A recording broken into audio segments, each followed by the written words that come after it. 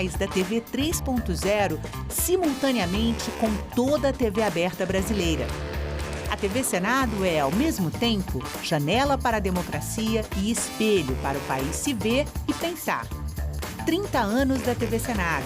Democracia todo dia, em todas as telas, ao vivo e 3.0. Os manifestantes conseguiram subir no prédio do Congresso.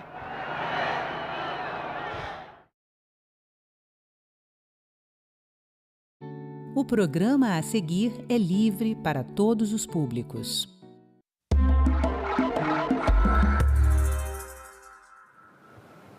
Olá!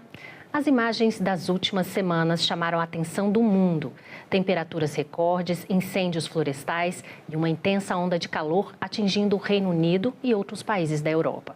Foi justamente nesse cenário que líderes, especialistas, empresas e investidores se reuniram em Londres para um dos principais encontros globais sobre ação climática. Mas como discutir o futuro do planeta quando os efeitos das mudanças do clima já fazem parte do dia a dia? Bom, para conversar sobre esse momento, recebemos a jornalista Mariana Caminha, da Climate Bonds, que acaba de voltar da London Climate Action Week. Mariana, seja muito bem-vinda aqui ao programa. Obrigada, é um prazer. Bom, vamos começar dando um panorama dessa Semana do Clima lá em Londres. Como é que foi participar dessa semana e o que foi discutido? É sempre muito bom a gente participar de um evento assim, porque essas Semanas do Clima, elas são uma espécie de aquecimento para a COP, né, que esse ano vai acontecer na Turquia. A Semana do Clima em Londres é a principal semana da Europa, né? É o principal evento climático da Europa. Então, é um evento que esse ano comemora a 8ª edição e foram mais de 1.300 eventos pela cidade inteira, mais de 75 mil pessoas participando, entre cientistas, sociedade civil, mas também políticos, empresários, técnicos, então investidores também. Então a gente teve representantes do mundo inteiro, de todas as áreas que juntas podem fazer a diferença um dia. E como é que foi participar justamente na semana em que foi registrado ali? A gente tem até a imagem de uma câmera que identificou a temperatura de 50 graus em algum dia da semana. Como é que foi participar dessa semana do clima justamente numa semana em que a temperatura subiu tanto? Foi um lembrete muito claro de que a gente já está vivendo os impactos das mudanças do clima. Então, a gente teve eventos, por exemplo, que foram cancelados. Imagina, uma grande ironia. Um evento sobre mudanças climáticas sendo cancelado justamente por conta das mudanças climáticas. Então, a gente teve vários eventos assim, pessoas relatando dificuldades de mobilidade, por exemplo, porque Londres é uma cidade que, dentro da sua infraestrutura, é extremamente despreparada para o calor, né? É uma cidade que foi construída para outro tipo de clima, para um clima mais frio, mais ameno. Então, os prédios são antigos, alguns são tombados, então não pode colocar ar-condicionado. Então, a gente viu várias disrupções acontecendo durante a semana e foi uma experiência muito clara, e eu acho que deu a entender a urgência desse assunto, de que a gente não está falando do futuro, a gente está falando do presente e de como evitar uma catástrofe ainda maior no futuro. E esse tema, justamente nessa semana, foi mencionado por quem apresentava, participava dos painéis, as pessoas comentavam sobre isso lá, e isso foi inclusive gancho para discussões dentro da Semana do Clima? Sim. Todos os eventos, primeiramente, assim, você via até o jeito que as pessoas se vestiam. Eu prestei muita atenção na questão dos ventiladores portáteis, que antigamente não tinha. Eu morei alguns anos em Londres, cheguei a 20 anos lá, e 20 anos atrás não existia isso, né? A gente não via pessoas caminhando com ventilador portátil no verão, e a gente mal está chegando no verão lá.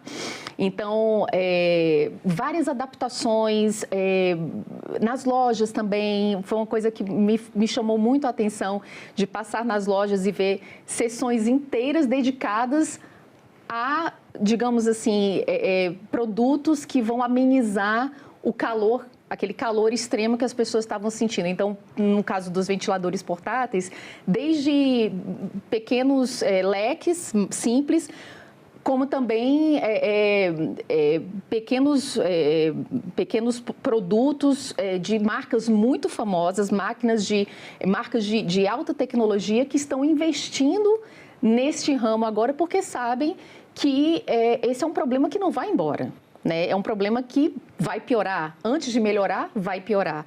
Então, até nisso você vê como o clima hoje, ele saiu das discussões acadêmicas, né, de cientistas e realmente entrou na vida das pessoas e está impactando o nosso dia a dia. Né? E é uma coisa que a gente tem de entender, tem de ver qual é a nossa responsabilidade e não normalizar isso. Né? Não é normal a gente sair de casa com um ventilador portátil como se fosse um celular. Né? Porque senão a gente não consegue ficar na rua debaixo do sol. Então, eu acho que foi quase como um experimento de marketing para mostrar mesmo para as pessoas, olha, isso aqui é algo urgente e a gente tem que agir logo, né? E durante a semana, esse tema, você acha que entra também a questão da resiliência climática, a questão do aquecimento, de como as cidades estão se preparando para essas ondas de calor? Vem o El Niño aí também na primavera. Isso foi também centro de debates? Na verdade, pautou mais a Semana do Clima ou não? Sim, ao longo dos anos, né, eu trabalho na cobertura, na divulgação de dados climáticos já tem uma década. Então, antigamente, 10 anos atrás, a gente não falava de adaptação e resiliência, a gente falava de mitigação, né, a diminuição das emissões. Hoje, hoje adaptação e resiliência são dois temas que estão tão presentes quanto a mitigação. E no caso do que a gente viu de Londres, até foi divulgado um plano da cidade em relação à resiliência, então como que a cidade pode se preparar, né, para outras ondas de calor, não só na questão de infraestrutura, como também no plantio de árvores, que é o que a gente chama de solução baseada na natureza. Então, algumas coisas que podem ser feitas baseadas na natureza. Então, é um assunto que não só pautou a semana, de forma muito intensa, inclusive teve uma grande conferência dentro da Semana Climática só sobre resiliência, foi um dos maiores eventos que a gente teve, como também as pessoas viram na prática que resiliência é algo, e adaptação é algo necessário. Então, por exemplo, trens foram cancelados, teve gente que não pôde ir para a Semana do Clima, porque moravam numa cidade um pouco distante de Londres, e os trens simplesmente foram cancelados porque os trilhos empenaram com calor. Então, é grave dessa forma. E não só Londres, mas várias cidades da Europa não estão preparadas para isso. Então, eu acho que isso põe em cima dos políticos, né, das pessoas que tomam decisão, uma responsabilidade muito grande, mas também os investidores também, né, como forma de pressionar para que esses investimentos sejam feitos de forma responsável. É aí que entra a minha próxima pergunta, que é exatamente, você falou que investidores estiveram presentes nessa semana debatendo. Você acha que os investimentos climáticos estão indo também para essa parte de resiliência, preparação das cidades? Onde estão indo os investimentos nessa área? Sim, bom, voltando um pouco atrás, quando a gente pensa nos investimentos no que a gente chama de verde ou sustentável, os investimentos aumentaram muito nos últimos anos. Então, para você ter uma ideia, a primeira dívida verde foi emitida em 2007. Até 2019, a gente conseguiu um acumulado de $1 trilhão. De 2020 para cá, ou seja, em 6 anos, nós fomos de $1 trilhão a $6 trilhões. Então, daí você vê como o mercado está muito mais acelerado, né? E a mesma coisa aconteceu. No início, era muito mais investimento em mitigação. Agora, os investimentos estão muito em projetos de resiliência e adaptação, né? Então, a Climate Bonds, por exemplo, acaba de lançar uma taxonomia de resiliência, que é uma taxonomia, é a primeira do mundo e é inovadora nesse sentido porque ela traz para o investidor mais transparência e credibilidade. Então, eles querem investir em projetos que realmente sejam viáveis e que sejam que sejam efetivos nesse sentido, né? Então, as taxonomias, e o Brasil faz pouco tempo, né, na COP passada, a gente teve o lançamento da taxonomia brasileira. Então, a taxonomia, que é esse grande arcabouço do que é considerado verde, né, do que é considerado crível nesse sentido, ajuda muito os investidores, né, a tomarem as suas decisões responsáveis, porque hoje a gente vê que empresas, por exemplo, que não estão investindo em projetos resilientes e projetos que não vão fazer algo pior ao mundo do que nós já estamos fazendo, essas empresas que não estão investindo em transição, elas não têm futuro, porque elas não vão ter investimentos. Os investidores querem cada vez mais projetos e iniciativas que sejam responsáveis, porque, no fim das contas, um investimento sustentável, ele é um investimento mais seguro.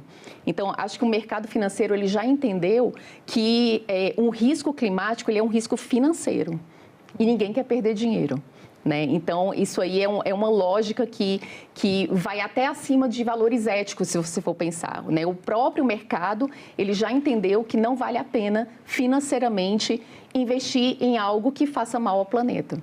E lá você pôde acompanhar medidas concretas, exemplos do que já está sendo feito na prática? Eu acho que agora, né, a gente falou muito em questão de metas, promessas, agora o foco está muito na implementação dessas metas, né, como que a gente pode acelerar essa transição. Então, eu já mencionei aqui esse projeto da Prefeitura de Londres, por exemplo, de investir em resiliência. A gente teve outros painéis que trataram um pouco das metas da COP e como é que a gente vai implementar isso até a próxima COP. Então, assim, são várias pequenas ações que coletivamente elas ajudam a gente a acelerar essa transição e não perder tempo, porque cada vez mais a gente vê que está acelerando, né? Os impactos estão cada vez maiores e mais intensos e mais frequentes. Então, a gente não tem muito tempo a perder, né? Temos que fazer essa transição o quanto antes. Agora, essas tensões globais, na sua avaliação, estão atrasando? Ficou claro durante esses debates que essa tensão global, ela acaba dificultando e atrasando essa transição energética? Eu acho que as tensões globais e os problemas geopolíticos, é uma faca de dois gumes, né? Por um lado, eles atrapalham sim, por outro, eles aceleram um pouco as ações locais. Então, como é que nós, como um país, podemos ser menos dependentes de combustíveis fósseis? Como que nós podemos acelerar a nossa independência energética? Então, eu acho que essas tensões, elas geram uma ação de uma forma ou outra, né? Eu acho que, obviamente, nós queríamos que todos nós estivéssemos na mesma página, né? Todos em prol do mesmo objetivo, mas essas tensões, elas também aceleram, porque quanto mais dependente você é como país de combustíveis fósseis, mais na mão de outros países você está. Então, acaba que o problema acelera um pouco as ações governamentais. Você que esteve nessa semana global, que analisou projetos de vários países, como é que você colocaria o Brasil hoje nessa agenda, né? Como é que está o andamento do Brasil, principalmente em relação à transição energética? O Brasil já é um grande exemplo de matriz energética sustentável, né? Isso é muito bom. Eu acho que alguns passos concretos já foram dados, como, por exemplo, a própria taxonomia, que envolve não só questões de mitigação, como também de resiliência. A nossa agricultura, por exemplo, é algo também, ao contrário do que muita gente pensa, a nossa agricultura é uma agricultura muito positiva na questão de emissões, apesar da questão do metano, que eu acho que foi um grande tema também que foi discutido nessa semana de Londres, como que a gente pode diminuir as emissões de metano, que é um gás que demora muito mais para se dissolver. Então, para a gente fazer essa transição mais rápida, temos que diminuir o quanto antes essa emissão de metano, mas o Brasil está muito engajado na questão de financiamento climático. Eu tive o prazer de ver isso acontecendo ao longo desses últimos 10 anos, né? A emissão da primeira dívida soberana sustentável, a criação da taxonomia brasileira, a evolução da nossa agricultura, né? Dos projetos sustentáveis dentro da nossa agricultura, que trazem oportunidades de investimento de fora incríveis. Então, o Brasil tem muito a explorar, né? E a questão da infraestrutura também, nossa infraestrutura, de ser uma infraestrutura mais resiliente, uma infraestrutura mais conectada com essa agenda. Então, eu acho que as possibilidades são imensas. O que a gente precisa hoje é de um conjunto de projetos, um conjunto de atividades que sejam críveis, que demonstrem credibilidade para o investidor, e essa ligação do investidor com esses projetos e toda a segurança, digamos assim, de infraestrutura para que esses negócios aconteçam. E aí são vários atores envolvidos, né? O governo, o Banco Central, né? Todos esses atores juntos, eles têm de trabalhar para favorecer que esse investimento caia no Brasil. A boa notícia é, não existe escassez de investimentos. Nós temos trilhões de dólares no mercado financeiro, né, prontos para cair. Serem utilizados em projetos críveis. Exatamente. Né? Então, assim, essa é a boa notícia. A gente não está falando de um cenário que não há dinheiro. Existe dinheiro suficiente. Existem investidores que estão famintos por projetos sustentáveis. O que a gente precisa fazer é essa mágica acontecer, né? Que a gente tenha um ambiente seguro para que esse investimento caia e os projetos que sejam comprometidos, que sejam realmente alinhados à taxonomia, né? Nós temos a taxonomia brasileira, mas temos outras taxonomias no mundo que conversam entre si, o que eles chamam de interoperabilidade entre taxonomias. Então, tudo isso favorece que esses investimentos realmente caiam para o nosso país. A boa notícia é essa, é que existe dinheiro. A má notícia estamos hoje com 7 trilhões de dólares acumulados em dívida alinhadas à sustentabilidade, mas a gente precisa de uma média de 6 trilhões por ano para que a nossa economia seja uma economia realmente sustentável. Então, a gente precisa acelerar muito mais. E na sua avaliação, a gente tendo aqui poder público, Congresso Nacional, leis, né, a questão da segurança jurídica, falta alguma coisa para que esses projetos saiam do papel no sentido de legislação? É para isso que a gente trabalha, né? A gente trabalha conectando todos esses atores. É óbvio que uma legislação que favoreça esse investimento, ela ajuda muito, mas não só isso, né? A gente precisa realmente de um engajamento de todos os setores da economia, né? Dos bancos, dos verificadores, da sociedade civil. Nós precisamos de todos esses atores trabalhando junto para que realmente o nosso país consiga progredir nessa agenda. Mas muito já foi feito. Eu acho que nos últimos 10 anos o Brasil realmente saiu do zero nesse sentido para ser um país de ponta, né, na questão das emissões. Na América Latina nós somos, se eu não me engano, o segundo lugar no número de emissões alinhadas à sustentabilidade, né, ou verde, ou sustentáveis. Então, nós da Climate Bonds, nós trabalhamos também com isso, né? Nós trabalhamos também nesse diálogo com todos esses atores, não só do governo, mas também os bancos, empresas, todo mundo junto, porque isso não é um assunto, não é um problema que a gente resolve só com uma linha de trabalho, né? Somos todos juntos que podemos... Tem todo um processo, né? O projeto tem que ser aprovado e ele tem que passar por um financiamento, o banco tem que ter uma linha de crédito específica para esse projeto. Exatamente, né? E tem que ter iniciativa também do terceiro setor, o governo tem que apoiar, é toda uma rede, né? Exatamente. Bom, voltando à semana em Londres, a semana climática, o que mais te marcou nessas discussões? Eu acho que todo esse envolvimento da sociedade, todos os atores, tanto dos governos do mundo inteiro, quanto as ONGs, os técnicos, os cientistas, eles mostram juntos que esse debate já alcançou outro nível. Você conversou há poucos dias com o Carlos Nobre, que é, na minha opinião, um dos maiores cientistas do mundo que a gente tem nessa área do clima. E ele, há quantos anos o Carlos Nobre tem falado dos perigos, desse caminho que a gente está trilhando, irresponsável economicamente para o futuro do planeta.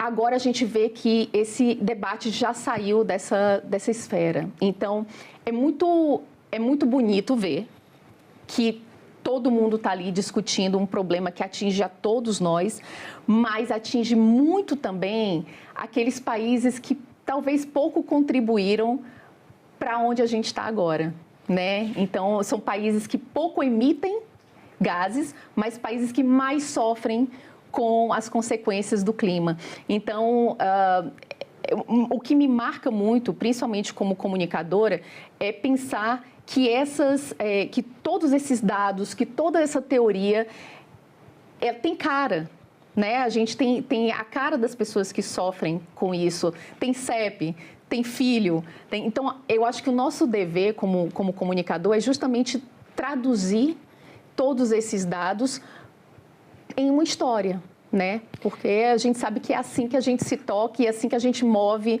a ação para frente. E você acha que o debate também vai pautar ao longo dos anos para frente essa questão que a gente fala que é justiça climática, né? Quem são os mais atingidos por essa questão, pelo aquecimento global? Os mais pobres, os negros, né? As comunidades mais distantes, que têm menos recursos. Você acha que isso também vai pautar, a partir de agora, essas semanas de debate sobre o clima? A gente sempre tem uma agenda de justiça climática nessas semanas, na COP também, mas eu ainda acho que essa pauta ainda é pouco explorada. Eu acho que ainda existe muito espaço para essa pauta crescer.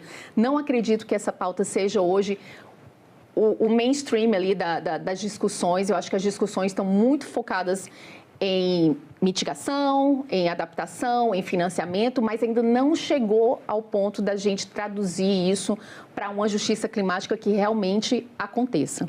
Então, eu acho que a luta continua. Tem que, cada vez mais, precisamos ter mais discussões sobre isso, mais debates e mais clareza sobre essas consequências. Mesmo em Londres, que estamos falando aí de um país, a Inglaterra, que estamos falando de um país que é, né, país de primeiro mundo, um país rico, dentro do próprio país nós vemos que as pessoas sofrem de forma diferente. Né? Então, nós temos pessoas que não têm dinheiro para comprar um ventilador e nós temos a pessoa que paga R$1.000 num ventiladorzinho portátil. Essa questão não é só no Brasil. Essa questão não é só no Brasil e não é só quando a gente fala de países africanos. A gente, dentro das próprias cidades, nós vemos que as pessoas são afetadas de formas diferentes. Né? E eu acho que isso tem de ser endereçado de uma forma que, dentro de cada realidade, nós possamos amenizar um pouco as consequências, que são consequências terríveis. Né? A gente está falando de pessoas morrendo, pessoas sem água, pessoas que têm de sair do seu país, por exemplo, para um outro país, porque não tem mais comida, não tem mais água. Eu vi um documentário... Eu esqueci agora o nome, mas um documentário muito interessante sobre um caso no Senegal, por exemplo, que simplesmente uma cidade foi devastada por um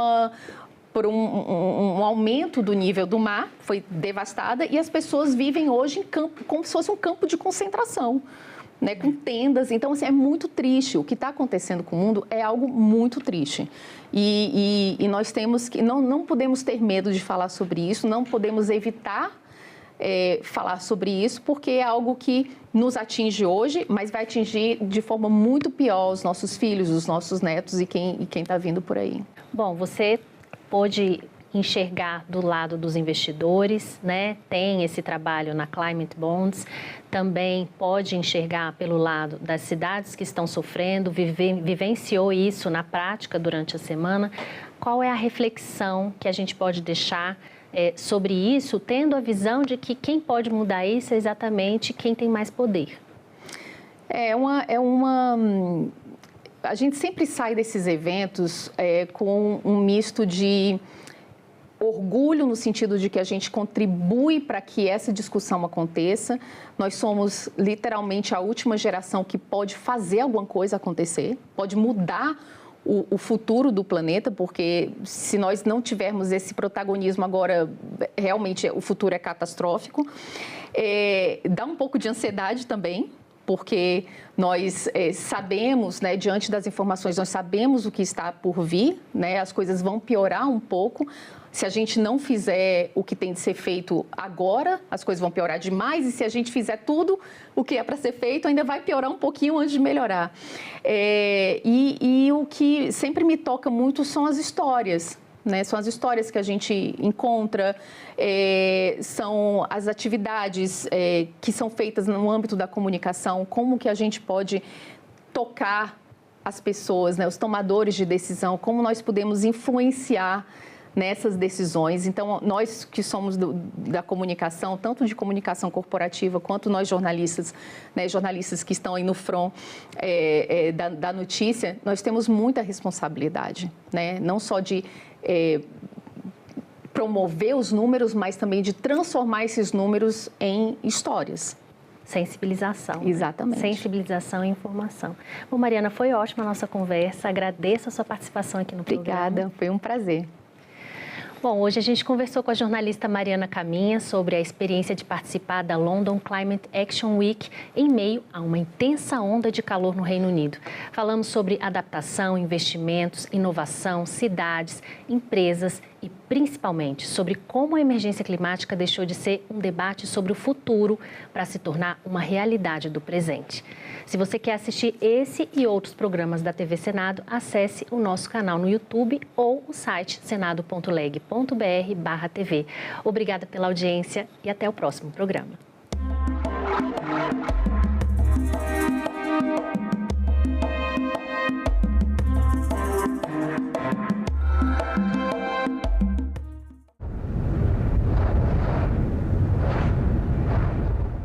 Entrei nessa vulnerabilidade com meus animais despejados, numa situação difícil, sem emprego, sem nada. Para você chegar numa situação de vulnerabilidade extrema, de alta complexidade, né, tem que ter muito drama. Primeiro você tem que dar uma moradia para essa pessoa permanente, individual, e a partir da moradia você tratar aquilo que prega a política nacional. Em discussão, nesta quinta, 20h, aqui na TV Senado.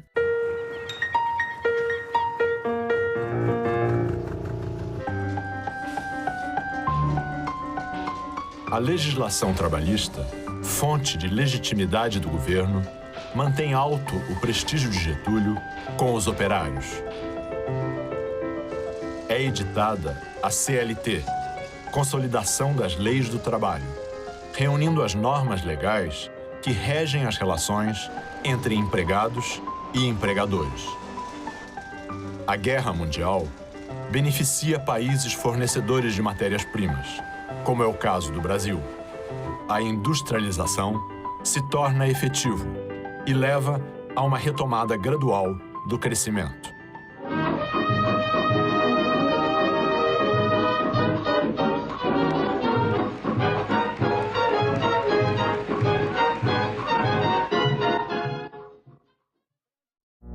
Agora é lei. Os clientes de bancos poderão solicitar a transferência automática dos salários para o banco de preferência e as instituições financeiras deverão aceitar débitos automáticos entre contas de bancos diferentes. O correntista também terá direito à comunicação prévia de mudanças nas taxas do cartão de crédito e deverá receber alertas sobre débitos e opções de linhas de crédito mais vantajosas. O Senado votou, agora é lei. Calendário Eleitoral 2026. A partir de 19 de julho, já é possível consultar pela internet os locais de votação com vagas para voto em trânsito e para transferência temporária de sessão para quem estará em serviço no dia das eleições.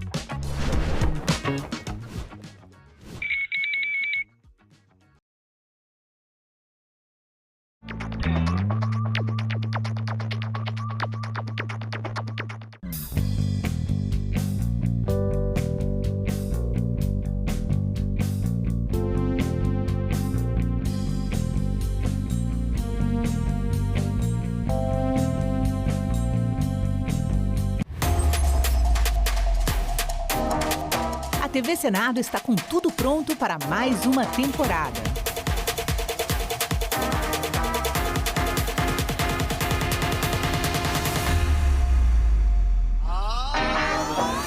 História, Em maio de 1933, 3,5% da população vão às urnas. Análise. O grande problema que a gente vive hoje é a falta de entendimento do papel da imprensa. Debate. É difícil realmente fazer chegar o conteúdo de todos os candidatos quando você está numa bolha. Combate à desinformação. Especialista em fact-checking, checagem de fatos e também jornalismo de dados. E a mais completa cobertura de eleições do Legislativo.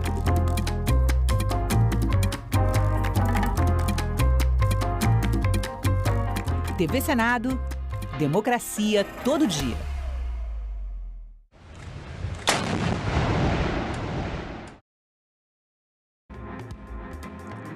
Bom dia! Em busca de derrubar barreiras para a carne brasileira, a Comissão de Relações Exteriores se reuniu com produtores nacionais. Cerca de 100 vetos presidenciais estão no Congresso para análise dos parlamentares. E os destaques das eleições. Tiago. Em parceria com o Tribunal Superior Eleitoral, o Senado inaugura hoje a exposição O Caminho do Voto para mostrar o processo eleitoral. E veja também as preocupações ambientais com a instalação de centros de informação de inteligência artificial no Brasil. Hoje é quarta-feira, 5 de agosto, e o Senado Notícias está no ar.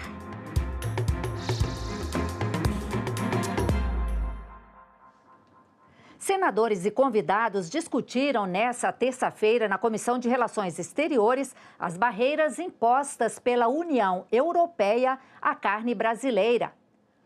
Os representantes do setor defenderam uma agenda permanente de diálogo entre a iniciativa privada e o governo. O grupo de trabalho sobre o acordo Mercosul-União Europeia foi criado pela Comissão de Relações Exteriores do Senado. A reunião desta terça-feira teve como objetivo ampliar a articulação para enfrentar as barreiras da União Europeia à carne brasileira, além de aproximar os ministérios da Agricultura e Pecuária e das Relações Exteriores e manter a agenda com o setor produtivo para planejar as próximas negociações com o bloco europeu. Os principais encaminhamentos definidos no encontro foram reunir o novo embaixador da União Europeia no Brasil com representantes do setor produtivo e manter uma agenda permanente de reuniões com a iniciativa privada. A reunião aconteceu há um mês da entrada em vigor das novas regras europeias sobre o uso de antimicrobianos na produção animal. Setores que, porventura, venham a se sentir prejudicados, nos acionam, que nós iremos promover debates dessa natureza. Integrantes do governo, integrantes do Ministério das Relações Exteriores, do Ministério da Agricultura, setor privado da proteína todo presente, muito importante para que a gente possa definir planejamento e estratégia de reações em função do que está se acontecendo. A Comissão de Direitos Humanos debateu nesta terça-feira o Holocausto Cigano, que matou cerca de 500 mil pessoas na região ocupada pelos nazistas na Europa durante a Segunda Guerra. Os senadores e convidados discutiram formas de combater a intolerância racial e a necessidade de preservar a memória histórica do povo cigano.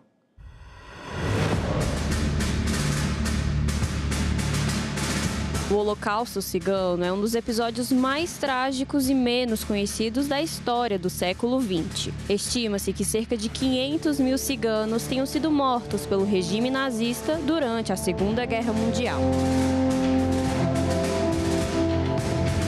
Para debater a preservação da memória histórica do genocídio dos povos ciganos e discutir o fortalecimento de políticas públicas de combate ao racismo, a Comissão de Direitos Humanos realizou uma audiência pública. No último dia 2 de agosto, foi celebrado o Dia Europeu em memória do Holocausto Romani, instituído pelo Parlamento Europeu em referência à noite de 2 para 3 de agosto de 1944, quando cerca de 4.300 homens, mulheres, idosos e crianças ciganas foram assassinados nas câmaras de gás de Auschwitz, Episódio que marcou a liquidação do campo cigano. Durante décadas, o Holocausto Romani permaneceu à margem das políticas de memória e do reconhecimento internacional, como se houvessem vítimas mais dignas de serem lembradas do que outras.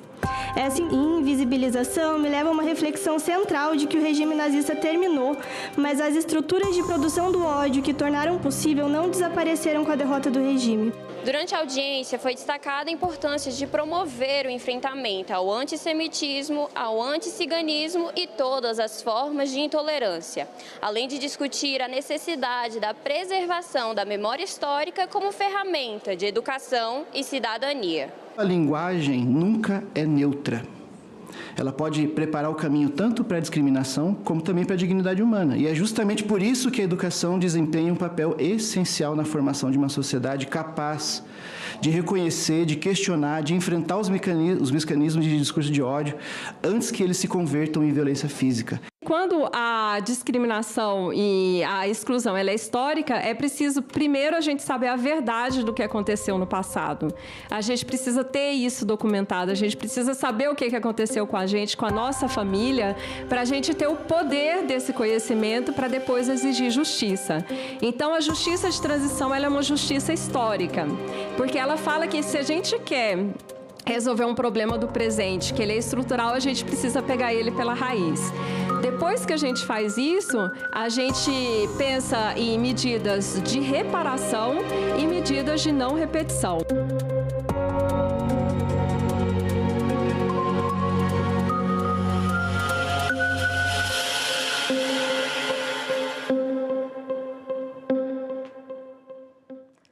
A Comissão de Ciência e Tecnologia discutiu nesta terça-feira a regulamentação do funcionamento de data center de inteligência artificial. Especialistas manifestaram preocupação com os impactos socioambientais de sua instalação no país.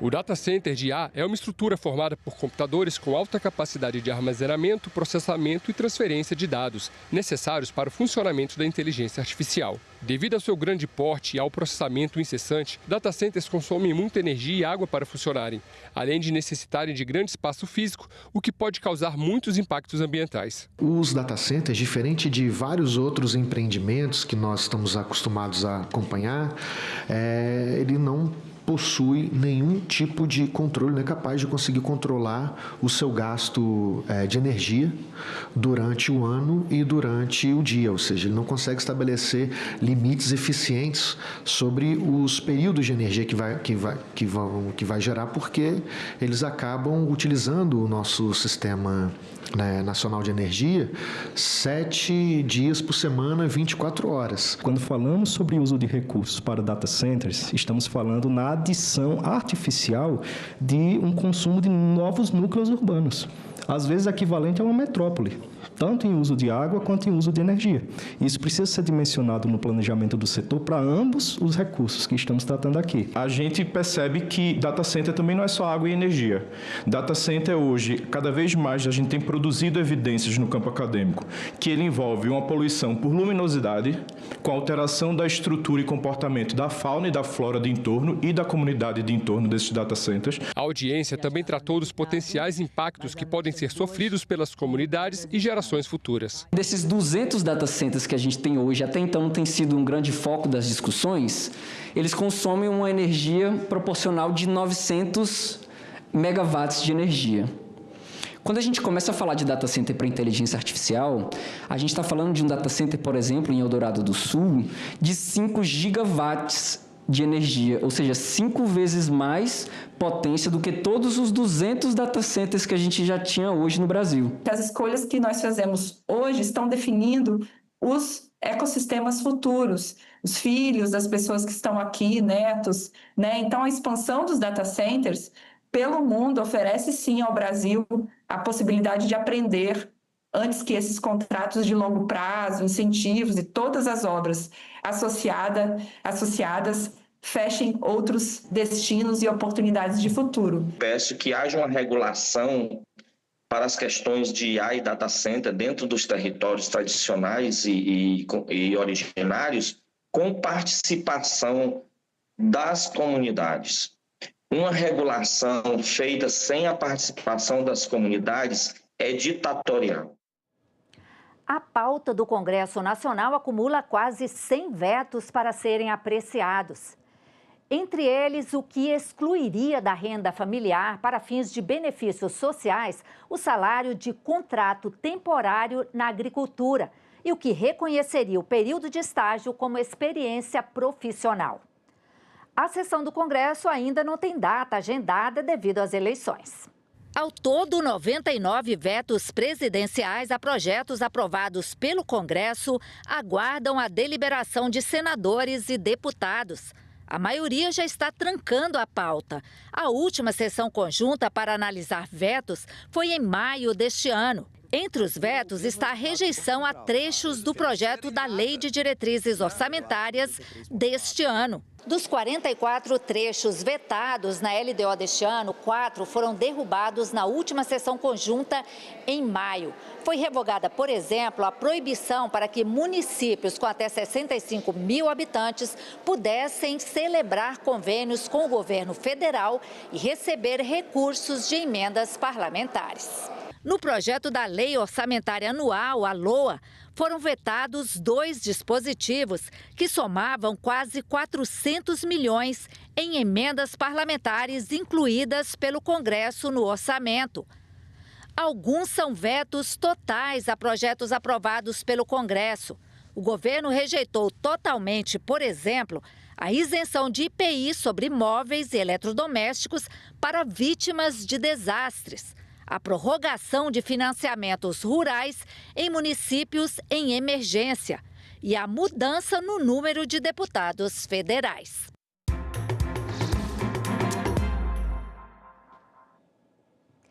Este ano, os brasileiros vão às urnas para as eleições gerais. As escolhas dos representantes é uma das etapas mais importantes da democracia. No Senado vai ser inaugurada hoje uma exposição que mostra como funciona o processo eleitoral. Vamos saber os detalhes com o repórter Tiago Tibúrcio. Bom dia, Tiago.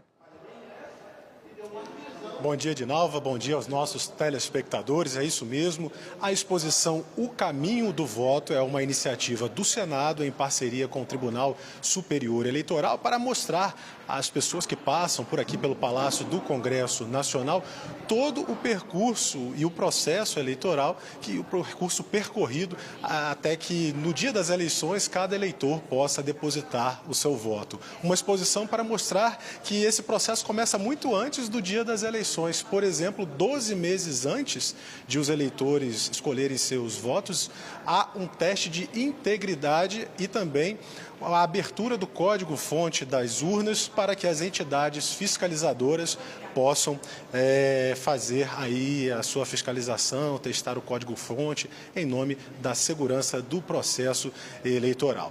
Essa exposição vai ser inaugurada hoje com horário previsto para as 10 horas da manhã, horário aqui de Brasília, com transmissão ao vivo da TV Senado, e vão participar, além do presidente do Tribunal Superior Eleitoral, ministro Cássio Nunes Marques, também o presidente do Senado, Davi Alcolumbre, e também presidentes de TREs. Vamos ver um pouquinho dessas imagens aí, então, que vão mostrando, são 5 painéis que mostram todo esse processo que ocorre aqui no Brasil, porque a intenção do Tribunal Superior Eleitoral é mostrar que as urnas são seguras e o processo pode ser confiável.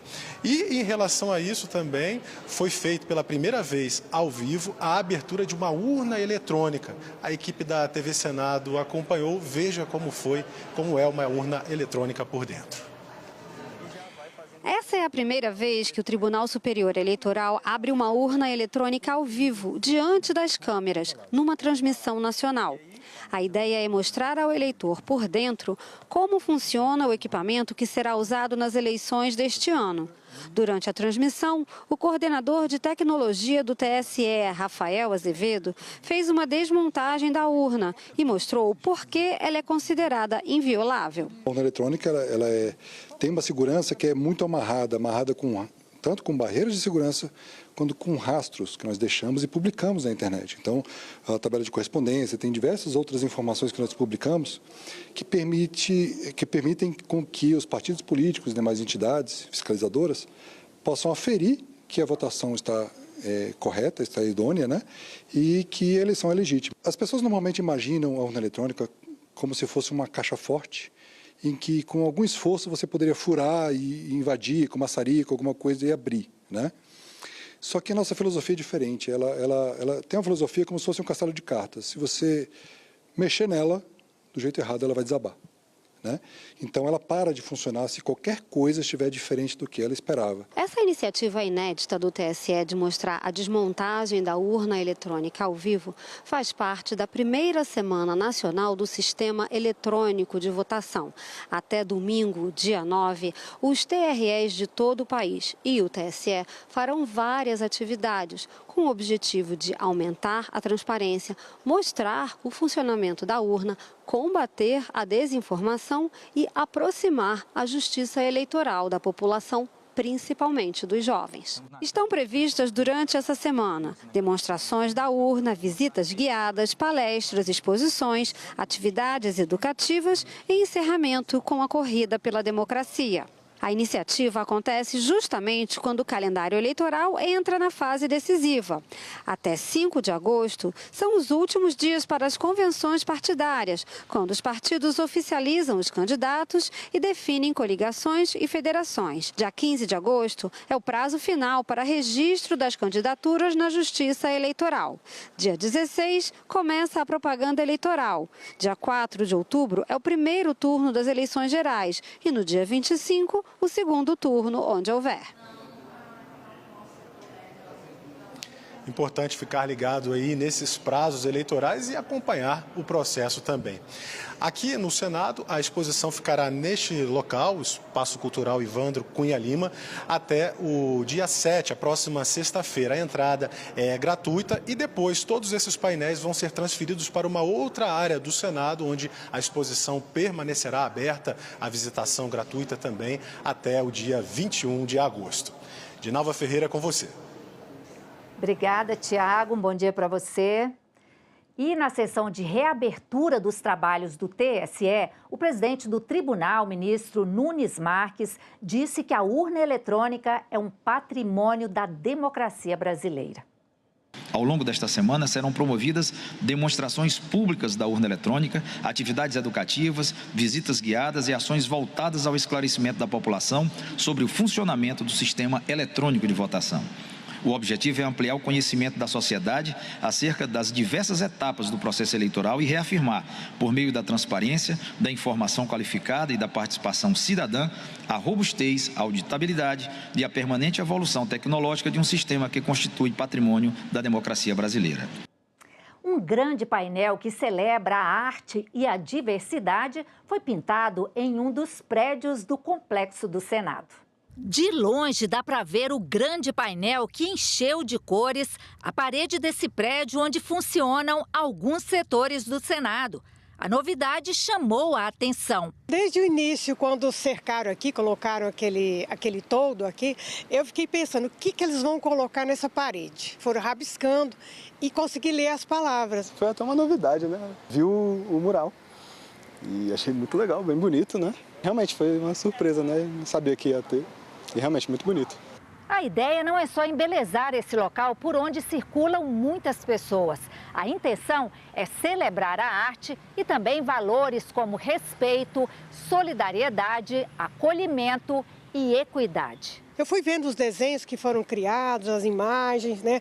Tem aqui um cadeirante, a gente vê crianças, acolhimento, mãos dadas, né? Então tudo tem um sentido. Como diz, a vida da gente precisa realmente todas essas palavras aqui dentro e fora. A muralista brasiliense Natália Carneiro foi quem deu vida ao projeto, a partir de um convite do Senado. A ideia era fazer um mural, uma arte que trouxesse elementos de diversidade, acolhimento, equidade de gênero. Então faz parte de uma campanha contra o assédio também. É um tema tão pesado e a gente queria trazer isso de forma mais leve.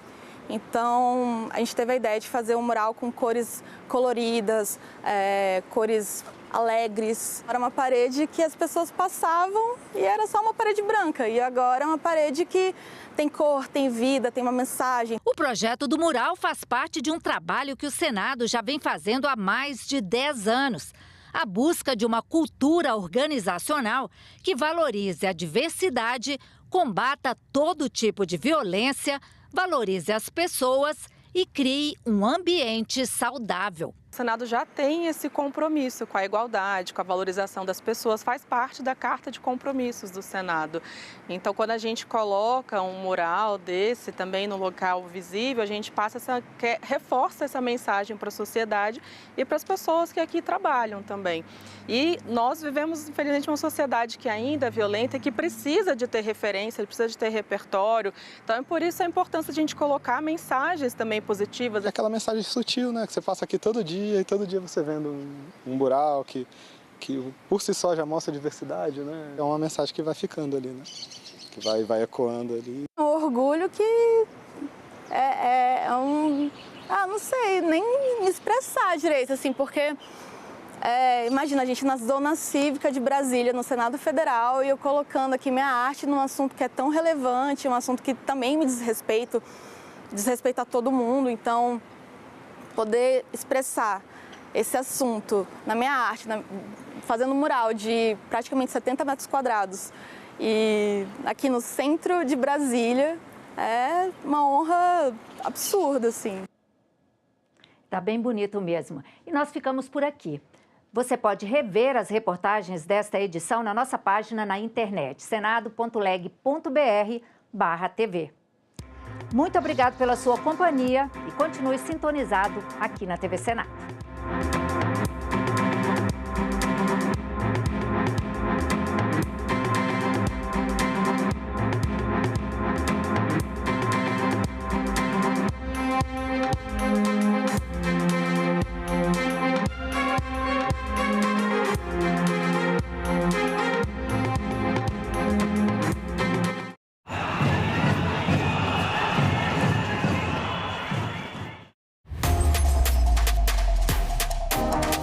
A TV Senado está com tudo pronto para mais uma temporada.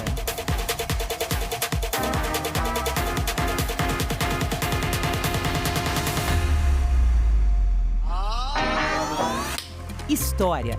Em maio de 1933, 3,5% da população vão às urnas. Análise. O grande problema que a gente vive hoje é a falta de entendimento do papel da imprensa. Debate. É difícil realmente fazer chegar o conteúdo de todos os candidatos quando você está numa bolha.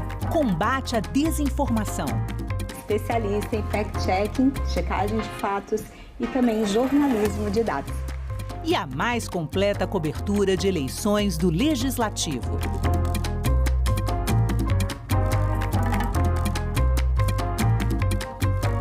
TV Senado, democracia todo dia. O IPES tinha a função de criar propaganda política para que a população aceitasse o golpe de 64. Esses filmes passavam nas sessões de cinema, eram veiculados nas empresas, na hora do almoço, para o operariado. E eles eram levados para o interior, para pracinhas do interior do Nordeste, interior de Minas Gerais. Leve à compreensão do homem, do povo, o valor da sua empresa para a comunidade brasileira. Media operations, labor operations, helping to support strikes, planting false articles in the newspapers, that kind of thing, which frankly is the CIA's bread and butter in a lot of countries where it's trying to orchestrate instability and overthrow. Não havia nem um minuto no Brasil, das 24 horas do dia, em que não houvesse uma emissora financiada pelo IBAT dizendo algo contra o presidente João Goulart. Tem muitas mulheres que acham que a violência é só um soco, um puxão de cabelo, não. Ela se mostra de várias formas.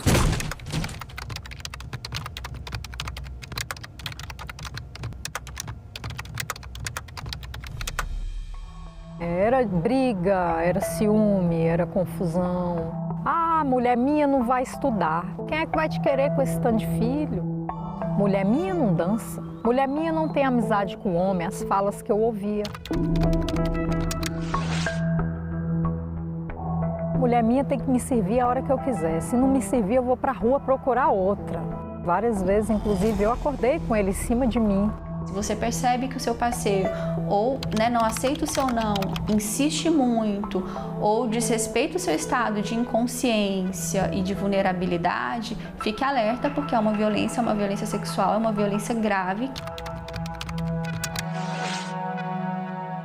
No início eu achava ser normal, só que chegou um determinado ponto que eu falei, isso não é normal. Buscar ajuda, uma rede de apoio de outras mulheres, psicólogos e se cuidar.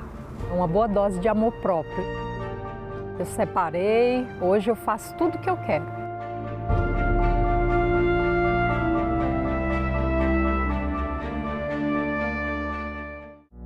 Agora é lei.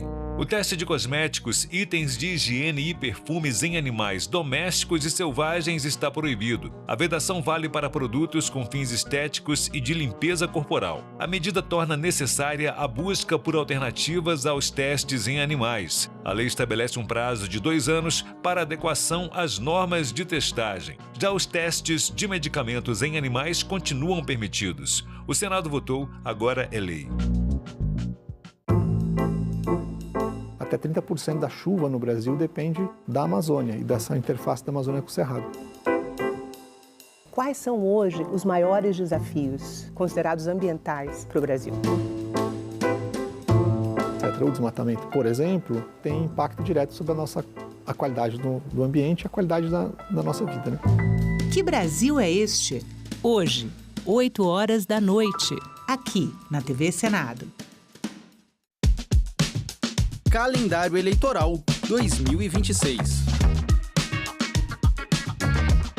Termina em 5 de agosto o prazo para que juízas e juízes eleitorais publiquem a relação de nomeados a prestar serviço nos 2 turnos das eleições. A partir desta data, os convocados têm 5 dias para apresentar recusa formal se tiverem impedimento.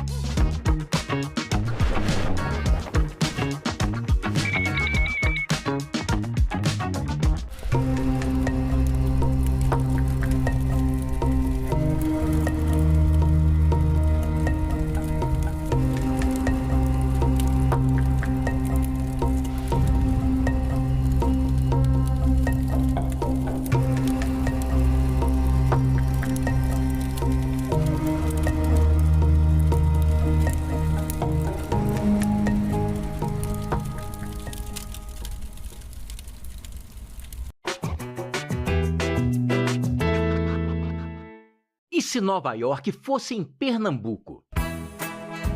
Essa pergunta, aparentemente descabida, tem um fundo de verdade.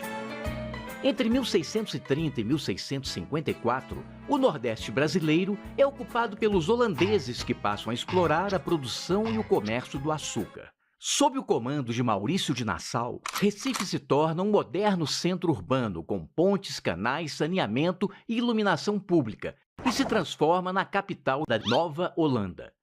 Já Natal passa a ser chamada Nova Amsterdã. Os portugueses, no entanto, não gostam nem um pouco disso e tentam reaver o território perdido.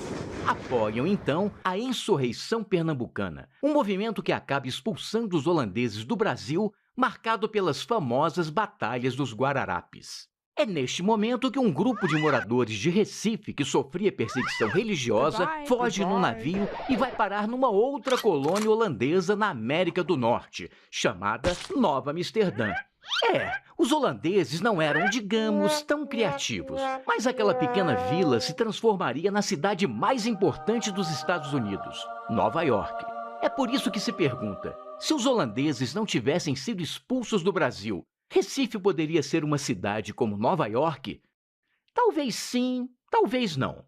É verdade que os portugueses não eram bons negociantes e ainda tiveram que indenizar a Holanda pelas dívidas dos senhores de engenho de Pernambuco. Mas os holandeses também não fizeram um grande negócio e acabaram trocando Nova York pelo Suriname para saldar uma dívida de guerra com a Inglaterra.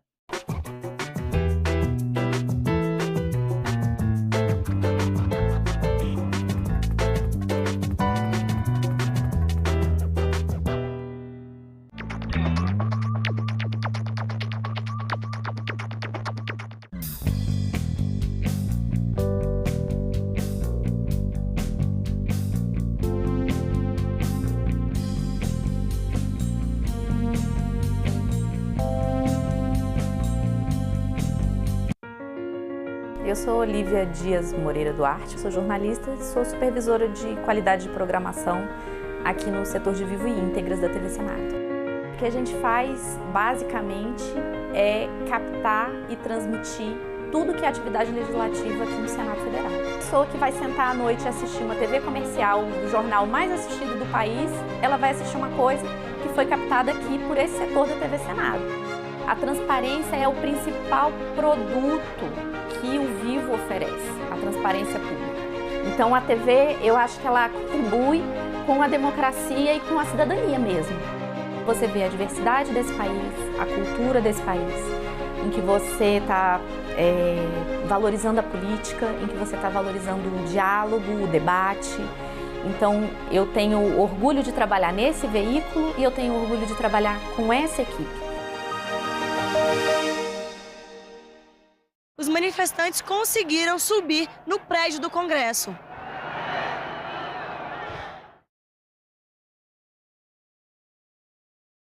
O programa a seguir é livre para todos os públicos.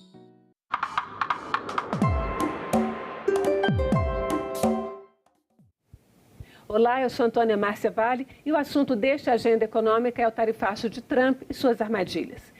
Em abril de 2025, o presidente estadunidense decretou guerra comercial ao Brasil, impondo tarifas extras de até 50% do valor de venda dos produtos. Agora, Trump voltou à carga com novos tributos, que podem chegar a 37,5%, acima do que já vigora. Nos dois momentos, ele misturou questões políticas, como a prisão do ex-presidente Jair Bolsonaro, a regulamentação das plataformas digitais e o PIX, com questões estritamente econômicas, como tarifas que poderiam prejudicar os Estados Unidos e a ampliação do mercado brasileiro a produtos de seu país. Como política e economia são apenas dois lados da mesma moeda, nesta Agenda Econômica nós conversamos com o professor de Relações Internacionais da Universidade de Brasília e ex-secretário executivo da Câmara de Comércio Exterior, Carlos Pio. Professor, muito obrigada pela sua vinda aqui ao Agenda Econômica. Um prazer. Bom, a agenda econômica também é agenda política, né? Tá certo? São os dois lados mesmo da mesma moeda, né? Não tenha dúvidas. A política e a economia andam juntos em várias questões. Agora, então, já que a gente puxa por aí, lá em 2025 o presidente Trump impôs tarifas não só ao Brasil, mas quase que foi uma guerra comercial contra o mundo, né? Tanto que depois ele foi voltando. Mas agora reforça contra o Brasil, alegando também questões econômicas, mas também questões políticas. Como é que você vê, neste momento, essa mistura tão ampla entre os dois temas, né? No momento mundial e brasileiro, especialmente importante, né? Porque a gente tem questões de governo aqui e questões de governo lá, né? Períodos eleitorais próximos. Como é que você vê essa questão neste momento? Olha, eu acho que as duas questões estão unidas pelo fato de que Trump segue uma visão de política econômica que tarifas são não só a palavra mais bonita da língua inglesa para ele, mas também um principal instrumento de política econômica para gerar resultados que só na cabeça dele funcionam. Então, as alegações são utilizadas simplesmente como subterfúgios para fazer o que ele já queria fazer em primeiro lugar. Lembrando que, em fevereiro, a Suprema Corte americana tomou a decisão de decretar a inconstitucionalidade do instrumento que ele havia usado no ano passado para elevar as tarifas, como você bem disse, contra o resto do mundo, para um patamar mínimo de 10%, lembrando que em muitos casos a tarifa média americana era de 2%, então ele levou no mínimo a 10%, um crescimento de mais de 4 vezes. E, como foi julgado inconstitucional, ele teve que encontrar um outro instrumento. O instrumento que ele encontrou é um instrumento da retaliação. E, para isso, precisa ter uma investigação, por mais que ela não envolva um processo judicial e investigativo muito profundo. Então, de novo, a justificativa política são justificativas para fazer o que ele já queria fazer. Professor, é uma coisa bastante voluntarista isso, né? Só para a gente deixar mais claro, talvez, para a nossa audiência, vou colocar aqui na tela, as alegações, e aqui são as alegações, são formais, né? Eles apresentaram realmente isso a partir desse processo, eles apresentaram essas alegações, né? Que nós temos prática de comércio digital e serviços de pagamento eletrônico que prejudicam os Estados Unidos, e aí que a gente está falando do PIX, né? O nome bonito para dizer, olha, o PIX está dando problema para os cartões de crédito, regulação das plataformas digitais, que é uma questão de cada país realmente, tarifas preferenciais injustas, que seria em favor de México e Índia, maior acesso ao mercado de etanol, é uma questão realmente bastante mais estritamente econômica, desmatamento ilegal e trabalho escravo. São só subterfúgios? É só uma desculpa esfarrapada, como se diz? Veja bem, eu acho que no momento elas servem a esse propósito. Cada uma delas tem um sentido potencialmente econômico. Todas elas fizeram parte, em algum momento, de temas de pressão americana em diferentes governos sobre o Brasil.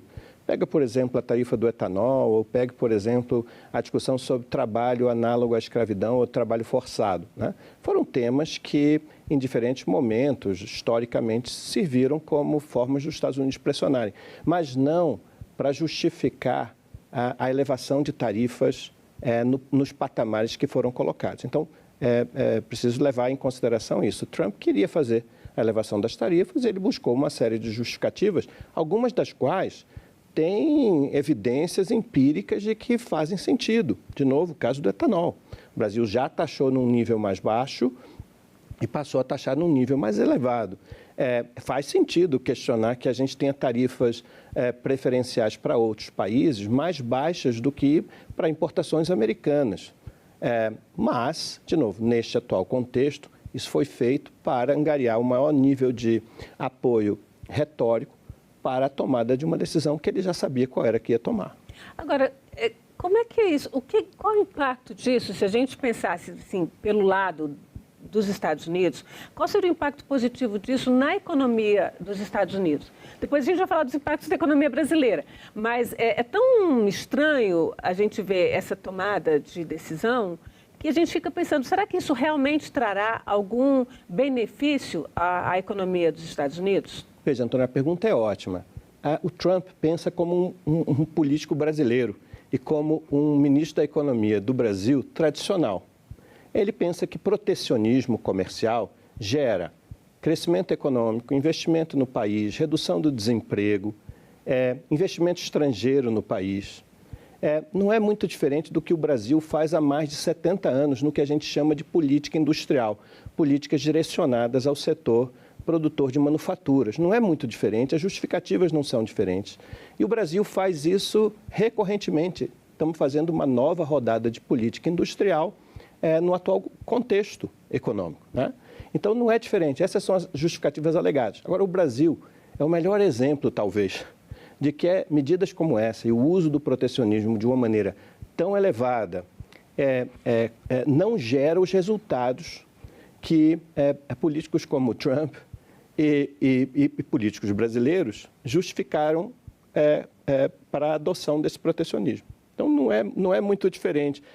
Eu costumo dizer que o Trump está tornando a política comercial americana mais parecida com a política comercial brasileira, quando, na verdade, a influência deveria ser o contrário. Nós, no Brasil, deveríamos nos espelhar na política que os Estados Unidos seguiram no pós-Segunda Guerra, que foi uma política de abrir a própria economia para o mundo e deixar que aqui os investimentos fossem realizados nos setores mais lucrativos, que empregam as pessoas com as qualificações necessárias para gerar exportações competitivas. Agora, essa política que eles seguiram lá, ela não foi de abertura total, ela, de certa forma, não levou a um certo processo de desindustrialização da economia estadunidense, até porque eles migraram seus parques industriais para a Ásia de uma forma mais ampla, e gerou o problema que hoje eles estão vivendo? Olha, os problemas que eles estão vivendo têm a ver com a combinação entre os efeitos econômicos da abertura e a falta de políticas sociais que efetivamente promovam o treinamento e a qualificação de trabalhadores de todos os setores econômicos. A abertura gera desindustrialização, mas o protecionismo também ele gera menos investimento na economia como um todo e no setor industrial. De novo, o Brasil está sofrendo um processo que muitos críticos chamam de desindustrialização e a gente tem uma das economias mais fechadas do mundo. É natural no século XX e no século XXI, que as economias deixaram de ser agrícolas do ponto de vista do grosso do emprego para se tornar, em primeiro momento, economias industriais e depois economia de serviços. Serviços são mais de 70% do PIB, tanto nos Estados Unidos quanto no Brasil. Diferente da gente, eles têm serviços que eles conseguem exportar. A gente exporta, no nosso caso, ainda muito pouco em comparação com o que a gente poderia. Mesmo assim, no agronegócio, a gente exporta muitos serviços embutidos, por exemplo, na logística necessária para exportar minérios, para exportar o que a gente chama de commodities, e nada disso é um problema. A importância do desenvolvimento econômico é que haja uma sinalização para o investimento ser alocado nos setores mais lucrativos da economia. Não interessa quais sejam esses setores. Se é produzindo produtos primários, produtos industriais ou serviços, isso não é um problema, desde que sejam setores mais lucrativos. Significa dizer que eles têm mais condições de pagar salários melhores, de empregar mais gente, de crescer com os seus próprios recursos, tanto lá quanto aqui. Então, para a gente entender um pouco isso, o Trump não está tão louco assim quando ele faz toda essa confusão de tarifas, primeiro em 2025, que foi contra o mundo todo, e agora contra o Brasil. Do ponto de vista, se o senhor fosse um consultor do governo dos Estados Unidos, do ponto de vista deles, então agora, ele está certo ou está errado? Olha, eu já fui consultor de ministro da Economia do Brasil e eu teria dito para ele, você está completamente errado. O caminho é abrir e manter aberta a economia americana e a economia brasileira. Mas nós precisamos ter outras políticas de cunho mais social para minimizar e eliminar os efeitos negativos que a abertura provoca em algumas regiões do país para alguns setores da sociedade. Então, a gente precisa efetivamente ter o cuidado, a atenção para beneficiar os setores e os grupos mais frágeis da sociedade, especialmente aqueles que forem afetados negativos por uma política de mais integração à economia global. Então, eu diria que ele está errado, como nós também estamos errados. Nós precisamos ter uma economia mais dinâmica, mais integrada ao resto do mundo, mas com um colchão social que efetivamente promova o aumento das capacidades, das qualidades, da produtividade dos trabalhadores em toda a economia. Que é o problema que ele está tentando resolver lá, o empobrecimento da sociedade estadunidense. Eu acho que ele não está tentando, ele deveria estar tentando com mais avidez. Esse é um problema do jogo político americano. Os democratas, que tradicionalmente são defensores de mais políticas sociais, mudaram sua agenda para uma agenda talvez mais identitária e deixando o trabalhador de menor qualificação ou o trabalhador em setores e regiões que são mais afetadas pela globalização, mais desprovidos desse estímulo para se qualificar. E os republicanos, tradicionalmente, não são favoráveis a políticas sociais, são favoráveis a políticas muito conservadoras do ponto de vista econômico, que são de reduzir tributos, de uma maneira geral, sobre as empresas e não sobre os trabalhadores. Então, acho que o dilema americano é muito profundo, porque eles não têm uma dinâmica política que aponte para a necessidade do que seria a correção necessária, que são políticas sociais direcionadas aos grupos mais frágeis nas regiões mais frágeis do país, voltadas ao aumento da capacidade dessas pessoas. Sim, porque eles já reduziram os tributos das empresas, já aumentaram o tributo em cima dos trabalhadores, então essa parte aí já foi feita. Fizeram na direção equivocada. A gente tem aqui, para a gente continuar a nossa conversa nessa questão das tarifas, um pouco do que é o comércio Brasil e Estados Unidos. Eu peguei 2024 e 2025, mas também o primeiro semestre de 2026, apesar de não ser um bom parâmetro de comparação pelos outros 2 anos completos. Lá atrás, em 2025, ele usou como desculpa de que o Brasil tinha um superávit fantástico sobre os Estados Unidos, e isso está provado que não é verdade, né? Eles mesmos já perceberam. A gente teve em 2024 exportação recorde de 40,4 bilhões, mas a importação foi maior, né? É o que o Brasil exporta e o que o Brasil importa. 2025, por conta das tarifas, a gente já teve uma queda, nas exportações e um aumento na importação. Em 2026 não dá para dizer ainda o que é, porque a exportação está acima de importação, mas tem ainda todo o segundo semestre para acontecer. E isso é o padrão, né? O Brasil sempre importou mais dos Estados Unidos nos últimos 10 anos do que exportou.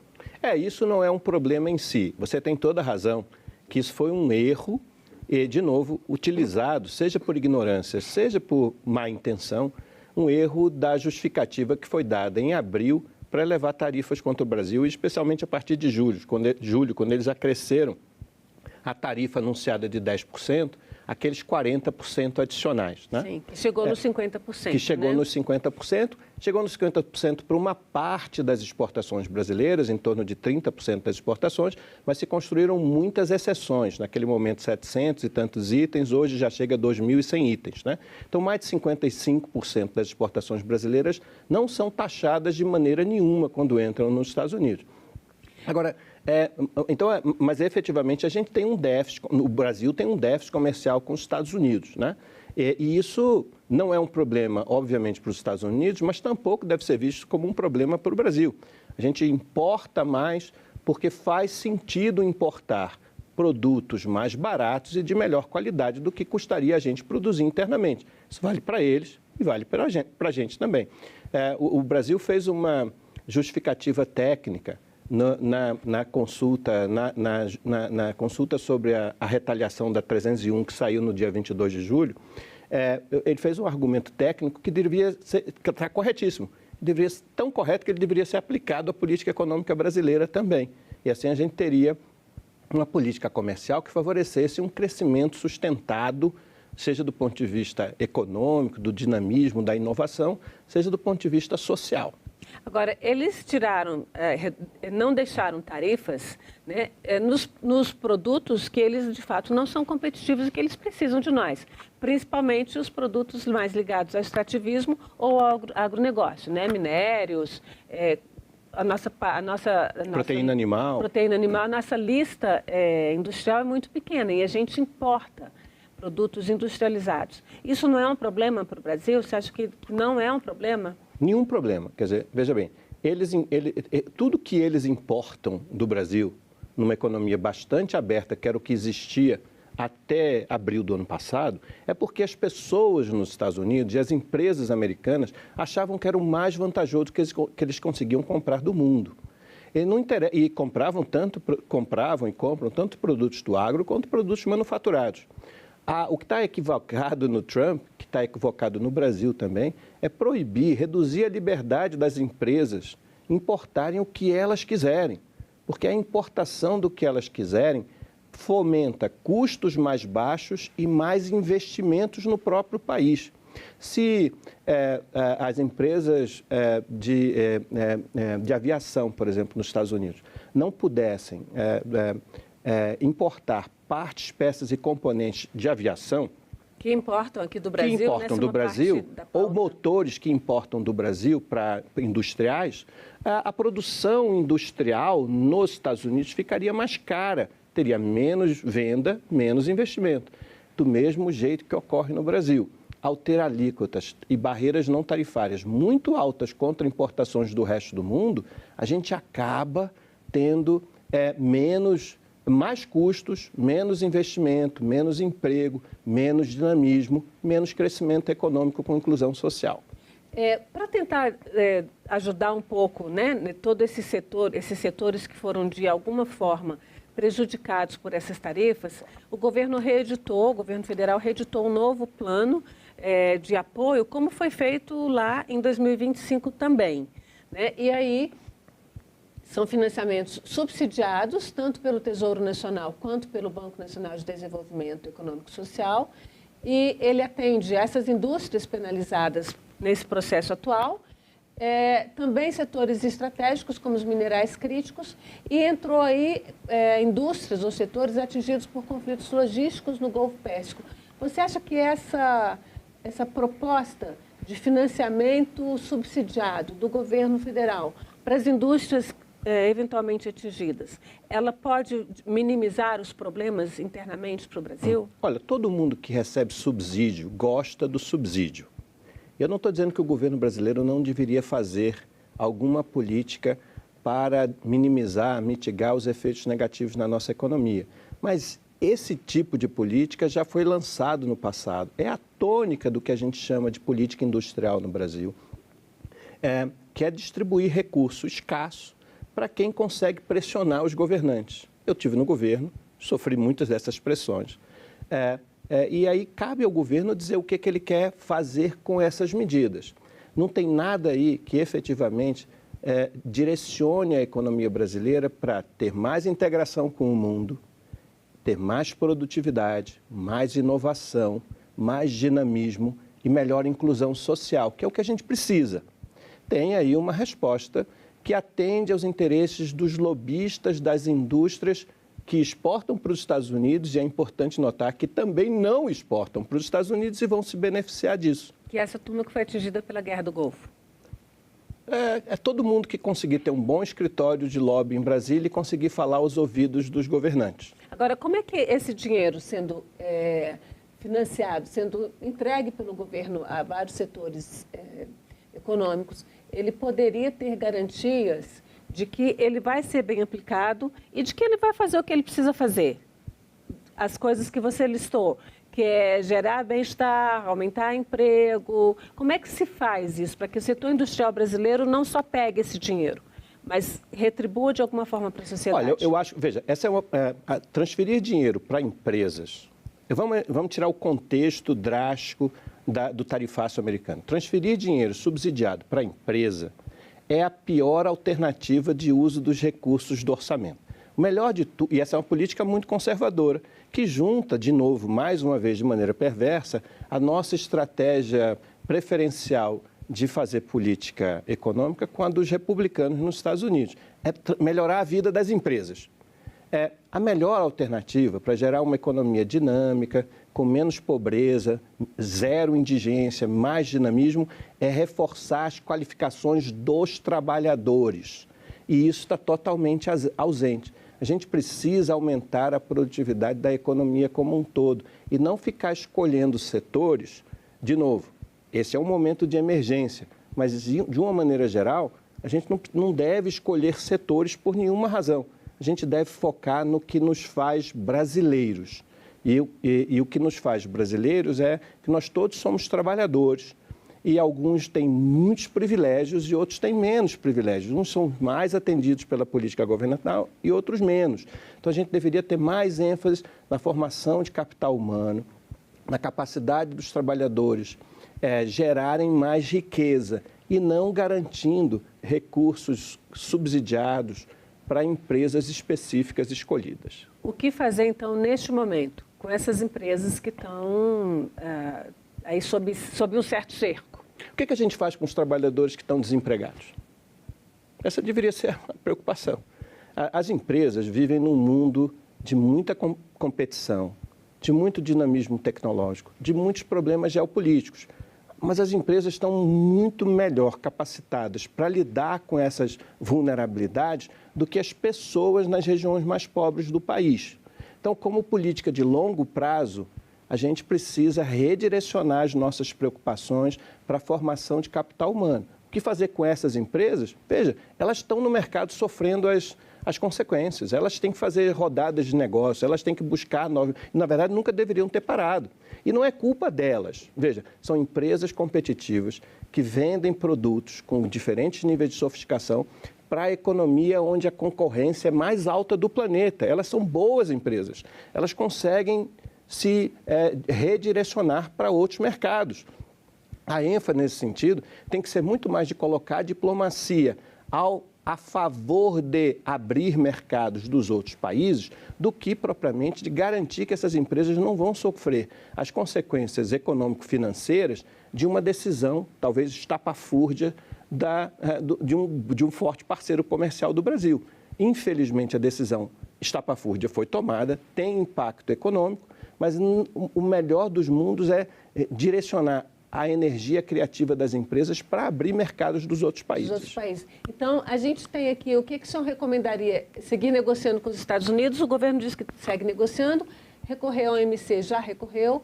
aplicar a lei de reciprocidade, você acha possível?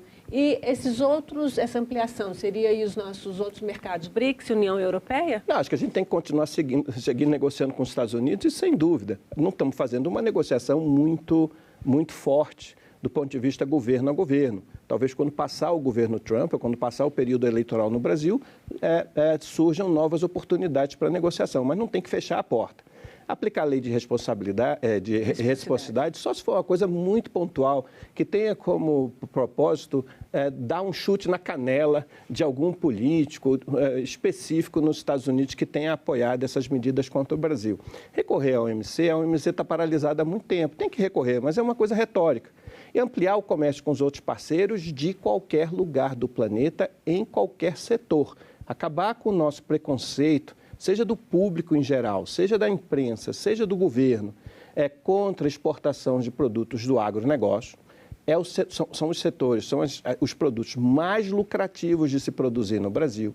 Melhorar a infraestrutura, um monte de dever de casa, Antônia, que a gente tem que fazer.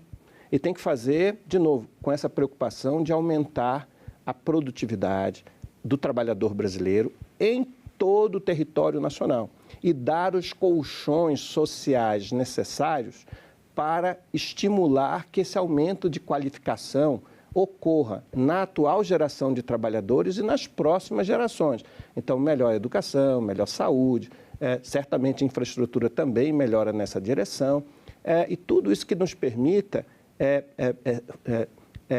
produzir, empregar mais gente produzindo no setor em que essas pessoas possam, não escolher setor, e vender para o resto do mundo sem discriminação.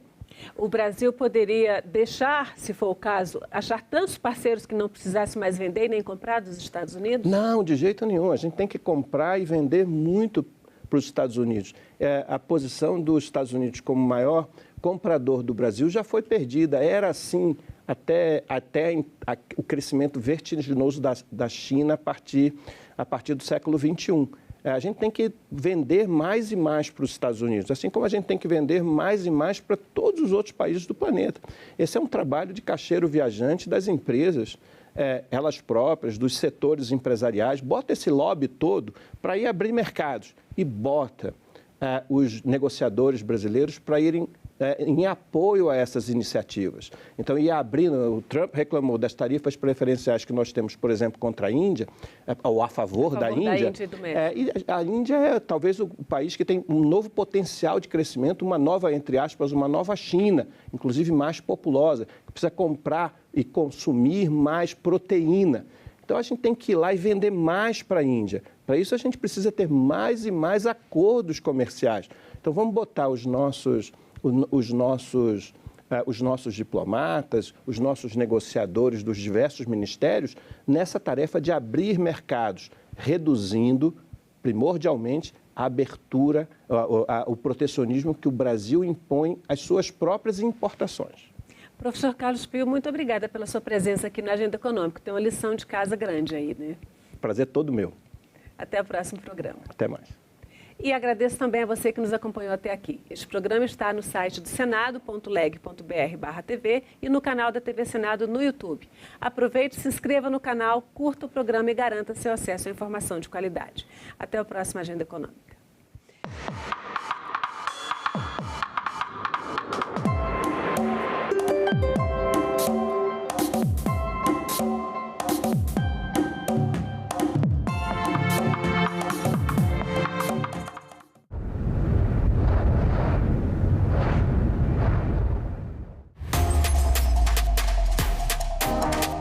A TV Senado está com tudo pronto para mais uma temporada.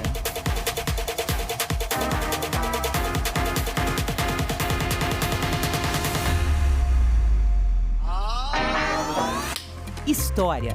Em maio de 1933, 3,5% da população vão às urnas. Análise. O grande problema que a gente vive hoje é a falta de entendimento do papel da imprensa. Debate. É difícil realmente fazer chegar o conteúdo de todos os candidatos quando você está numa bolha. Combate à desinformação. Especialista em fact-checking, checagem de fatos e também jornalismo de dados. E a mais completa cobertura de eleições do Legislativo.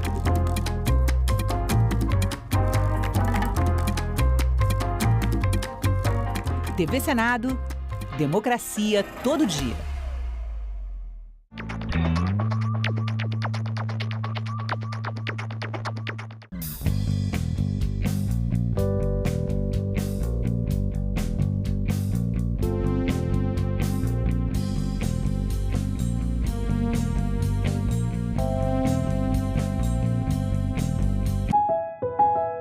Eu sou Lorena Maria e eu estou à frente da equipe do acervo e distribuição da TV.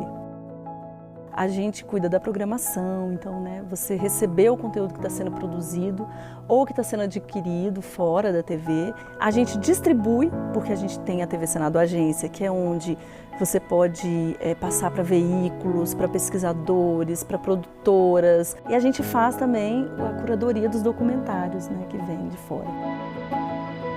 Isso traz uma diversidade, isso traz pluralidade para a programação, essa diversidade étnica, cultural, de regiões do Brasil, E se você pensar que o Senado é a casa dos estados, isso é tão bom, A gente poder mostrar paisagens diferentes, E olhares diferentes. Então, assim, realmente tem um outro tom, você dá mais cor, para a TV.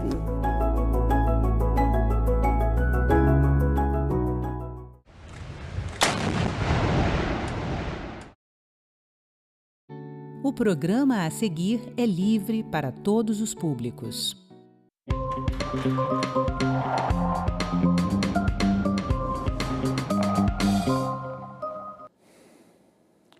O trabalho por plataformas digitais terá novas regras. Foi aprovada pela Organização Internacional do Trabalho, a OIT, em junho de 2026, a primeira convenção internacional com direitos e deveres para empregadores e trabalhadores das plataformas digitais.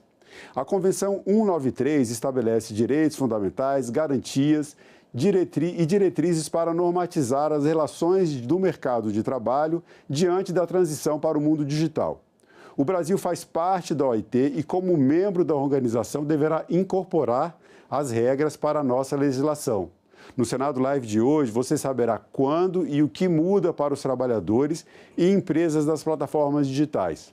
Nós recebemos agora a assessora de Assuntos Internacionais do Ministério do Trabalho e Emprego, Maíra Lacerda e Silva, a advogada especialista da Confederação Nacional do Comércio de Bens, Serviços e Turismo, Luciana Diniz, e o assessor jurídico da Central Única dos Trabalhadores, Felipe Vasconcelos. Elas e ele vão responder às suas perguntas, as perguntas enviadas pela internet, pelas nossas redes sociais e outras questões elaboradas pela nossa equipe de jornalismo. A jornalista Cibele Nunes, como sempre, está com vocês nas nossas redes sociais para trazer a sua participação e ajudar a esclarecer as suas dúvidas. Nós estamos ao vivo no TikTok, no YouTube, no Facebook, no X e também no Quai. O Senado Live começa agora. Bom, mais uma vez, bom dia aos nossos convidados, bom dia Luciana, bom dia Maíra, bom dia Felipe e bom dia Cibele Nunes. Bom dia, obrigada Marcelo, obrigada pelo convite, um prazer estar aqui com vocês, Cibele, Maíra e Felipe, nossos companheiros lá na conferência. Isso, uma conferência muito interessante, uma verdadeira aula de política e o diálogo social, que foi um dos pontos também, dos 3 pontos principais conversados ali durante essa conferência da Organização Internacional do Trabalho, a 114ª. Ali nós vemos realmente qual a importância da política e da negociação.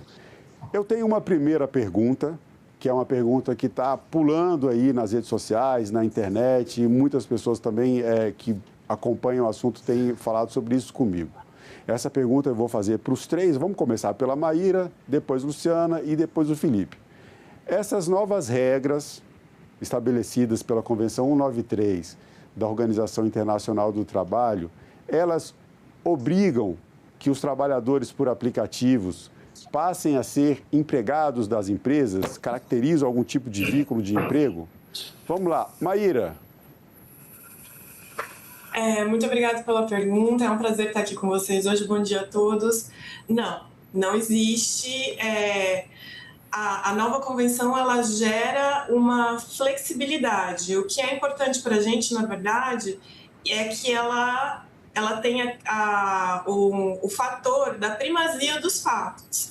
Então, não significa necessariamente que todo trabalhador de aplicativo ou plataforma vai ser caracterizado como um empregado, mas significa sim que haverá primazia dos fatos. Se houver dependência de alguma forma, se houver alguma forma de vínculo, isso será assim estabelecido. Agora, se não houver, não haverá. É muito simples assim. A convenção ela dá essa flexibilidade para os governos adequarem a sua própria legislação e se valer da primazia dos fatos.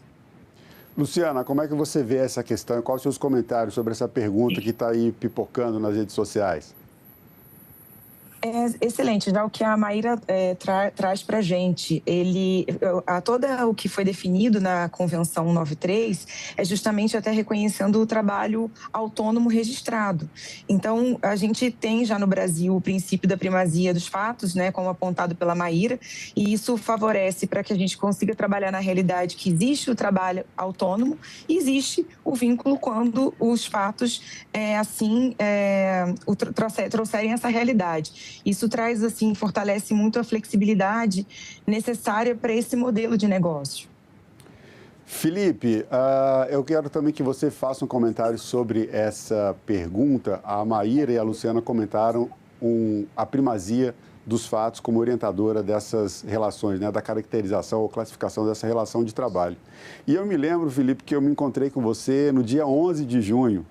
Pela manhã, foi quando, né, terminaram ali as negociações e eu perguntei para você, como é que se explica o que é isso, primazia dos fatos? Sim. Bom, Marcelo, primeiro, bom dia, obrigado por me receber, cumprimentar também a todos que estão aqui na mesa. Eu acredito que a Convenção 193, ela é um marco histórico, né? Eu acho que principalmente por conseguir reconhecer direitos mínimos para todos os trabalhadores na economia de plataformas, que são milhões de trabalhadores. E esse é um ponto central, né? A primazia dos fatos, que é uma diretriz que já vinha na OIT com a recomendação 198, ou seja, reconhecendo que a classificação equivocada da relação de trabalho ela pode gerar exclusão desses trabalhadores do sistema de proteção trabalhista e previdenciário.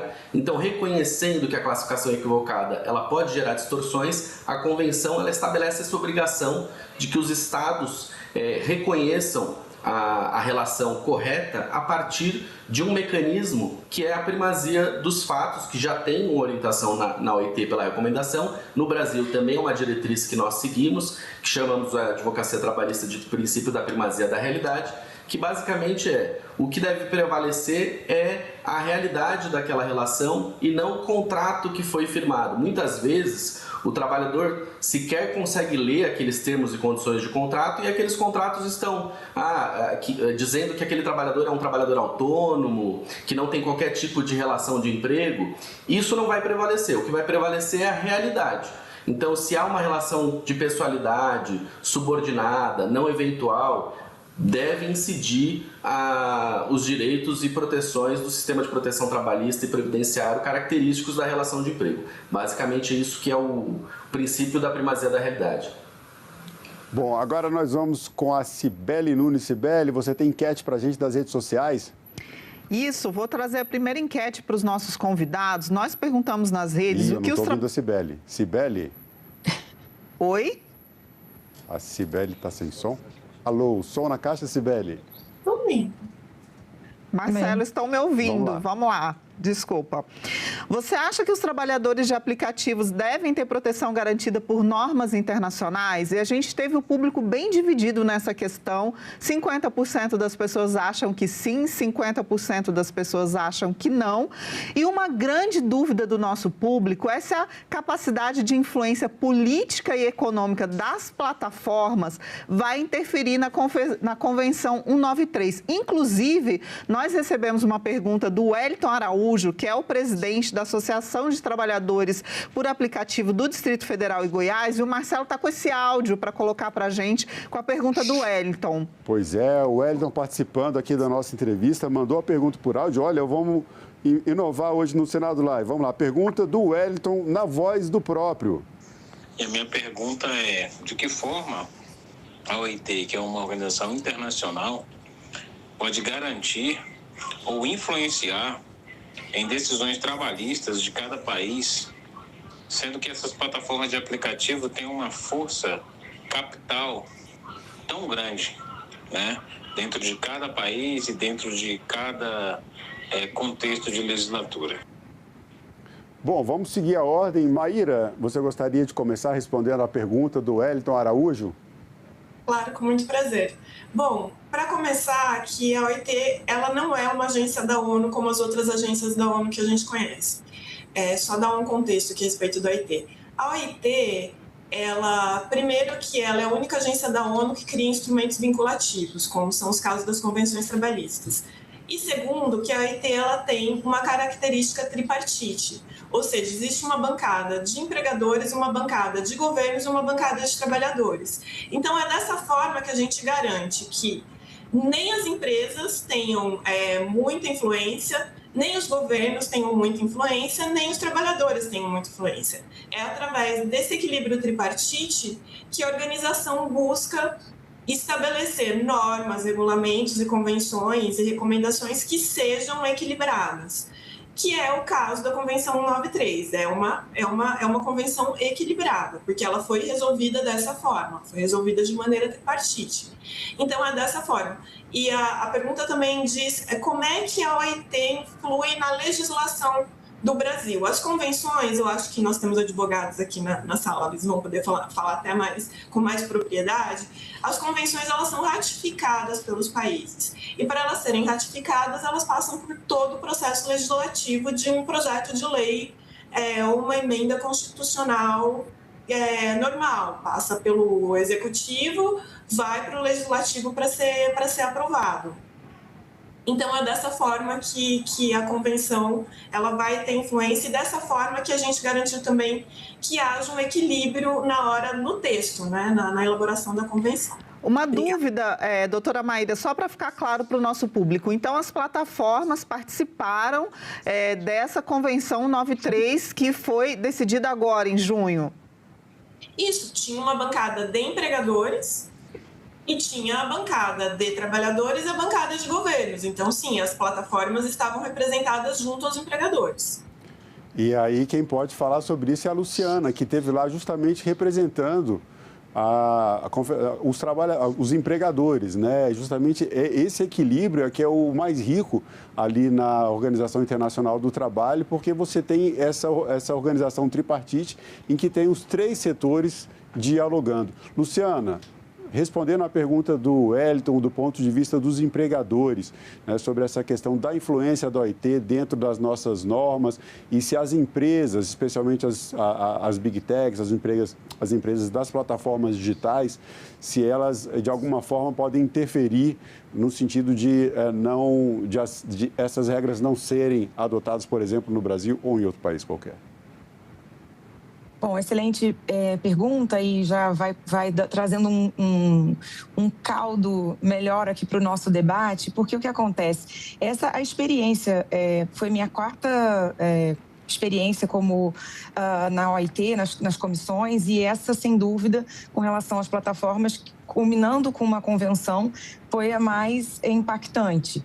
A gente teve ali o fortalecimento do tripartismo, que é onde a gente pode ali observar as visões tanto dos governos e aí ver diferentes visões dos trabalhadores e dos empregadores. O tema em si, ele é um tema que traz aí uma necessidade de que a gente consiga conjugar inovação sem engessamento e entendendo os modelos de negócio, especialmente essa questão que envolve as plataformas, que a gente tem até, como o Marcelo pontuou aí no início, até numa questão de pesquisa, você vê diversas respostas dos próprios trabalhadores envolvidos nesse modelo. Então, como é que a gente consegue congregar todas essas posições? A gente teve um instrumento realmente mais flexível e as propostas legislativas que a gente tem aqui no Brasil, elas caminham nesse mesmo sentido, entendendo que há, assim, um trabalho autônomo, a necessidade de preservar esses papéis e esse formato.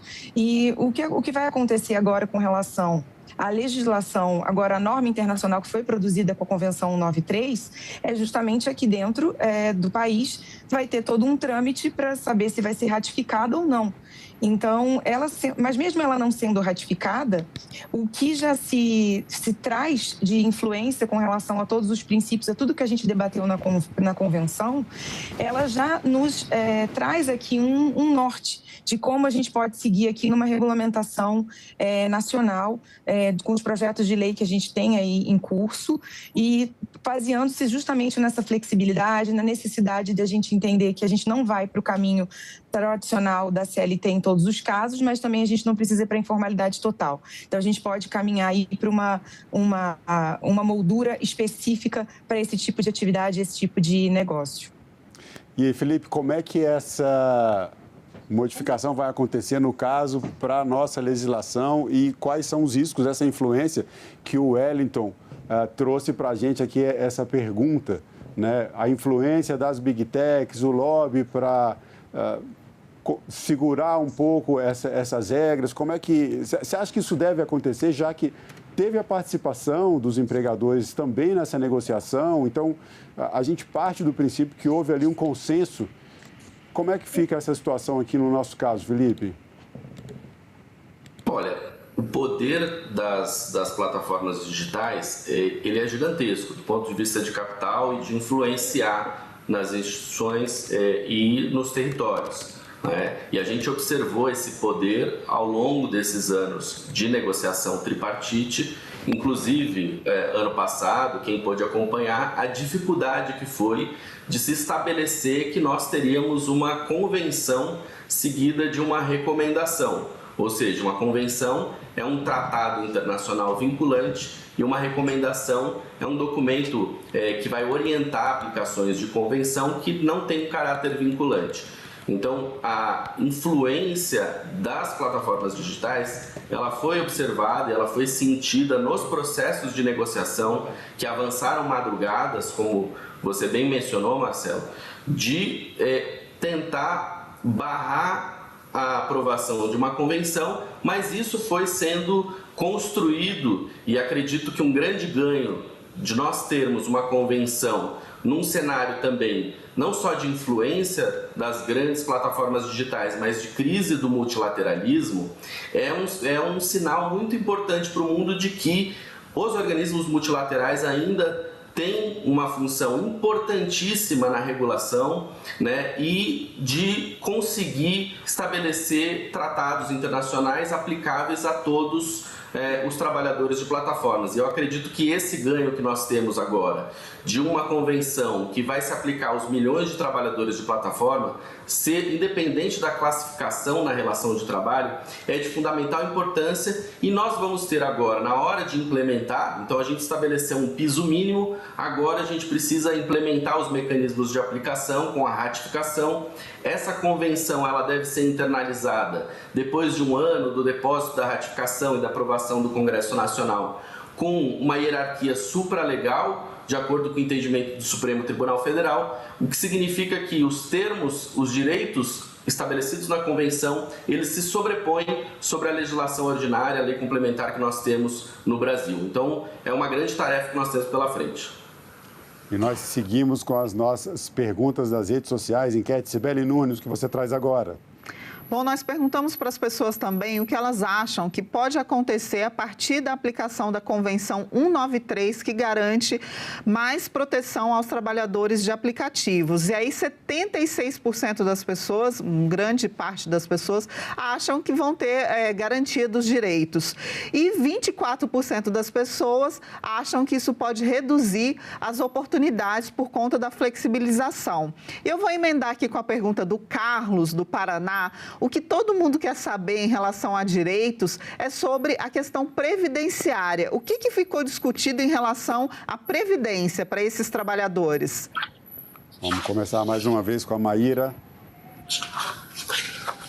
Bom, como a gente já falou aqui sobre a primazia da realidade algumas vezes, de acordo com o vínculo empregatício desse trabalhador, ele vai ter direito à proteção previdenciária. Aliás, de acordo não, ele sempre terá direito à proteção previdenciária, que isso fique muito claro.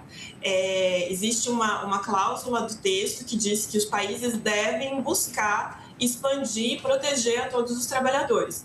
Mas haverá uma variação desse grau de proteção, né, de acordo com o vínculo do trabalhador. Então, assim, como a gente já tem hoje, os trabalhadores autônomos, o MEI e o segurado empregado têm direitos e obrigações que são diferentes. As contribuições variam, as contribuições dos empregadores variam de acordo com a classificação do trabalhador. Então, vai funcionar dessa mesma forma. Eu acho que o que é importante para a gente, enquanto governo, naquele momento, foi garantir que os governos os países busquem ampliar essa proteção, né? Porque uma coisa que a gente defendeu durante a negociação quando você tem, por exemplo, um país como o Brasil, em que existe um sistema único de saúde, em que existe um sistema de assistência social que é universal como os nossos, um trabalhador desprotegido vai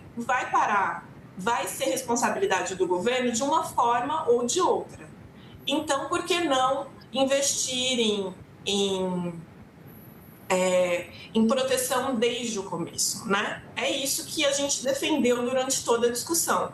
Mas, obviamente, existe a primazia da realidade e isso vai ser adequado com os casos. Mas a proteção social está no texto, faz parte do texto.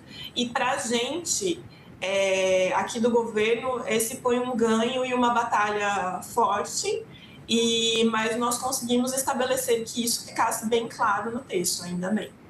Nós vamos seguir com essa questão previdenciária, que é uma das grandes preocupações que nós apuramos aqui nas nossas pesquisas na internet e nas perguntas que recebemos também. Mas tem um outro ponto, que aí não é segurança e ambiente de trabalho, e a questão dos riscos também, dos custos, que também foi objeto de algumas perguntas. Luciana, como é que fica a responsabilidade das empresas nessas questões, na questão previdenciária e na questão da segurança dos trabalhadores e trabalhadoras por aplicativos? Elas são contempladas nessa nova convenção? Bom, o texto, nesse caminho que a gente fala tanto dessa possibilidade da flexibilidade, ele traz também uma valorização ao que vai ser determinado na legislação nacional. E a gente viu essa dificuldade numa questão até grande geopolítica durante toda a conferência. Durante esses 2 anos a gente teve muitos entraves e esses foram, sem dúvida, um dos pontos. Toda a parte que envolve a parte de segurança e também a previdência, também já trazida pela Maíra, porque a gente tem diferentes realidades, países com diferentes realidades. Aqui no nosso país a gente já tem uma legislação que avança muito nessa questão toda protetiva. A gente tem que levar isso em consideração, a possibilidade do autônomo fazer um recolhimento, sim, para a Previdência Social. Então, ele estaria, assim, amparado. Eu acho que isso também necessita que a gente reforce essa possibilidade já existente. E, sim, o texto da conferência e da convenção, ele todo abarca essa questão do que vai ser determinado na legislação nacional. Ele traz, sim, um apontamento de um reforço da necessidade que a gente tem com relação a essa proteção, mesmo sendo o caso de um trabalhador autônomo. Uma coisa que eu queria destacar, que a gente vê muito pelas plataformas, até acho que operam muito aqui no Brasil, já modelos com relação à inclusão de seguros, de toda uma parte de segurança para esse trabalhador autônomo que presta serviço para essas plataformas. A gente vê assim, números crescentes do quanto isso movimenta de trabalhadores, do mercado em si, com relação aos negócios e, por exemplo, eu posso dizer, aplicativos, por exemplo, de entrega que envolvem a parte de restaurantes e tudo isso, o quanto isso movimenta, desses trabalhadores e o quanto já é avançado com relação às plataformas, a proteções para todos os envolvidos.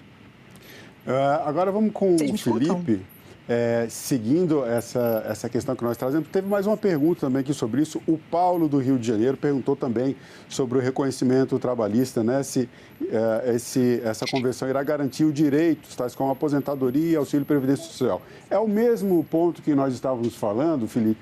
Aí eu queria que você complementasse, falando sobre essas duas questões, da Previdência, como fica, e também dessa questão que é colocada no texto, que fala sobre a segurança no ambiente de trabalho, desse que é um novo modelo de negócio, que está uma nova realidade que nós estamos vivendo no mercado de trabalho. Marcelo, esse é um ponto central que a Convenção reconhece, que é importantíssimo, ou seja, as novas tecnologias, elas impactam a forma de organizar o trabalho, impactam a forma de nos relacionarmos, mas essas transformações tecnológicas, isso a Convenção reconhece, ela não pode vir desacompanhada de proteção de direitos mínimos a milhões de trabalhadores que estão nessa economia, de liberdade sindical, de negociação coletiva, de direito de greve, de remuneração justa, de saúde, segurança e de previdência social, de transparência algorítmica, de proteção desses dados desses trabalhadores, de acesso à justiça. Então, esses são direitos mínimos que são reconhecidos a todas as pessoas que trabalham na economia de plataformas. E isso é fundamental que a Convenção tenha reconhecido e por isso é um marco histórico. Com relação à saúde e segurança do trabalho, acrescento ainda que a Convenção estabeleceu diretrizes importantíssimas no nível nacional e que toca na realidade de milhões de trabalhadores, seja de plataformas online, seja de plataformas baseadas na localização, como é o caso de muitos trabalhadores que trabalham no transporte individual de passageiros, né, ou na entrega. Por exemplo, há a possibilidade de que esse trabalhador se retire de uma situação de risco à sua vida ou à sua segurança, tá? Independentemente de se é empregado, se é autônomo ou se é uma categoria intermediária entre as duas posições, esse trabalhador ele tem o direito de se retirar de uma situação de emergência sem que isso possa ocasionar um impacto, um prejuízo na sua remuneração, na sua avaliação e na sua dinâmica de acesso ao trabalho. Um exemplo muito claro disso são tempestades que muitas vezes os trabalhadores se colocam em situações de risco à sua vida e à sua segurança, com receio de sofrer restrições, desativação de contas, impacto remuneratório. Então essas questões, elas abrangem a todos esses trabalhadores, garantem direitos a todos os trabalhadores. Eu agradeço mais uma vez a presença de todos vocês. Cibele Nunes, muito obrigado. Luciana Diniz, muito obrigado. Maíra Lacerda, muito obrigado. E Felipe Vasconcelos, muito obrigado mais uma vez. Um bom final de semana a todos e contem sempre com a TV Senado, que seja a voz de vocês para a nossa sociedade. Muito obrigado. Vocês que têm acompanhado o Senado Live nas nossas redes sociais. O Senado Live acontece todas as sextas-feiras, sempre às 9 horas da manhã, trazendo um tema de interesse nacional. Envie suas perguntas, opiniões, sugestões de temas pelas redes sociais da TV Senado, pelo portal E-Cidadania, que fica no site do Senado Federal. Assine o canal da TV Senado no YouTube, no TikTok, nas principais redes sociais e acompanhe a produção do Poder Legislativo diretamente da fonte, porque na TV Senado, democracia é todo dia.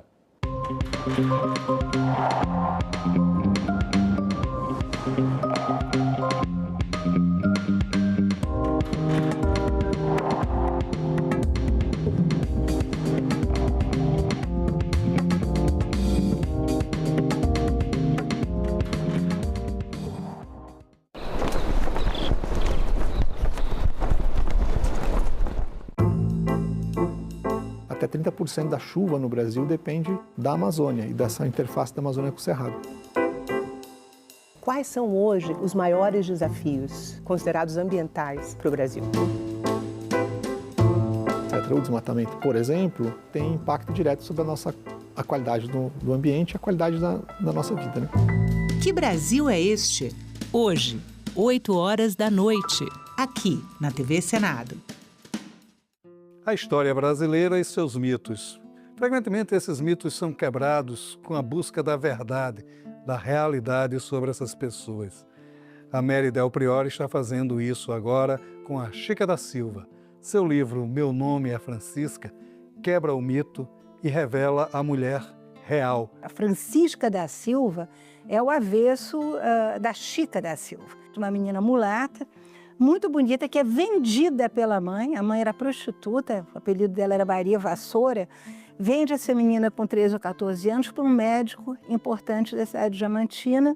E aí ele vende a Chica para o contratador Diamante, João Fernandes da Silva, que está chegando de Lisboa. Vão viver uma relação consensual, como milhares de mulheres pardas, mulatas, negras, viveram nesse momento, educando os filhos. Os filhos são educados nas melhores escolas, por professores particulares. Se você me perguntasse o que eu gostaria no mundo, é que não houvesse violência.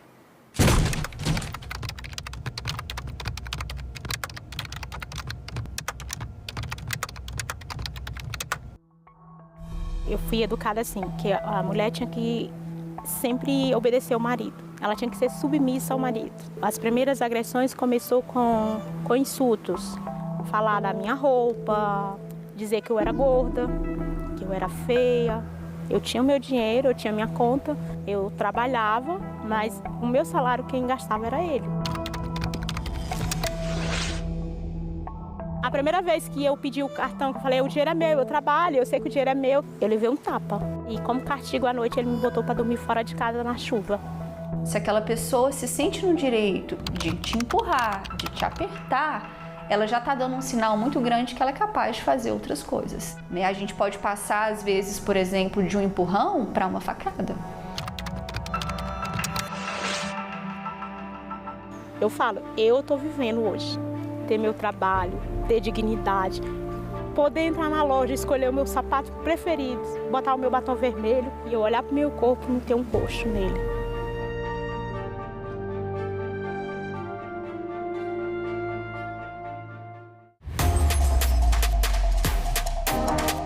A TV Senado está com tudo pronto para mais uma temporada.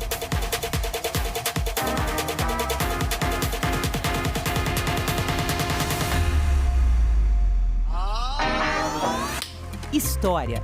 Em maio de 1933, 3,5% da população vão às urnas. Análise. O grande problema que a gente vive hoje é a falta de entendimento do papel da imprensa. Debate. É difícil realmente fazer chegar o conteúdo de todos os candidatos quando você está numa bolha. Combate à desinformação. Especialista em fact-checking, checagem de fatos e também jornalismo de dados. E a mais completa cobertura de eleições do Legislativo.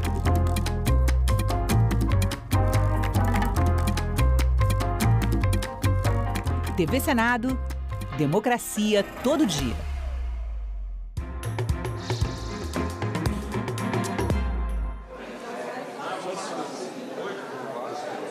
Olá, bom dia. Falamos ao vivo aqui do espaço Evandro Cunha Lima, no Senado Federal, onde daqui a pouco vai ser realizada a abertura da exposição O Caminho do Voto. É uma exposição em que nós vamos mostrar, por meio de painéis, desde a concepção de como é o processo de montagem da urna, até a parte da lacração, de quando é feita a lacração, depois o momento do voto e a totalização dos votos. A cerimônia está prevista para começar em alguns minutos. Vai contar com a presença do presidente do Senado Federal, Davi Alcolumbre, e também com o presidente do Tribunal Superior Eleitoral, Nunes Marques. Davi Alcolumbre já está na sala da presidência aqui no Senado, aguarda a chegada do presidente do TSE para então abrirem juntos a exposição. Estão previstas também as presenças de outras autoridades, outros ministros do TSE, presidentes de tribunais regionais eleitorais que devem participar deste momento. O objetivo dessa exposição é justamente mostrar a segurança de um sistema eletrônico que vem sido reconhecido mundialmente como um dos mais seguros do mundo e trazer para a população essas informações, tornar essas informações mais acessíveis para para tentar tranquilizá-los para o momento do voto em si. As eleições que vão ser em outubro e nós vamos, nos 2 turnos, ter uma transmissão conjunta, uma transmissão feita pelo Poder Legislativo, TV Senado, TV Câmara, em conjunto transmitindo tudo isso para vocês acompanharem de perto a votação. Vamos assistir agora a uma reportagem de uma urna que foi aberta pela primeira vez ao vivo pelo Tribunal Superior Eleitoral para mostrar como é o funcionamento e a segurança de fato de como ela funciona. Essa é a primeira vez que o Tribunal Superior Eleitoral abre uma urna eletrônica ao vivo, diante das câmeras, numa transmissão nacional. A ideia é mostrar ao eleitor por dentro como funciona o equipamento que será usado nas eleições deste ano. Durante a transmissão, o coordenador de tecnologia do TSE, Rafael Azevedo, fez uma desmontagem da urna e mostrou por que ela é considerada inviolável. A urna eletrônica tem uma segurança que é muito amarrada tanto com barreiras de segurança quanto com rastros que nós deixamos e publicamos na internet. Então, a tabela de correspondência, tem diversas outras informações que nós publicamos que permitem com que os partidos políticos e demais entidades fiscalizadoras possam aferir que a votação está correta, está idônea, né? E que a eleição é legítima. As pessoas normalmente imaginam a urna eletrônica como se fosse uma caixa forte, em que com algum esforço você poderia furar e invadir com maçarico, alguma coisa e abrir, né? Só que a nossa filosofia é diferente, ela tem uma filosofia como se fosse um castelo de cartas. Se você mexer nela, do jeito errado, ela vai desabar, né? Então, ela para de funcionar se qualquer coisa estiver diferente do que ela esperava. Essa iniciativa inédita do TSE de mostrar a desmontagem da urna eletrônica ao vivo faz parte da primeira semana nacional do Sistema Eletrônico de Votação.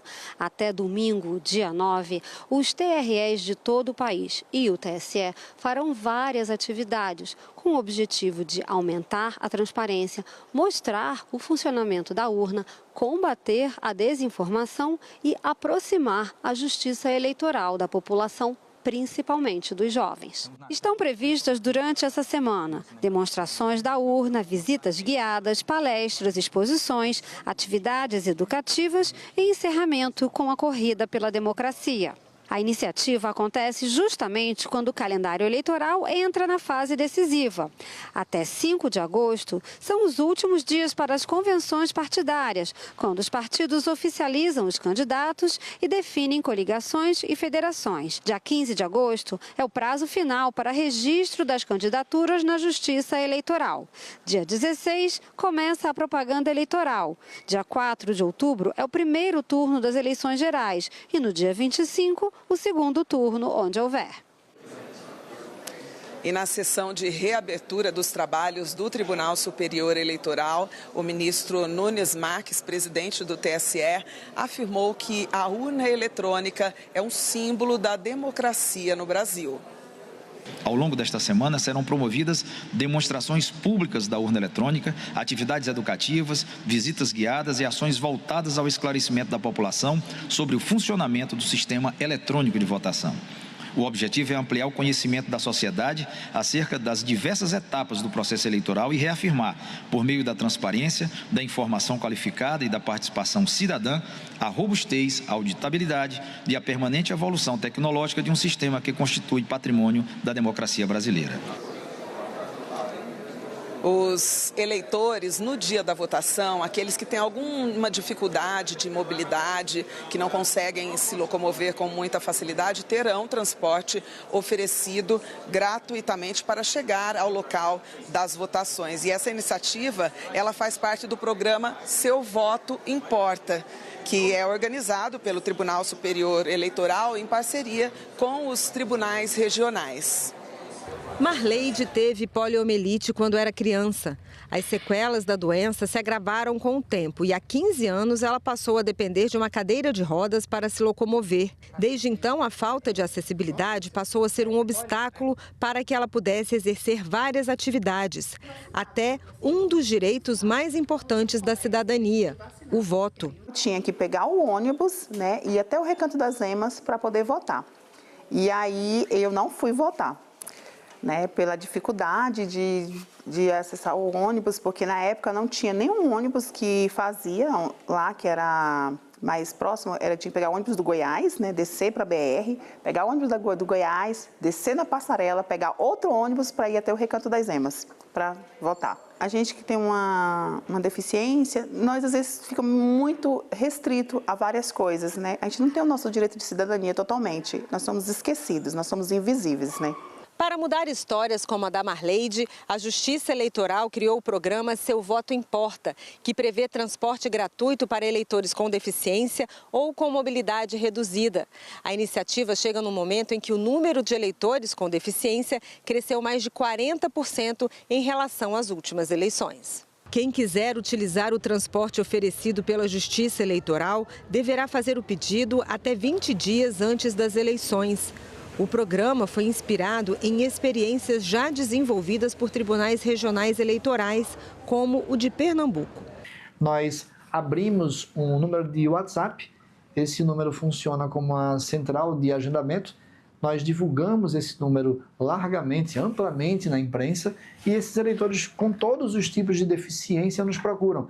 Então nós transportamos eleitores com deficiência visual, deficiência auditiva, paralisia cerebral, síndrome de Down, autismo, deficiência física, todos os tipos de deficiência nós atendemos. São mais de 500 eleitores transportados ao longo desses anos. O TRE, à medida que recebe esse pedido de agendamento pelo WhatsApp, monta um roteiro, no dia das eleições vai buscar esse eleitor em casa, leva ele para votar até o local de votação e traz ele de volta até a casa dele com toda a segurança e com um apoio técnico bem interessante, porque cada uma dessas vans que transporta os eleitores, ela vai com um bombeiro militar. O Programa Nacional prevê que cada tribunal regional eleitoral poderá firmar parcerias com órgãos públicos e entidades para oferecer o transporte gratuito. A disponibilidade do serviço vai depender dos acordos celebrados em cada estado. Além do transporte, a Justiça Eleitoral também ampliou o número de sessões eleitorais com acessibilidade.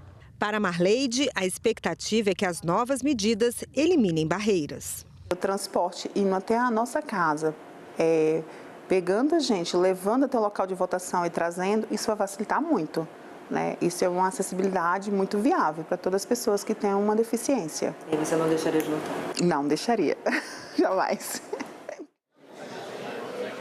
Voltamos ao vivo aqui do espaço Evandro Cunha Lima, no Senado Federal, onde em instantes vai ser realizada a abertura da exposição O Caminho do Voto, que fala sobre as urnas eletrônicas, o sistema eletrônico de votação para as eleições de outubro. Lembrando que em outubro, serão 2 vagas para o Senado em cada estado. Então, o eleitor deve comparecer às urnas e aí escolher 2 nomes. Ele vai votar 2 vezes para senador. Só que tem que votar em pessoas diferentes. Se você votar 2 vezes na mesma pessoa, o segundo voto vai ser cancelado, não vai valer. Então, é preciso que vote em pessoas diferentes. E, além disso, essa eleição para outubro, você deve escolher candidatos do seu estado, não pode votar em candidatos de outros estados.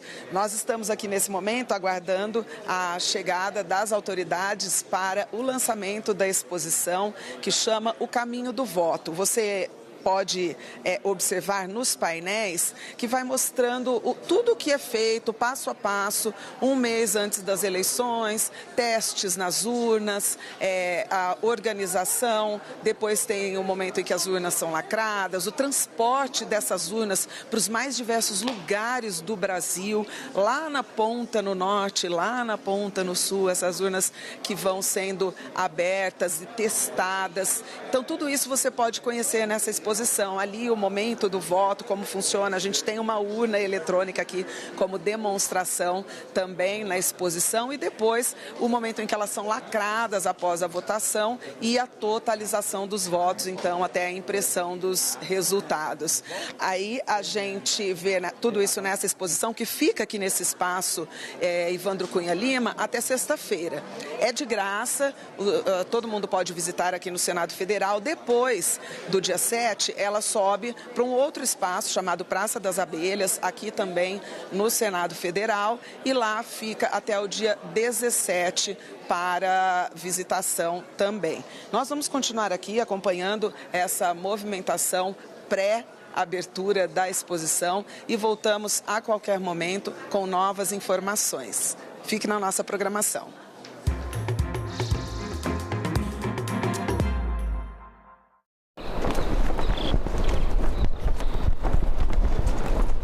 Entrei nessa vulnerabilidade com meus animais despejados, numa situação difícil, sem emprego, sem nada. Para você chegar numa situação de vulnerabilidade extrema, de alta complexidade, né, tem que ter muito drama. Primeiro você tem que dar uma moradia para essa pessoa permanente, individual, e a partir da moradia você tratar aquilo que prega a política nacional. Em discussão, nesta quinta, 8 horas da noite, aqui na TV Senado. Se você olhar os últimos 5 anos, a gente faz esse relatório anual do desmatamento no MapBiomas, nos últimos 5 anos, pegando todos os 5 anos, tá? Menos de 3% das propriedades no Brasil tiveram desmatamento. Se você pegar qualquer ano separado, é menos de 1%. Quer dizer que 99% não está desmatando. Todos os anos estão lá, fazendo a sua produção, etc. Então, quando você faz algum olhar que você diz assim, eu preciso resolver essa questão aqui, porque por causa está afetando os produtores, no fundo, você está defendendo o interesse de um grupo muito pequeno. E o restante, ele fica indiferente, porque ele faz o seguinte, olha, se você mudar essa legislação, se eu cumpro a lei, certo? Se eu cumpro a lei, etc., se você mudar ou não a regra, não vai fazer diferença para mim. Então eu fico quieto, deixa eles lá defenderem o que eles quiserem, eu vou ficar aqui na minha. Quando você não tem emprego, você não tem para onde ir, você é obrigado a se manter na violência, que é o que acontece com muita gente.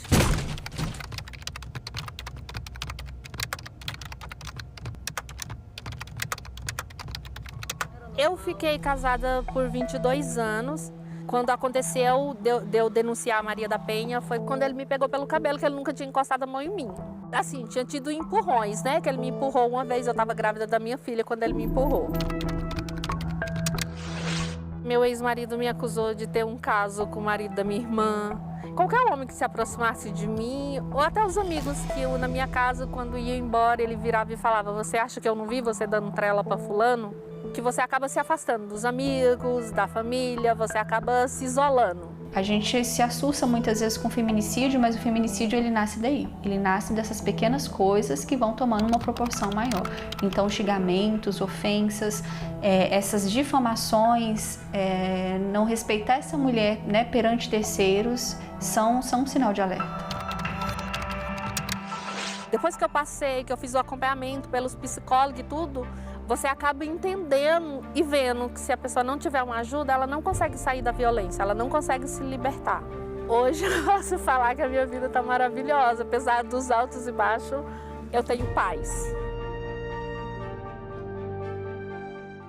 Agora é lei. O programa Luz do Povo vai beneficiar famílias de baixa renda que consomem até 80 kWh. A gratuidade na conta de energia elétrica deve atingir famílias inscritas no Cadastro Único de Programas Sociais com renda familiar mensal por pessoa menor ou igual a meio salário mínimo. O programa também alcança lares de idosos que recebem o benefício da prestação continuada, indígenas e quilombolas. O Senado votou, agora é lei.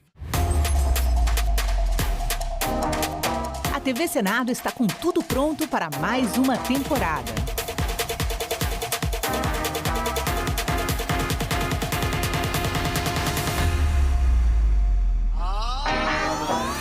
História.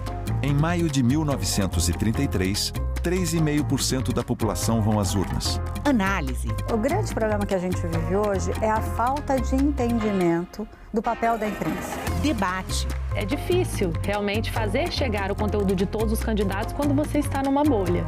Combate à desinformação. Especialista em fact-checking, checagem de fatos e também jornalismo de dados. E a mais completa cobertura de eleições do Legislativo.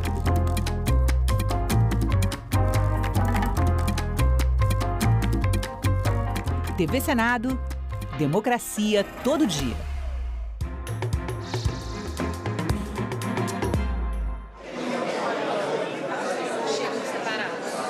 Olá, voltamos ao vivo aqui do espaço Evandro Cunha Lima, onde será inaugurada em alguns instantes a exposição O Caminho do Voto. A movimentação já aumentou por aqui e o presidente do Tribunal Superior Eleitoral, Cássio Nunes Marques, já está no Senado Federal. Ele chegou há alguns instantes e se dirigiu à sala da presidência do Senado, onde o presidente Davi Alcolumbre já estava aguardando. Neste momento, eles estão reunidos nesta sala, de onde devem descer juntos para realizar a cerimônia de abertura do evento. Durante a abertura dos trabalhos do Tribunal Superior Eleitoral, Cássio Nunes Marques afirmou sobre a urna eletrônica. Ele disse que o sistema eletrônico de votação no Brasil é um patrimônio da democracia brasileira. Ao longo desta semana serão promovidas demonstrações públicas da urna eletrônica, atividades educativas, visitas guiadas e ações voltadas ao esclarecimento da população sobre o funcionamento do sistema eletrônico de votação. O objetivo é ampliar o conhecimento da sociedade acerca das diversas etapas do processo eleitoral e reafirmar, por meio da transparência, da informação qualificada e da participação cidadã, a robustez, a auditabilidade e a permanente evolução tecnológica de um sistema que constitui patrimônio da democracia brasileira. Vamos continuar aguardando, então, por aqui. O senador Davi Alcolumbre já está no Senado, está reunido com Cássio Nunes Marques e, em instantes, eu volto com novas informações da abertura da exposição O Caminho do Voto.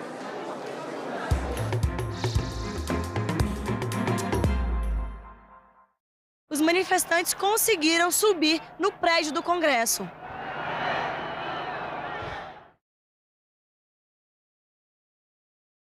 Bairro Rosário é reconhecido como o primeiro quilombo urbano do Piauí.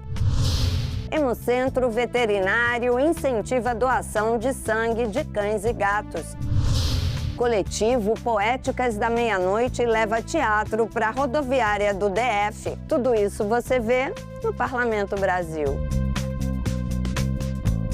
Parlamento Brasil, toda sexta, 8 horas da noite, aqui na TV Senado. Agora é lei. A cerimônia do Quarupi, realizada no Parque Indígena do Xingu, no Mato Grosso, foi reconhecida como manifestação da cultura nacional. O Quarupi ocorre entre agosto e setembro, reunindo diversas etnias indígenas do Alto Xingu. Os temas do ritual são a morte e o luto, ao mesmo tempo em que se homenageia a memória de entes queridos. O Senado votou, agora é lei.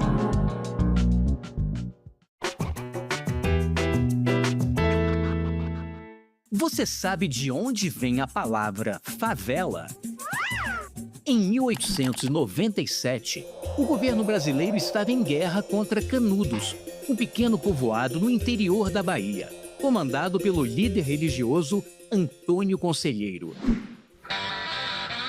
Para aumentar suas tropas, o exército resolveu recrutar voluntários e prometeu para eles, em caso de vitória, dinheiro e moradia. Os soldados foram até lá e venceram, mas mataram cerca de 20.000 pessoas. Um verdadeiro massacre, denunciado por Euclides da Cunha no livro Os Sertões. Ao voltar para o Rio, estes mesmos soldados procuraram o Ministério da Guerra para receber suas recompensas, mas o governo se recusou a pagar. Muitos deles, então, começaram a construir barracos num lugar perto do ministério, conhecido como Morro da Providência. Não demorou muito até o local ser batizado de Morro da Favela, uma referência a um morro de Canudos que possuía o mesmo nome e que era coberto por uma árvore chamada favela, Quinidoscoios quercifolios. Alguns anos depois, o prefeito Pereira Passos fez uma reforma urbana e sanitária do Rio de Janeiro e botou abaixo dezenas de cortiços e barracos que existiam no centro da cidade. O problema é que ele não realocou as pessoas que moravam lá. Sem ter para onde ir, estes moradores começaram a ocupar mais ainda o Morro da Favela. A primeira vez que a palavra aparece na imprensa brasileira é em 1909, na revista Careta. Mas só a partir da década de 1920 é que favela deixa de ser apenas o nome de um morro e passa a ser sinônimo de aglomerados urbanos sem planejamento.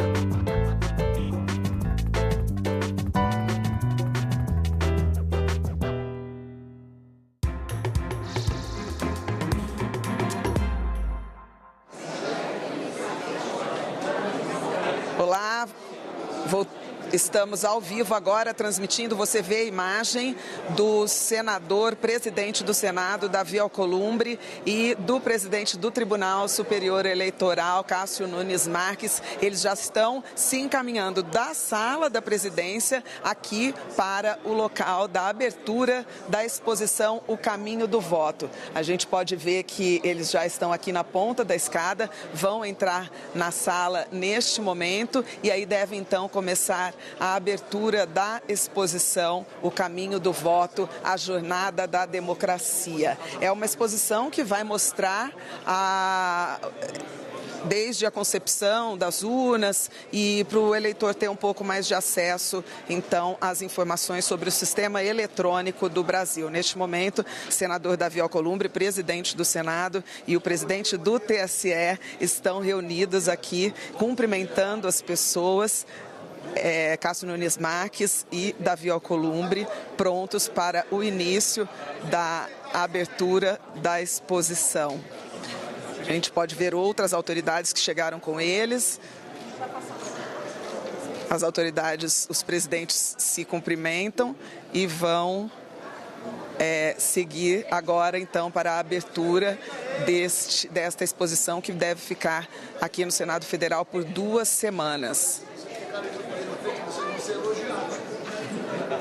O senador Davi Alcolumbre brinca aqui com as pessoas que estão assistindo e você pode acompanhar ao vivo agora a cerimônia.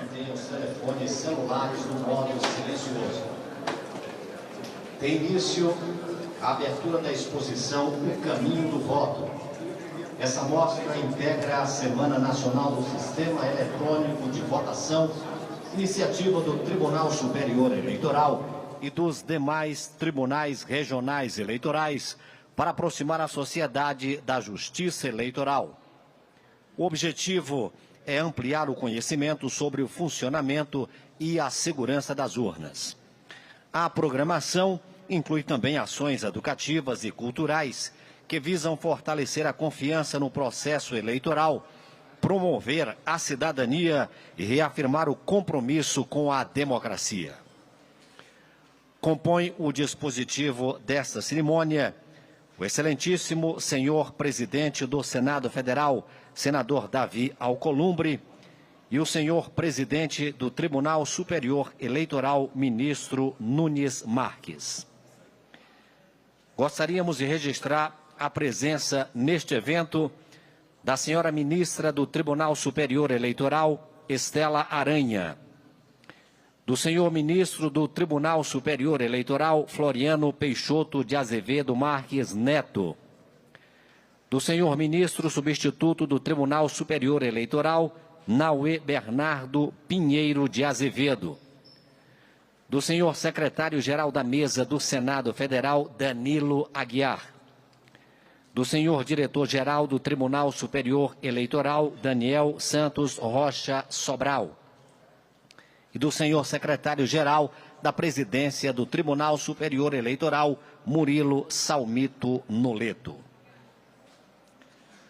Convidamos para fazer uso da palavra o presidente do Tribunal Superior Eleitoral, ministro Nunes Marques.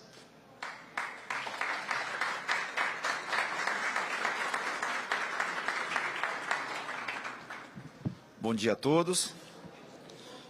Excelentíssimo senhor presidente do Senado Federal e do Congresso Nacional, senador Davi Alcolumbre, na pessoa de quem cumprimento todos os senadores dessa casa, o corpo diretivo e os servidores.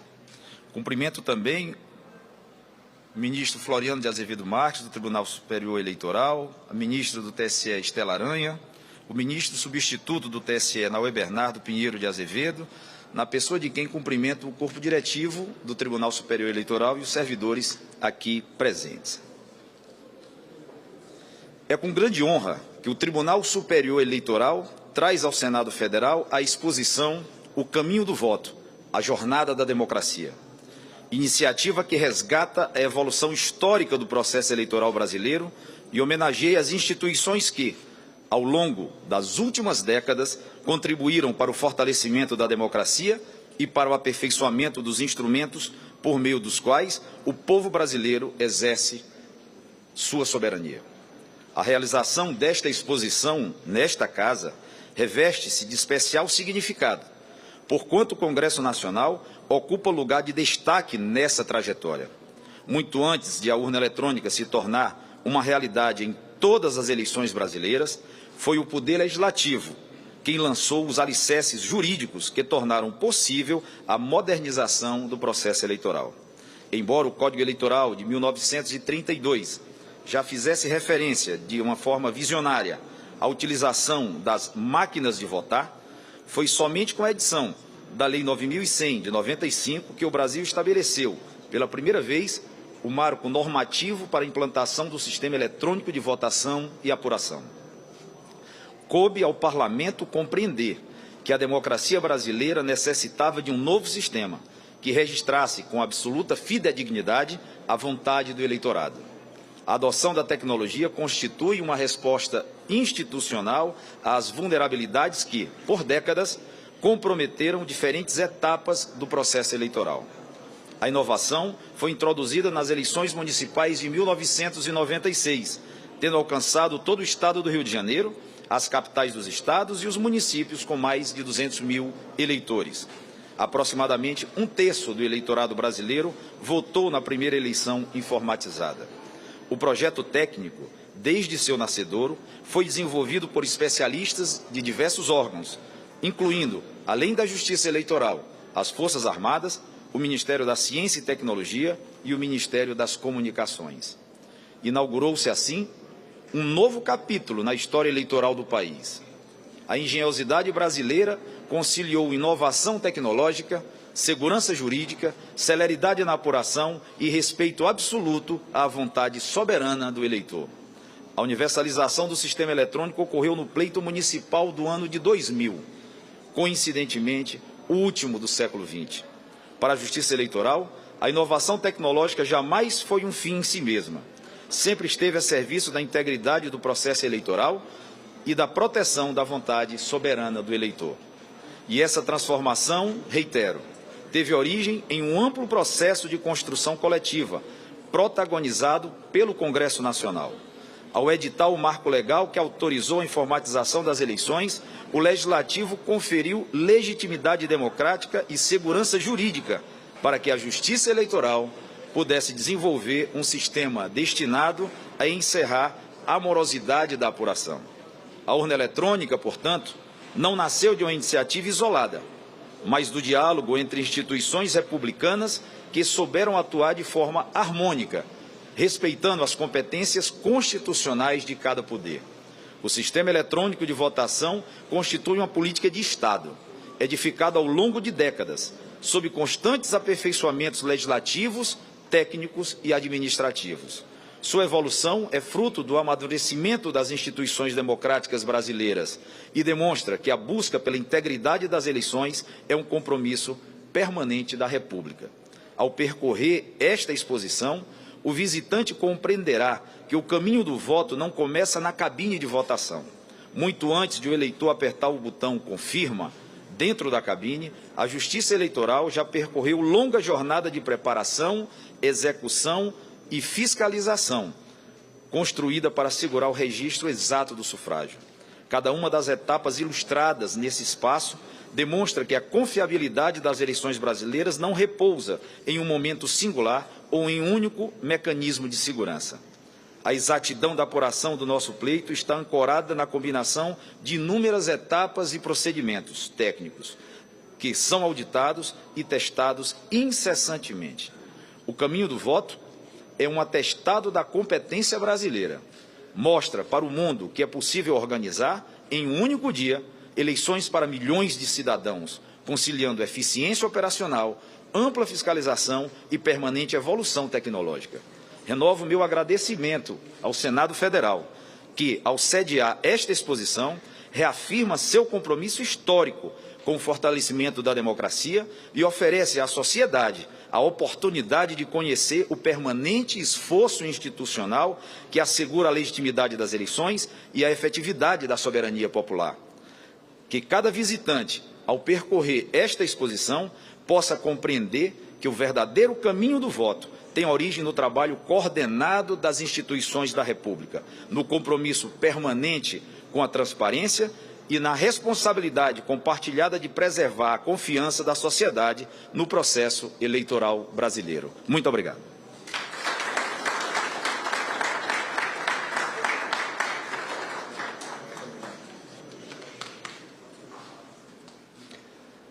Convidamos para fazer o seu pronunciamento o excelentíssimo senhor presidente do Senado Federal, senador Davi Alcolumbre.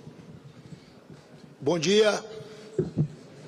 Queria cumprimentar os nossos servidores do Senado Federal, servidores da Câmara dos Deputados, servidores da Justiça Brasileira, em nome dos servidores do Tribunal Superior Eleitoral, cumprimentar a imprensa aqui presente neste momento muito importante da democracia, que é o voto soberano de cada brasileiro no próximo dia 4 de outubro deste ano.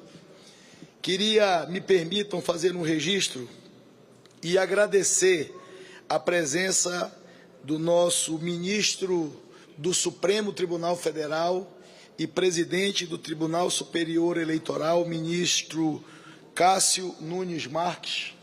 Seja sempre, ministro, muito bem-vindo. Meus agradecimentos e meus cumprimentos pela manifestação de Vossa Excelência em nome do Poder Judiciário brasileiro, mas, enfim, em nome do Tribunal Superior Eleitoral, ontem, no pronunciamento de Vossa Excelência, que, representando toda a Corte, fez a defesa do sistema de votação do nosso país. Parabéns, meus cumprimentos a Vossa Excelência pela manifestação de ontem. Cumprimentar a ministra Estela, ministra do Tribunal Superior Eleitoral, ministro Floriano, ministro do Tribunal Superior Eleitoral, ministro Nauê, também ministro do Tribunal Superior Eleitoral, em nome de Vossas Excelências, cumprimentar os ministros André Mendonça, ministro Dias Toffoli e ministro Antônio Carlos Ferreira, além do ministro Ricardo Vilas Boas Cueva, ministros do Tribunal Superior Eleitoral, que estão ao lado do presidente Cássio, construindo o processo democrático das eleições deste ano. Agradecer a presença do doutor Danilo, nosso secretário-geral da mesa, dos nossos servidores, como disse, em nome da doutora Ana Tereza, que é a coordenadora do nosso cerimonial. Me permitam fazer um registro antes do meu pronunciamento. Exaltar, em nome do ministro Cássio Nunes Marques, esta iniciativa é exaltar o papel de um sistema eletrônico reconhecido internacionalmente, que é o sistema de votação nas urnas eletrônicas do Brasil. Ministro Cássio, eu entendi que durante toda esta semana, Vossa Excelência, ao lado dos seus colegas ministros de tribunal, irão fazer e percorrer um caminho do voto, apresentando à sociedade brasileira a confiança institucional do Poder Judiciário do Brasil nas urnas eletrônicas. Mas eu queria, muito especialmente, fazer um agradecimento em nome do Poder Legislativo brasileiro. Quando Vossa Excelência apresenta e inicia esta caminhada na defesa das urnas e da capacidade de cada brasileiro de ter a liberdade de escolher os seus representantes em um sistema altamente respeitado, Vossa Excelência decide iniciar esta caminhada pelo Congresso Nacional Brasileiro, pelo Senado Federal, pela Casa da Federação. Na condição de presidente do Senado e do Congresso Nacional, eu queria agradecer e cumprimentar ao tempo de exaltar a decisão de Vossa Excelência. Dizer que nós estamos muito felizes e honrados de estarmos aqui ao seu lado, compreendendo a importância deste momento simbólico para a democracia nacional e estarmos iniciando esta semana de conscientização, de defesa neste evento no Congresso Nacional Brasileiro é motivo de muita honra e de muito orgulho. E do meu reconhecimento a Vossa Excelência iniciar esta caminhada nesta defesa no Congresso Nacional Brasileiro. Em meu nome, em nome dos 593 congressistas, eu quero agradecer a Vossa Excelência pela presença e pela participação neste evento. É uma alegria receber a todos e a todas aqui no Senado Federal para a abertura da exposição O Caminho do Voto. O título da mostra foi uma escolha muito feliz, porque o voto, de fato, é um caminho. Votar é muito mais do que apertar alguns botões a cada 2 anos. O voto é um processo, uma jornada que envolve etapas como a construção e o teste das urnas eletrônicas, a votação em si, a apuração e a totalização dos votos. A exposição documenta cada uma dessas etapas, com textos, gráficos e imagens. Ela faz parte da Semana Nacional do Sistema Eletrônico de Votação, organizada pelo Tribunal Superior Eleitoral, com eventos educacionais em todo o território nacional. O objetivo desta semana é aproximar o eleitor da justiça eleitoral e é de imensa importância para a democracia. O voto é o ato máximo da vida democrática cidadã. É um dos principais instrumentos pelos quais a eleitora e o eleitor participam diretamente da vida pública. Pelo voto, escolhemos agentes públicos que, por sua vez, em nome do povo, elaboram e implementam as políticas que determinam nossa realidade concreta e imediata. É preciso que o povo conheça o processo, entenda o processo e, acima de tudo, confie no processo. Essa é exatamente a missão da Semana Nacional do Sistema Eletrônico de Votação. Temos um dos processos eleitorais mais confiáveis do mundo, se não for o mais confiável. Precisamos disseminar entre as brasileiras e os brasileiros esta convicção, esta certeza e, acima de tudo, presidente Cássio, esse orgulho. E a mostra O Caminho do Voto é um passo importante nesta direção. As pessoas que visitarem a exposição sairão daqui conhecendo melhor o percurso do seu voto e o papel que ele desempenha na construção do nosso país. Um Brasil comprometido com a democracia, com as eleições livres e diretas, com a alternância de poder e com a transparência no processo eleitoral. O Brasil que desejamos para nós, nossas filhas, nossos filhos, nossa sociedade. Uma boa exposição e muito obrigado.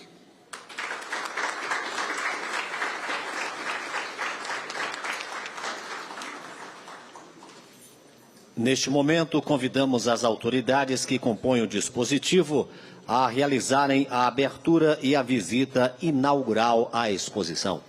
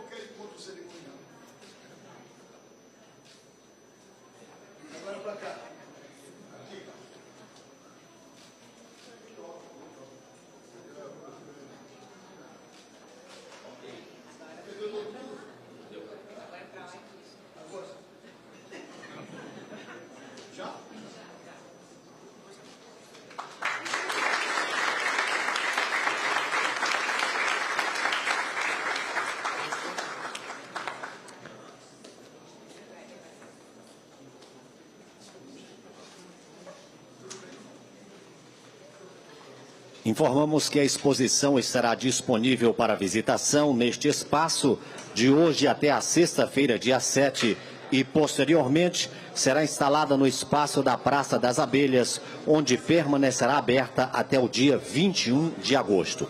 Tenham todos um bom dia. Está encerrada essa cerimônia.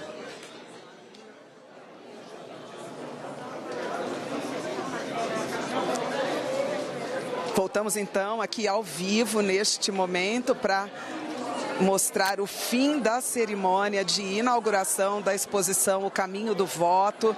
Senador Davi Alcolumbre, presidente do Senado Federal, ministro Cássio Nunes Marques, presidente do Tribunal Superior Eleitoral e os outros ministros do TSE estão ali em volta da urna eletrônica que faz parte da exposição.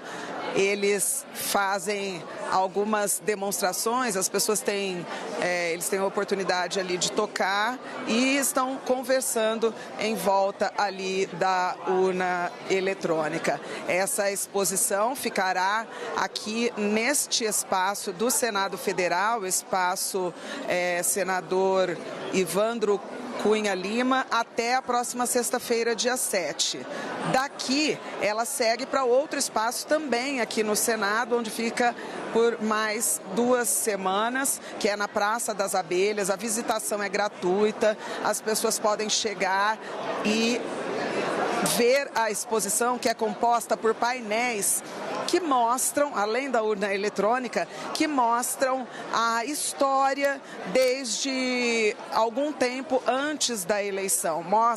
A exposição mostra não apenas o dia em que a pessoa chega lá, aperta os números e aperta o verde no confirma. Mostra muito antes disso, desde toda a preparação, a verificação, os testes incansáveis, são feitos muitos testes, auditorias em todas essas urnas que são distribuídas em todo o Brasil. Então, nessa exposição, é possível a gente ter acesso a todas essas informações. E é esse mesmo o objetivo do Tribunal Superior Eleitoral, levar à comunidade as informações da segurança que eles garantem no processo eleitoral gratuito. O senador Davi Alcolumbre e os ministros ali trocam algumas palavras finais, posicionam-se para as fotos para encerrar esse momento de lançamento da exposição, que deve durar por mais algumas semanas aqui no Senado Federal. No discurso, Cássio Nunes Marques enfatizou, agradeceu muito a participação do Congresso Nacional, das casas legislativas, desde o início, no lançamento, na parte das leis mesmo que consolidaram esse processo eletrônico e não sei se a gente consegue ouvir ali. Vamos ouvir um pouco ali, então, da conversa entre os ministros e o presidente do Senado. Parabéns. Parabéns. Obrigado.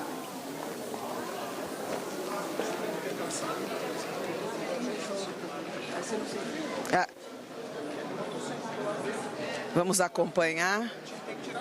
Tá bom.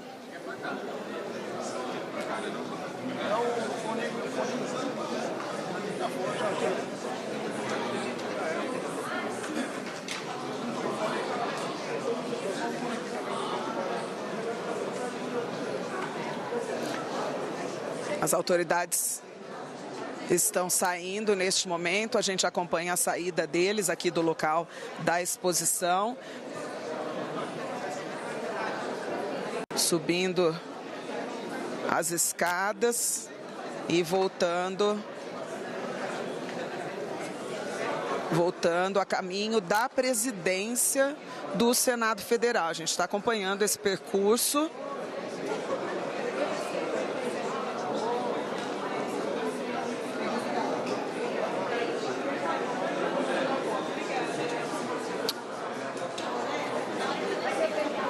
Cássio Nunes Marques já está se dirigindo à saída junto com os outros ministros do Tribunal Superior Eleitoral. E nós estamos ainda aqui no local. Queremos dizer para vocês e convidá-los a continuar acompanhando na nossa programação. Está dada a largada do período eleitoral e a TV Senado vai ter uma transmissão grandiosa, com todas as informações do país inteiro, no primeiro e no segundo turno das eleições em outubro. E você era convidado para acompanhar tudo por aqui que estiver acontecendo nas eleições em outubro. E até lá nós vamos mostrar também todos esses andamentos, esses passos, tanto do Tribunal Superior Eleitoral e também aqui no Senado Federal. Lembrando que nas eleições deste ano serão escolhidos 2 senadores por estado.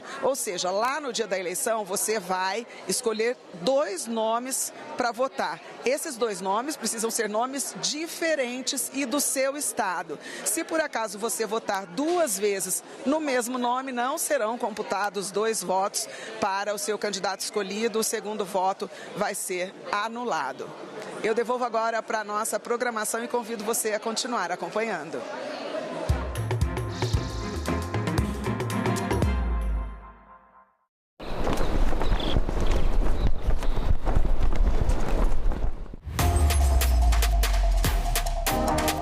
A TV Senado está com tudo pronto para mais uma temporada.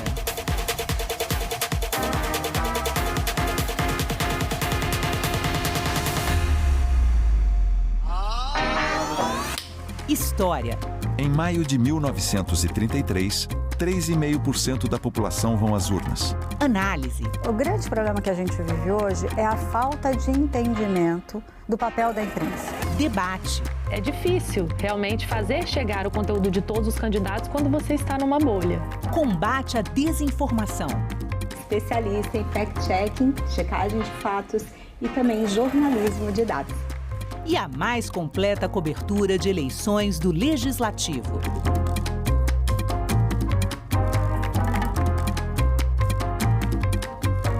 TV Senado, democracia todo dia.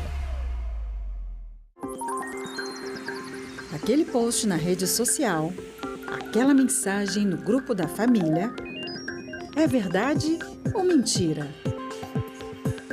Se você receber uma informação duvidosa sobre o Senado, mande para o Senado Verifica, um serviço de checagem que analisa notícias e responde se a informação é falsa, verdadeira ou imprecisa. Ficou na dúvida? Senado Verifica. A violência política de gênero tenta silenciar as mulheres. Mas você não precisa enfrentar isso sozinha. O Zap Delas é o canal da Procuradoria da Mulher do Senado para acolher e orientar candidatas e lideranças. É um espaço seguro para denunciar ataques, ofensas e perseguições. Anote o número 619-8309-0025. Zap Delas, um canal da Procuradoria da Mulher do Senado. Eu sou Olívia Dias Moreira Duarte, sou jornalista e sou supervisora de qualidade de programação aqui no setor de Vivo e Íntegras da TV Senado. O que a gente faz, basicamente, é captar e transmitir tudo que é atividade legislativa aqui no Senado Federal. A pessoa que vai sentar à noite e assistir uma TV comercial, o jornal mais assistido do país, ela vai assistir uma coisa que foi captada aqui por esse setor da TV Senado. A transparência é o principal produto que o Vivo oferece, a transparência pública. Então a TV, eu acho que ela contribui com a democracia e com a cidadania mesmo. Você vê a diversidade desse país, a cultura desse país, em que você está valorizando a política, em que você está valorizando o diálogo, o debate. Então eu tenho orgulho de trabalhar nesse veículo e eu tenho orgulho de trabalhar com essa equipe. Existe entre as tribos caraibas do extremo norte da Amazônia um ciclo de tradições sobre um herói chamado Macunaíma. Aproveitando-se dos trabalhos de Cor Grunberg, Mário de Andrade teve a ideia de um romance em que satiriza certos defeitos do brasileiro. Daí o título, Macunaíma, o herói sem nenhum caráter. Senadoc, neste sábado, 9 horas da noite, aqui na TV Senado.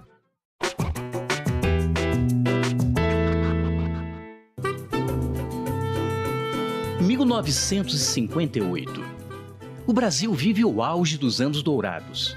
Campeão do mundo, indústria aquecida e uma forte geração de empregos. O presidente Juscelino Kubitschek promete 50 anos de progresso em 5 anos de governo. E a cereja do bolo é a mudança da capital para o interior do país. Mas afinal, quem inventou Brasília? A ideia de transferir a capital para a região central do Brasil é bem antiga. Em 1813, Hipólito José da Costa, fundador do primeiro jornal brasileiro, defendia que a família real estaria mais segura contra invasões marítimas no interior do país, e não no Rio de Janeiro. 10 anos depois, José Bonifácio de Andrada e Silva, o grande articulador da independência, sugeriu chamar esta futura cidade de Brasília. A ideia da mudança da capital foi ficando cada vez mais forte, e no final do século XIX, o astrônomo Luiz Ferdinand Cruz chegou até a demarcar o local onde seria construída esta cidade. Mas só em 1956, um presidente da República toparia o desafio.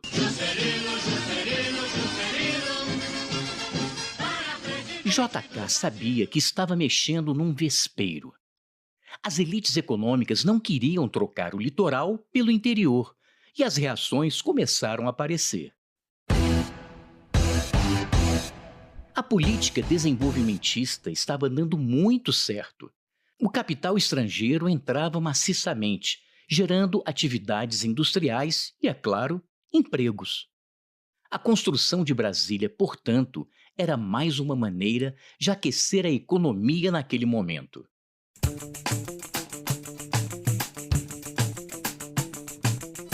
Sem se intimidar, o presidente montou uma equipe respeitável para construir Brasília. O arquiteto Oscar Niemeyer e o urbanista Lúcio Costa fizeram um projeto ousado e moderno para a época. Superquadras com prédios baixos, muito espaço e muito verde. Além disso, pessoas de diferentes classes econômicas poderiam viver lado a lado e estudar em uma mesma escola. Mas nem tudo saiu como planejado. As condições de trabalho eram precárias, os salários baixos, e muitos trabalhadores que ergueram a cidade, também chamados de candangos, tiveram que voltar para seus estados, pois não havia moradia para todo mundo. Os que ficaram foram para as cidades satélites na periferia, ainda sem nenhuma estrutura habitacional e sanitária. Brasília demorou cerca de 40 meses para ser construída e foi inaugurada em 21 de abril de 1960.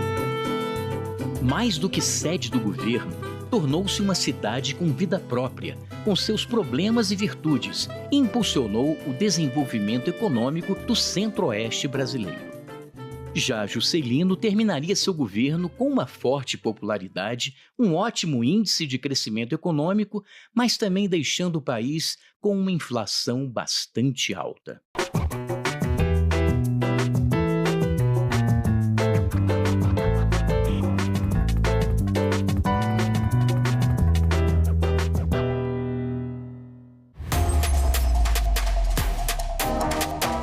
TV Senado está com tudo pronto para mais uma temporada.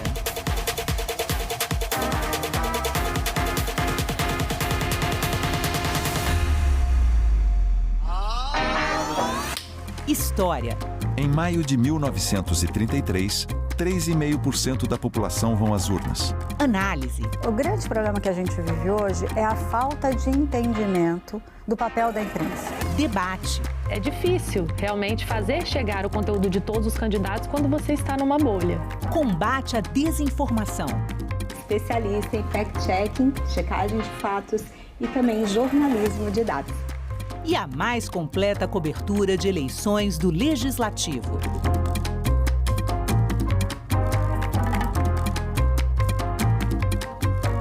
TV Senado, democracia todo dia. Calendário Eleitoral 2026. No dia 28 de agosto, começa a ser veiculada a propaganda eleitoral gratuita referente ao primeiro turno das eleições nas emissoras de rádio e televisão do país. O horário eleitoral e as inserções de propaganda vão até 1º de outubro.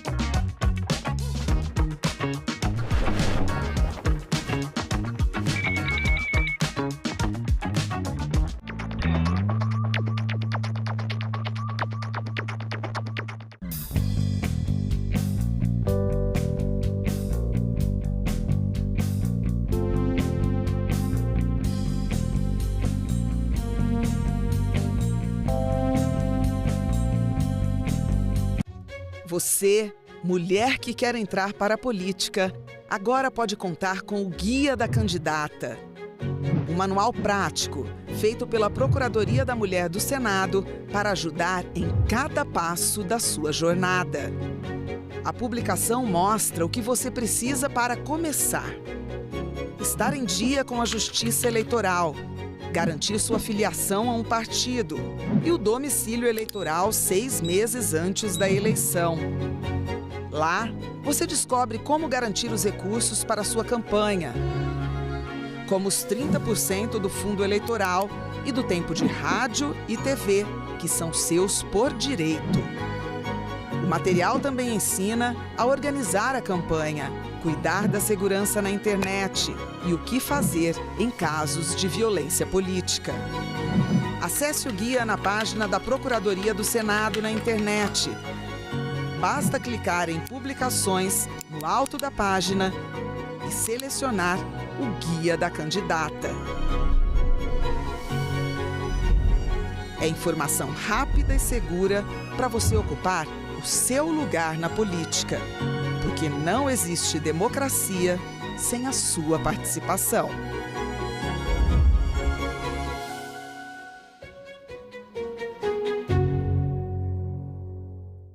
Os manifestantes conseguiram subir no prédio do Congresso.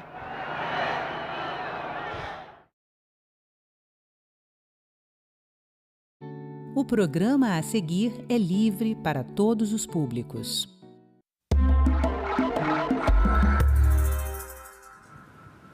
Dados do Ministério da Saúde apontam que até 2028 serão registrados 53 mil novos casos de câncer de intestino no Brasil. Uma doença que muitas vezes não apresenta sintomas, na qual o sucesso do tratamento depende do diagnóstico precoce.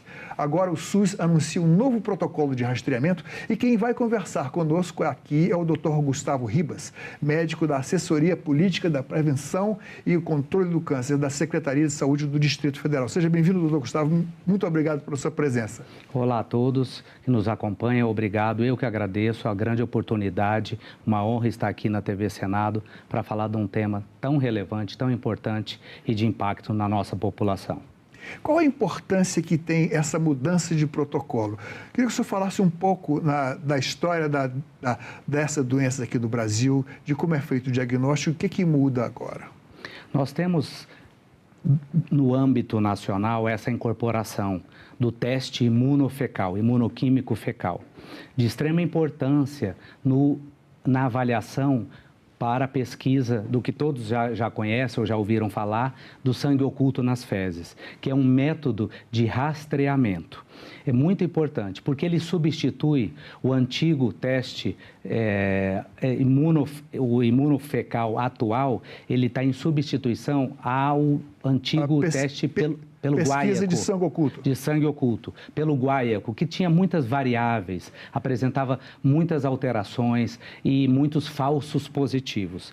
A pessoa tinha que colher várias vezes, várias amostras de fezes e era recomendado, não pode comer isso, não pode comer carne, não pode comer nada que tenha coloração vermelha, né? Exatamente, tinha muita alteração e muito preparo específico para ser feito. Já o FIT, o teste imunofecal, não tem essa preparação tão específica e ele apresenta no âmbito nacional uma previsibilidade de sensibilidade e especificidade em torno de 85%, 86%, que é um bom dado. Então, ele vem para agregar na investigação, no rastreamento, é importante que se frise isso, aquelas pessoas que são assintomáticas, não têm sintomas nenhum relacionados ao aparelho digestivo, às queixas gastrointestinais, principalmente intestino. Quando a gente fala do exame antigo, que era a pesquisa de sangue oculto nas fezes, podemos deduzir que o sintoma, quando acontece, é sangramento,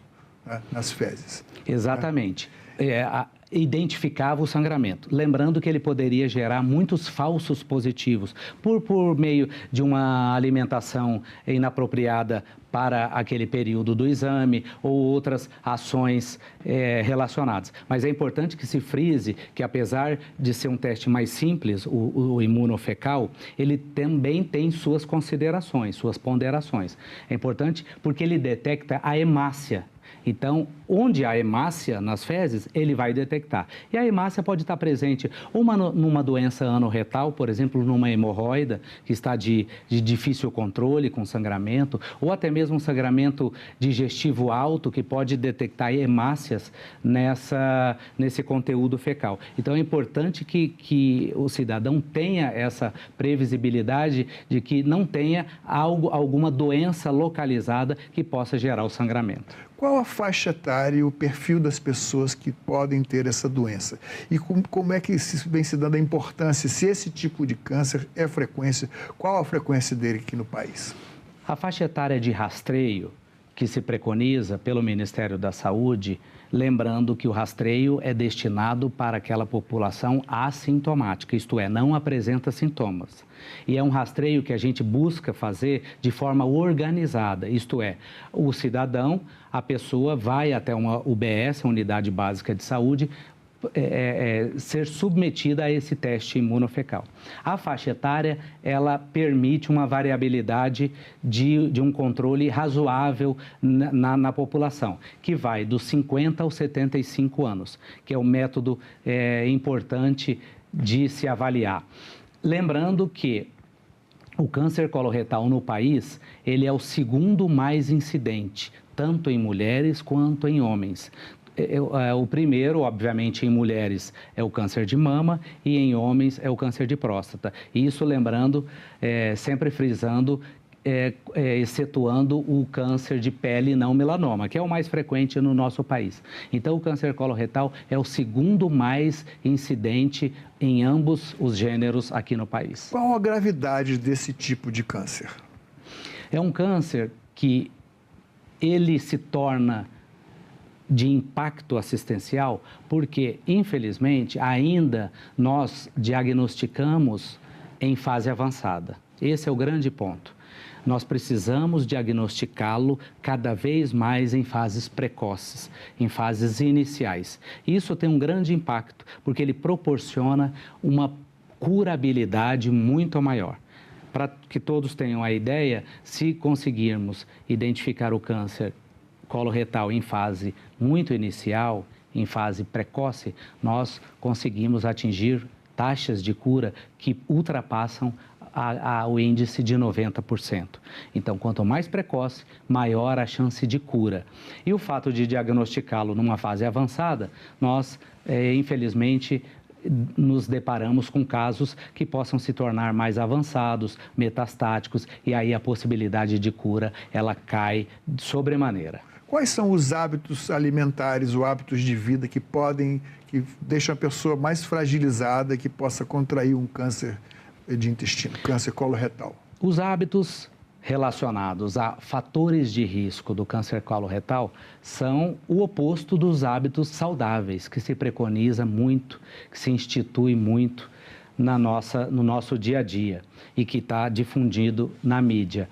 O principal deles é uma dieta balanceada, regrada, sem ultraprocessados, sem alimentos com processamento industrial muito alto. Uma dieta que seja, como fator de risco, pobre em fibras, pobre em hidratação, em frutas, verduras. E outro fator muito preponderante é a atividade física. Hoje, a atividade física está comprovado, nós temos um trabalho publicado no Congresso Europeu o ano passado, que é claro em identificar a atividade física não só como fator protetor para as pessoas que não apresentam o câncer ainda, como fator protetor preventivo, mas ele é fator de prognóstico naqueles que já apresentam o câncer.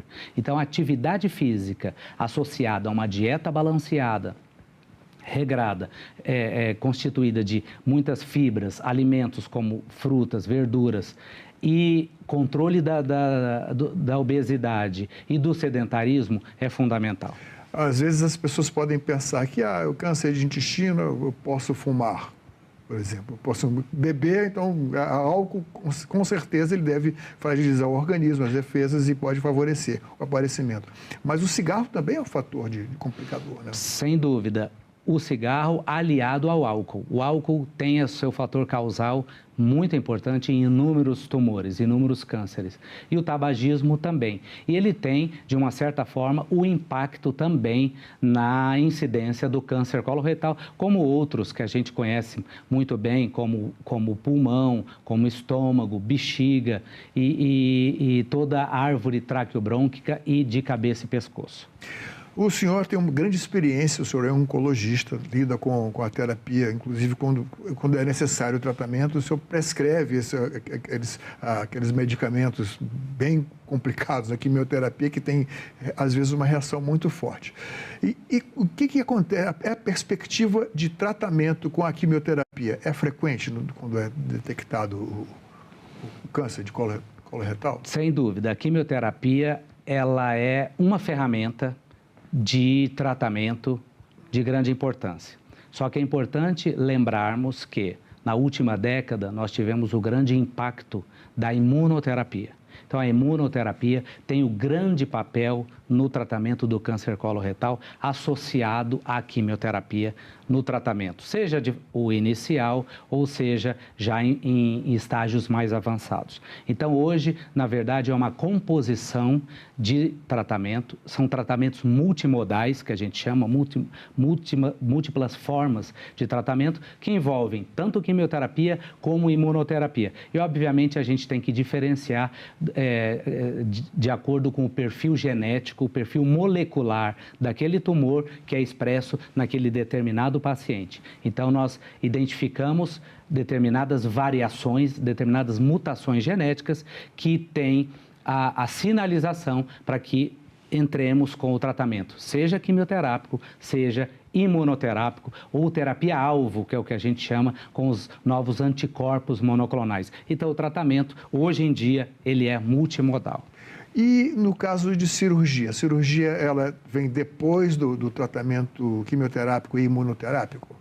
Ou não? Muito importante a sua colocação. A cirurgia, ela tem o seu papel relevante na conduta dos pacientes oncológicos, naqueles pacientes que apresentam tumores. E aí eu volto a frisar, muito importante o diagnóstico precoce, para que tenhamos a possibilidade de cura. E a cirurgia entra justamente nesse cenário de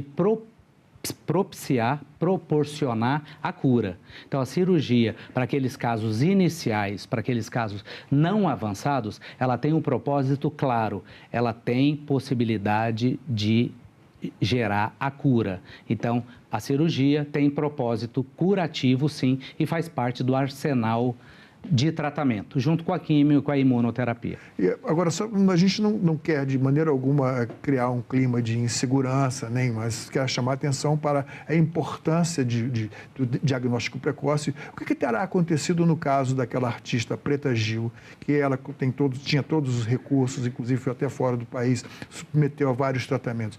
E aí significa que, mesmo com muitos recursos, nem sempre é possível a cura, não? Exatamente. É a vigilância contínua, é se atentar para algum sinal ou sintoma, que agora é importante falarmos sobre, nós às vezes falávamos sobre a prevenção, sobre o FIT, o teste FIT na prevenção para aqueles assintomáticos. Mas é importante que todos tenham a clara percepção que, diante de qualquer sintoma relacionado ao aparelho digestivo, em específico o intestino, que siga um acompanhamento médico. Sejam eles alguns sinais, sangramento... Mudança no ritmo da evacuação? Exatamente, mudança no ritmo intestinal, na frequência. Isto é, um hábito intestinal que até então aquela pessoa não apresentava. Houve uma mudança, ou para mais, com uma atividade mais acelerada, ou menos, com uma obstipação que a gente fala. Outros sintomas, sangramento retal, importante frisarmos, dor abdominal, dor pélvica, cólica abdominal associada ao ato evacuatório, o hábito intestinal, novamente falando, com a sua colocação, perda de peso, aí a gente já suscita já uma avaliação mais específica, porque pode nos caracterizar uma doença mais avançada, perda de peso, uma alteração abdominal com aumento de volume abdominal, um sangramento mais evidente, mais contínuo. Então, se referindo especificamente à artista, ela provavelmente teve um quadro associado e logo já procurou o atendimento. Mas, infelizmente, como eu havia falado, muitos casos já se manifestam numa fase mais avançada, numa fase que nós não temos a percepção, a proposta clara de uma curabilidade para aquele câncer. Então, vamos voltar ao passo a passo. Da primeira, a pessoa que vai ao rastreamento, homem e mulher nessa faixa de 50 a 75 anos, recorre ao SUS, por exemplo. Agora, o SUS vai nacionalizar, digamos assim, a partir de agosto, né? Exato. Então, a pessoa chega no consultório. Aqui no DF, no Distrito Federal, já existe desde 2020, né? Exato. Uma iniciativa aqui da unidade da federação. Qual é o passo a passo desse controle? Muito importante. Só frisando a sua colocação, aqui no DF nós temos um protocolo institucional, um protocolo definido como Protocolo de Ações Programáticas na Prevenção do Câncer Coloretal. Ele foi publicado em 2020, conforme sua menção, e ele já foi atualizado agora em 2025, que já inclui o FIT para rastreamento. Então, o passo a passo. Cidadãos, indivíduos com a idade entre 50 e 75 anos, elas têm a possibilidade de fazer o rastreamento por meio dessa nova ferramenta. É gratuito? Gratuito, a qualquer UBS, aqui no Distrito Federal ou no país, a partir de agora, qualquer UBS vai oferecer a aquisição desse teste imunoquímico fecal. Entrega o recipiente, né? O material para coleta, exato, né? O recipiente. E aí ela pode fazer como método de rastreio, lembrando novamente, a pessoa que não tem nenhum sinal ou sintoma evidente de uma doença intestinal. Isso é importante porque quando ela tem algum fator hereditário, história de câncer na família, ou algum histórico de doença inflamatória intestinal, ou presença de pólipos intestinais, ou adenoma, ela já é encaminhada para uma outra etapa de diagnóstico. Mas e aí entra o papel da colonoscopia. Exatamente, porque a detecção do pólipo depende da indicação prévia. Bom, o primeiro sinal de suspeita vem com o teste imunofecal. Dando positivo, então, é encaminhado para fazer a colonoscopia. Exatamente. Esse é o fluxo. Dando positivo, encaminha-se para a colonoscopia. Colonoscopia, que já é um aparelho, né, digamos assim, é um colonoscópio que é inserido, a pessoa tem que mediante sedação, né? Isso tem que ser no ambiente cirúrgico, né? No ambiente pode ser até não precisa ser num grande hospital, mas tem que ter uma presença de um anestesista e do especialista lá no diagnóstico. E aí, o que ele pode achar lá dentro? Exatamente. Essa é outra etapa do diagnóstico. Então, lembrando que pacientes vieram de um FIT positivo, né, de um teste positivo, colonoscopia por meio de um teste endoscópico, o colonoscópio com visualização direta de todo o aparelho intestinal, principalmente intestino grosso, e é visualizado, é feito em clínicas especializadas ou em hospitais, com um acompanhamento de especialista, como o anestesista e equipe de enfermagem, e mediante qualquer alteração da parede intestinal, da mucosa do intestino, volto a frisar, a presença de pólipos, presença de adenoma, que a gente vai identificar depois com o histopatológico, que é a biópsia, que é a peça microscópica, ou outros sinais, como doença inflamatória intestinal, ou doença de Crohn, ou retocolite ulcerativa. E isso vai determinar... Que causa um sangramento também. Exatamente, o sangramento. Tem que saber por que sangrou.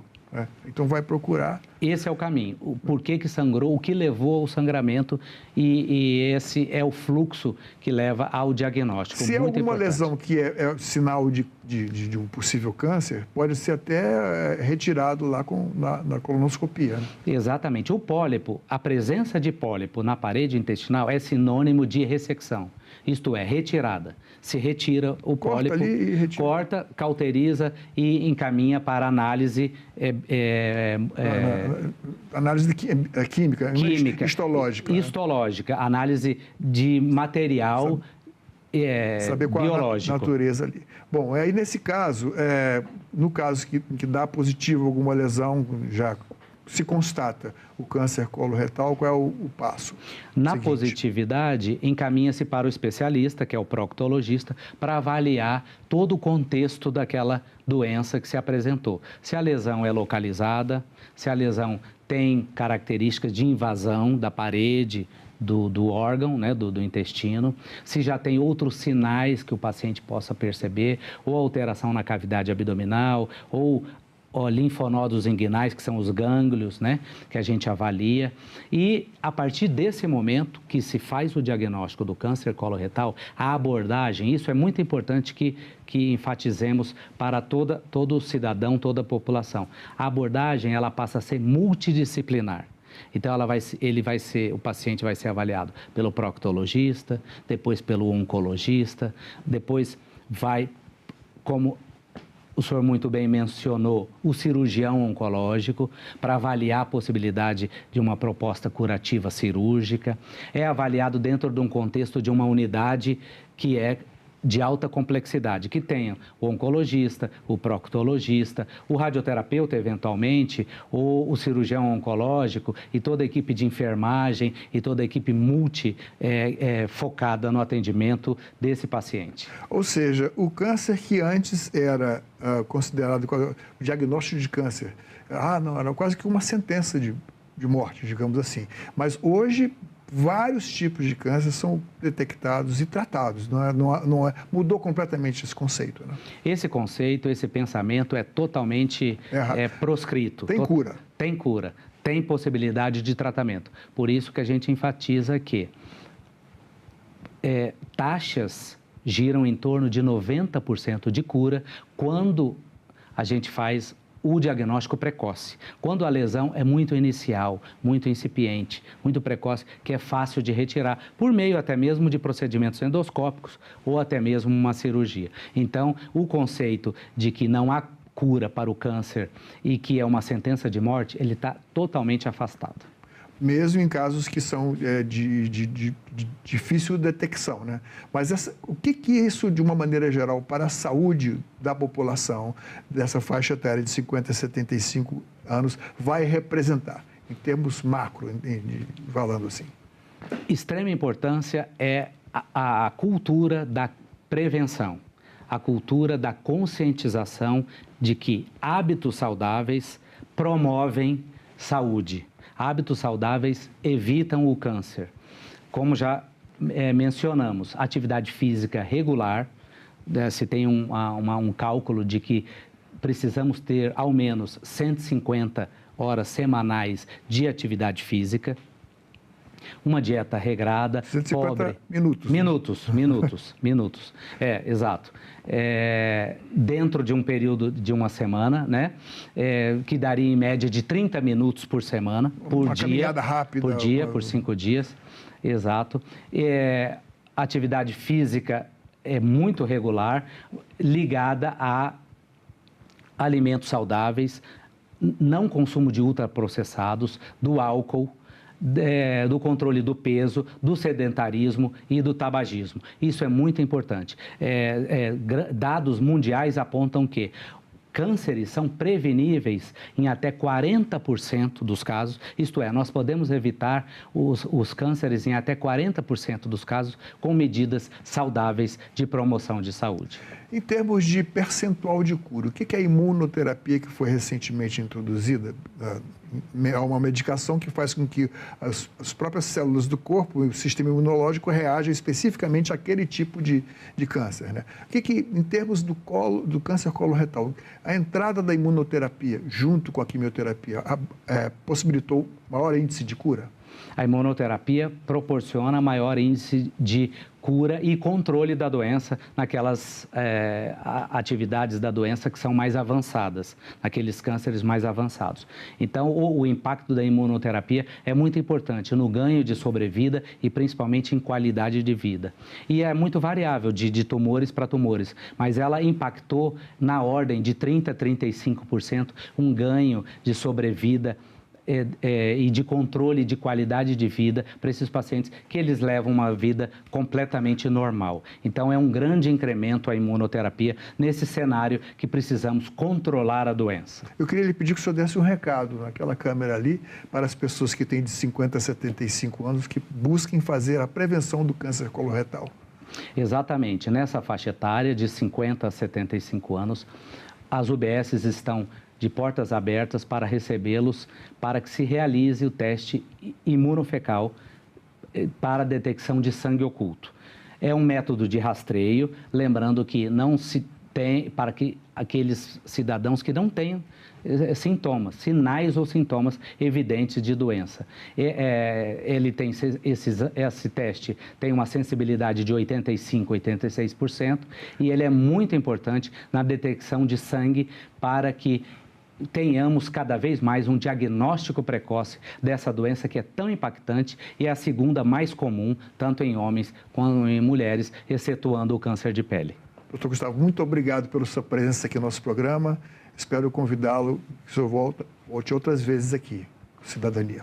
Eu que agradeço o convite, estou à disposição para temas tão importantes quanto esse. Um abraço a todos. Esta entrevista e todos os nossos outros programas estão disponíveis para você rever ou compartilhar no nosso site, senado.leg.br/TV, ou então pelo nosso canal no YouTube. Inscreva-se lá e marque o sininho para receber notificações. Obrigado pela companhia e até o próximo Cidadania.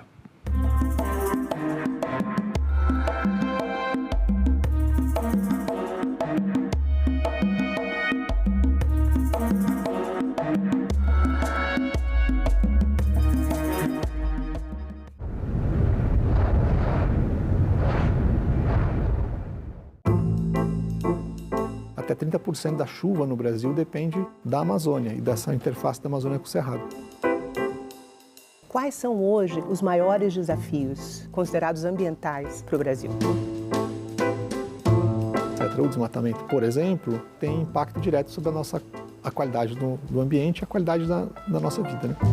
Que Brasil é este? Hoje, 20h, aqui na TV Senado. Uma mulher que domou o seu tempo, uma mulher do seu tempo. Almerinda Gama foi uma sufragista esquecida durante um tempo, mas que agora foi resgatada numa biografia escrita por Cibele Tenório. Almerinda foi uma liderança feminista nos anos 30, principalmente, né, a área da atuação, o período de atuação dela foi esse, no momento em que as brasileiras, as mulheres, estavam fortemente organizadas em torno do voto, né, a luta pelo voto feminino. Não era a primeira geração de mulheres que se engajou pelo voto, a gente tem outras, né, Elas foram se sucedendo, mas essa geração, que é a geração que a Almerinda fez parte, liderada pela Berta Lutz, né, filha do Adolfo Lutz, é uma geração muito bem sucedida, que consegue se organizar, né, numa campanha, a gente chama de sufrágio, né, a campanha sufragista, né, que é um sinônimo para voto. E a gente sabe hoje que dentro desse grupo tinha uma nordestina. Posso votar em outra cidade? Nunca parei para pensar. Eu não sei. Sim, eu posso votar em trânsito. É exatamente isso. O Manual do Eleitor prevê o voto em trânsito no capítulo 4. Olha só, se você estiver viajando, pode pedir a transferência temporária. Isso só vale para quem vai estar em capitais ou cidades com mais de 100 mil eleitoras e eleitores. Se a viagem for para uma cidade do mesmo estado, dá para votar para deputado federal, deputado estadual, senador, governador e presidente da República.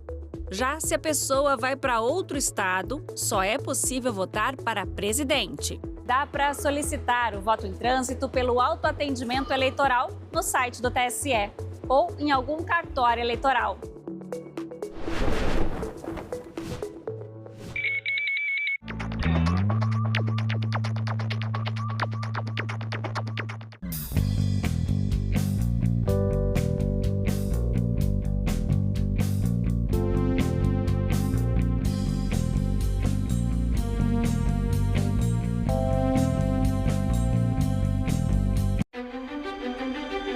A TV Senado foi a primeira emissora legislativa nacional. A TV Senado foi lá, sem nenhuma discriminação. A TV Senado confere transparência, legitimidade. A TV Senado também valoriza a cultura, a memória. Vida longa à TV Senado! A TV Senado está fazendo 30 anos com os olhos no futuro, na TV 3.0. A partir de junho, o Brasil inaugura o novo padrão de televisão. A rede pública e a rede legislativa iniciam suas transmissões experimentais da TV 3.0 simultaneamente com toda a TV aberta brasileira. A TV Senado é, ao mesmo tempo, janela para a democracia e espelho para o país se ver e pensar. 30 anos da TV Senado. Democracia todo dia, em todas as telas, ao vivo e 3.0.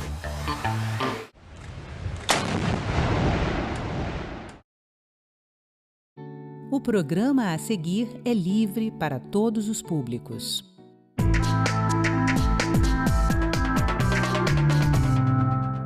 Brasil acolhe imigrantes de mais de 200 nacionalidades. Santa Catarina se destaca como um dos destinos preferidos. Manaus se enfeita para a Copa. Tradição é patrimônio cultural da cidade. Agricultores do Espírito Santo que participam do projeto Arranjos Produtivos vão receber créditos de carbono. Câmara debate políticas públicas para jovens não adotados que devem deixar os abrigos quando completarem 18 anos. E o Parlamento Brasil leva você numa viagem no tempo, diretamente para o São João de Campina Grande, 20 anos atrás. E De Volta ao Futuro também mostra como a festa está agora.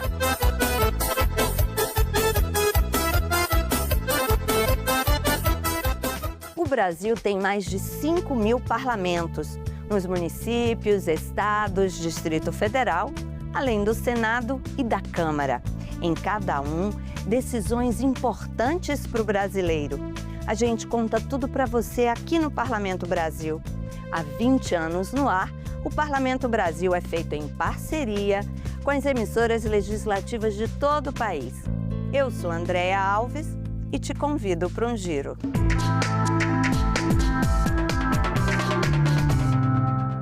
Eles vieram em busca de uma vida melhor. Muitos fugindo de guerras, conflitos, crises econômicas ou ambientais em seus países. Hoje são mais de 2 milhões de imigrantes de cerca de 200 nacionalidades vivendo aqui no Brasil. Santa Catarina é um dos destinos favoritos, tanto para os estrangeiros como para os brasileiros que escolhem o estado para recomeçar.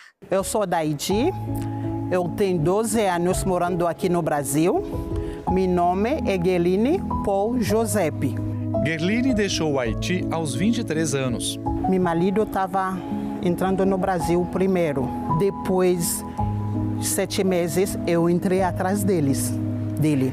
Eu entrei como refugiado, porque quando eu saí lá estava bem difícil mesmo. Nós entramos somente com uma mala que tem algum pouco de roupas.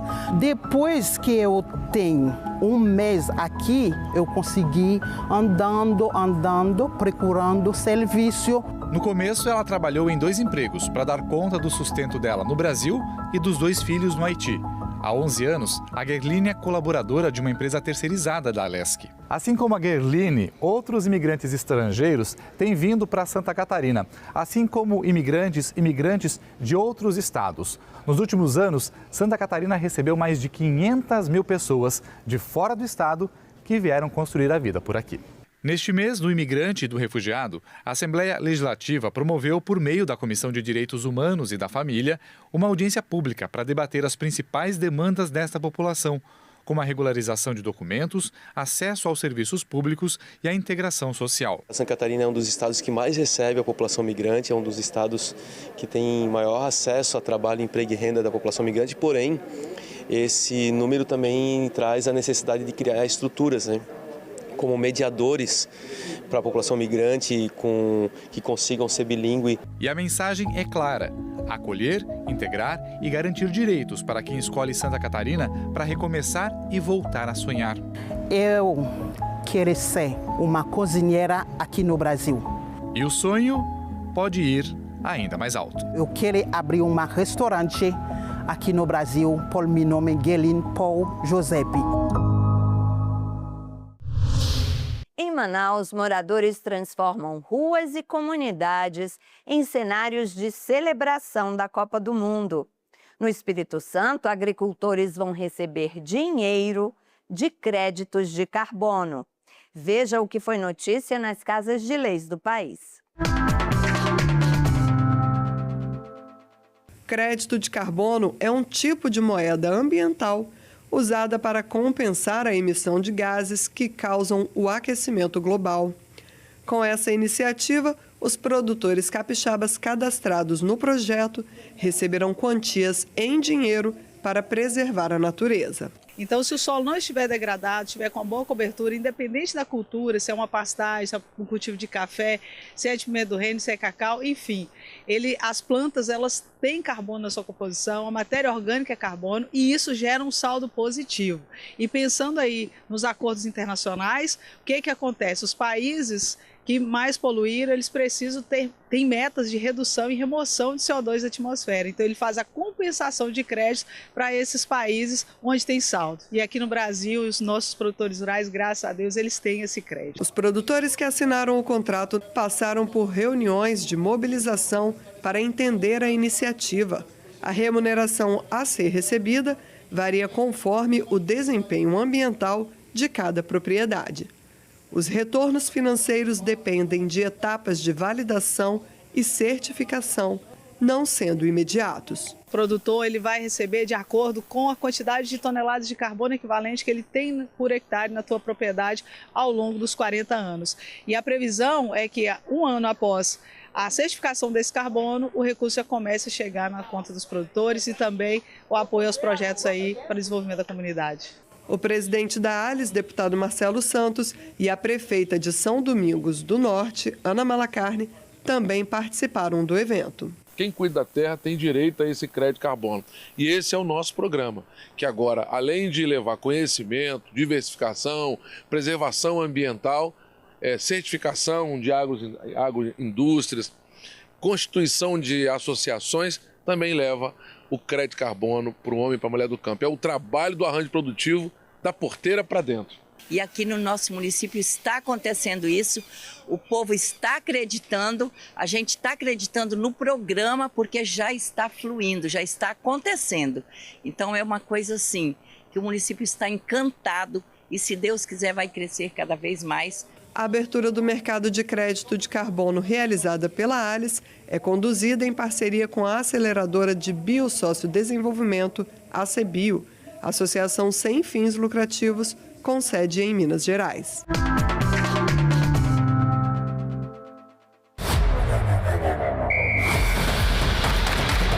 O país do futebol em clima de Copa do Mundo. Em Manaus, a animação não é diferente e toma conta das ruas. Bandeiras, pinturas e decorações em verde e amarelo estão colorindo diferentes bairros da cidade. Com certeza. Tem que torcer e ter fé. Se não tiver fé, só lamento. Muita gente não sabe, mas essas ornamentações fazem parte do patrimônio cultural da capital amazonense. O reconhecimento está na Lei Municipal número 369 de 2022. Essas ruas elas sempre foram bem tradicionais na cidade de Manaus. Eram ruas que participaram da nossa infância. Quando tinha a Copa do Mundo, os meus pais já me levavam, né, para essas ruas para ver as ornamentações. Né? E quando eu entrei aqui na Câmara, eu tive muito contato, né, com as pessoas que faziam esse trabalho nas comunidades em relação à Copa do Mundo. E aí surgiu a ideia de tornar patrimônio público, né, da nossa cidade. É interessante ressaltar que durante a Copa, essas ruas elas tornam-se locais de visitação, atraindo vários turistas e gerando também emprego na comunidade, né? Porque as pessoas acabam ali colocando suas bancas, colocando os produtos para vender e trazer recursos para os seus familiares. Então isso é muito importante. Entre as ruas reconhecidas, 3 estão na Zona Sul. A 24 de agosto, no bairro Morro da Liberdade, a Santa Isabel, na Praça 14, e a Leonardo Malcher, no bairro Aparecida. Na Zona Centro-Oeste, o destaque fica na rua Professora Isaura Barroncas, no Alvorada 1. De 4 em 4 anos, esses espaços se transformam em verdadeiros palcos de celebração, onde a criatividade dos moradores mantém viva uma tradição passada de geração em geração. É um clima maravilhoso. Para quem já foi conhecer, vê que a comunidade ela interage, os vizinhos ali promovem jantar para ficar a noite toda ornamentando a rua. Então é um clima que toma conta, né, de todo o bairro, de toda a comunidade, em que os vizinhos eles se esforçam para dar o melhor, né? Não só para aquele bairro, mas o melhor para quem também vai visitar. Então é um clima que só sabe quem participa e quem vivencia. Em 2026, a rua do bairro Compensa, na Zona Oeste, também passou a receber decoração. Outra novidade é que o local incentiva a sustentabilidade. A via de acesso à Secretaria Municipal de Limpeza Urbana ganhou novas cores e um novo significado. Criada pelos próprios trabalhadores da CEBUSP, a Rua da Copa se transformou em um espaço de arte, convivência e também de integração, valorizando os servidores da limpeza urbana e aproximando o público das atividades realizadas pela equipe.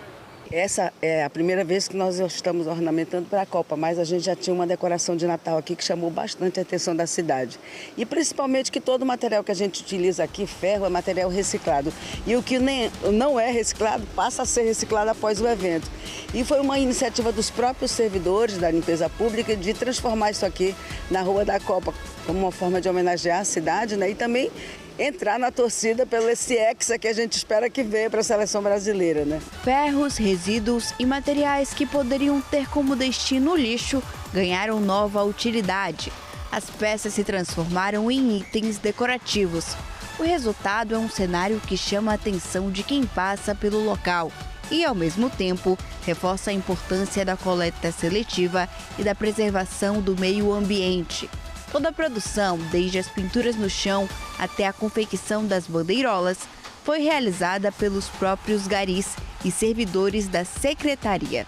Todo esse resíduo que poderia estar entupindo bueiros, provocando alagação, poluindo o Rio Negro, é reaproveitado e transformado em peças de decoração, como você está vendo aqui, trazendo essa coisa linda e levando energia, né, para a seleção brasileira. E para quem ainda não sabe onde vai assistir aos Jogos da Seleção Brasileira, todas essas ruas se tornam pontos de transmissão. Está muito lindo, ficou bonito, só gratidão.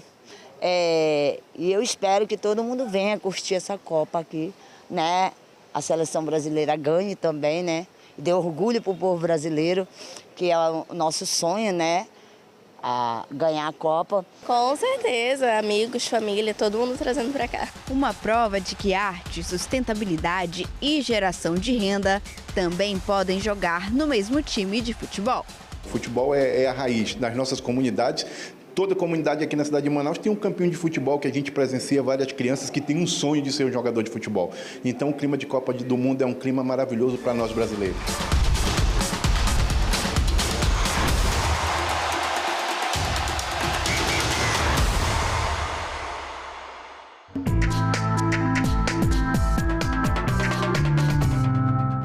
Cerca de 4.000 jovens que não foram adotados estão prestes a deixar os abrigos. Quais são as garantias que o Estado dá para ajudá-los a fazer a transição para a vida adulta? O assunto foi debatido na Comissão de Direitos Humanos, aqui da Câmara dos Deputados. Mesmo com aproximadamente 3.000 unidades de acolhimento disponíveis, que abrigam 33.000 crianças e adolescentes, o país tem desafios. Quase 4.000 jovens entre 16 e 17 anos estão próximos a enfrentar a realidade fora do abrigo. O assunto foi discutido na Comissão de Direitos Humanos, Minorias e Igualdade Racial ao debater o Sistema Nacional de Adoção e Acolhimento. A principal preocupação: quais são as garantias que o Estado dá para esse adolescente? A representante do Instituto de Pesquisa Econômica Aplicada, Enide Rocha, informou que recente pesquisa realizada pelo IPEA indica que o Estado não tem conhecimento de 80% dos meninos e meninas que completaram 18 anos e continuam vivendo nos serviços de acolhimento, quando há vagas nas repúblicas destinadas a esse fim. O levantamento também definiu o perfil desses adolescentes. Na maior parte são meninos com problema de deficiência mental ou física, com baixa escolaridade, sem vínculo com a comunidade e sem qualquer preparo para fazer essa transição para a vida adulta fora dos serviços. Como contribuição para elaborar políticas públicas para os adolescentes que deixaram os locais onde moraram até a idade limite, o IPEA fez algumas sugestões. Todo adolescente deve sair com CPF e documentação civil completa. Inscrição ou atualização no cadastro único. Continuidade escolar ou acesso à EJA, Educação de Jovens e Adultos. Avaliação de saúde, saúde mental e deficiência, assim como a existência de uma pessoa ou serviço de referência após a saída.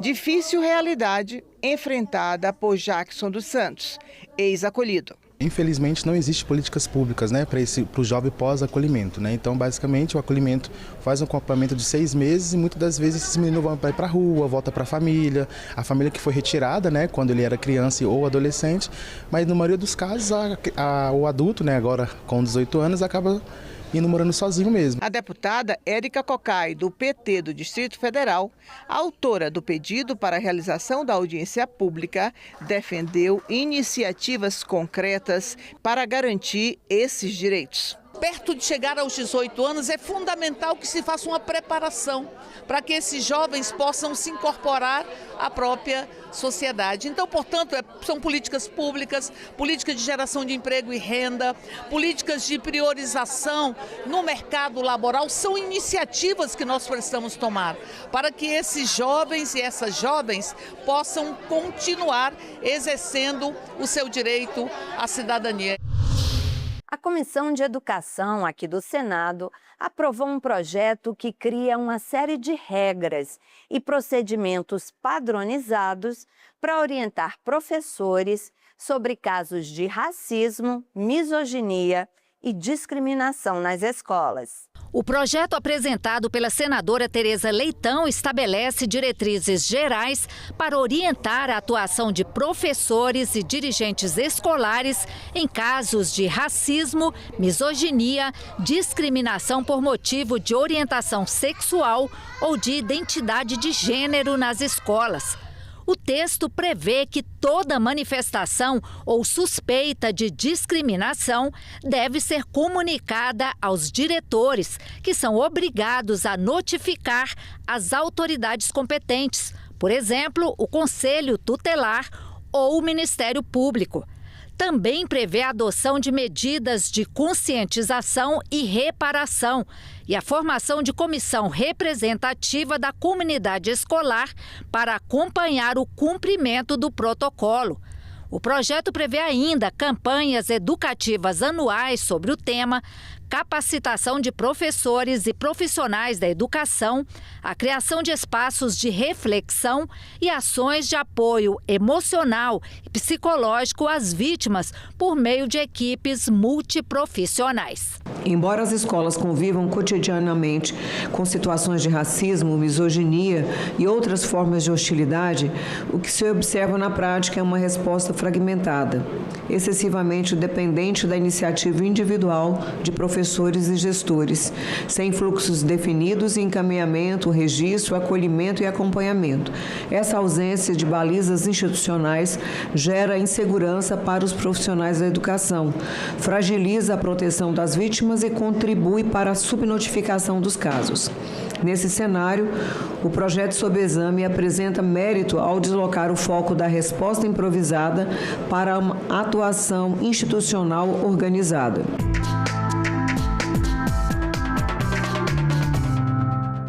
Nas comemorações dos 20 anos do Parlamento Brasil, a gente está reexibindo matérias legais de programas antigos.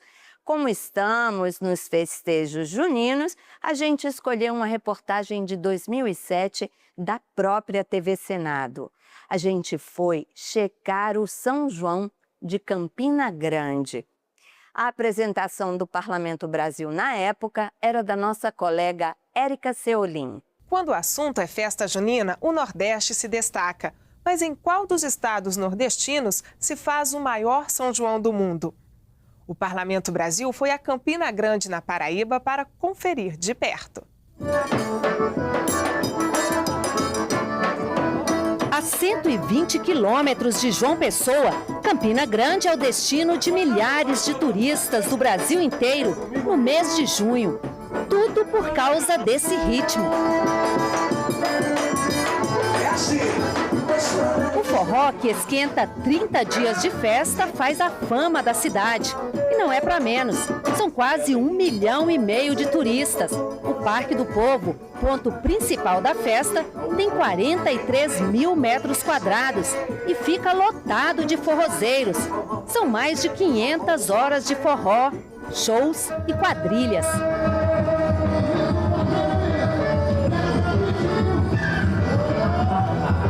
E no maior São João do mundo não tem espaço certo para dançar forró.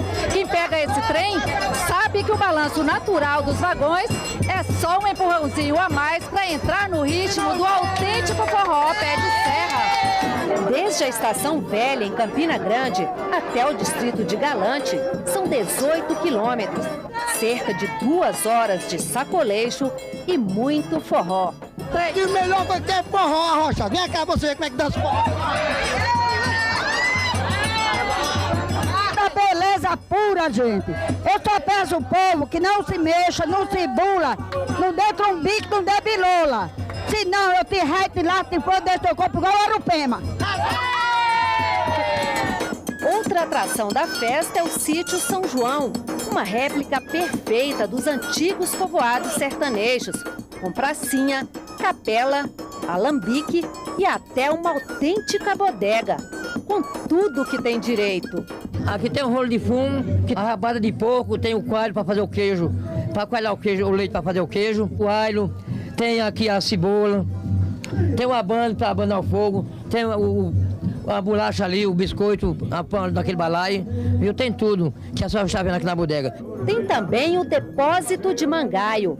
O depósito de mangaio é aquele lugar do sítio onde você guarda tudo mesmo. O que presta, o que não presta, o que poderá servir um dia ou o que um dia deverá ir para o lixo. Quem é da terra garante que Campina Grande faz mesmo o maior São João do mundo. O de Caruaru é um bom São João, é um extraordinário São João, mas não é melhor do que o de Campina. Desculpa a todos os irmãos pernambucanos. São João de Campina Grande traduz todo o sentimento do nordestino, a alegria, a forma aberta de receber os turistas que aqui chegam. E a Paraíba tem essa festa como tradicional. Então nós nos orgulhamos do nosso São João de todos os paraibanos, mas principalmente do São João de Campina Grande, que pelo nome ele já diz tudo, é o maior do mundo.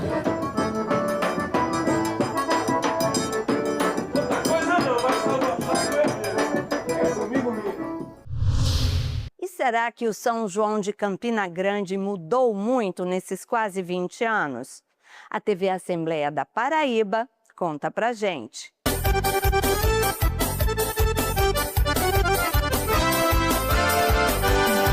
Há 20 anos, uma equipe da TV Senado percorreu as ruas de Campina Grande para mostrar ao Brasil a força de uma festa que já era considerada uma das maiores manifestações culturais do país.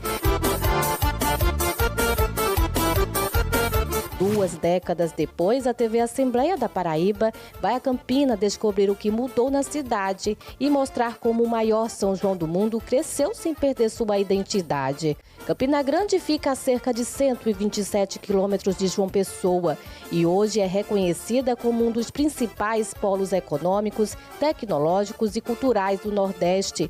Mas é durante o mês de junho que a cidade vive sua maior transformação e se torna destino de milhões de visitantes. Fica muito mais animado, muito mais gente, vem turista, vem um monte de coisa e eu acho que sempre eles tentam inovar mais coisas. Fica bem legal mesmo. Muda tudo, fica tudo mais bonito, perfeito. No São João se torna a melhor época, porque temos vários turistas, a cidade fica bem mais enfeitada e tudo fica em clima de São João.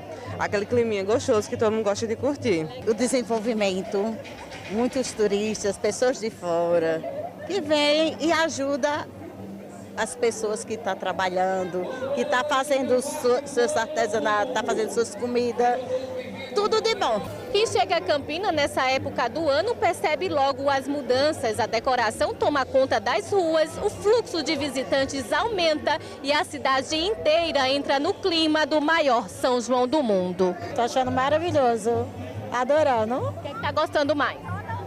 Eu gostei do espaço aqui. Gostei muito aqui dos shows. Na reportagem exibida há 2 décadas, a Praça da Bandeira já aparecia como um dos pontos de encontro da população. Hoje o espaço continua sendo referência, mostrando que algumas tradições resistem ao tempo, mesmo diante das transformações vividas pela cidade. Se há 20 anos o Parque do Povo já impressionava pelo tamanho e pela movimentação, hoje a estrutura revela a dimensão que a festa alcançou. O espaço se modernizou, ampliou sua capacidade e passou a reunir ainda mais atrações, comerciantes e visitantes, sem abrir mão das raízes culturais que fizeram do evento uma referência nacional. Além de toda a disponibilidade do governo do estado na área da saúde e da segurança pública, nós retomamos um investimento que fazia décadas que não existia, que é o investimento financeiro para contribuir com a realização da festa. Então a gente está tanto no Parque do Povo como no Festival das Quadrilhas Juninas de Campina Grande e da região agreste. Esses barraqueiros que estão comercializando aqui contam com investimentos também do governo do estado através do programa Empreender Paraíba. Então assim, são vários investimentos, são 23 milhões de reais em investimentos para fortalecer o maior São João do mundo. Ao revisitar Campina Grande, é possível perceber que o crescimento da festa veio acompanhado do fortalecimento dos espaços dedicados à preservação da cultura nordestina. Um exemplo é o Sítio São João, que ajuda a manter viva a memória das antigas cidades do interior e das tradições juninas que atravessam gerações. Campina Grande cresceu, a festa se expandiu e a cidade se consolidou como um dos principais destinos turísticos do Brasil durante o mês de junho. Mas entre as mudanças e novidades, permanece aquilo que faz do São João Campinense um evento único. A capacidade de reunir gerações em torno da música, da cultura popular e das tradições nordestinas. O lucro do São João é muito bom. prometeu mesmo. 3 anos que eu trabalho aqui dentro, nem um ano foi ruim para mim, sempre é bom. Entre bandeirolas, forró e tradição, Campina Grande mostra porque recebe o título de maior São João do mundo. Uma festa linda que movimenta a economia, fortalece a cultura e coloca a Paraíba em destaque para todo o Brasil.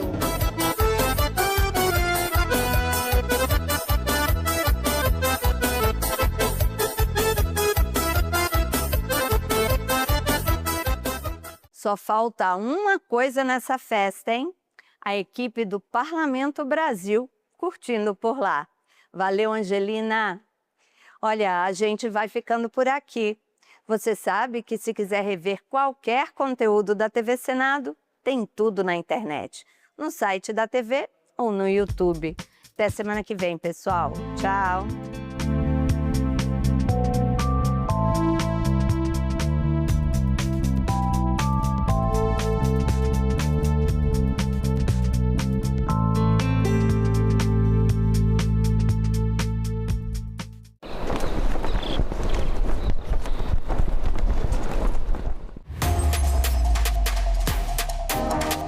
A TV Senado está com tudo pronto para mais uma temporada.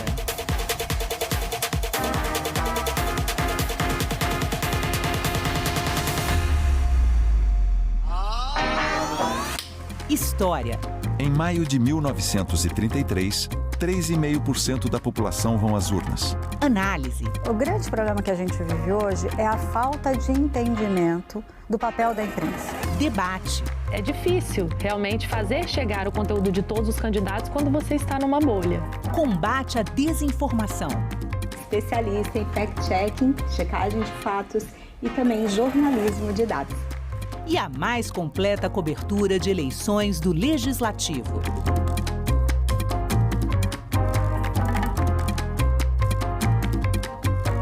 TV Senado, democracia todo dia.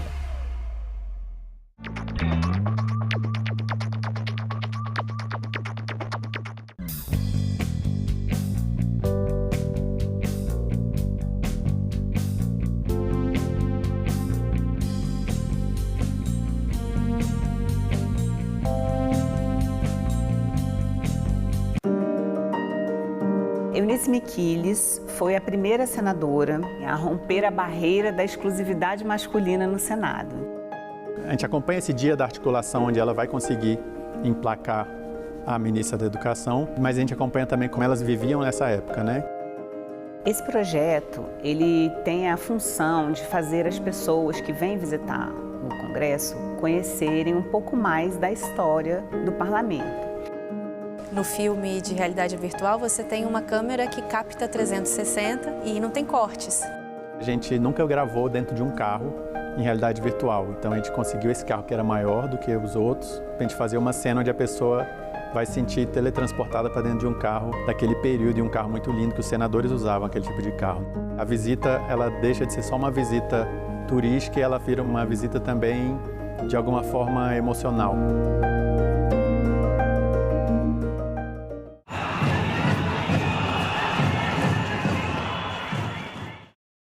O programa a seguir é livre para todos os públicos.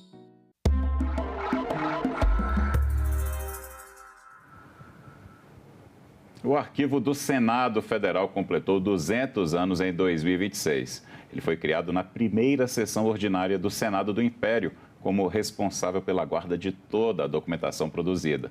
Os projetos de lei, diários, anais do Senado e do Congresso Nacional, todos estão sob os cuidados do arquivo. Memória viva da história legislativa brasileira. Neste Cidadania, vamos saber mais sobre como é feito o trabalho da equipe do arquivo e os marcos históricos desses 200 anos. Meu entrevistado é o historiador e arquivista do Senado, Alexandre Alves. Alexandre, obrigado por vir aqui aos estúdios da TV Senado participar desse Cidadania, falando de um trabalho que eu tenho certeza que poucos brasileiros conhecem. Então, antes da gente ir atrás um pouquinho dessa história, são 200 anos de história, explica para a gente como é que é feito esse trabalho do arquivo.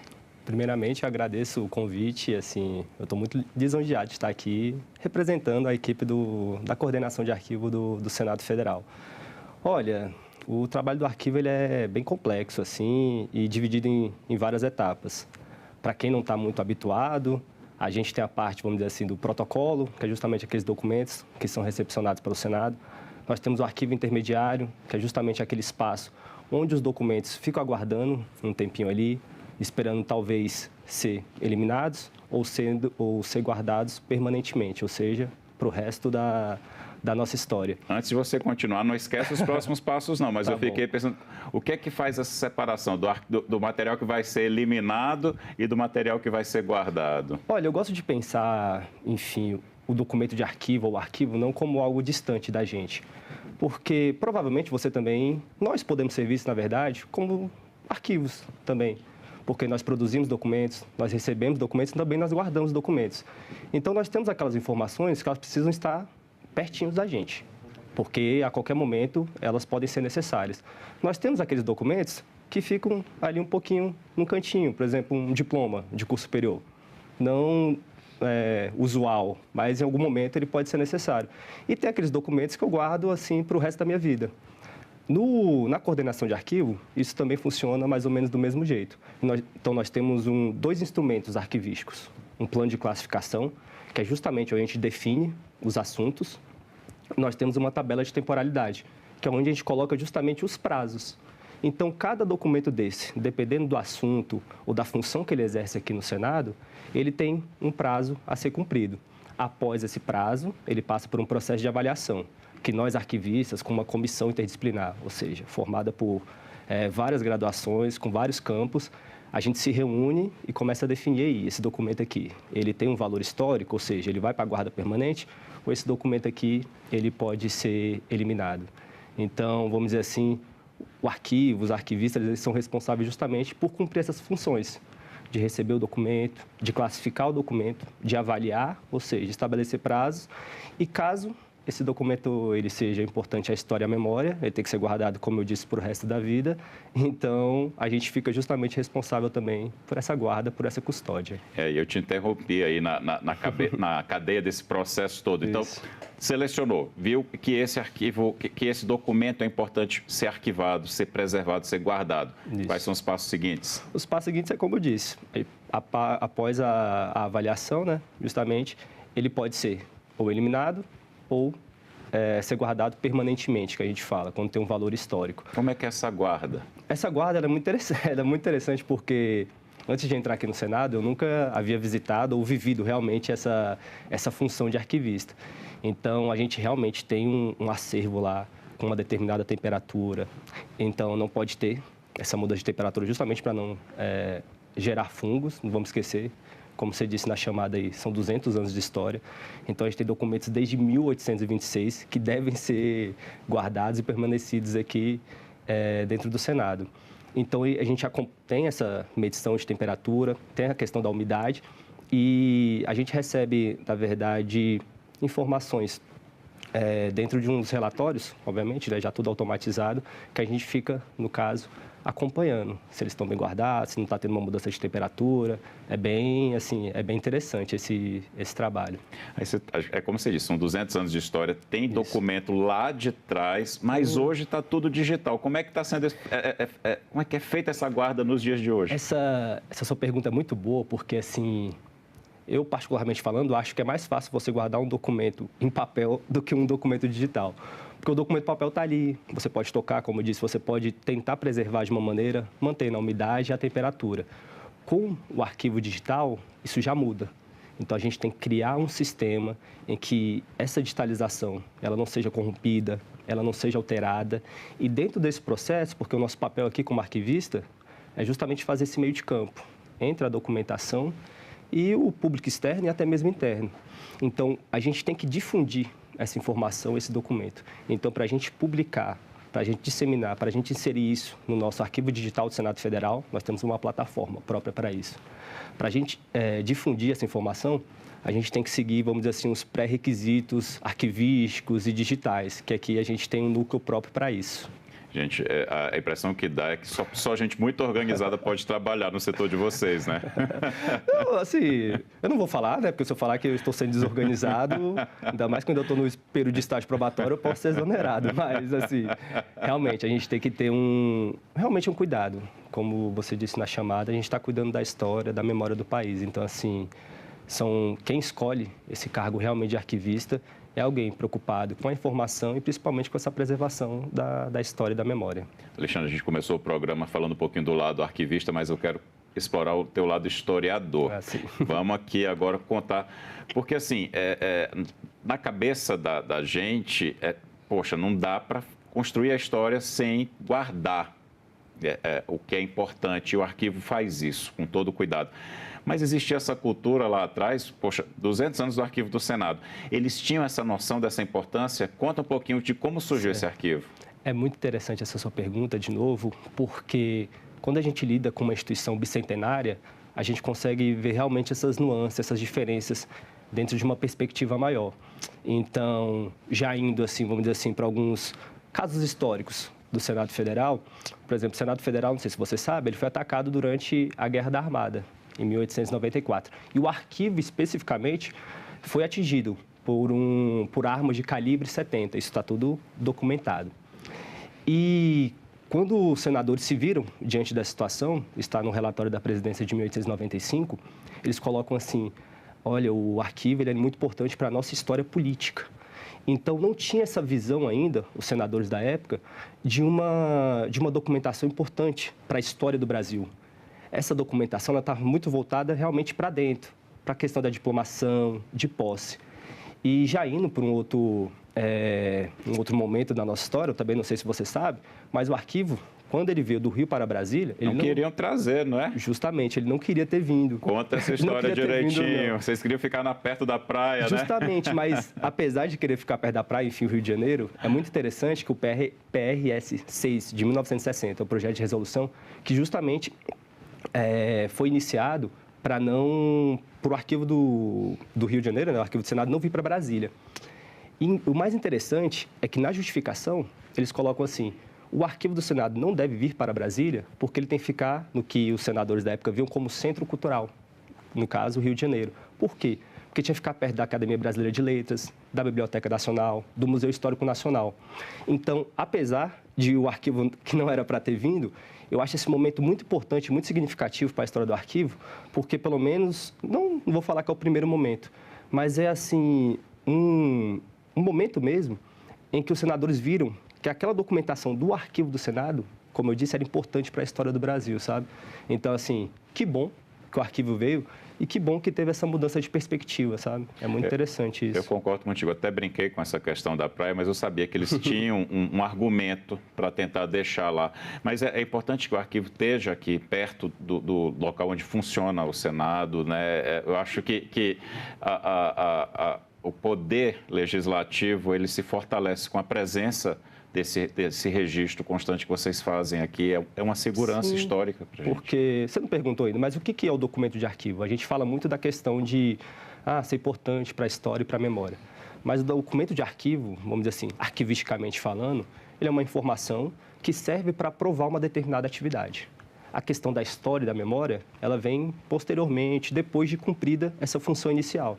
Então, como você comentou, a atividade parlamentar legislativa ela é muito dinâmica.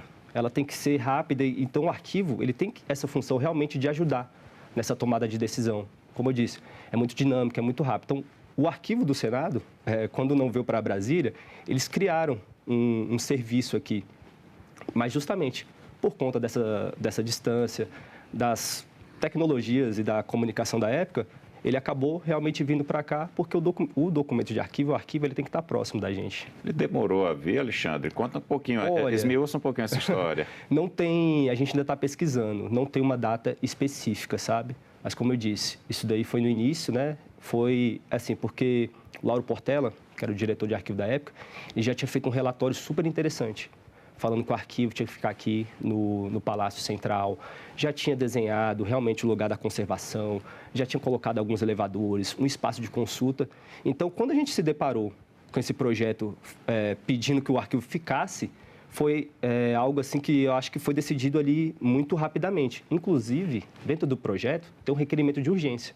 Então, os senadores que queriam que ele ficasse no Rio, realmente estavam, realmente que ele ficasse lá e permanecesse.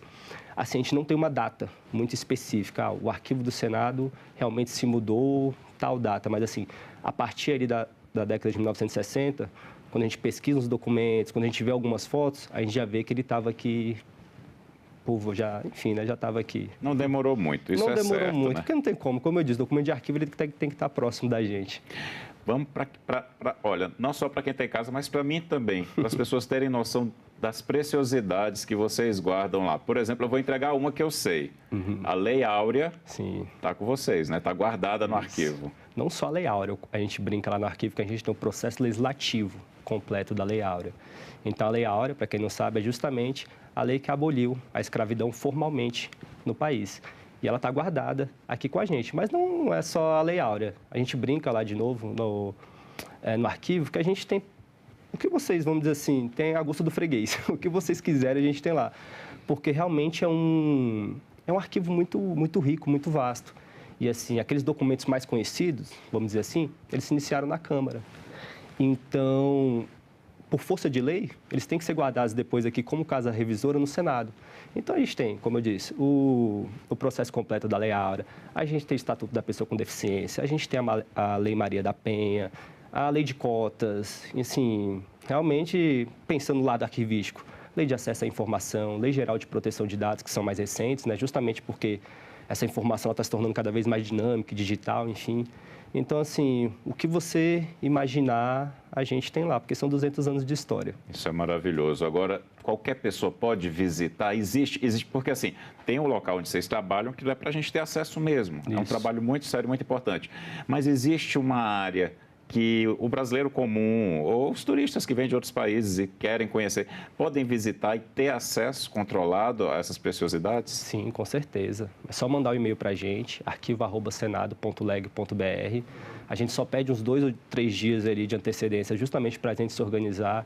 A gente pede que quando mande esse e-mail, a pessoa fale um pouquinho da trajetória de vida, enfim, se é aqui de Brasília, se não é, qual que é a sua graduação, justamente para a gente tentar fazer uma visita mais temática. E, assim, é muito legal de você ter perguntado isso, porque antes de entrar aqui no Senado, eu já era servidor público. E eu sentia falta justamente de ver esse público, de ver essa sociedade brasileira. Então, assim, a questão das visitas é justamente o momento que eu vejo as pessoas, seja pesquisadores, seja curiosos, seja escolas, universidades, assim, é bem interessante. Então, assim, sintam-se mais que convidadas e convidados. É só mandar um e-mail para a gente, arquivo@senado.leg.br. Vou reforçar esse e-mail. Mais uma vez, se vocês puderem botar nos créditos aí, arquivo@senado.leg.br. Você manda, explica direitinho a intenção da visita, qual é a sua ideia, quem você é. Às vezes quer levar estudantes, manda um e-mail para a equipe do arquivo e marca a data certa que você vai ser bem recebido, né, Alexandre? Com certeza, estamos lá de portas abertas. Vamos pegar um pouquinho aqui dessa história. Eu vou explorar esse teu lado historiador. Estamos aqui para isso. Eu sei que o arquivo ele foi criado no dia 1º de junho, é isso, né? É isso. Essa é a data, né? Isso. Então, me fala, foi a definição da data foi porque foi a primeira vez que foi citado ou não? Ele já existia e falaram, não, mas a gente vai instituir o dia 1º de junho. Como foi que surgiu essa data? Olha, a gente começou a conversar lá entre a gente mesmo. Então, o arquivo ele já estava previsto no projeto constitucional de 1823. Depois, ele foi previsto também na Constituição outorgada de 1824. Mas essa questão do 1º de junho é que foi a primeira vez em que 2 senadores realmente pensaram assim, gente, a gente tem que mandar essa documentação para o arquivo. Então, eram 2 viscondes, o Visconde de Nazaré e o Visconde de Baipendi, eles estavam justamente querendo saber o que faria com uma documentação relacionada à comissão de polícia, que é mais ou menos a nossa comissão diretora hoje. Eles falaram, não, gente, a gente pode aguardar um pouco para decidir e vamos enviar essa documentação, ainda mais que era algo relacionado ao orçamento, vamos enviar essa documentação para o nosso arquivo. Então, foi daí que a gente escolheu essa data, sendo o 1º de junho de 1826, como sendo o nosso aniversário. E outra curiosidade, o arquivo tem um nome e é Arquivo Cora Coralina, uma poeta brasileira. Eu sou poeta, adoro poesia. Então, e a gente pensa, poxa, Cora Coralina, a gente pensa, por que na biblioteca? Porque o arquivo é Cora Coralina. Porque o arquivo, né? Essa pergunta também é boa, porque justamente por conta dos nossos 200 anos, a gente foi tentar resgatar um pouquinho dessa nossa trajetória. E, segundo a Lei 10.745, de 2004, então, foi instituído o Ano da Mulher. Então, por quê foi iniciada essa lei? porque eles queriam justamente mudar um pouco dessa face do Senado. Porque se você passar aqui pelas galerias, enfim, para os outros serviços, geralmente os homens são homenageados. Então, foi votado o projeto de resolução, foi, na verdade, proposto, o projeto de resolução 1 de 2004, justamente por conta desse ano da mulher, querendo batizar o arquivo do Senado como Cora Coralina. Mas só com a resolução 37 de 2008, ou seja, anos um depois, tempinho depois, é que realmente foi feita essa homenagem à Cora Coralina. Homenagem justíssima. Justíssima. Eu também fiquei me perguntando, assim, no projeto, eu tenho que pesquisar mais um pouquinho. Mas no processo da exposição de motivos, enfim, a justificação não tem uma escolha, assim, a Cora Coralina por conta disso. Mas, enfim, é uma das principais poetas brasileiras. E toda essa questão de memória, história, enfim, de informação, eu acho que o nome é mais do que bem-vindo e casou muito bem. É maravilhoso. Imagina o arquivo ser batizado com o nome de uma das grandes poetas brasileiras. Eu acho fantástico também. É uma honra. É muito legal mesmo. Deixa eu te perguntar uma coisa agora. Eu vou começar a provocar. Claro. A gente fala sempre que o Brasil é um país sem memória. Sim. O arquivo nacional, qualquer arquivo, o arquivo do Senado é memória viva, é história viva. O brasileiro, a sociedade brasileira, ela consegue perceber a importância do arquivo, a importância do trabalho que vocês fazem? Vocês percebem uma mudança nessa cultura? Olha, eu respondendo à primeira questão, não gosto muito de falar que o brasileiro ou qualquer nação não tem memória, porque se não houver memória, a gente não tem nem Estado, a gente não tem povo, a gente não tem governo, a gente não tem território. Porque a memória, a história é justamente esse elo, é isso que nos constrói. Por mais, por exemplo, hoje foi a primeira vez que eu te vi e a gente tem algum tipo de conexão justamente por conta dessa história e dessa memória em comum, que o arquivo e o documento de arquivo, ele realmente é uma base.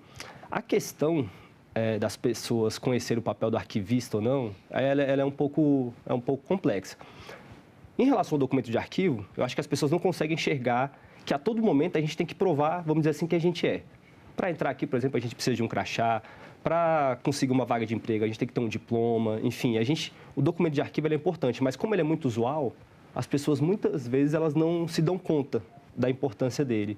E sobre o arquivista, especificamente, tem mudado muito essa noção, essa visão sobre o nosso papel. Até pelo próprio concurso, foram nomeados 15 novos arquivistas nesse último concurso.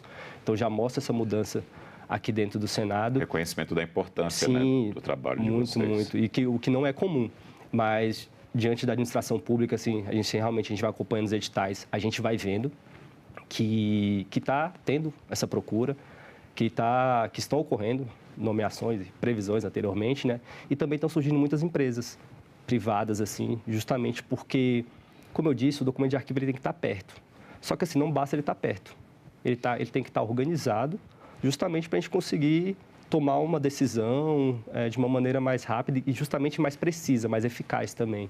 Então, assim, eu acredito que esteja mudando muito essa perspectiva, essa visão em relação à arquivologia, ao arquivo. Eu concordo contigo, acho o trabalho, sempre achei importante e nesse momento que a gente vive de pós-verdade, e para você que está em casa reforçar esse conceito de pós-verdade, é um conceito muito recente, né? Tem pouco mais de 10 anos, foi considerado em 2016 a palavra mais importante do ano de 2016 pelo dicionário de Oxford, que é que a história passa a ser questionada, né? E isso embaseia até o conceito de fake news, que o brasileiro já conhece muito bem do que se trata. Então, o trabalho de vocês ganha mais força ainda, né, Alexandre, nesse cenário de pós-verdade, onde as pessoas querem questionar os fatos históricos e os registros do arquivo. Justamente, essa questão da pós-verdade, como você bem pontuou, é justamente que aqueles espaços ditos de conhecimento, universidades, escolas, o próprio jornalismo, ele passou a ser muito questionado. Então, assim, o que é a verdade, pensando nessa questão que você colocou? Se a verdade, vamos dizer assim, não existe, se eu não posso tocar essa verdade, se eu não posso, vamos dizer assim, que cada um realmente tem sua opinião, o que mais se aproxima da verdade é justamente o documento de arquivo, porque ele justamente é uma prova de uma determinada atividade. Então, assim, obviamente que eu tenho meus posicionamentos, você também com certeza tem, mas assim, toda vez que, aqui uma opinião bastante pessoal, toda vez que você se posicionar, se colocar, ter um documento de arquivo do lado, porque pelo menos ali você vai estar mais embasado. O embasamento é fundamental nesses dias de pós-verdade. Sim, justamente. Deixa eu te perguntar, a gente falou rapidamente, pincelou sobre tecnologia e como isso está mudando aos poucos. Vou no passo além. Tecnologia, mundo digital, inteligência artificial. Como é que está o trabalho hoje e o que é que vocês que trabalham como arquivistas já conseguem vislumbrar do trabalho de vocês para o futuro? Olha, a inteligência artificial, inclusive tem um outro concurso que agora o nome nem era mais arquivista, era arquivista digital, justamente para você ver como é que está essa questão da tecnologia, tá fazendo parte do nosso dia a dia. Em relação à inteligência artificial, ela não pode ser vista como uma inimiga por nós arquivistas, sabe? Se a inteligência está aí, ela está justamente para nos apoiar, mas como não para ferramenta, né? Justamente isso para qualquer profissão, não para substituir essa profissão, essa função, essa atividade. Então, pensando como arquivista, aqui no Senado a gente começou um trabalho justamente de classificação. Então, a IA está justamente nos ajudando nesse ponto, porque a gente está tentando, de alguma maneira, que essa classificação ela seja um pouquinho mais dinâmica, mais rápida, sabe? Não, vamos dizer assim, nos substituir, como eu disse, mas que a gente oriente essa inteligência artificial, que ela consiga ler determinados dados, informações do documento e já conseguir classificar, entendeu? Então, assim, a IA, a gente gosta de falar muito que a digitalização, a inteligência artificial é o futuro, mas não, é o presente, sabe? Mas eu tenho um pouco de resistência, mas eu vejo com bons olhos. É aquela questão, é usar como ferramenta, mas não vai substituir o olhar humano e o critério humano também, não é? Com certeza. Gente, nós somos insubstituíveis, assim, pelo menos eu espero, não sei. Eu penso assim por também. Quanto tempo nós ainda estaremos aqui, mas assim, qualquer tecnologia, como eu disse, ela vem para nos ajudar, entendeu? Então, assim, ela não pode substituir o ser humano, porque é realmente, pensando em inteligência artificial, é o que a gente vai realmente treinar, que ela vai nos orientar e ela tem que ser utilizada justamente para facilitar o nosso dia a dia, tornar o nosso dia mais leve, mais divertido, com menos pressão. De novo, não para nos substituir, eu realmente não consigo ver a inteligência artificial ou qualquer tecnologia dessa forma e, particularmente, eu vejo essas tecnologias assim, para nos ajudar mesmo. Antes da gente encerrar, um caos de história que as pessoas não conhecem e que vocês têm ali guardado no arquivo que seja interessante a gente saber. Olha, a gente tem uma muito boa. O nosso primeiro arquivista, vamos dizer assim, foi Alonso Pestano de Aguiar, é o que a gente tem mais informações. Ele era um amanuense, ele era responsável justamente por fazer as atas, ele e outros integrantes, né? E ele morou, acho que 10 ou 15 anos dentro do arquivo. Ele morava no arquivo do Senado, lá no Conde dos Arcos, lá no Rio de Janeiro. Só que o Alonso Pestano de Aguiar, ele era também membro da Guarda Nacional. Então, durante a Guerra do Paraguai, ele foi convocado para participar dessa Guerra do Paraguai. E, na hora lá, ele tentou se safar rapidinho. A estratégia dele não é muito legal, não é muito boa, na verdade. Ele deu um ex-escravizado, um liberto, Emílio de Aguiar, também com o mesmo sobrenome, no lugar dele. E está lá nos anais do Senado Federal, que justamente ele teria que cumprir 9 anos dentro da Guarda Nacional. No caso, o escravizado, o liberto que foi em seu lugar, sabe? Então, assim, tem essa história, eu não acho ela muito boa, pelo contrário, tenho minhas críticas, mas, assim, de novo, o papel que a gente tem lá de arquivista, a gente tem que fazer justamente esse meio de campo, essa intermediação entre informação, entre a sociedade e a história. Então, quando eu me deparo com uma situação como essa, eu fico vendo o preço que as pessoas tinham no Brasil do século XIX ali, sabe? Então, assim, a gente não está lá, vamos dizer assim, só para contar história feliz e tudo mais. A gente tem que realmente fazer uma análise crítica. E aqui é que o meu lado historiador ele fica mais vivo, sabe? Eu sempre gosto de lembrar que o contrário da vida não é a morte, na verdade é o esquecimento. Então, o papel do arquivista é justamente esse, de tentar trazer à tona, tentar trazer vozes que, infelizmente, não são tão lembradas assim. Parabéns pelo trabalho de vocês que mantém viva a nossa memória, a nossa história, Alexandre. Muito obrigado, eu que agradeço.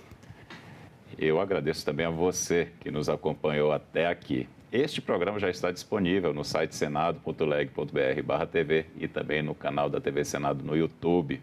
Mais uma vez, obrigado pela companhia. A gente se vê na próxima edição do Cidadania.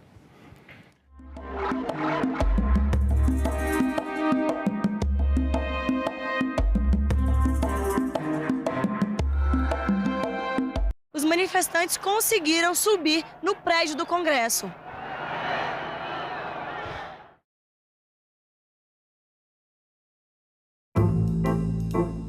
Até 30% da chuva no Brasil depende da Amazônia e dessa interface da Amazônia com o Cerrado.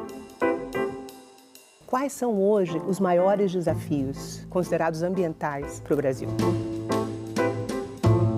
O desmatamento, por exemplo, tem impacto direto sobre a qualidade do ambiente e a qualidade da nossa vida, né? Que Brasil é este? Hoje, 20h, aqui na TV Senado.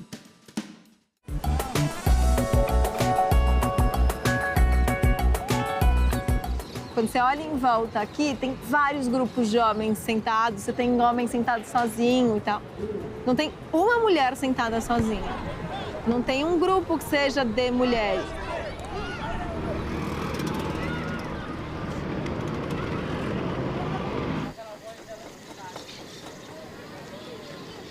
Tem uma coisa, acho que da posse do espaço público, que é o que é ensinado pra gente mesmo. O menino vai jogar bola na rua. A menina vai brincar de casinha. O espaço privado é domínio feminino, o espaço público é domínio masculino. E por mais que a gente brigue contra isso, por mais que as mulheres tenham ocupado mais espaço, não dá em absoluto para você dizer que isso é uma coisa igual ou que este espaço é um espaço amplamente feminino ocupado pelos dois gêneros. Não é.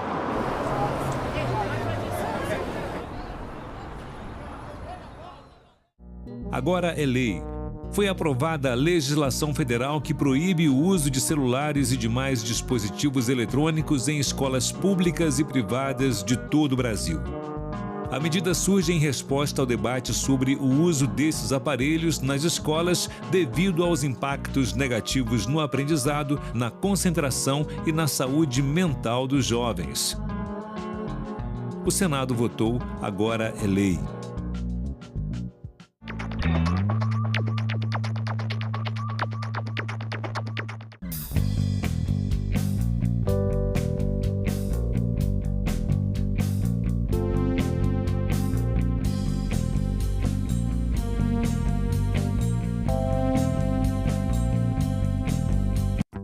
Sou Antônia Márcia Vale, eu sou editora e apresentadora do programa Agenda Econômica. Eu trabalho no núcleo de programas que produz o que a gente chama de programas de grade. A elaboração de um programa nunca é uma coisa tão simples. Por trás das câmeras tem uma equipe enorme. A gente tem o iluminador, a gente tem os câmeras, a gente tem o contra-regra, tem um diretor de gravação. TV não é uma brincadeira individual, é uma brincadeira coletiva.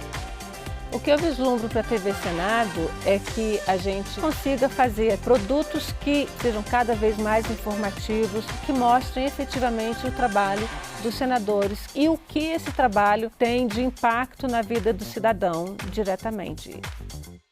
Eu pude participar de momentos históricos do país e isso para mim é muito rico, é impagável.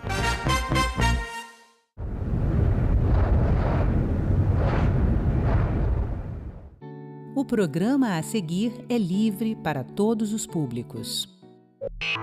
Muitas pessoas têm a pressão de querer conquistar tudo muito cedo. As crianças estão muito assim, sem convívio social, é muito em casa, muito internet. Fazer exercício, fazer caminhada, ser alegre, ter paz. Você tem que deixar o jovem à vontade e você se colocar como amigo.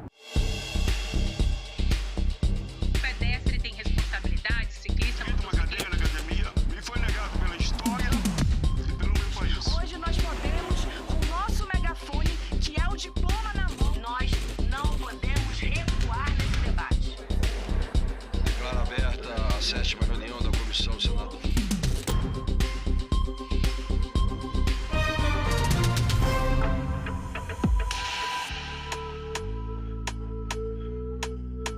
Elas estão mais tristes do que eles.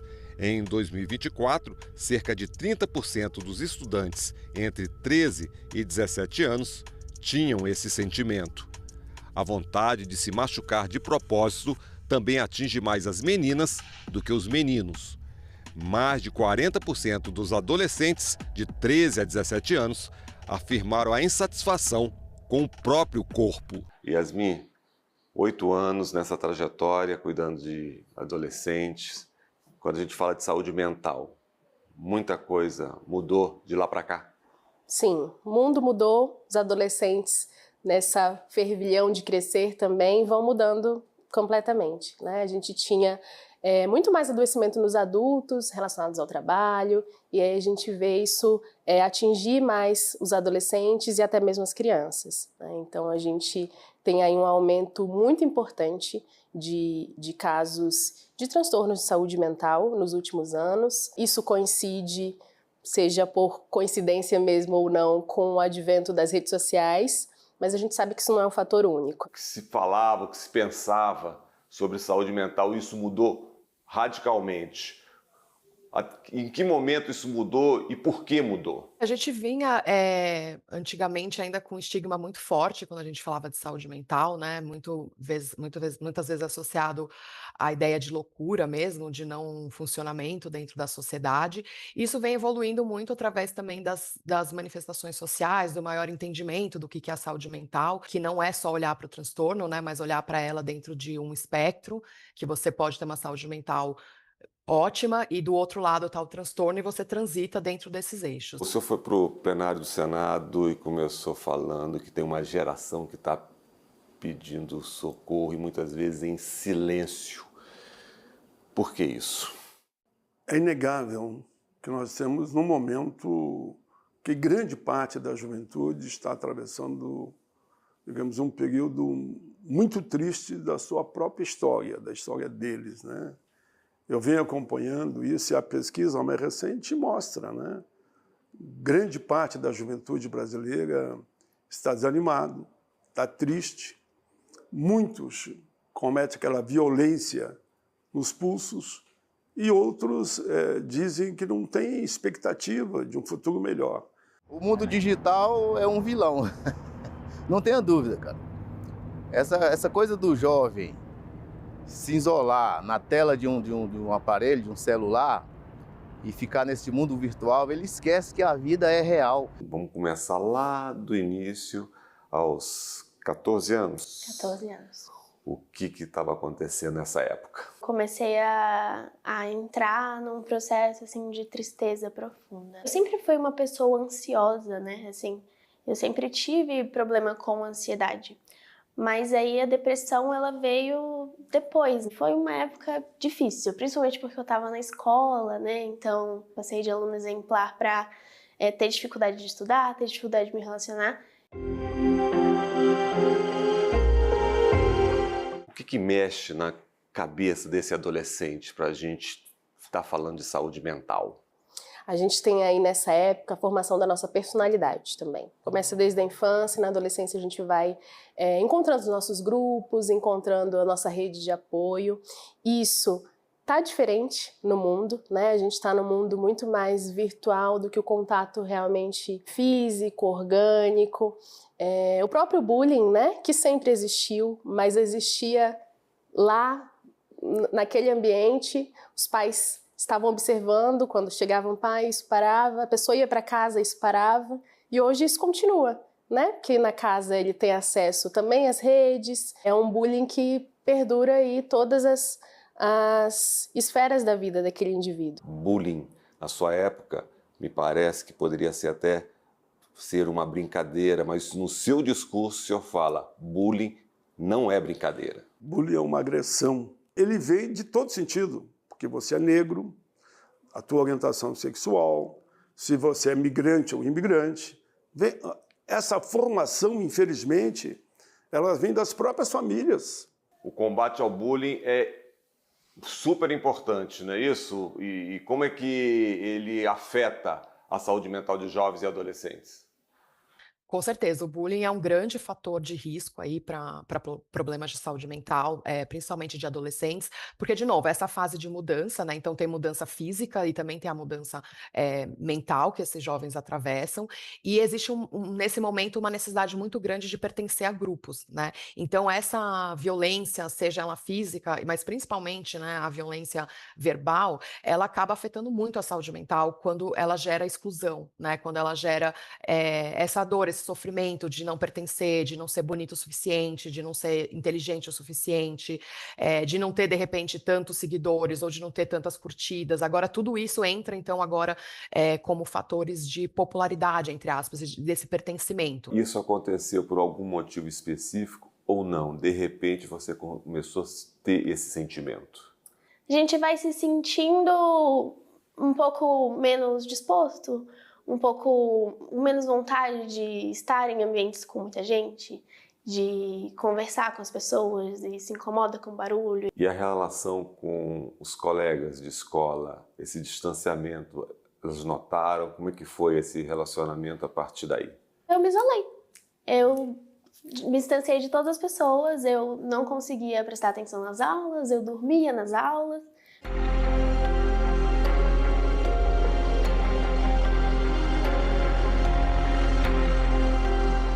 Gosto de fazer exercício, faço terapia, que eu acho que é importante. Comparado a amigos, pedindo ajuda para outra pessoa, um profissional de fato ajuda. Aquele famoso preconceito contra o psicólogo, contra o psiquiatra, já que a gente está falando de saúde mental, um tema polêmico. E aí fica mais difícil. A gente vê uma resistência do adolescente também aí, né? Mais alguém que vai concordar com meu pai, que vai dizer eu tô errado, ele tá certo. E quando a resistência vem dos pais? Mais frequente ter de adolescente, mas dos pais também é muito significativo. E aí vai entrar as outras redes de apoio. A gente tem uma história da psiquiatria que se construiu de uma forma ruim e hoje a gente tem uma outra visão, né? Já era lido como médico de doido mesmo e hoje a gente sabe que a saúde mental é primordial e que todos nós estamos suscetíveis. Há ainda preconceito quando se fala do tratamento para as famílias, inclusive, falar não, com meu filho está tudo bem, não é preciso. Há preconceito? Sim, a gente ainda tem um estigma muito grande quando fala disso. Como eu falei, a gente tem melhorado nesse sentido de falar sobre saúde mental, sobre as diferentes formas de tratamento, e isso é muito importante, mas a gente sabe que ainda tem, sim, esse estigma e muitas pessoas evitam, né, exatamente isso. Não, meu filho não tem nada, ou tipo, isso não acontece na minha família. Ou a ideia de que quem precisa de tratamento é alguém mais dentro do espectro do que a gente considera, entre aspas, a loucura, né, alguém que realmente destoa demais, assim, né, do que a gente considera como normal. Às vezes é invisível isso, você sofre calado e até buscar ajuda demora muito. Como é que foi isso para você? Eu, às vezes, chegava a não querer levantar da cama 2 dias e, sabe, não querer tomar banho, não querer me alimentar. E é nessa fase que as pessoas de fora começam a notar. Porque quem tá sentindo, né, a gente tem o sentimento de que, né, não tá tudo bem ali, mas as pessoas de fora demoram pra você perceber que a pessoa não tá bem. Então, quando chega nesse estágio de você pensar, poxa, a pessoa não tá querendo sair de casa. E aí, acho que foi assim que a minha mãe notou.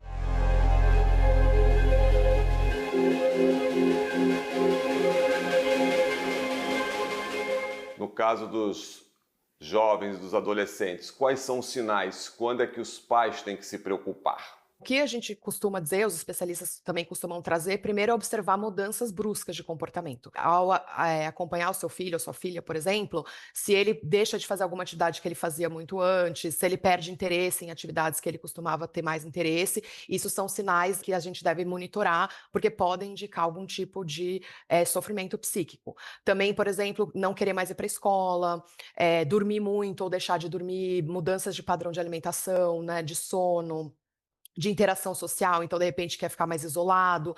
Isso tudo são sinais que podem indicar, sim, um alerta. Quando há sinais, existe o adoecimento acontecendo e não há a procura pelo socorro, quais são as consequências?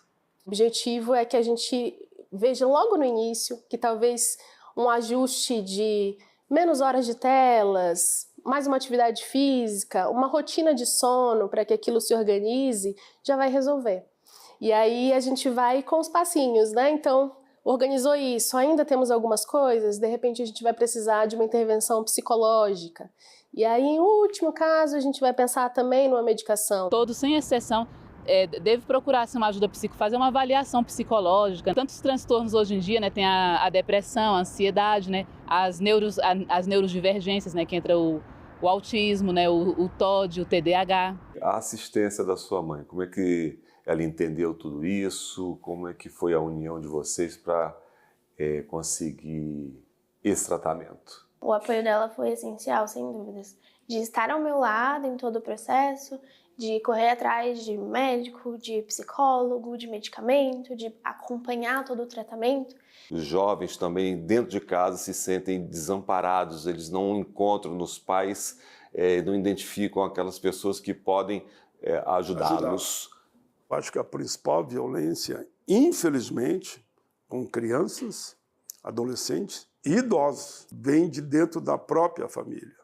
A forma como você trata o teu filho é que vai apontar no futuro quem ele será. Falando aqui de família, de escola, como é que cada componente desse pode ajudar? A escola tem que estar com um olhar muito afiado realmente para essas mudanças de comportamento dos jovens, mas também para discutir saúde mental e trabalhar na ideia da prevenção também. E é um lugar onde o jovem está aprendendo a socializar, é um lugar onde o jovem passa a maior parte do seu tempo, então é muito importante que a escola esteja atenta a essa questão da saúde mental, que a gente tenha profissionais que recebam treinamento para olhar para isso também. A família é fundamental, então é fundamental que os pais observem os filhos, é fundamental que os pais conversem, né? E conversar é realmente ouvir, ter diálogo aberto, criar uma relação de confiança e um vínculo importante. Conversar mesmo assim, ser aberto. Todos nós somos responsáveis e esse nós é a escola, é a família. Precisa, enquanto sociedade, também ter um olhar para essa adolescência. Criança, a gente tem um olhar mais atento, mas depois que vira adolescente parece, já... E é justamente aí que a gente tem uma ruptura.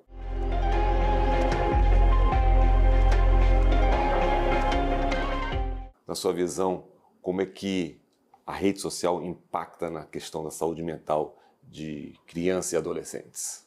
Precisa uma reeducação em relação ao próprio celular. Você vê hoje crianças com 2, 3, 4, 5 anos já grudada no celular. Em que momento a rede social tem uma relação forte com essa questão da saúde mental? Essa geração de adolescentes agora é a primeira geração que, de fato, é exposta à rede social desde criança, né? Então, a gente consegue agora começar a entender como isso impacta na saúde mental desse grupo. A rede social, ela acaba tendo impactos em diversos níveis. Então, por exemplo, a questão da autoestima, né, e da comparação com o outro. Meninas, principalmente, a questão da imagem corporal é muito afetada por isso. A gente tem uma maior exposição à violência, que é o tempo também que os jovens hoje ficam nas telas, né? Pode deixar de fazer uma atividade física, pode deixar de estudar, comportamentos saudáveis e que ajudam a prevenir, acabam não acontecendo mais porque o jovem prefere ficar no celular, sozinho, dentro do quarto. A internet, né, essa informação muito rápida, muito fácil, muito mais difícil lidar com isso, porque quando você pensa, já viu. Agora, curioso, você mexe com rede social profissionalmente e é onde muitas vezes essa questão da saúde mental entra forte. É um ambiente muito propício para você se comparar, para você ficar triste, para você se sentir inferior. Então, recorrer a isso, que muitas vezes, né, com o isolamento do mundo real, as pessoas recorrem às redes sociais para se confortar. Não é a melhor opção, sem dúvidas, não é a melhor opção. Quando não se procura o tratamento, essa questão do sofrer pode evoluir para casos graves. Eu estou falando aqui de suicídios, de coisas muito ruins. Na adolescência, principalmente, a gente tem muito autolesão, que são adolescentes que praticam cortes, machucados, né? Coisas realmente para se prejudicar. E aí tem uma questão muito de comunicação entre eles, isso está muito mais comum do que no passado. Mas é um pedido de ajuda. Como diferenciar, como fazer para que as pessoas mais jovens entendam que cada um tem o seu momento, tem o seu jeito de viver. A importância da gente ser quem a gente é e também a ideia de que a gente não precisa agradar todo mundo, né? Isso, e tá tudo bem, assim, não, essa ideia de que a gente precisa pertencer a todos os ambientes, pertencer a todos os grupos, na verdade, ela praticamente não acontece. Um dos maiores fatos foi que meu pai morreu na minha frente, né? No banheiro. Eu tinha 17 anos, aí eu tive que tirar ele do banheiro. Aí não deu uma semana, um amigo meu se matou, com depressão também. Aí eu falei, velho, não vou me cair nisso. A pessoa que está sofrendo tem que buscar ajuda e quem está ao lado tem que apoiar. É isso. Às vezes são pequenos prazeres que vão perdendo a graça e as pessoas de fora notam também. Então a gente não pode ignorar, a gente não dá para ignorar esses sinais. Eles começam assim, mínimos, e daí passam para algo pior, né, no isolamento total. Então é muito importante que tantas pessoas de fora quanto quem está sentindo procure ajuda, fale com alguém, busque terapia, busque conversar com alguém próximo para entender o que está sentindo. Então essa questão da formação, da reeducação, porque dá a impressão que a sociedade avança com esse bullying, com novas tecnologias, com essa força das redes sociais, mas esqueceram de reeducar os pais, mães, e também reeducar nas escolas. É fundamental uma reeducação do respeito ao próximo. Eu digo que para o próximo aquilo que você gostaria para você e para os teus filhos. Se as pessoas passarem a fazer o bem sem olhar a quem, essa discriminação hedionda, né, que leva a esse desespero dessa juventude, seria resolvida. Qual é o conselho? O que tem que fazer? Existe uma saída? Se não causa sofrimento, estamos dentro das nossas diferenças. À medida que isso atrapalha algum dos meus funcionamentos, está me atrapalhando na escola, está me atrapalhando com a minha família, está todo mundo se afastando, meus amigos estão se afastando. Se há uma mudança desse funcionamento, aí a gente está falando talvez de um adoecimento e vale a pena procurar ajuda. Quanto mais cedo identificar uma mudança de comportamento, já agir imediatamente, eu emendo uma segunda pergunta. Quando isso não acontece, quais são as consequências? É muito importante que, quando possível, sim, se tome a atitude o mais cedo possível, porque a gente pode buscar ajuda nesses momentos e isso pode tornar o tratamento, inclusive, mais fácil, né? Porque você já está agindo antes desses sintomas se agravarem, então, em termos de medicação, em termos de outras referências, como, por exemplo, o uso da psicoterapia, né? Outras formas de terapias também. Então, tudo isso, quanto mais cedo a gente observa essas mudanças, é melhor de agir. É o mal do século, né? Depressão, ansiedade, insônia. Como é que foi o retorno? Foi melhorando e novamente no colégio, no trabalho, enfim, como é que foi esse retorno a uma vida como você já conhecia? Algum dia eu imaginei que não valia a pena viver, sabe? E hoje eu vejo diferente, né? Eu tô bem, ainda bem que eu consegui e cheguei até aqui. Porque não foi fácil, óbvio. É muito bom ver que vale a pena.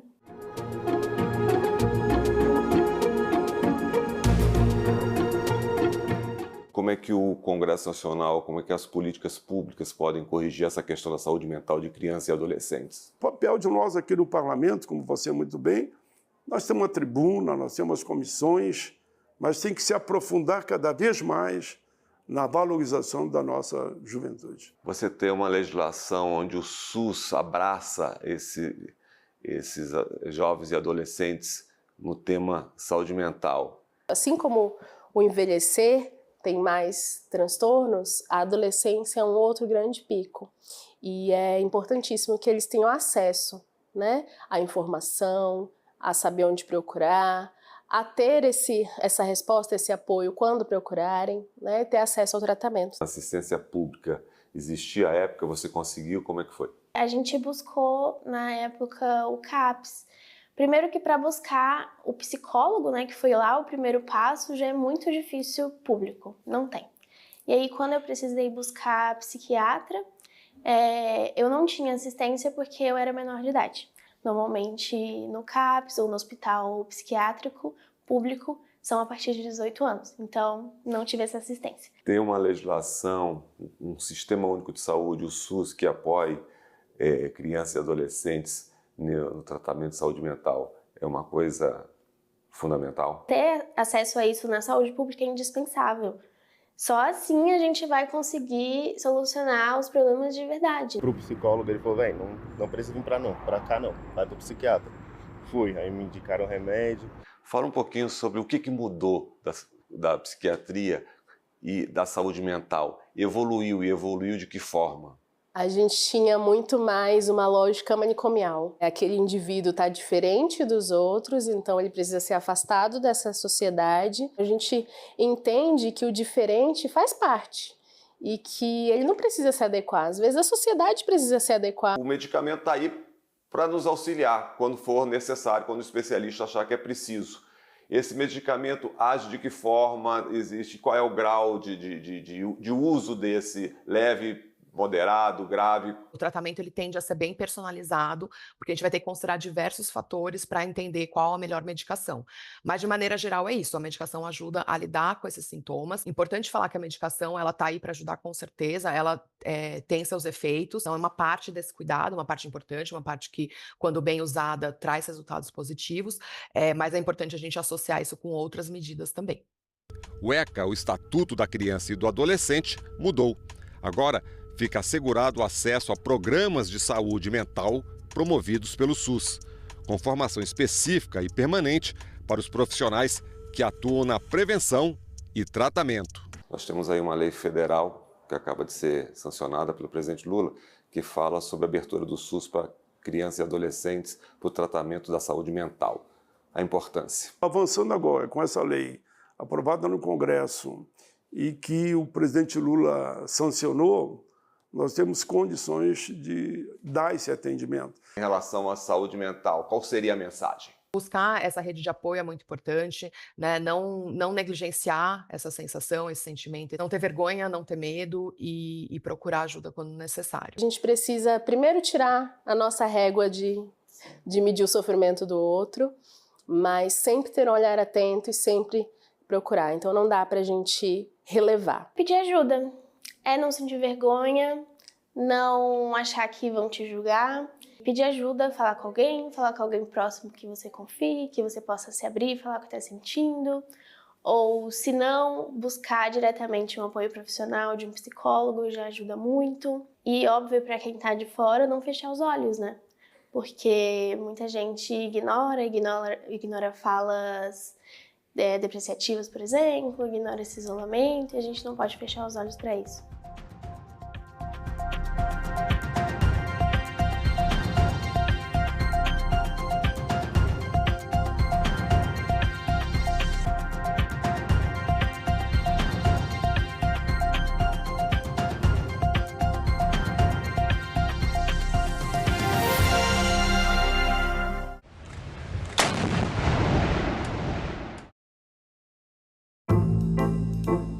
Até 30% da chuva no Brasil depende da Amazônia e dessa interface da Amazônia com o Cerrado.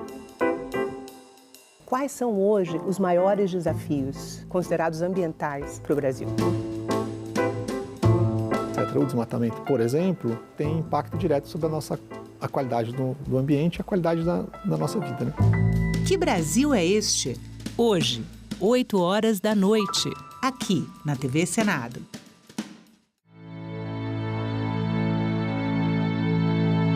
Eu nunca tinha ouvido falar nisso, não era uma coisa muito comum, o tráfico de animais. Estava lá na minha salinha, na secretaria da prefeitura, no secretário municipal do meio ambiente, e chegou um carro da Polícia Rodoviária Federal.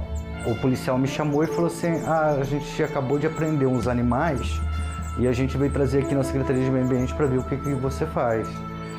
Eu me lembro que eu fiquei 3 dias com aqueles animais dentro do carro, levei para minha casa, dava banana, dava água, tentava encontrar um lugar para deixar aqueles animais. Fui no zoológico, o zoológico disse que não tinha condições de receber.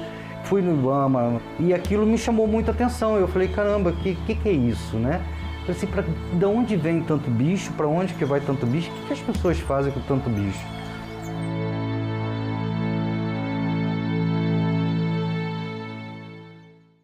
A violência tinha que ser trabalhada nas escolas, na igreja, na comunidade, para que as pessoas pudessem entender o que realmente é violência.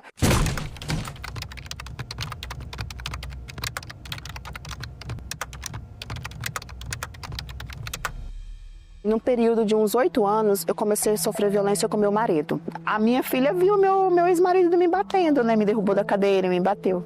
Aí no outro dia, é a famosa lua de mel, com café na cama, chama de meu amor. E a mulher acaba perdoando isso.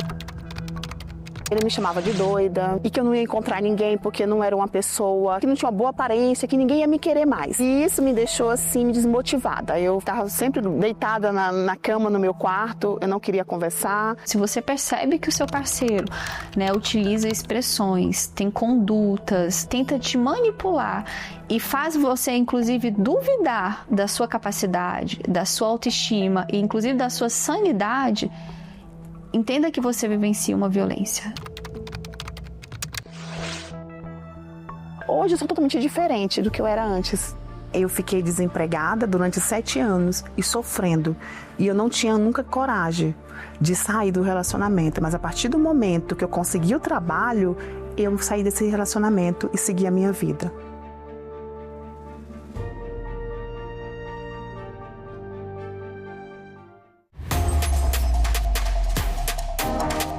A TV Senado está com tudo pronto para mais uma temporada.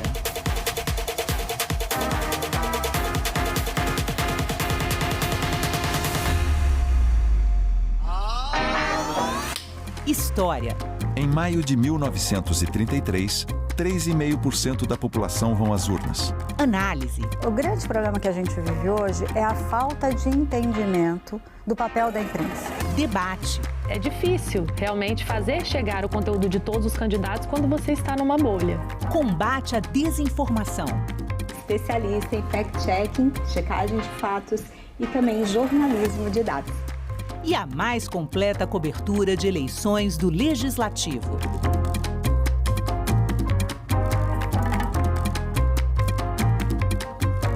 TV Senado, democracia todo dia.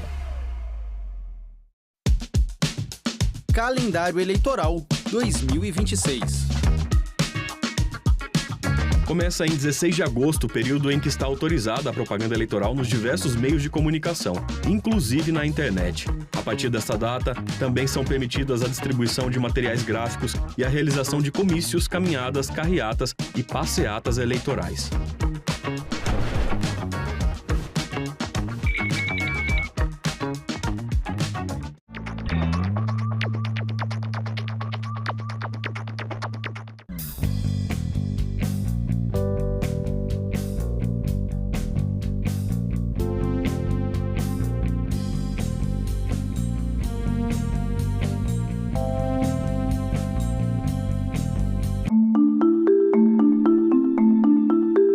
Meu nome é Ginalva, eu sou repórter da TV Senado desde 2005.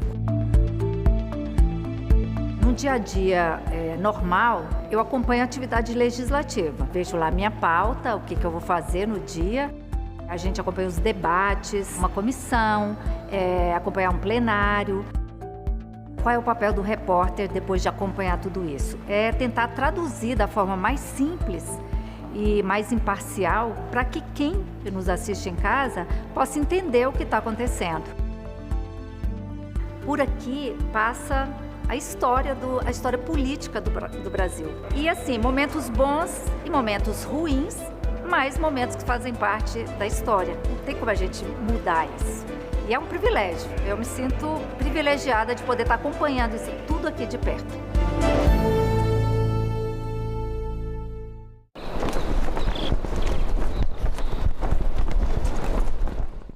O programa a seguir é livre para todos os públicos.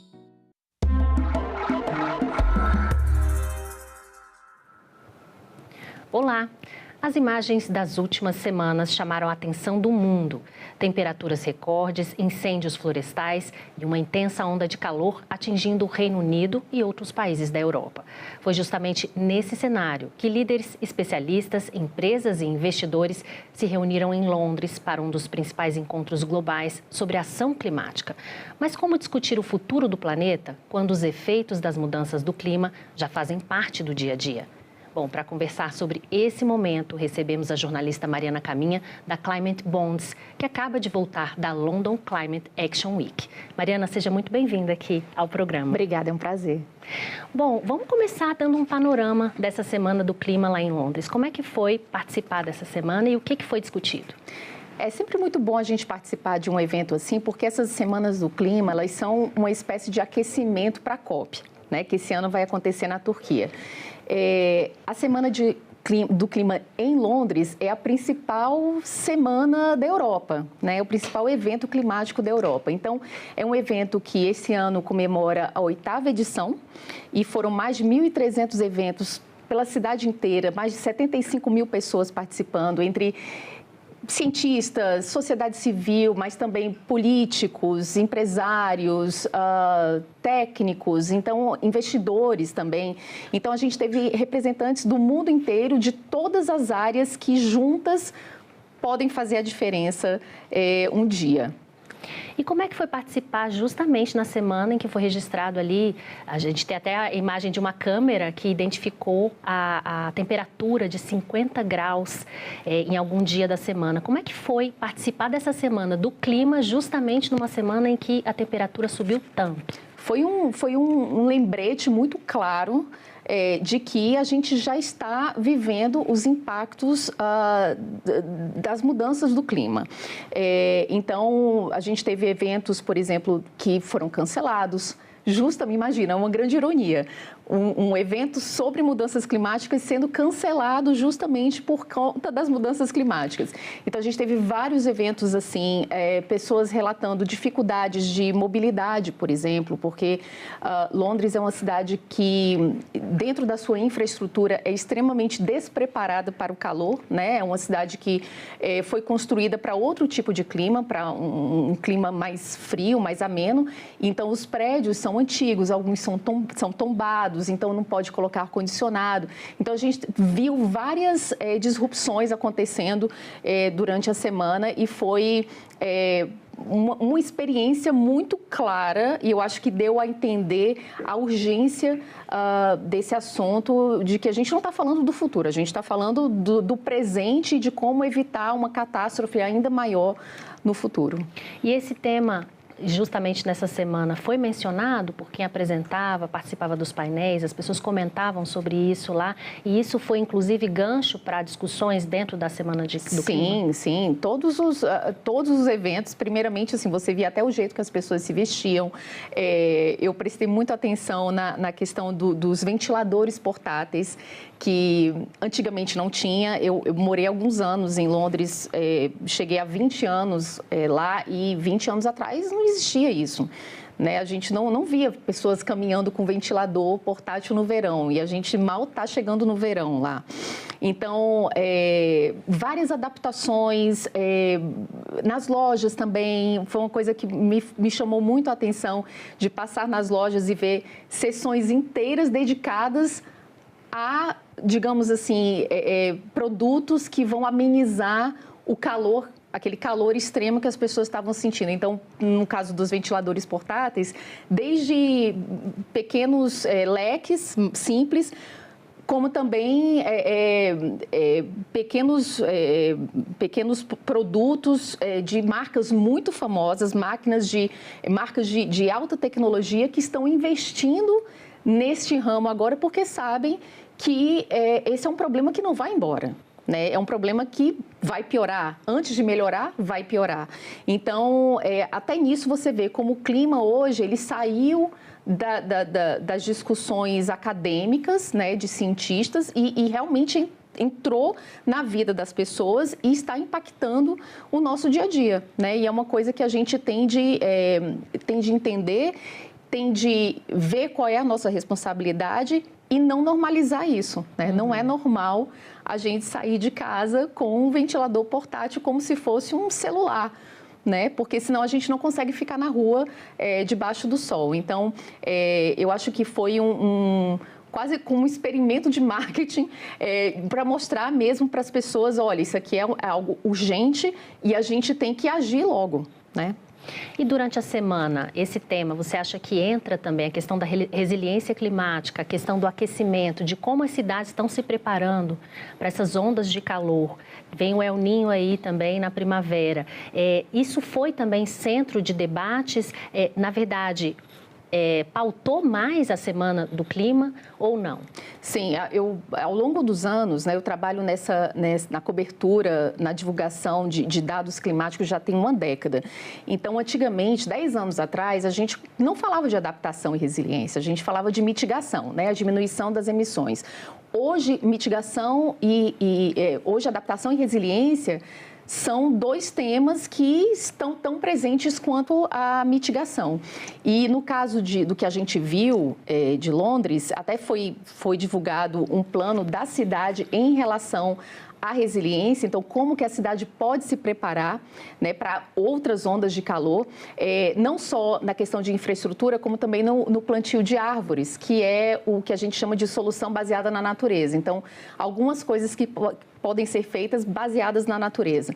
Então, é um assunto que não só pautou a semana, de forma muito intensa, inclusive teve uma grande conferência dentro da Semana Climática só sobre resiliência, foi um dos maiores eventos que a gente teve, como também as pessoas viram na prática que resiliência é algo, e adaptação é algo necessário.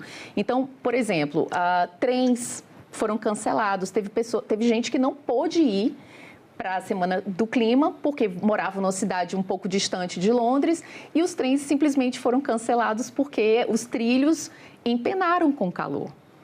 Então, é grave dessa forma. E não só Londres, mas várias cidades da Europa não estão preparadas para isso. Então, eu acho que isso põe em cima dos políticos, né, das pessoas que tomam decisão, uma responsabilidade muito grande, mas também os investidores também, né, como forma de pressionar para que esses investimentos sejam feitos de forma responsável. É aí que entra a minha próxima pergunta, que é exatamente, você falou que investidores estiveram presentes nessa semana debatendo.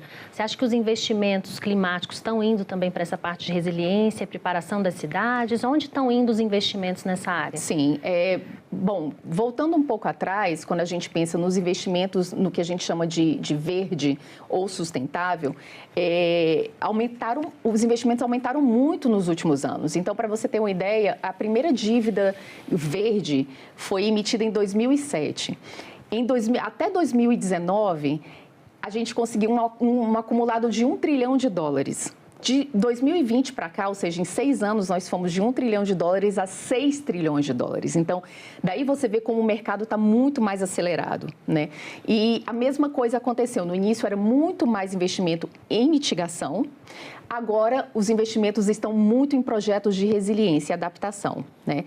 Então, a Climate Bonds, por exemplo, acaba de lançar uma taxonomia de resiliência, que é uma taxonomia, é a primeira do mundo e é inovadora nesse sentido porque ela traz para o investidor mais transparência e credibilidade. Então, eles querem investir em projetos que realmente sejam viáveis e que sejam efetivos nesse sentido, né? Então, as taxonomias, e o Brasil faz pouco tempo, né, na COP passada, a gente teve o lançamento da taxonomia brasileira. Então, a taxonomia, que é esse grande arcabouço do que é considerado verde, né, do que é considerado crível nesse sentido, ajuda muito os investidores, né, a tomarem as suas decisões responsáveis, porque hoje a gente vê que empresas, por exemplo, que não estão investindo em projetos resilientes e projetos que não vão fazer algo pior ao mundo do que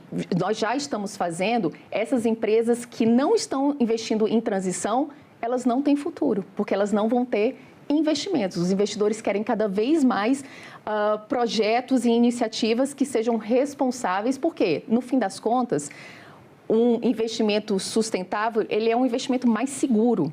Então, acho que o mercado financeiro ele já entendeu que um risco climático ele é um risco financeiro e ninguém quer perder dinheiro. Né? Então, isso aí é uma lógica que vai até acima de valores éticos, se você for pensar. Né? O próprio mercado ele já entendeu que não vale a pena financeiramente investir em algo que faça mal ao planeta. E lá você pôde acompanhar medidas concretas, exemplos do que já está sendo feito na prática? Eu acho que agora, né, a gente falou muito em questão de metas, promessas, agora o foco está muito na implementação dessas metas, né, como que a gente pode acelerar essa transição. Então, eu já mencionei aqui esse projeto da Prefeitura de Londres, por exemplo, de investir em resiliência. A gente teve outros painéis que trataram um pouco das metas da COP e como é que a gente vai implementar isso até a próxima COP. Então, assim, são várias pequenas ações que coletivamente elas ajudam a gente a acelerar essa transição e não perder tempo, porque cada vez mais a gente vê que está acelerando, né? Os impactos estão cada vez maiores e mais intensos e mais frequentes. Então, a gente não tem muito tempo a perder, né? Temos que fazer essa transição o quanto antes. Agora, essas tensões globais, na sua avaliação, estão atrasando? Ficou claro durante esses debates que essa tensão global ela acaba dificultando e atrasando essa transição energética? Eu acho que as tensões globais e os problemas geopolíticos, é uma faca de dois gumes, né? Por um lado, eles atrapalham sim, por outro, eles aceleram um pouco as ações locais. Então, como é que nós, como um país, podemos ser menos dependentes de combustíveis fósseis? Como que nós podemos acelerar a nossa independência energética? Então, eu acho que essas tensões, elas geram uma ação de uma forma ou outra, né? Eu acho que, obviamente, nós queríamos que todos nós estivéssemos na mesma página, né? Todos em prol do mesmo objetivo, mas essas tensões elas também aceleram, porque quanto mais dependente você é como país de combustíveis fósseis, mais na mão de outros países você está. Então, acaba que o problema acelera um pouco as ações governamentais. Você que esteve nessa semana global, que analisou projetos de vários países, como é que você colocaria o Brasil hoje nessa agenda, né? Como é que está o andamento do Brasil, principalmente em relação à transição energética? O Brasil já é um grande exemplo de matriz energética sustentável, né? Isso é muito bom. Eu acho que alguns passos concretos já foram dados, como, por exemplo, a própria taxonomia, que envolve não só questões de mitigação, como também de resiliência. A nossa agricultura, por exemplo, é algo também, ao contrário do que muita gente pensa, a nossa agricultura é uma agricultura muito positiva na questão de emissões, apesar da questão do metano, que eu acho que foi um grande tema também que foi discutido nessa semana de Londres, como que a gente pode diminuir as emissões de metano, que é um gás que demora muito mais para se dissolver. Então, para a gente fazer essa transição mais rápida, temos que diminuir o quanto antes essa emissão de metano, mas o Brasil está muito engajado na questão de financiamento climático. Eu tive o prazer de ver isso acontecendo ao longo desses últimos 10 anos, né? A emissão da primeira dívida soberana sustentável, a criação da taxonomia brasileira, a evolução da nossa agricultura, né? Dos projetos sustentáveis dentro da nossa agricultura, que trazem oportunidades de investimento de fora incríveis.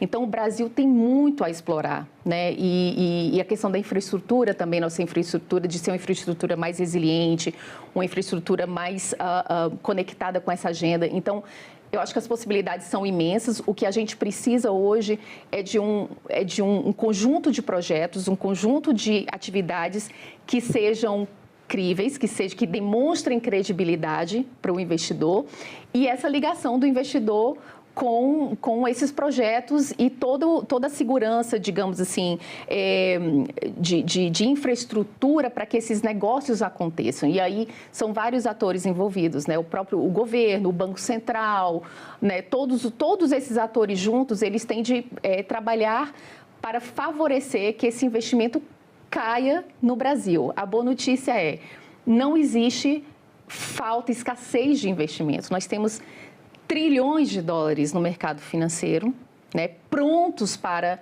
cair, serem utilizados em projetos críveis. Exatamente. Né? Então, assim, essa é a boa notícia. A gente não está falando de um cenário que não há dinheiro. Existe dinheiro suficiente. Existem investidores que estão famintos por projetos sustentáveis. O que a gente precisa fazer é essa mágica acontecer, né? Que a gente tenha um ambiente seguro para que esse investimento caia e os projetos que sejam comprometidos, que sejam realmente alinhados à taxonomia, né? Nós temos a taxonomia brasileira, mas temos outras taxonomias no mundo que conversam entre si, o que eles chamam de interoperabilidade entre taxonomias. Então, tudo isso favorece que esses investimentos realmente caiam para o nosso país. A boa notícia é essa, é que existe dinheiro. A má notícia estamos hoje com 7 trilhões de dólares acumulados em dívida alinhadas à sustentabilidade, mas a gente precisa de uma média de 6 trilhões por ano para que a nossa economia seja uma economia realmente sustentável. Então, a gente precisa acelerar muito mais. E na sua avaliação, a gente tendo aqui poder público, Congresso Nacional, leis, né, a questão da segurança jurídica, falta alguma coisa para que esses projetos saiam do papel no sentido de legislação? É para isso que a gente trabalha, né? A gente trabalha conectando todos esses atores. É óbvio que uma legislação que favoreça esse investimento, ela ajuda muito, mas não só isso, né? A gente precisa realmente de um engajamento de todos os setores da economia, né? Dos bancos, dos verificadores, da sociedade civil. Nós precisamos de todos esses atores trabalhando junto para que realmente o nosso país consiga progredir nessa agenda. Mas muito já foi feito. Eu acho que nos últimos 10 anos o Brasil realmente saiu do zero nesse sentido para ser um país de ponta, né, na questão das emissões. Na América Latina nós somos, se eu não me engano, o segundo lugar no número de emissões alinhadas à sustentabilidade, né, ou verde, ou sustentáveis. Então, nós da Climate Bonds, nós trabalhamos também com isso, né? Nós trabalhamos também nesse diálogo com todos esses atores, não só do governo, mas também os bancos, empresas, todo mundo junto, porque isso não é um assunto, não é um problema que a gente resolve só com uma linha de trabalho, né? Somos todos juntos que podemos... Tem todo um processo, né? O projeto tem que ser aprovado e ele tem que passar por um financiamento, o banco tem que ter uma linha de crédito específica para esse projeto. Exatamente, né? E tem que ter iniciativa também do terceiro setor, o governo tem que apoiar, é toda uma rede, né? Exatamente. Bom, voltando à semana em Londres, a semana climática, o que mais te marcou nessas discussões? Eu acho que todo esse envolvimento da sociedade, todos os atores, tanto dos governos do mundo inteiro, quanto as ONGs, os técnicos, os cientistas, eles mostram juntos que esse debate já alcançou outro nível. Você conversou há poucos dias com o Carlos Nobre, que é, na minha opinião, um dos maiores cientistas do mundo que a gente tem nessa área do clima. E ele, há quantos anos o Carlos Nobre tem falado dos perigos, desse caminho que a gente está trilhando, irresponsável economicamente, para o futuro do planeta. Agora a gente vê que esse debate já saiu dessa esfera. Então, é muito bonito ver que todo mundo está ali discutindo um problema que atinge a todos nós, mas atinge muito também aqueles países que talvez pouco contribuíram para onde a gente está agora, né? Então, são países que pouco emitem gases, mas países que mais sofrem com as consequências do clima. Então, o que me marca muito, principalmente como comunicadora, é pensar que que todos esses dados, que toda essa teoria tem cara, né? A gente tem a cara das pessoas que sofrem com isso, tem CEP, tem filho. Então, eu acho que o nosso dever como comunicador é justamente traduzir todos esses dados em uma história, né? Porque a gente sabe que é assim que a gente se toca e é assim que a gente move a ação para frente. E você acha que o debate também vai pautar ao longo dos anos para frente essa questão que a gente fala que é a justiça climática, né? Quem são os mais atingidos por essa questão, pelo aquecimento global? Os mais pobres, os negros, né? As comunidades mais distantes, que têm menos recursos. Você acha que isso também vai pautar, a partir de agora, essas semanas de debate sobre o clima? A gente sempre tem uma agenda de justiça climática nessas semanas, na COP também, mas eu ainda acho que essa pauta ainda é pouco explorada. Eu acho que ainda existe muito espaço para essa pauta crescer. Não acredito que essa pauta seja hoje o mainstream ali das discussões. Eu acho que as discussões estão muito focadas em mitigação, em adaptação, em financiamento, mas ainda não chegou ao ponto da gente traduzir isso para uma justiça climática que realmente aconteça. Então, eu acho que a luta continua. Tem que, cada vez mais, precisamos ter mais discussões sobre isso, mais debates e mais clareza sobre essas consequências. Mesmo em Londres, que estamos falando aí de um país, a Inglaterra, que estamos falando de um país que é país de primeiro mundo, um país rico, dentro do próprio país nós vemos que as pessoas sofrem de forma diferente. Né? Então, nós temos pessoas que não têm dinheiro para comprar um ventilador e nós temos a pessoa que paga R$1.000 num ventiladorzinho portátil. Essa questão não é só no Brasil. Essa questão não é só no Brasil e não é só quando a gente fala de países africanos. A gente, dentro das próprias cidades, nós vemos que as pessoas são afetadas de formas diferentes.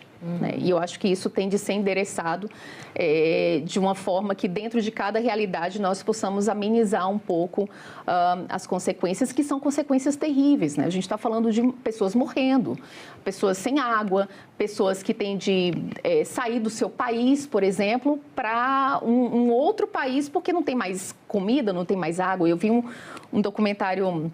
Eu esqueci agora o nome, mas um documentário muito interessante sobre um caso no Senegal, por exemplo, que simplesmente uma cidade foi devastada por um aumento do nível do mar, foi devastada, e as pessoas vivem hoje em campo, como se fosse um campo de concentração, né, com tendas. Então, assim, é muito triste. O que está acontecendo com o mundo é algo muito triste. E nós temos que, não podemos ter medo de falar sobre isso, não podemos evitar falar sobre isso, porque é algo que nos atinge hoje, mas vai atingir de forma muito pior os nossos filhos, os nossos netos e quem está vindo por aí. Bom, você pôde enxergar do lado dos investidores, né? Tem esse trabalho na Climate Bonds, também pode enxergar pelo lado das cidades que estão sofrendo, vivenciou isso na prática durante a semana.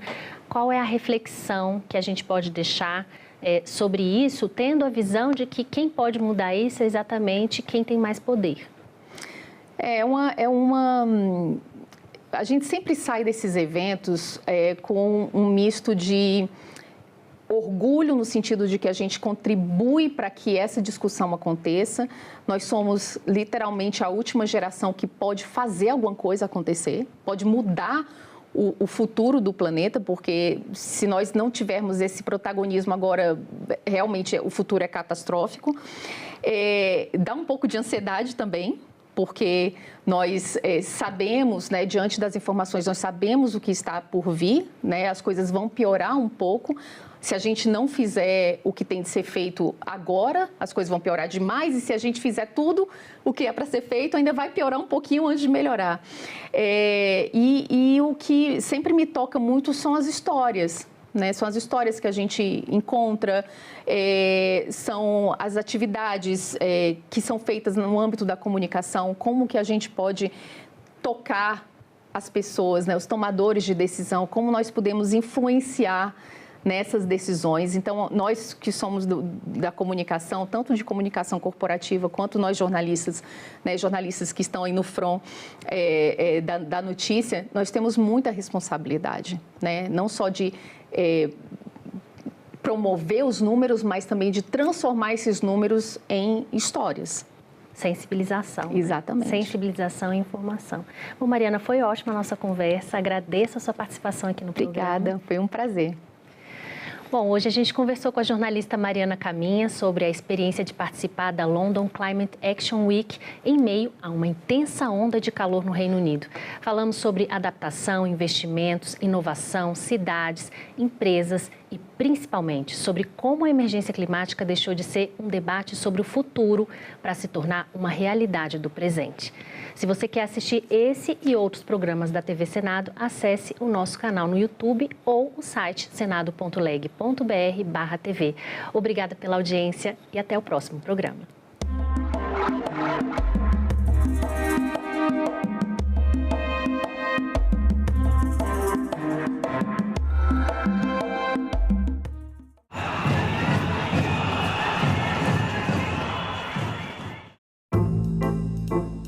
Até 30% da chuva no Brasil depende da Amazônia e dessa interface da Amazônia com o Cerrado.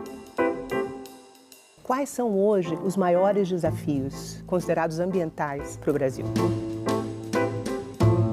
O desmatamento, por exemplo, tem impacto direto sobre a qualidade do ambiente e a qualidade da nossa vida, né? Que Brasil é este? Hoje, 20h, aqui na TV Senado. Geralmente, quem tem para venda acaba postando em grupos do Facebook. Acho que é o principal foco, né? O principal meio de comunicação que o pessoal usa para estar vendendo. Você não vende nenhum desses animais? Não. Você pode chegar aqui com o dinheiro que for, não sai nenhum daqui. E você precisou fazer um Facebook só para comprar? Por quê? Por segurança. Amigos, parentes, tem muita gente que não tem nem ideia que eu tenho o bicho em casa. E você não quer que essas pessoas saibam? Não. Por quê? Medo de ser denunciado e perder eles, né? No fundo, são pessoas que amam animais. Amam de uma maneira tão desastrosa ou tão inconsequente, é um amor tão inconsequente que elas não conseguem enxergar o mal que elas fazem ao próprio objeto do amor delas. A TV Senado está com tudo pronto para mais uma temporada.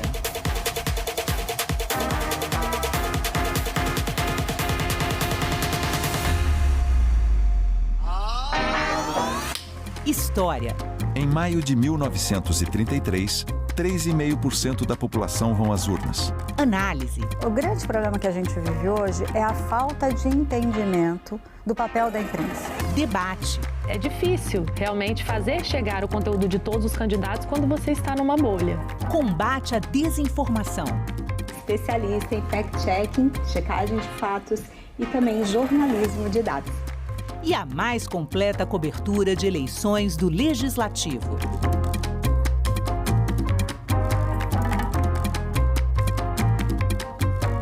TV Senado, democracia todo dia.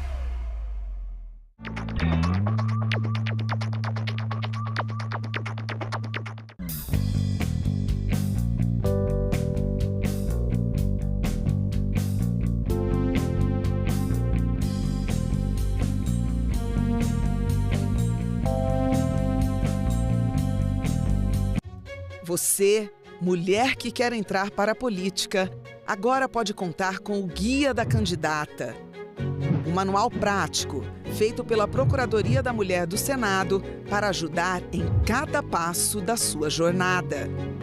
A publicação mostra o que você precisa para começar. Estar em dia com a Justiça Eleitoral, garantir sua filiação a um partido e o domicílio eleitoral 6 meses antes da eleição. Lá, você descobre como garantir os recursos para a sua campanha, como os 30% do fundo eleitoral e do tempo de rádio e TV, que são seus por direito.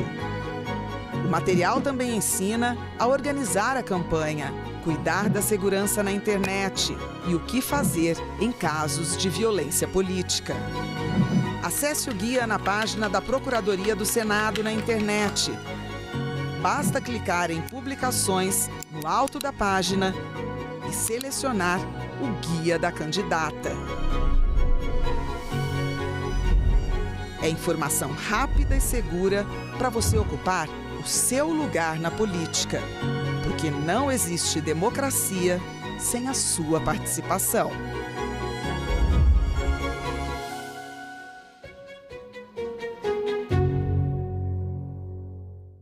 Os manifestantes conseguiram subir no prédio do Congresso.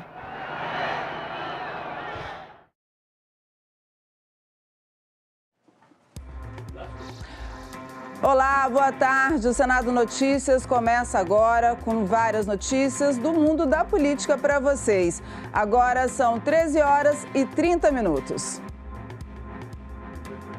Vai na vinheta. Agora? Não vem por meio. Olá, boa tarde. Uma exposição mostrando a história da urna, do processo da urna eleitoral, foi inaugurada hoje aqui no Senado com a presença do TSE. Acompanhe.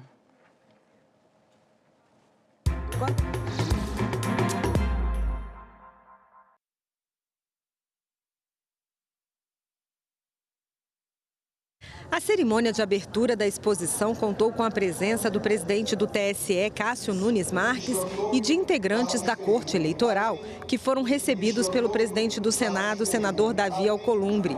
A exposição O Caminho do Voto reúne equipamentos, documentos e recursos interativos e resgata a evolução histórica do processo de votação.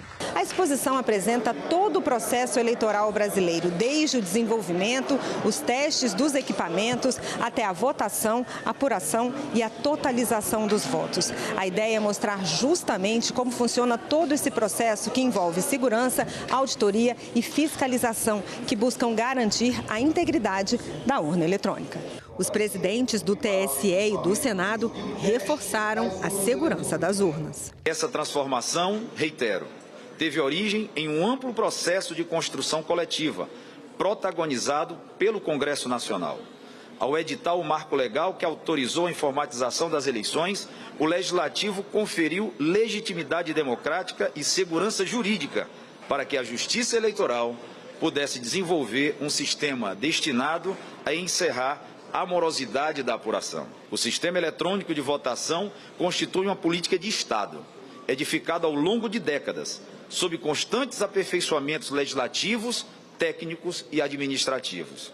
Sua evolução é fruto do amadurecimento das instituições democráticas brasileiras e demonstra que a busca pela integridade das eleições é um compromisso permanente da República. Esta iniciativa é exaltar o papel de um sistema eletrônico reconhecido internacionalmente, que é o sistema de votação nas urnas eletrônicas do Brasil. É preciso que o povo conheça o processo, entenda o processo e, acima de tudo, confie no processo. Essa é exatamente a missão da Semana Nacional do Sistema Eletrônico de Votação. Temos um dos processos eleitorais mais confiáveis do mundo, se não for o mais confiável. Precisamos disseminar entre as brasileiras e os brasileiros esta convicção, esta certeza e, acima de tudo, presidente Cássio, esse orgulho. E a exposição Caminho do Voto já está aberta ao público no Senado Federal a partir das 10 horas da manhã e ficará disponível para visitação até o dia 21 de agosto. Em uma iniciativa inédita, o Tribunal Superior Eleitoral desmontou ao vivo nesta segunda-feira uma urna eletrônica. O coordenador de tecnologia eleitoral do TSE mostrou todos os procedimentos de segurança adotados nas eleições para garantir a transparência e confiança no sistema de votação. Essa é a primeira vez que o Tribunal Superior Eleitoral abre uma urna eletrônica ao vivo, diante das câmeras, numa transmissão nacional.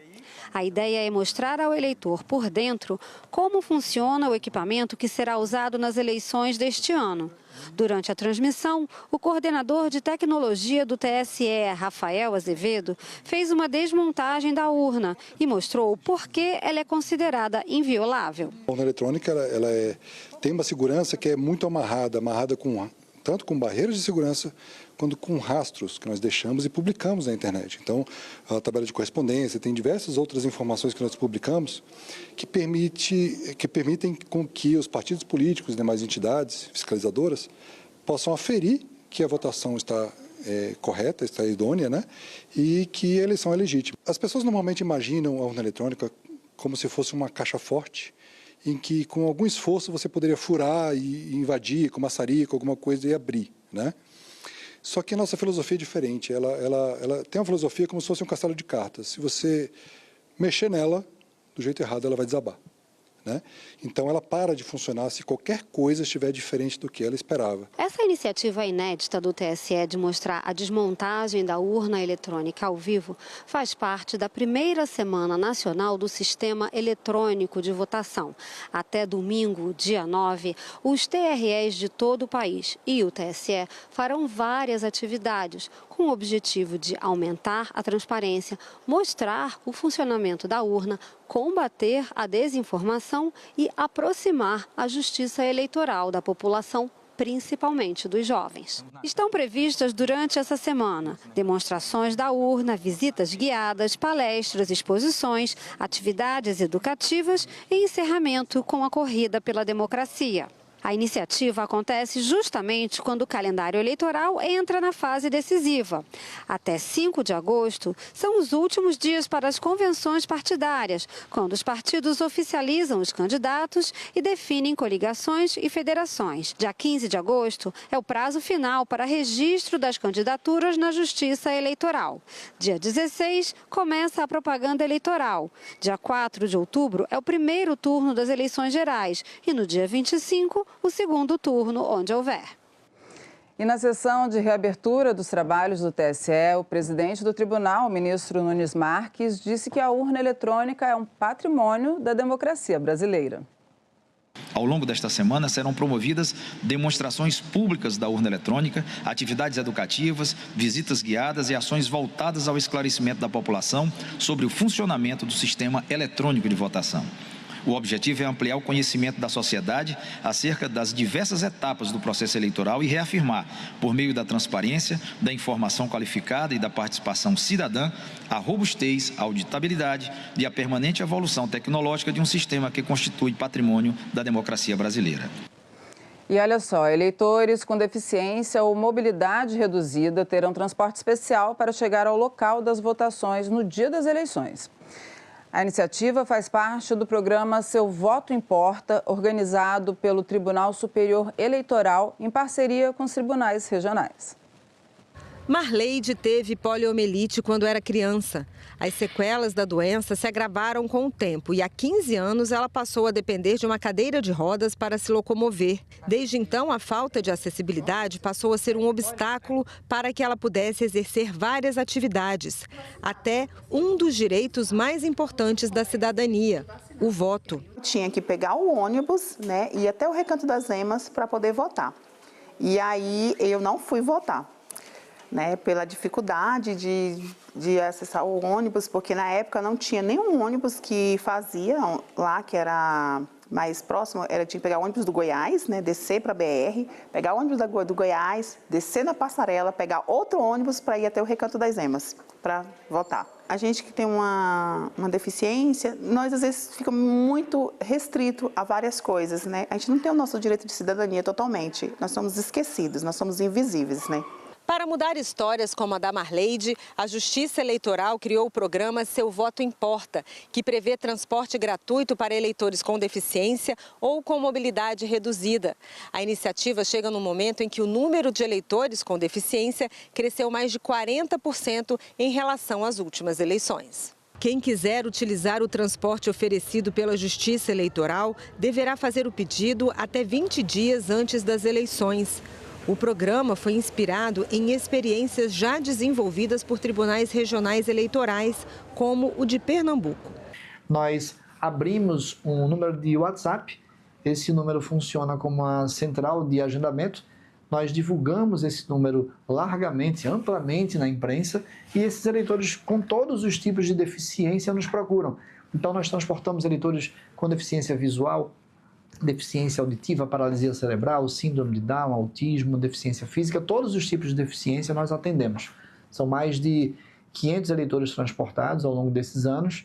O TRE, à medida que recebe esse pedido de agendamento pelo WhatsApp, monta um roteiro, no dia das eleições vai buscar esse eleitor em casa, leva ele para votar até o local de votação e traz ele de volta até a casa dele com toda a segurança e com um apoio técnico bem interessante, porque cada uma dessas vans que transporta os eleitores, ela vai com um bombeiro militar. O Programa Nacional prevê que cada Tribunal Regional Eleitoral poderá firmar parcerias com órgãos públicos e entidades para oferecer o transporte gratuito.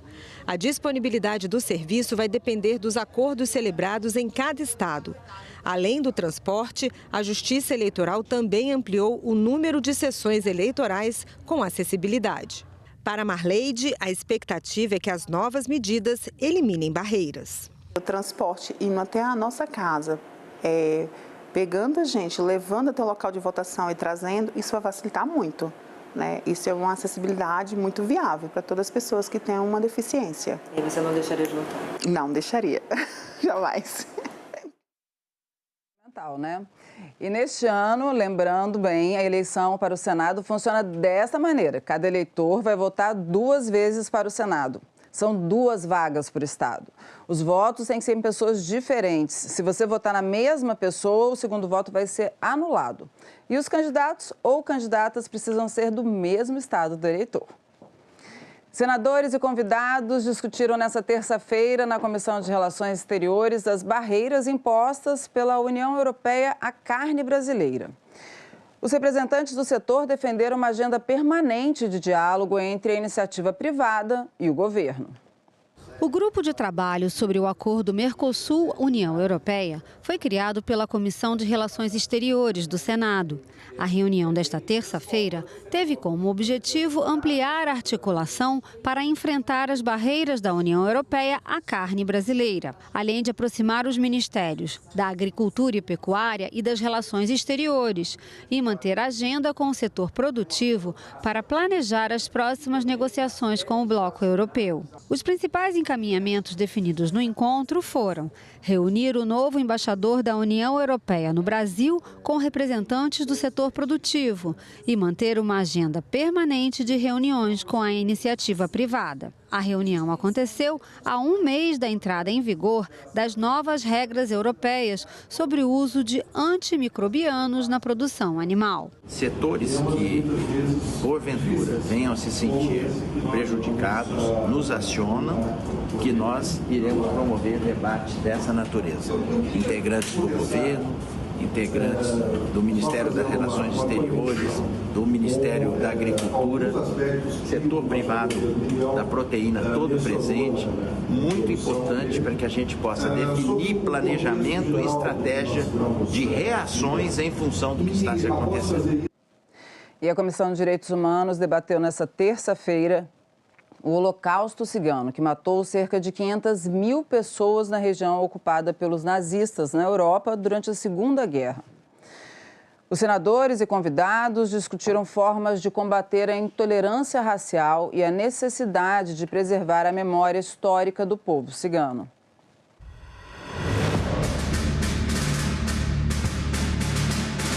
O Holocausto Cigano é um dos episódios mais trágicos e menos conhecidos da história do século XX. Estima-se que cerca de 500 mil ciganos tenham sido mortos pelo regime nazista durante a Segunda Guerra Mundial. Para debater a preservação da memória histórica do genocídio dos povos ciganos e discutir o fortalecimento de políticas públicas de combate ao racismo, a Comissão de Direitos Humanos realizou uma audiência pública.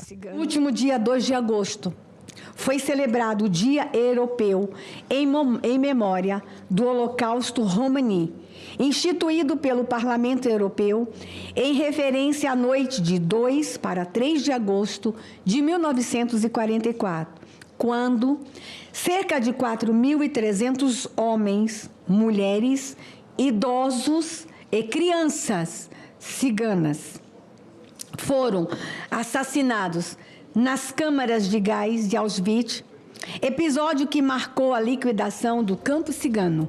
Durante décadas, o Holocausto Romani permaneceu à margem das políticas de memória e do reconhecimento internacional, como se houvessem vítimas mais dignas de serem lembradas do que outras.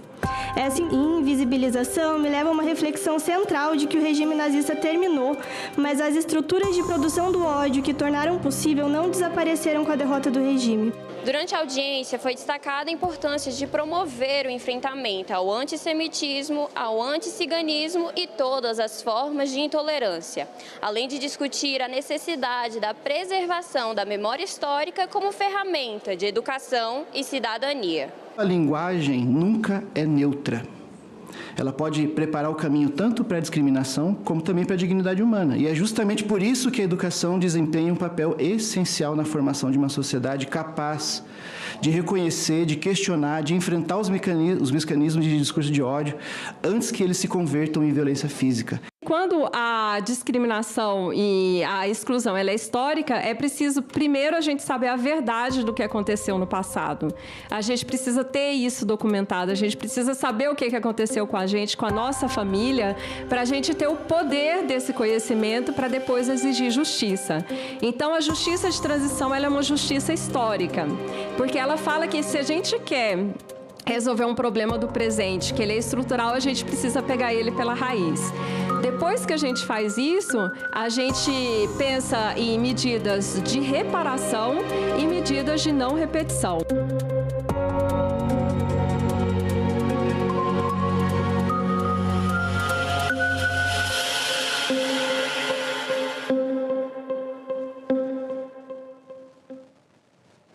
E a Comissão de Ciência e Tecnologia discutiu nesta terça-feira a regulamentação do funcionamento de data centers de inteligência artificial. Especialistas manifestaram preocupação com os impactos socioambientais da sua instalação no país.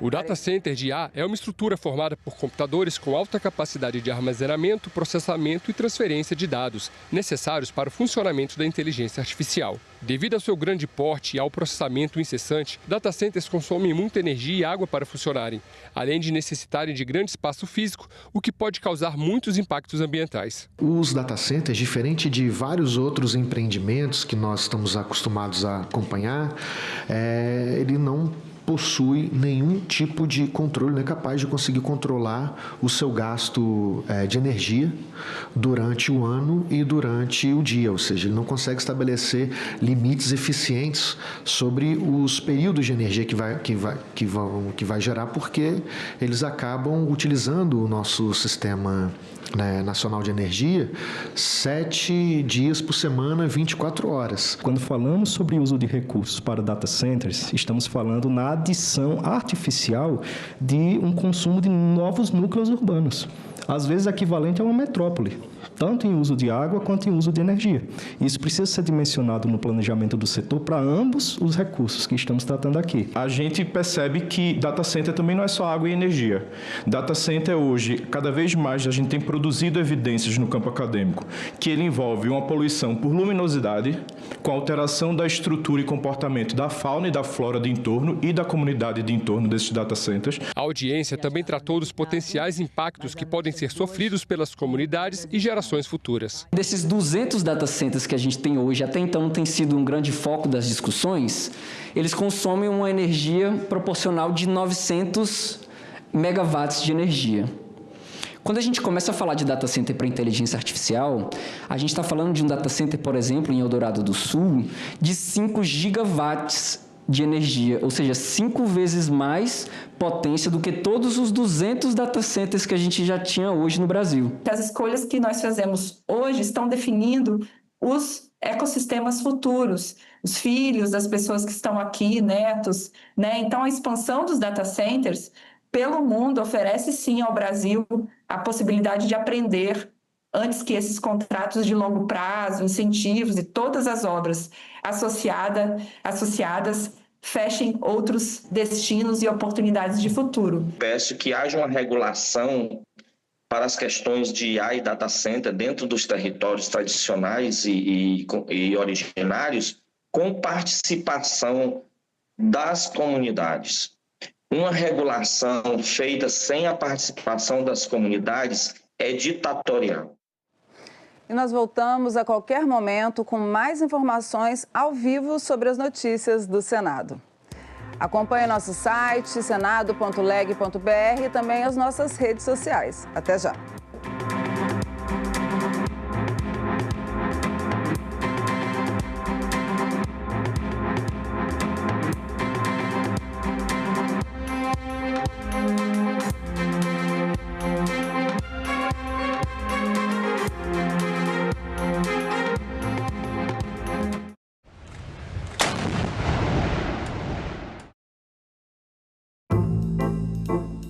Até 30% da chuva no Brasil depende da Amazônia e dessa interface da Amazônia com o Cerrado.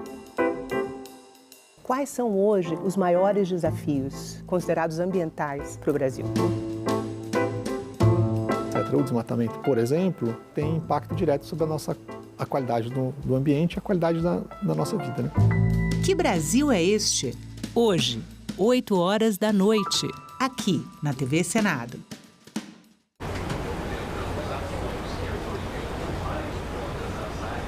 Minha mãe chegou um belo dia do trabalho, não tinha mais nada dentro de casa. Meu pai esperou ela me deixar na creche, ir pro trabalho, já se relacionava com uma outra pessoa, mas como amante. Parou um caminhão, me encheu de tudo que estava dentro de casa e foi embora. Por isso que eu falo, eu tento cortar esses ciclos todos com o Cauê. Porque o pai dele não está sendo diferente. Eu vejo muitos homens covardes mesmo, porque não enfrentam a situação que ele não iria enfrentar sozinho e nem pensam que a mulher está enfrentando aquilo sozinho, sabe? Então que meu filho seja um homem totalmente diferente do ciclo que a minha família, e isso eu me incluo, vem vivendo. Que ele seja responsável. A gente também fala tupi. O nome do estado do Maranhão vem do tupi e é formado por dois termos, mar mais inhã. Mar é uma variação de embará, bará, que vem de Pará e significa mar ou Rio Grande. A outra parte da palavra é inhã, que quer dizer correnteza. Então Maranhão virou Maranhão, que tem na origem o significado de mar grande ou mar que corre. A gente também fala tupi.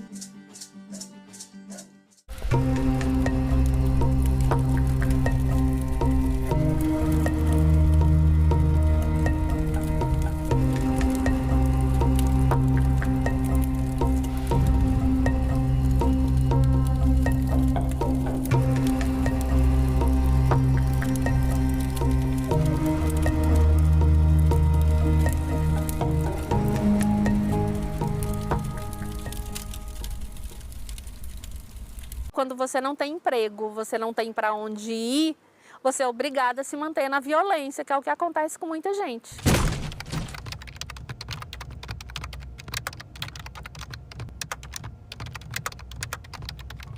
Eu fiquei casada por 22 anos.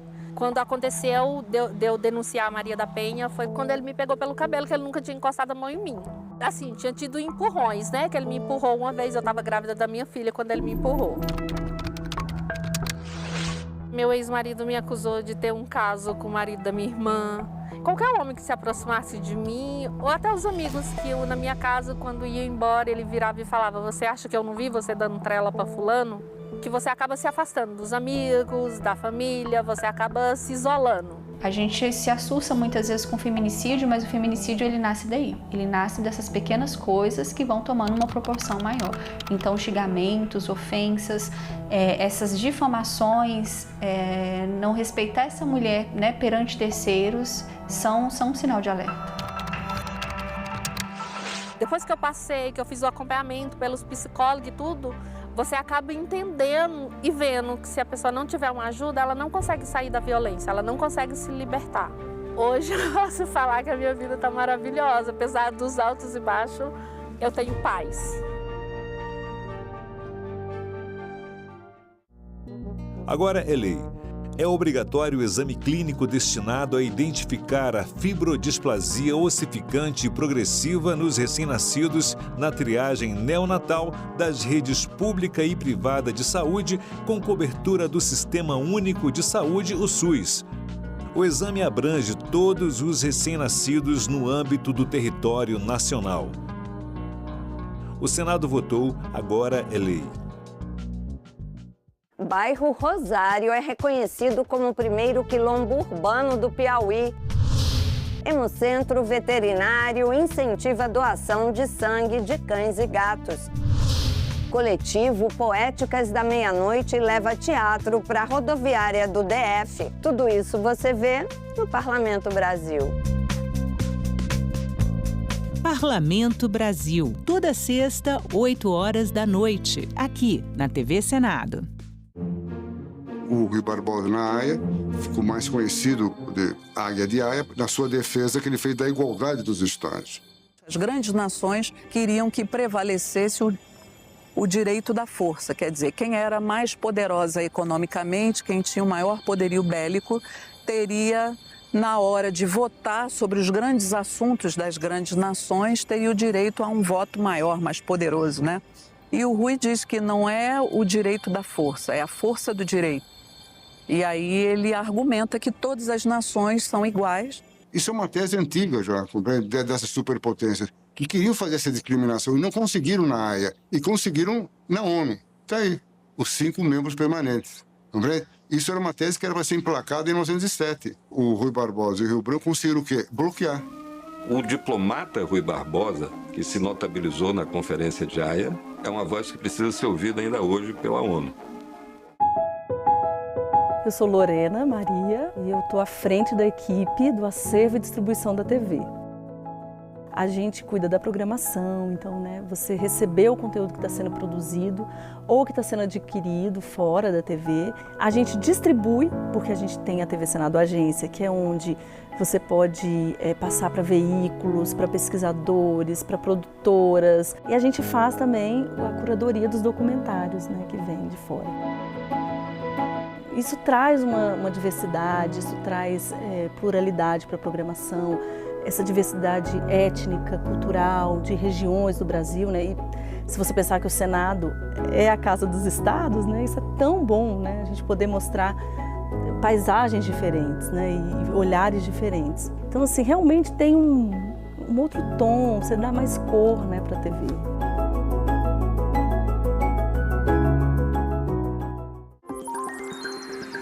Aquele post na rede social, aquela mensagem no grupo da família, é verdade ou mentira? Se você receber uma informação duvidosa sobre o Senado, mande para o Senado Verifica, um serviço de checagem que analisa notícias e responde se a informação é falsa, verdadeira ou imprecisa. Ficou na dúvida? Senado Verifica.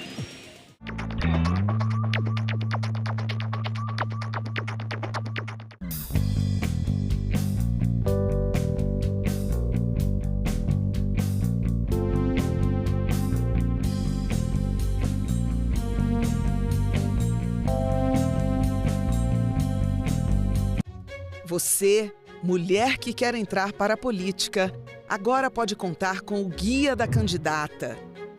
Um manual prático, feito pela Procuradoria da Mulher do Senado para ajudar em cada passo da sua jornada. A publicação mostra o que você precisa para começar.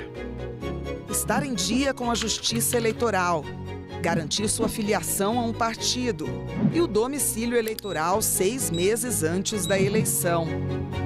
Lá, você descobre como garantir os recursos para a sua campanha, como os 30% do fundo eleitoral e do tempo de rádio e TV, que são seus por direito.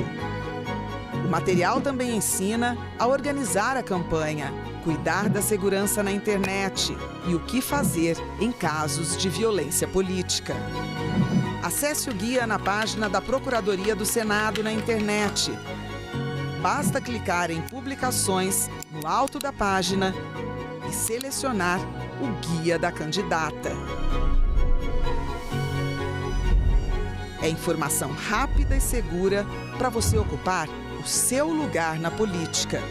Porque não existe democracia sem a sua participação.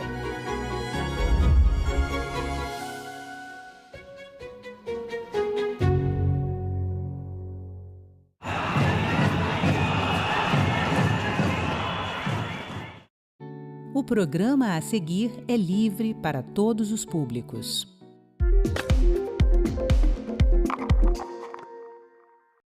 Desinformação é o conteúdo falso criado com o objetivo de enganar, confundir e causar danos, por exemplo, a imagem de uma pessoa pública, como um candidato, ou a própria democracia. Popularmente, essas mentiras são conhecidas como fake news e podem aparecer em forma de texto, imagem, áudio ou vídeo. Começa agora mais um assunto de Estado especial eleições e hoje vamos falar aqui no programa sobre como identificar, se proteger e combater a desinformação, principalmente no período eleitoral. E para conversar comigo, a nossa convidada de hoje é Patrícia Blanco, especialista em comunicação e em liberdade de expressão. Bem-vinda, Patrícia. Muito obrigada pelo convite. É um prazer enorme estar aqui conversando sobre esse tema que é tão relevante, principalmente na hora da decisão principal do exercício da democracia e da cidadania, que é o direito de escolha do voto. Perfeito.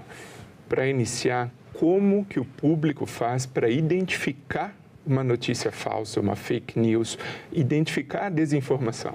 Olha, a gente está vivendo um momento de muitos desafios no ambiente comunicacional e reconhecer uma informação como falsa ou como verdadeira é, de fato, hoje algo extremamente importante e necessário para que a gente possa fazer essa escolha livre, como eu comentei inicialmente. Mas para o eleitor, a principal recomendação que eu tenho falado é: não acredite em tudo que você vê, sem antes checar aquela informação. Então, quando você recebe um conteúdo que vem numa rede social ou que vem num grupo, né, num serviço de mensageria, a primeira ação que se deve ter é pausar, é olhar aquela informação para saber primeiro o seguinte: da onde vem ela? Quem é a fonte? E lembrando que quem repassou aquela informação não é quem produziu aquela informação. É questionar, é respirar antes de passar para frente. A gente fala que tem a regra dos 7 segundos da televisão, né? Que é aquele delay, né? que acontece quando você passa de um para o outro. Então, esses 7 segundos para que você possa analisar aquela informação com um pouco mais de critério, esses 7 segundos são fundamentais para que a gente não repasse uma desinformação. Mas quais são as dicas principais? Verifique a fonte, verifique o contexto daquela informação. Por que ela chegou até mim? Quem enviou? Por que aquela pessoa enviou aquela informação para mim? E, principalmente, se outros veículos, outros meios estão falando sobre aquela mesma informação. É muito importante que a gente analise uma informação não só no meio onde a gente recebe, mas em outros meios para que a gente possa validar se aquela informação é verídica ou não. O Tribunal Superior Eleitoral lançou uma série de vídeos nas suas redes sociais em que eles apresentam um conceito dos 5 Vs da desinformação. Vamos ver na tela aqui um infográfico para falar mais a respeito. Então, tem o primeiro V, que é o volume, o excesso de informação vai dificultar essa checagem. Tem o V da variedade, muita verdade e mentira que acabam se misturando. Velocidade. É exatamente o que a senhora comentou, o compartilhar sem conferir antes. Sim. De uma forma muito rápida, vai compartilhando, nem deu tempo de conferir se aquilo era verídico. Viralidade é uma mentira que ganha alcance. Então, alcance muito grande, muitas pessoas acabam caindo naquela desinformação, digamos assim. E a verossimilhança, que parece real, mas não é. Inclusive, hoje em dia, com conteúdos de inteligência artificial, que a gente vai entrar no tema ainda. O que eu costumo falar é que fake news, notícias falsas, sempre existiram, né? Sim. Então, você pensa no Egito Antigo, na época medieval, alguém passava uma informação falsa. Mas o problema hoje em dia é que, com o uso de tecnologia, o alcance é muito maior, rapidez. Então, na visão da senhora, como usar a tecnologia para o lado do bem, para combater a desinformação? Bom, primeiro eu queria só voltar num ponto que eu acho que é fundamental desses 5 Vs, que é a questão da verossemelhança. Porque uma informação fraudulenta, como que ela nasce? Ela nasce de um núcleo de verdade. E ela é construída para fazer com que aquela informação fraudulenta, construída para manipular, para atingir a honra ou determinados assuntos, né, ou a honra de pessoas, mas ou a credibilidade de instituições, ela de fato ela nasce de algo que é verdadeiro. E por isso a dificuldade de você identificar um conteúdo totalmente fraudulento de um conteúdo que é manipulado, de um conteúdo que tem nuances, né, ou que sofrem algum tipo de, como eu digo, teoria conspiratória para a construção daquela narrativa para se chegar naquele ponto que é o convencimento de que aquele agente que produziu aquela notícia fraudulenta quer atingir. Mas a verossemelhança ela é muito importante porque muitos dos conteúdos falsos que circulam por aí eles copiam o formato jornalístico. Então, eles colocam, por exemplo, um título chamativo, né, um olho, né, da matéria, quando ela vem imitando um site jornalístico, por exemplo, um veículo de comunicação, ela segue exatamente o formato de uma notícia, justamente para confundir o cidadão na hora de verificar aquilo. E aí, quando a gente olha, né, para o lado da tecnologia e como a tecnologia pode ajudar a combater, a gente tem hoje, por exemplo, uma imagem que chega até a gente. A gente tem formas de verificar se aquela imagem foi manipulada ou não, se ela é atual ou não, porque muitas vezes ela vem uma imagem antiga, com um novo título, com uma nova roupagem, né? Então, por exemplo, uma coisa que aconteceu na eleição passada, ela pode voltar como sendo atual. E aí você tem, por exemplo, hoje, sistemas de busca reversa de imagens, que é muito fácil de você fazer. Você pega aquela imagem que você recebeu, você cola aquela imagem no seu buscador e o buscador vai te trazer uma resposta dizendo essa imagem foi feita no dia tal, na data tal. Então, essa tecnologia de busca reversa de imagem, como é chamada, já auxilia na verificação do conteúdo. O segundo ponto que a tecnologia pode auxiliar é justamente no uso de ferramentas de inteligência artificial que podem ser utilizadas para o bem, né? Justamente para ajudar nesse combate à desinformação, fazendo uma checagem mais avançada daquele conteúdo, olhando, jogando lá em qualquer aplicativo ou ferramenta de inteligência artificial para poder checar se aquela informação é verídica ou não, ou se ela tem, quais são as nuances nesse processo de falso e verdadeiro. Então, a tecnologia ela pode propiciar uma ótima forma de verificar a informação, de combater a desinformação, ao mesmo tempo que ela também pode ser utilizada para a fabricação de conteúdos sintéticos que fogem o conteúdo verídico.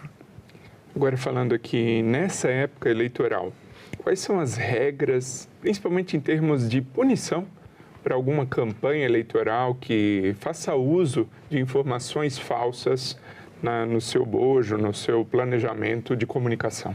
Olha, o Tribunal Superior Eleitoral, ele trouxe já de 2 anos para cá, primeiro nas eleições municipais de 2024 e agora nas regras para as eleições gerais de 2026, questões muito importantes para o combate à desinformação no período eleitoral, com responsabilização de candidaturas, de partidos, de coligações que fazem uso de conteúdos sabidamente fraudulentos ou sabidamente falsos, né, ou de uso mesmo de ferramentas de inteligência artificial para a produção de conteúdo sintético e essa responsabilização, ela atinge, né, ela pode atingir, como eu disse, candidatos, coligações, partidos de uma forma ampla e que seguem de retirada de conteúdo, né, de punições mais brandas até uma punição com a cassação do mandato ou da própria candidatura daquele candidato que fizer uso dessa tecnologia ou da inteligência artificial, mas também de utilização de conteúdo fraudulento para atingir outras candidaturas ou para atingir o próprio sistema eleitoral. Então, é preciso prestar muita atenção, porque o TSE está de olho nisso e trouxe inovações nas normativas para as eleições desse ano que são, de fato, importantes e que vão auxiliar o cidadão nessa questão. E é preciso também que o cidadão ele entenda que está na mão dele também 2 pontos. O ponto de olhar aquele conteúdo de forma crítica, não repassando para frente, e também tendo uma atitude proativa de denunciar conteúdos que ele julgue que sejam conteúdos fraudulentos. Então, a gente precisa também instruir o cidadão para que ele seja esse agente de fiscalização da licitude e do processo eleitoral. E certamente aqui nesse episódio, nesse programa, falaremos sobre isso, como denunciar. Mas antes da gente chegar lá, a senhora falou agora sobre aquele cidadão que repassa uma informação falsa, né? Uhum. Então, na visão da senhora, qual que é o efeito que esse compartilhamento de fake news causa e tem causado nos últimos anos na sociedade brasileira? Bom, é um efeito muito deletério. Porque a sociedade, o cidadão passa a ter um pouco mais de dificuldade de verificar o que é verdadeiro, o que é falso, mas principalmente porque a desinformação ela tem um objetivo, que é atacar as instituições, é fazer com que as pessoas tenham dificuldade em até verificar aquele conteúdo e passem a praticar um ceticismo em relação às instituições e até uma descrença em relação a elas. Por exemplo, no caso de conteúdo fraudulento ou de ataques contra a imprensa, o objetivo de quem ataca a imprensa é descredibilizar o jornalismo. E muito por conta de dizer, olha, a imprensa é uma instituição importantíssima no sistema democrático, então se eu descredibilizo a imprensa e faço com que o cidadão deixe de acreditar ou de consumir veículos de comunicação, informações checadas, feitas com critérios, com métodos que a imprensa oferece, eu ajudo na poluição informacional, onde eu tenho uma diversidade enorme de fontes, fazendo com que o cidadão acredite num influenciador digital, em alguém que não tem como que eu posso dizer, não tem tanto compromisso com a verdade e quer simplesmente colocar pontos de vista diferentes. Então, eu vejo que a desinformação, ela tem feito, e o cidadão que passa para frente algo que é sabidamente falso, e isso é muito importante da gente colocar, o cidadão, ele tem mecanismos de checagem. Quando ele cai numa desinformação, ele pode cair por 2 pontos, por 2 questões. Primeiro, porque ele não checou e ele, de fato, caiu naquela informação. Ele foi levado a acreditar que aquela informação fraudulenta é verídica. Mas ele tem também o cidadão que acaba, por questões ideológicas, de crenças, de polarização política, repassando uma informação sabidamente falsa, justamente para continuar com esse processo de poluição do ambiente informacional. A gente falou aqui sobre a influência na sociedade. E até que ponto o compartilhamento de informações falsas pode influenciar no resultado de uma eleição? Veja, a questão das fake news ou da desinformação, ela pode influenciar de diversas maneiras. Ela pode influenciar, por exemplo, na hora que você está lá para decidir o seu voto e você receber conteúdos que falam que o seu candidato apoia algo que você não acredita. Ela pode influenciar, por exemplo, na hora que você tem alguma informação que fale que as urnas vão fechar mais cedo e você deixa de ir, né? Assim, de uma forma de desincentivar o ato de votar. Isso pode causar um resultado diferente daquele que, de fato, é o resultado real. Então, para isso, a gente precisa, e o cidadão precisa estar atento em tudo que ele recebe de informação, que não são informações que vêm dos meios oficiais, por exemplo, principalmente por conta do sistema eleitoral. Nós temos no Brasil um sistema eleitoral que é extremamente competente, extremamente verificado e de qualidade e de confiabilidade internacional. A gente tem missões internacionais que vêm acompanhar a licitude do processo eleitoral brasileiro e saem muito bem impressionados por conta do resultado da transparência, da forma como esse sistema é colocado. Então, aqueles que querem colocar pimenta, fazer com que haja um ceticismo em relação a isso, vão jogar desinformação. E isso pode, sim, afetar a confiabilidade nas instituições, como eu coloquei, e principalmente na instituição principal que rege o processo eleitoral, que é a Justiça Eleitoral Brasileira. Patrícia, como o público que está nos assistindo agora pode fazer para se proteger e para evitar até receber conteúdos falsos? Existe alguma forma? Existe a forma, a gente coloca lá no Instituto Palavra Aberta, a gente tem um programa de educação digital e midiática do cidadão, no qual a gente leva, faz com que esse cidadão entenda o processo do fluxo de informação que a gente vive, a necessidade de você desenvolver o olhar crítico em relação à informação que você recebe, mas o principal que a gente coloca é questione a informação. Pratique o ceticismo saudável. O que é o ceticismo saudável? Recebi uma informação, achei que aquela informação não é real ou me causou estranheza, me causou indignação, me causou surpresa, me causou uma vontade de compartilhar. Respira. Pratique o ceticismo saudável. Pergunte, questione, verifique de onde veio, quem são as fontes, o que aquela informação me remete, qual é o objetivo daquela informação. E aí a gente tem uma técnica que a gente brinca, que é super fácil de você lembrar. O cidadão que recebeu uma informação, ele tem que praticar o EPA, peraí, o quê? EPA, o que é isso? Peraí. O que essa informação chegou até mim? O que é isso? E esse EPA, peraí, o quê? Parece uma brincadeira, parece algo infantil até, mas não é. Porque quando a gente treina o olhar para fazer o EPA, aqueles 7 segundos que eu falei, aquele respiro inicial, o peraí já se torna algo que eu vou tomar uma atitude. Eu vou sair do meu lado passivo de receptor daquela informação para um lado proativo de questionador daquela informação. E o que é? Vou investigar mais, vou verificar se outros veículos estão falando sobre isso, se tem mais gente comentando, vou analisar o contexto, e isso é muito importante.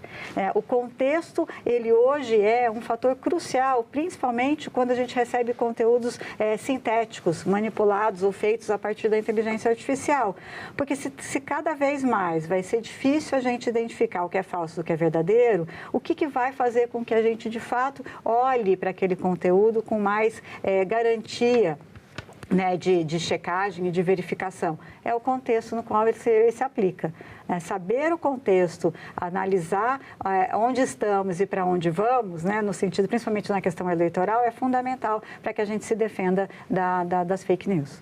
E essa técnica que a senhora acabou de expor aqui, ela não só é interessante para pessoa, mas também para a pessoa que praticar essa técnica do EPA, peraí, o que é isso? E também levar adiante, por exemplo, para um público mais vulnerável, às vezes uma senhora, um senhor de idade ou com menos escolaridade, e compartilhar, multiplicar isso, Não só ser um agente, mas também ser um agente de mudança, um agente em defesa da democracia e da verdade, E uma dessas formas de praticar isso é a denúncia também do conteúdo, Não só receber e falar, epa, peraí, isso aqui é falso, não vou compartilhar, mas denunciar. Então a gente, desculpa, pode falar. Não, só voltando nessa questão antes do denunciar, é também ser um agente que vai brecar a continuidade daquela desinformação. Mas desculpa, te cortei aqui. Não, imagina, a gente está trocando ideia aqui. E então, além de brecar, orientar pessoas queridas do seu vínculo, né, para multiplicar essas técnicas de identificação e também denunciar, né?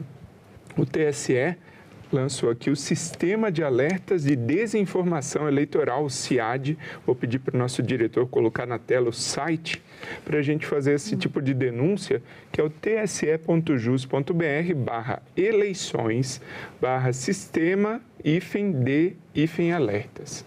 Já vão colocar na tela, já está na tela. Então, uma forma que a justiça encontra também da gente ser um promotor, né, desse tipo de qualidade no período eleitoral, né? Queria saber a opinião da senhora em termos de... A gente vai falar de mais mecanismos aqui de denúncia e também de verificação de fidedignidade da informação, de veracidade, né? Mas, na opinião da senhora, hoje o Brasil, o TSE, enfim, está fazendo isso de maneira adequada, suficiente? Veja, eu acho que assim, a gente está experimentando, né? A gente vem de um processo onde a tecnologia está fazendo parte das nossas vidas, vamos considerar de poucos anos para cá, de forma tão intensa e tão... Eu me lembro em 2014, a gente vivia um problema nas eleições gerais de 2014, onde a desinformação, ela não circulava via redes sociais ou via... dispositivos, né, ou aplicativos de mensageria, por exemplo, ela circulava via e-mail.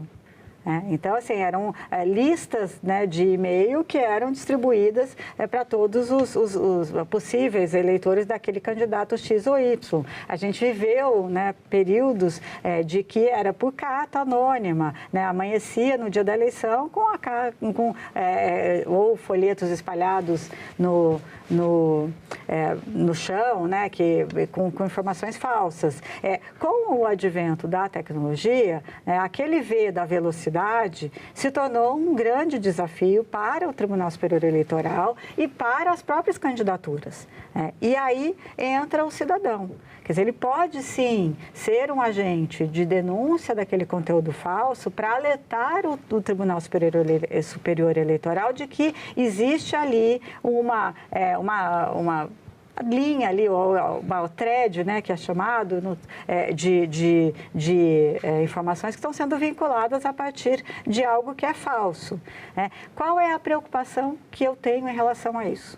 É que, no período eleitoral, a gente tem os apoiadores de A e de B, né? Que haja um incentivo à denúncia por parte de candidaturas que denuncie aquele candidato por práticas que não são corretas, mas que, na verdade, ele está se defendendo ou ele está fazendo uma postagem falando da candidatura dele.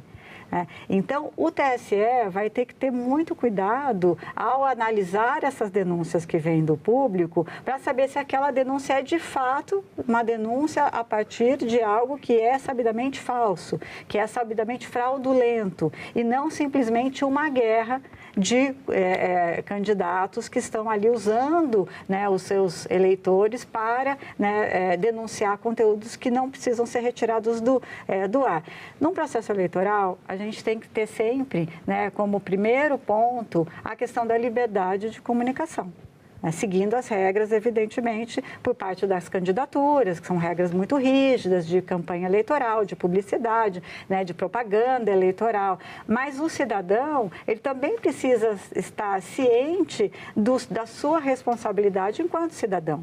Eu vou denunciar um conteúdo que ele é sabidamente falso, ou eu vou denunciar um conteúdo simplesmente para tirar do ar algo que é de um candidato no qual eu não concordo, e aí o TSE vai ter que entrar com um processo para fazer a retirada desse conteúdo, sendo que o candidato está praticando, está lá dentro de uma coisa que é verificada. Então, eu vejo é importante ter, mas é preciso olhar também pelo lado para que esse mecanismo de denúncia não seja utilizado por opositores para entrar inibir comunicação. Exatamente. Também merece destaque aqui, a Justiça Eleitoral criou em 2020 a página Fato ou Boato, em parceria com várias organizações. Então, o público pode acessar Fato ou Boato no site do TSE. E também o Senado, aqui a nossa casa, criou o Senado Verifica.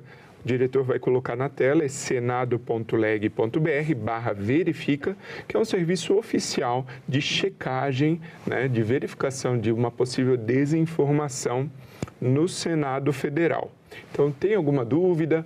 Manda lá no Senado Verifica, a equipe vai fazer essa checagem, como a senhora falou, né, do que é realmente fato, boato, enfim, e o que for fato, que fique livre para comunicação, né? Muito obrigado, Patrícia Blanco, pela participação aqui no Assunto de Estado Especial Eleições. Eu que agradeço, um prazer enorme e convido a todos, né, que tenham interesse. Nós temos dentro do Instituto Palavra Aberta o Educamídia, que é um programa de educação digital e midiática, com conteúdos gratuitos para toda a população. A gente tem lá uma página especial para o público 60+, para como evitar golpes, como não cair em desinformação. E temos também uma página que é voltada ao combate à desinformação no período eleitoral, que é www.faketofora, é bem assim, faketofora.org.br. E ali a gente tem conteúdos para escolas, para professores, para ajudar nesse processo de entender, né, um papel do cidadão e a prática do EPA, peraí, o quê? Muito obrigado. E obrigado também a você que nos prestigia aqui com a sua audiência. Essa entrevista já está disponível para você rever ou compartilhar no nosso site senado.leg.br/tv, também no nosso canal no YouTube. Aproveite e se inscreve lá. Até o próximo programa.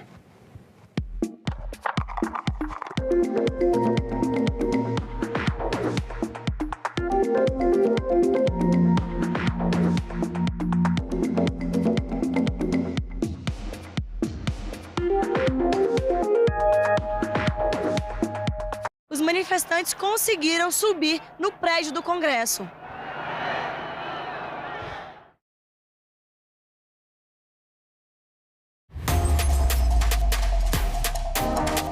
A TV Senado está com tudo pronto para mais uma temporada.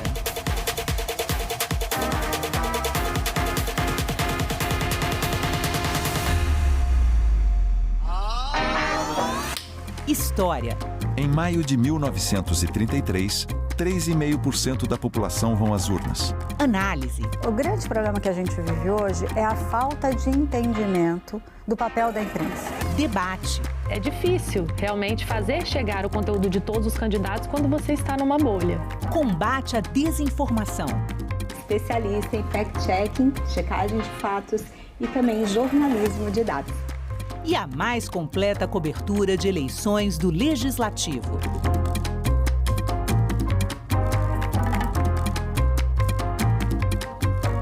TV Senado, democracia todo dia.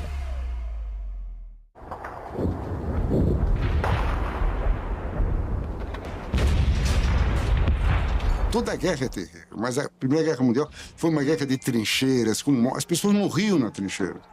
Então o Rui estava acompanhando desde 14, estava preocupado. E quando ocorre a invasão de um neutro, a Bélgica, pela Alemanha, falou, não, a Alemanha tem que ser condenada. E o Brasil tem que mudar a posição. O Brasil estava neutro. Os Estados Unidos também estava neutro. O Brasil entrou, digamos, do lado das democracias ocidentais na Primeira Guerra Mundial. Na Segunda Guerra Mundial, o Getúlio Vargas estava numa posição ambígua. Quem era o chanceler do Getúlio Vargas era Oswaldo Aranha. O Oswaldo Aranha que propõe a mudança da posição brasileira pró-aliados e se baseia em quem? No Rui Barbosa. Por isso que o Brasil fala grosso na política internacional. O Brasil é um país que tem coerência. O Brasil tem legitimidade. A violência política de gênero tenta silenciar as mulheres. Mas você não precisa enfrentar isso sozinha. O Zap Delas é o canal da Procuradoria da Mulher do Senado para acolher e orientar candidatas e lideranças. É um espaço seguro para denunciar ataques, ofensas e perseguições. Anote o número 619-8309-0025. Zap Delas, um canal da Procuradoria da Mulher do Senado. agora é lei. A reforma tributária prevê 2 impostos, a Contribuição sobre Bens e Serviços, CBS, que é federal, e o Imposto sobre Bens e Serviços, IBS. De competência dos estados e municípios, a CBS vai substituir 3 impostos atuais, PIS, COFINS e IPI, enquanto o IBS será cobrado no lugar do ICMS e ISS. A nova lei detalha ainda as reduções e isenções dos impostos. O Senado votou, agora é lei. Dentro da minha família, eu sempre ouvia, é assim mesmo, homem é assim, ele é muito estourado, você precisa ter paciência.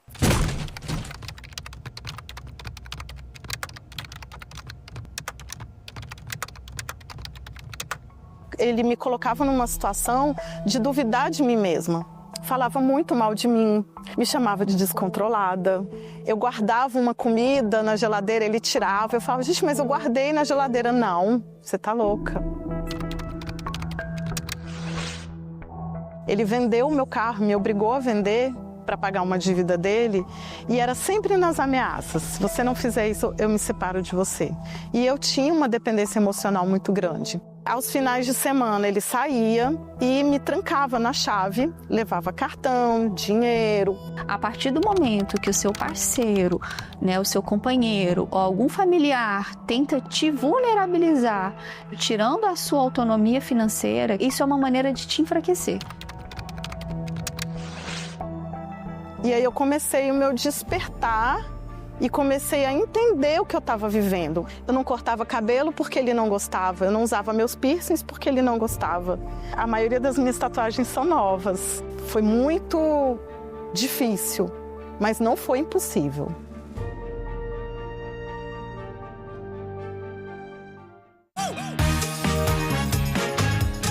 Posso votar em outra cidade?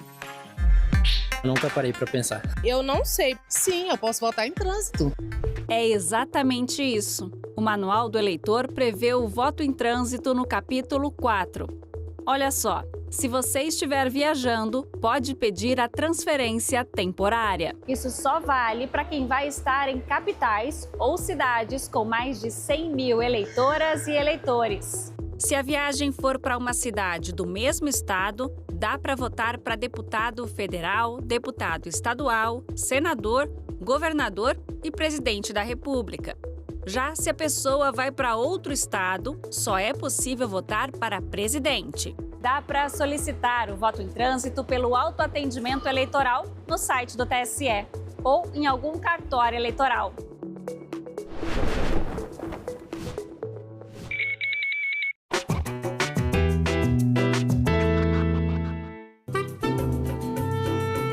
Em 1958, o Brasil vive o auge dos anos dourados. Campeão do mundo, indústria aquecida e uma forte geração de empregos. O presidente Juscelino Kubitschek promete 50 anos de progresso em 5 anos de governo. E a cereja do bolo é a mudança da capital para o interior do país. Mas afinal, quem inventou Brasília? A ideia de transferir a capital para a região central do Brasil é bem antiga. Em 1813, Hipólito José da Costa, fundador do primeiro jornal brasileiro, defendia que a família real estaria mais segura contra invasões marítimas no interior do país e não no Rio de Janeiro. 10 anos depois, José Bonifácio de Andrada e Silva, o grande articulador da independência, sugeriu chamar esta futura cidade de Brasília. A ideia da mudança da capital foi ficando cada vez mais forte, e no final do século XIX, o astrônomo Luiz Ferdinand Cruz chegou até a demarcar o local onde seria construída esta cidade. Mas só em 1956, um presidente da República toparia o desafio.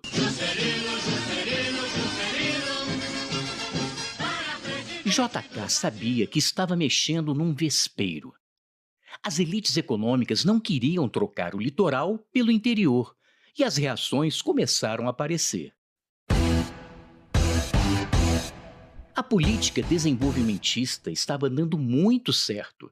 O capital estrangeiro entrava maciçamente gerando atividades industriais e, é claro, empregos. A construção de Brasília, portanto, era mais uma maneira de aquecer a economia naquele momento.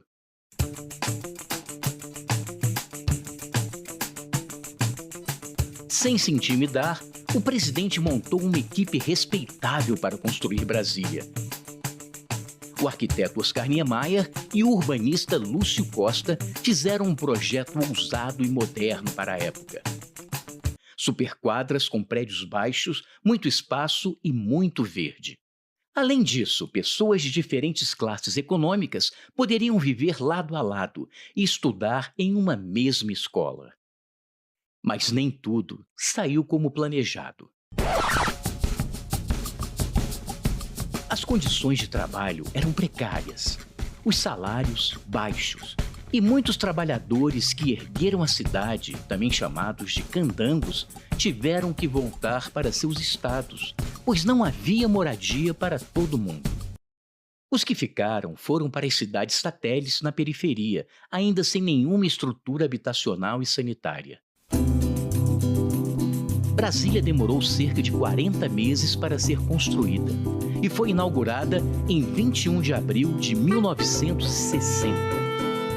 Mais do que sede do governo, tornou-se uma cidade com vida própria, com seus problemas e virtudes, e impulsionou o desenvolvimento econômico do centro-oeste brasileiro. Já Juscelino terminaria seu governo com uma forte popularidade, um ótimo índice de crescimento econômico, mas também deixando o país com uma inflação bastante alta.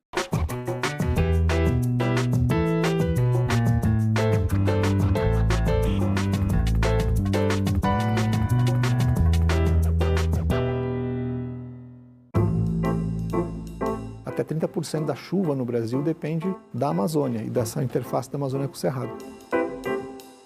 Quais são hoje os maiores desafios considerados ambientais para o Brasil?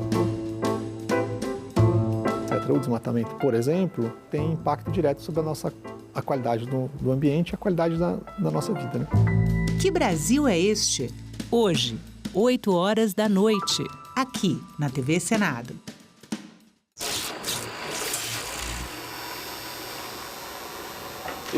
Interessante que eu tenho um sonho recorrente.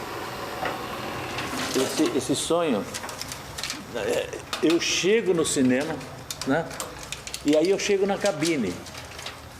Quando eu chego na cabine, os projetores não estão mais. Tiraram e colocaram outros, sem eu saber. E o meu mesmo deram fim.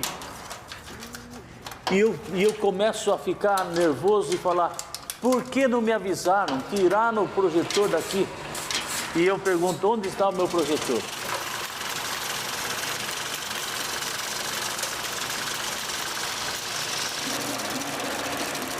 Aí eu acordo. Acordo e fico pensando: o que será que eu sonhei com isso aí?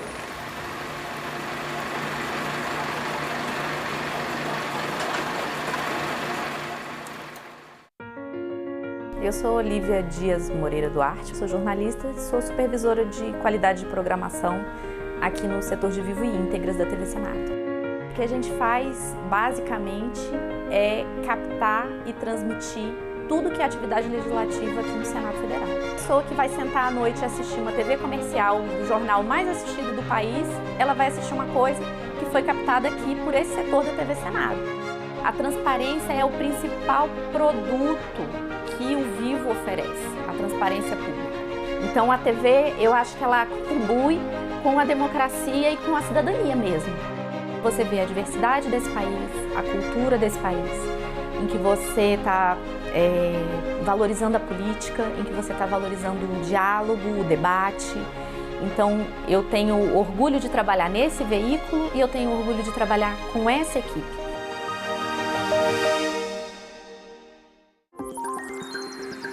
Aquele post na rede social, aquela mensagem no grupo da família, é verdade ou mentira? Se você receber uma informação duvidosa sobre o Senado, mande para o Senado Verifica, um serviço de checagem que analisa notícias e responde se a informação é falsa, verdadeira ou imprecisa. Ficou na dúvida? Senado verifica.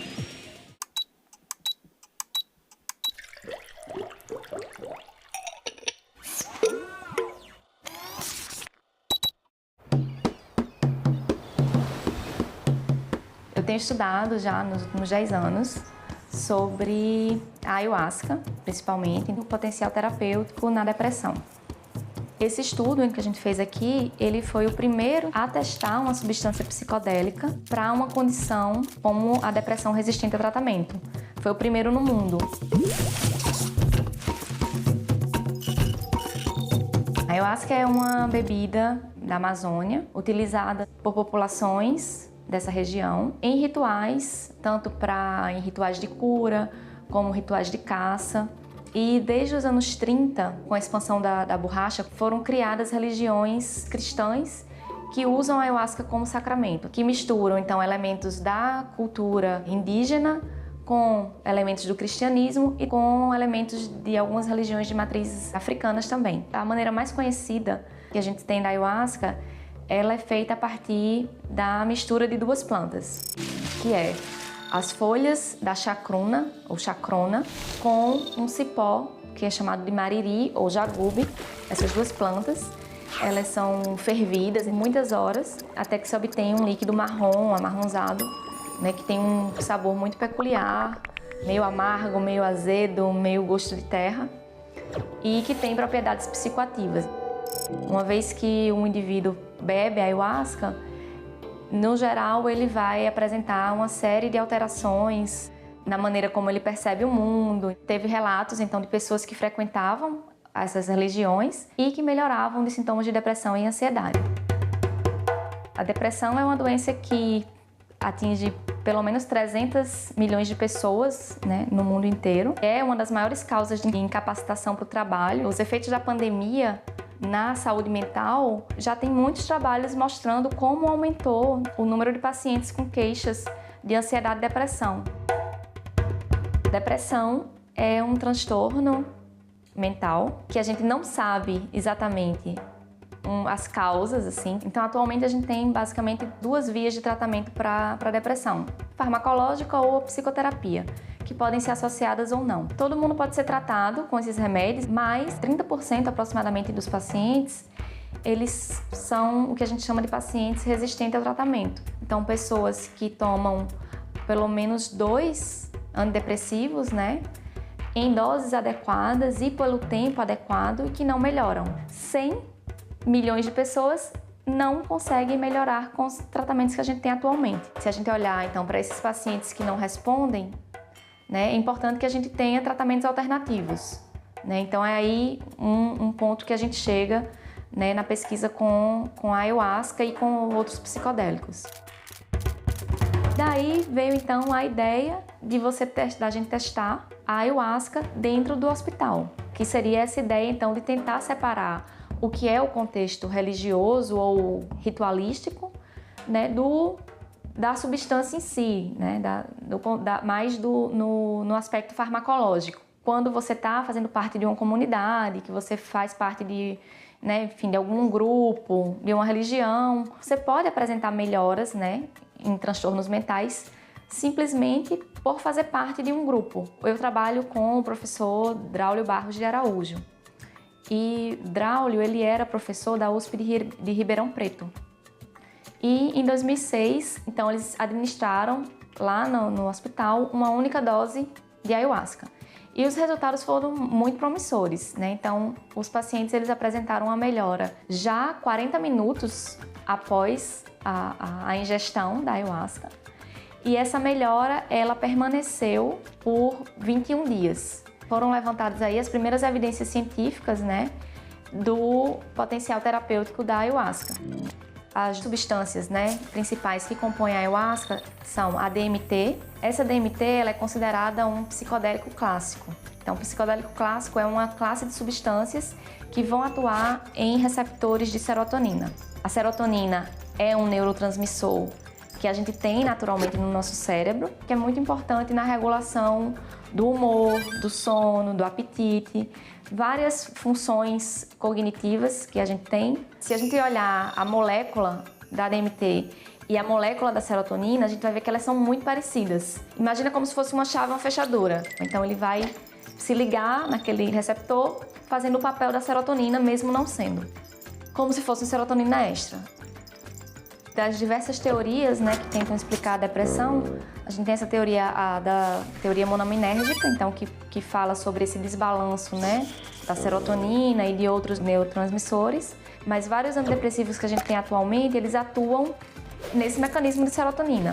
Eles são também, da mesma forma, agonistas de serotonina. Para você ter uma substância aprovada como uma medicação, ela vai passar por várias fases. Então tem fase 1, fase 2, fase 3, fase 4. Então a gente pode considerar que esses estudos que foram feitos lá em Ribeirão Preto eram fase 1, em que você quer mais garantir a segurança, testar a dose. E uma vez que você sabe então que os pacientes vão suportar aquele tratamento, você passa para essa segunda fase, que é a fase em que você vai pegar um grupo de pacientes, vai dividir de maneira aleatória, isso quer dizer randomizado. Então você vai separar, né? Uma parte vai para um grupo que vai receber o tratamento ativo que você quer testar e o outro vai receber o placebo. Então, no nosso caso, o que a gente fez? A gente teve, então, pacientes que iam beber ayahuasca e outros pacientes que iam beber uma substância que a gente desenvolveu aqui em parceria com o Departamento de Farmácia, que ia simular, de certa forma, propriedades da ayahuasca, mas não as propriedades psicoativas. O experimento ele durou 4 dias. O paciente chegava na terça-feira, fazia uma bateria de exames, consulta com psiquiatra, psicólogo, exame de ressonância magnética funcional, dormiu no laboratório fazendo uma polissonografia. No dia seguinte a gente fazia coleta de saliva e de sangue e administrava a substância, que podia ser ayahuasca ou placebo. Durante essa sessão o psiquiatra fazia algumas avaliações. Depois, no final da tarde, o paciente voltava para casa. No dia seguinte ele retornava e a gente refazia todos, né, os exames novamente.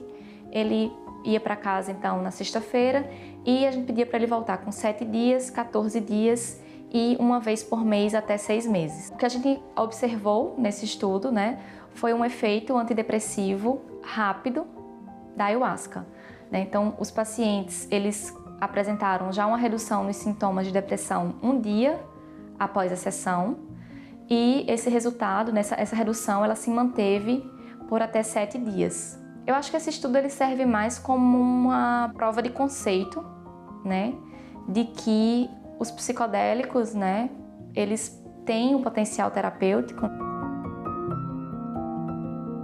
A ayahuasca ela é uma planta de poder, é uma substância que as pessoas usam como um sacramento. Então, para você trabalhar com ela, você tem que ter muito respeito. Né? Acho que é um balanço aí que a gente tem que ter o tempo todo. Que o uso tradicional foi o que veio antes. Né? É o que está lá. É o que, no fundo, faz com que a gente saiba que a ayahuasca é uma substância segura. Porque se tem 30 mil pessoas bebendo ayahuasca regularmente e ninguém escuta falar de nenhum problema mais sério associado a essas pessoas, então é esse uso que faz com que a gente garanta a segurança. A gente aqui no Brasil tem uma vantagem, até eu diria, com relação a outros países, né, que a gente tem o uso religioso da ayahuasca regulamentado. E normalmente essas religiões elas são grupos sérios que, né, têm um cuidado com a pessoa. Eu acho que a gente tem um pouco ainda da ideia que o paciente com depressão é aquela pessoa que está lá triste, que não consegue fazer nada, mas não, né? A gente aqui via depressão de várias formas, assim. E a forma também como cada pessoa consegue lidar com aquilo ali, né? Como ela vai fazendo ajustes para conseguir fazer o mínimo que pode para ir seguir adiante. Eu sou contra a proibição das substâncias psicodélicas ou de outras substâncias, né? Desde que haja também informação, né, a respeito. Caminham juntos, eu acho que as duas coisas, assim. Você liberar também significa você dar condições para a pessoa saber se quer ou não usar aquilo ali.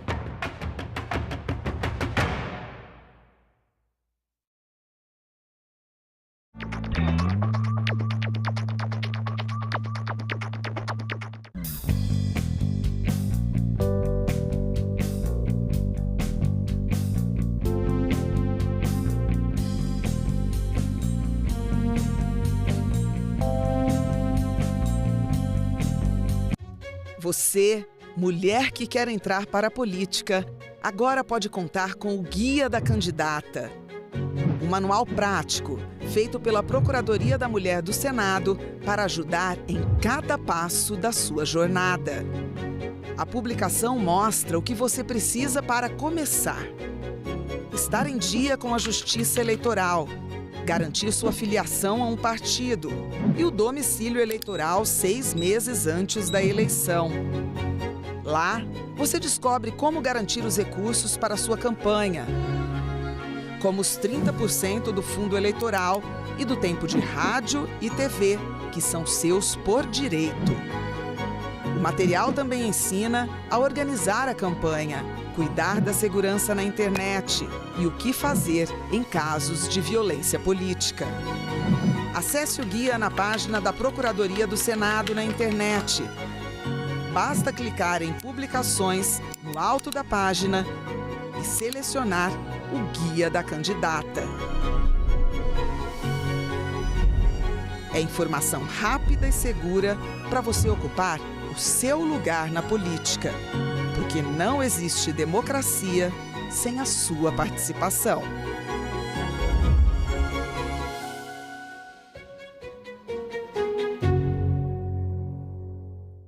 Os manifestantes conseguiram subir no prédio do Congresso.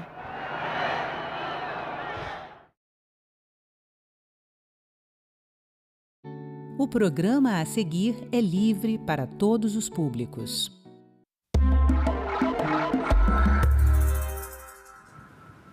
Dados do Ministério da Saúde apontam que até 2028 serão registrados 53 mil novos casos de câncer de intestino no Brasil. Uma doença que muitas vezes não apresenta sintomas, na qual o sucesso do tratamento depende do diagnóstico precoce. Agora o SUS anuncia um novo protocolo de rastreamento e quem vai conversar conosco aqui é o Dr. Gustavo Ribas, médico da Assessoria Política da Prevenção e o Controle do Câncer da Secretaria de Saúde do Distrito Federal. Seja bem-vindo, Dr. Gustavo. Muito obrigado pela sua presença. Olá a todos que nos acompanham. Obrigado. Eu que agradeço a grande oportunidade. Uma honra estar aqui na TV Senado para falar de um tema tão relevante, tão importante e de impacto na nossa população. Qual a importância que tem essa mudança de protocolo? Queria que o senhor falasse um pouco da história dessa doença aqui do Brasil, de como é feito o diagnóstico, o que muda agora? Nós temos, no âmbito nacional, essa incorporação do teste imunofecal, imunoquímico fecal, de extrema importância na avaliação para a pesquisa do que todos já conhecem ou já ouviram falar, do sangue oculto nas fezes, que é um método de rastreamento. É muito importante, porque ele substitui o antigo teste o imunofecal atual, ele está em substituição ao antigo teste pelo pesquisa de sangue oculto. De sangue oculto, pelo guaiaco, que tinha muitas variáveis, apresentava muitas alterações e muitos falsos positivos. A pessoa tinha que colher várias vezes, várias amostras de fezes e era recomendado, não pode comer isso, não pode comer carne, não pode comer nada que tenha coloração vermelha, né? Exatamente. Tinha muita alteração e muito preparo específico para ser feito. Já o FIT, o teste imunofecal, não tem essa preparação tão específica e ele apresenta no âmbito nacional uma previsibilidade de sensibilidade e especificidade em torno de 85%, 86%, que é um bom dado. Então, ele vem para agregar na investigação, no rastreamento, é importante que se frise isso, aquelas pessoas que são assintomáticas, não têm sintomas nenhum relacionados ao aparelho digestivo, às queixas gastrointestinais, principalmente intestino. Quando a gente fala do exame antigo, que era a pesquisa de sangue oculto nas fezes, podemos deduzir que o sintoma, quando acontece, é sangramento, né, nas fezes. Exatamente. identificava o sangramento. Lembrando que ele poderia gerar muitos falsos positivos por meio de uma alimentação inapropriada para aquele período do exame ou outras ações relacionadas. Mas é importante que se frise que, apesar de ser um teste mais simples, o imunofecal, ele também tem suas considerações, suas ponderações. É importante porque ele detecta a hemácia. Então, onde há hemácia nas fezes, ele vai detectar. E a hemácia pode estar presente numa doença anorretal, por exemplo, numa hemorroida, que está de difícil controle, com sangramento, ou até mesmo um sangramento digestivo alto, que pode detectar hemácias nesse conteúdo fecal. Então, é importante que o cidadão tenha essa previsibilidade de que não tenha alguma doença localizada que possa gerar o sangramento. Qual a faixa etária e o perfil das pessoas que podem ter essa doença? E como é que vem se dando a importância, se esse tipo de câncer é frequência, qual a frequência dele aqui no país? A faixa etária de rastreio que se preconiza pelo Ministério da Saúde, lembrando que o rastreio é destinado para aquela população assintomática, isto é, não apresenta sintomas. E é um rastreio que a gente busca fazer de forma organizada, isto é, o cidadão, a pessoa vai até uma UBS, uma Unidade Básica de Saúde, ser submetida a esse teste imunofecal. A faixa etária, ela permite uma variabilidade de um controle razoável na população, que vai dos 50 aos 75 anos, que é um método importante de se avaliar. Lembrando que o câncer coloretal no país, ele é o segundo mais incidente, tanto em mulheres quanto em homens. O primeiro, obviamente, em mulheres é o câncer de mama e em homens é o câncer de próstata. Isso lembrando, sempre frisando, excetuando o câncer de pele não melanoma, que é o mais frequente no nosso país. Então, o câncer coloretal é o segundo mais incidente em ambos os gêneros aqui no país. Qual a gravidade desse tipo de câncer? É um câncer que ele se torna de impacto assistencial, porque, infelizmente, ainda nós diagnosticamos em fase avançada. Esse é o grande ponto. Nós precisamos diagnosticá-lo cada vez mais em fases precoces, em fases iniciais. Isso tem um grande impacto, porque ele proporciona uma curabilidade muito maior. Para que todos tenham a ideia, se conseguirmos identificar o câncer coloretal em fase muito inicial, em fase precoce, nós conseguimos atingir taxas de cura que ultrapassam o índice de 90%. Então, quanto mais precoce, maior a chance de cura. E o fato de diagnosticá-lo numa fase avançada, nós, infelizmente, nos deparamos com casos que possam se tornar mais avançados, metastáticos, e aí a possibilidade de cura, ela cai de sobremaneira. Quais são os hábitos alimentares ou hábitos de vida que deixam a pessoa mais fragilizada, que possa contrair um câncer de intestino, câncer coloretal? Os hábitos relacionados a fatores de risco do câncer coloretal são o oposto dos hábitos saudáveis, que se preconiza muito, que se institui muito no nosso dia a dia e que está difundido na mídia. O principal deles é uma dieta balanceada, regrada, sem ultraprocessados, sem alimentos com processamento industrial muito alto, uma dieta que seja, como fator de risco, pobre em fibras, pobre em hidratação, em frutas, verduras. E outro fator muito preponderante é a atividade física. Hoje, a atividade física está comprovado, nós temos um trabalho publicado no Congresso Europeu o ano passado, que é claro em identificar a atividade física não só como fator protetor para as pessoas que não apresentam o câncer ainda, como fator protetor preventivo, mas ele é fator de prognóstico naqueles que já apresentam o câncer. Então, a atividade física associada a uma dieta balanceada, regrada, constituída de muitas fibras, alimentos como frutas, verduras, e controle da obesidade e do sedentarismo é fundamental.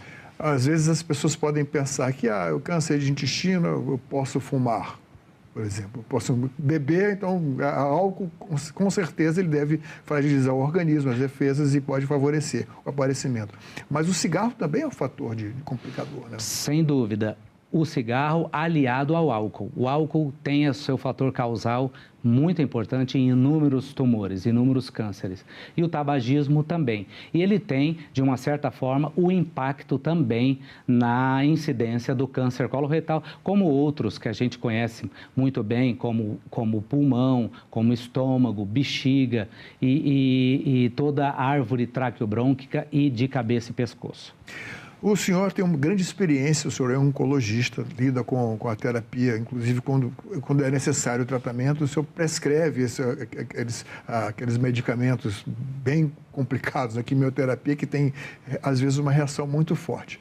E o que acontece? É a perspectiva de tratamento com a quimioterapia é frequente quando é detectado o câncer de coloretal? Sem dúvida. A quimioterapia, ela é uma ferramenta de tratamento de grande importância. Só que é importante lembrarmos que, na última década, nós tivemos o grande impacto da imunoterapia. Então, a imunoterapia tem o grande papel no tratamento do câncer coloretal associado à quimioterapia no tratamento, seja o inicial ou seja já em estágios mais avançados. Então, hoje, na verdade, é uma composição de tratamento, são tratamentos multimodais, que a gente chama, múltiplas formas de tratamento, que envolvem tanto quimioterapia como imunoterapia. E, obviamente, a gente tem que diferenciar de acordo com o perfil genético, o perfil molecular daquele tumor que é expresso naquele determinado paciente. Então, nós identificamos determinadas variações, determinadas mutações genéticas que têm a sinalização para que entremos com o tratamento, seja quimioterápico, seja imunoterápico ou terapia-alvo, que é o que a gente chama com os novos anticorpos monoclonais. Então, o tratamento, hoje em dia, ele é multimodal. E no caso de cirurgia? A cirurgia, ela vem depois do tratamento quimioterápico e imunoterápico? Ou não? Muito importante a sua colocação. A cirurgia, ela tem o seu papel relevante na conduta dos pacientes oncológicos, naqueles pacientes que apresentam tumores. E aí eu volto a frisar, muito importante o diagnóstico precoce, para que tenhamos a possibilidade de cura. E a cirurgia entra justamente nesse cenário de proporcionar a cura. Então, a cirurgia, para aqueles casos iniciais, para aqueles casos não avançados, ela tem um propósito claro, ela tem possibilidade de gerar a cura. Então, a cirurgia tem propósito curativo, sim, e faz parte do arsenal de tratamento, junto com a quimio e com a imunoterapia. E agora, a gente não quer de maneira alguma criar um clima de insegurança, mas quer chamar a atenção para a importância do diagnóstico precoce. O que terá acontecido no caso daquela artista Preta Gil, que ela tinha todos os recursos, inclusive foi até fora do país, submeteu a vários tratamentos. E aí significa que, mesmo com muitos recursos, nem sempre é possível a cura, não? Exatamente. É a vigilância contínua, é se atentar para algum sinal ou sintoma, que agora é importante falarmos sobre, nós às vezes falávamos sobre a prevenção, sobre o FIT, o teste FIT na prevenção para aqueles assintomáticos. Mas é importante que todos tenham a clara percepção que, diante de qualquer sintoma relacionado ao aparelho digestivo, em específico o intestino, que siga um acompanhamento médico. Sejam eles alguns sinais, sangramento... Mudança no ritmo da evacuação? Exatamente, mudança no ritmo intestinal, na frequência. Isto é, um hábito intestinal que até então aquela pessoa não apresentava. Houve uma mudança, ou para mais, com uma atividade mais acelerada, ou menos, com uma obstipação que a gente fala. Outros sintomas, sangramento retal, importante frisarmos, dor abdominal, dor pélvica, cólica abdominal associado ao ato evacuatório, o hábito intestinal, novamente falando, com a sua colocação, perda de peso, aí a gente já suscita já uma avaliação mais específica, porque pode nos caracterizar uma doença mais avançada, perda de peso, uma alteração abdominal com aumento de volume abdominal, um sangramento mais evidente, mais contínuo. Então, se referindo especificamente à artista, ela provavelmente teve um quadro associado e logo já procurou o atendimento. Mas, infelizmente, como eu havia falado, muitos casos já se manifestam numa fase mais avançada, numa fase que nós não temos a percepção, a proposta clara de uma curabilidade para aquele câncer. Então, vamos voltar ao passo a passo da primeira, a pessoa que vai ao rastreamento, homem e mulher nessa faixa de 50 a 75 anos, recorre ao SUS, por exemplo. Agora, o SUS vai nacionalizar, digamos assim, a partir de agosto, né? Exato. Então, a pessoa chega no consultório. Aqui no DF, no Distrito Federal, já existe desde 2020, né? Exato. Uma iniciativa aqui da unidade da federação. Qual é o passo a passo desse controle? Muito importante. Só frisando a sua colocação, aqui no DF nós temos um protocolo institucional, um protocolo definido como Protocolo de Ações Programáticas na Prevenção do Câncer Coloretal. Ele foi publicado em 2020, conforme sua menção, e ele já foi atualizado agora em 2025, que já inclui o FIT para rastreamento. Então, o passo a passo. Cidadãos, indivíduos com a idade entre 50 e 75 anos, elas têm a possibilidade de fazer o rastreamento por meio dessa nova ferramenta. É gratuito. Gratuito, a qualquer UBS, aqui no Distrito Federal ou no país, a partir de agora, qualquer UBS vai oferecer a aquisição desse teste imunoquímico fecal. Entrega o recipiente, né? O material para coleta, exato, né? O recipiente. E aí ela pode fazer como método de rastreio, lembrando novamente, a pessoa que não tem nenhum sinal ou sintoma evidente de uma doença intestinal. Isso é importante porque quando ela tem algum fator hereditário, história de câncer na família, ou algum histórico de doença inflamatória intestinal, ou presença de pólipos intestinais, ou adenoma, ela já é encaminhada para uma outra etapa de diagnóstico. Mas e aí entra o papel da colonoscopia. Exatamente, porque a detecção do pólipo depende da indicação prévia. Bom, o primeiro sinal de suspeita vem com o teste imunoquímico fecal. Dando positivo, então, é encaminhado para fazer a colonoscopia. Exatamente. Esse é o fluxo. Dando positivo, encaminha-se para a colonoscopia. Colonoscopia, que já é um aparelho, né? Digamos assim, é um colonoscópio que é inserido, a pessoa tem que... mediante sedação, né? Isso tem que ser num ambiente cirúrgico, né? No ambiente pode ser até não precisa ser num grande hospital, mas tem que ter uma presença de um anestesista e do especialista lá no diagnóstico.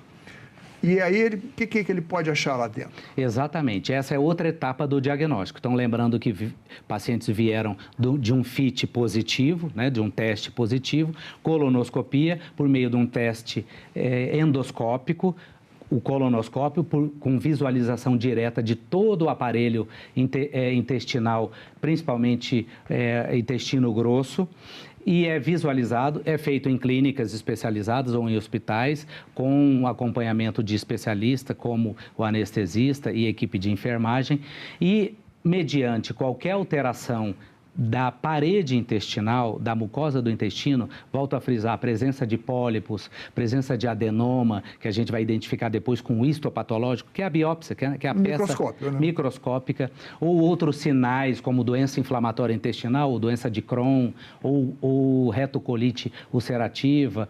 Isso vai determinar... Que causa um sangramento também. Exatamente, né? o sangramento. Tem que saber por que sangrou.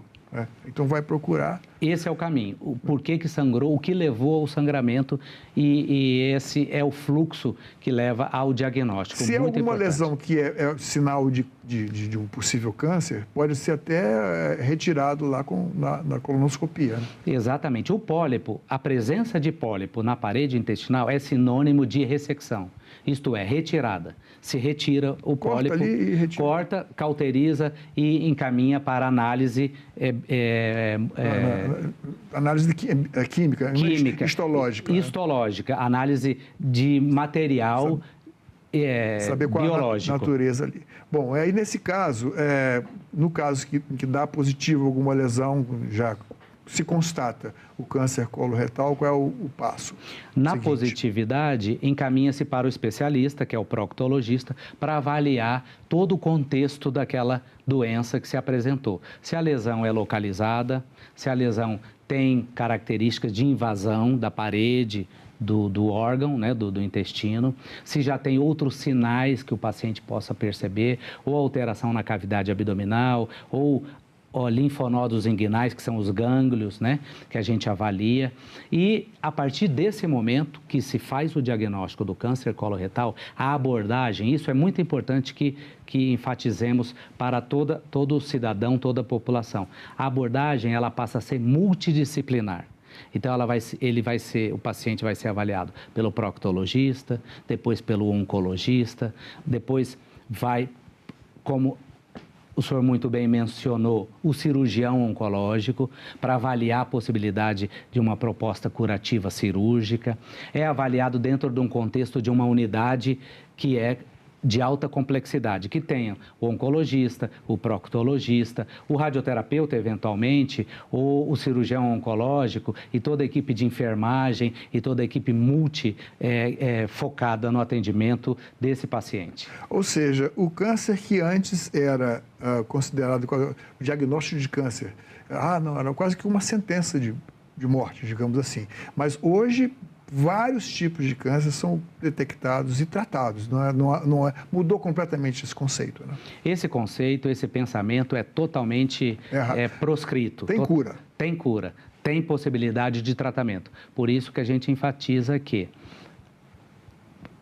taxas giram em torno de 90% de cura quando a gente faz o diagnóstico precoce. Quando a lesão é muito inicial, muito incipiente, muito precoce, que é fácil de retirar, por meio até mesmo de procedimentos endoscópicos ou até mesmo uma cirurgia. Então, o conceito de que não há cura para o câncer e que é uma sentença de morte, ele está totalmente afastado.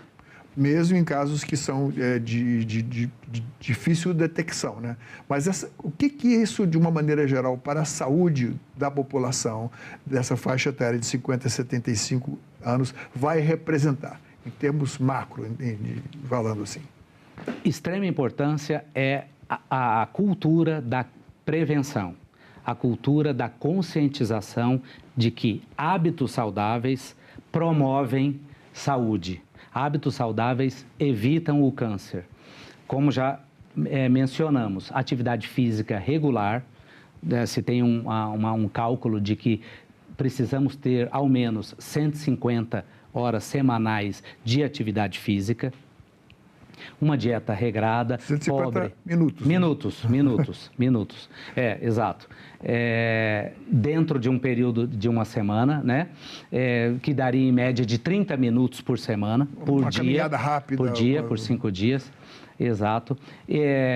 Atividade física é muito regular, ligada a alimentos saudáveis, não consumo de ultraprocessados, do álcool, do controle do peso, do sedentarismo e do tabagismo. Isso é muito importante. Dados mundiais apontam que cânceres são preveníveis em até 40% dos casos, isto é, nós podemos evitar os cânceres em até 40% dos casos com medidas saudáveis de promoção de saúde. Em termos de percentual de cura, o que é a imunoterapia que foi recentemente introduzida? É uma medicação que faz com que as próprias células do corpo, o sistema imunológico, reajam especificamente àquele tipo de câncer. Né? Em termos do câncer coloretal, A entrada da imunoterapia junto com a quimioterapia possibilitou maior índice de cura? A imunoterapia proporciona maior índice de cura e controle da doença naquelas atividades da doença que são mais avançadas, naqueles cânceres mais avançados. Então, o impacto da imunoterapia é muito importante no ganho de sobrevida e principalmente em qualidade de vida. E é muito variável de tumores para tumores, mas ela impactou na ordem de 30% a 35% um ganho de sobrevida e de controle de qualidade de vida para esses pacientes que eles levam uma vida completamente normal. Então, é um grande incremento a imunoterapia nesse cenário que precisamos controlar a doença. Eu queria lhe pedir que o senhor desse um recado naquela câmera ali para as pessoas que têm de 50 a 75 anos que busquem fazer a prevenção do câncer coloretal. Exatamente. Nessa faixa etária de 50 a 75 anos, as UBSs estão de portas abertas para recebê-los, para que se realize o teste imunofecal para a detecção de sangue oculto. É um método de rastreio, lembrando que não se tem, para que aqueles cidadãos que não tenham sintomas, sinais ou sintomas evidentes de doença. Ele tem esse teste tem uma sensibilidade de 85% a 86% e ele é muito importante na detecção de sangue para que tenhamos cada vez mais um diagnóstico precoce dessa doença que é tão impactante e é a segunda mais comum, tanto em homens quanto em mulheres, excetuando o câncer de pele. Doutor Gustavo, muito obrigado pela sua presença aqui no nosso programa. Espero convidá-lo, que o senhor volte outras vezes aqui, Cidadania. Eu que agradeço o convite, estou à disposição para temas tão importantes quanto esse. Um abraço a todos. Essa entrevista e todos os nossos outros programas estão disponíveis para você rever ou compartilhar no nosso site, senado.leg.br/TV, ou então pelo nosso canal no YouTube. Inscreva-se lá e marque o sininho para receber notificações. Obrigado pela companhia e até o próximo Cidadania.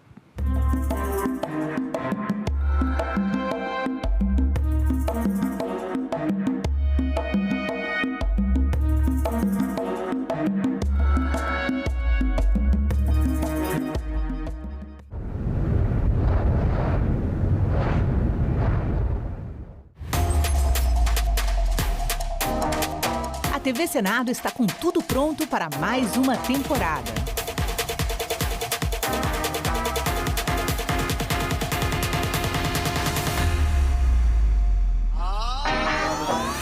História. Em maio de 1933, 3,5% da população vão às urnas. Análise. O grande problema que a gente vive hoje é a falta de entendimento do papel da imprensa. Debate. É difícil realmente fazer chegar o conteúdo de todos os candidatos quando você está numa bolha. Combate à desinformação. Especialista em fact-checking, checagem de fatos e também jornalismo de dados. E a mais completa cobertura de eleições do Legislativo.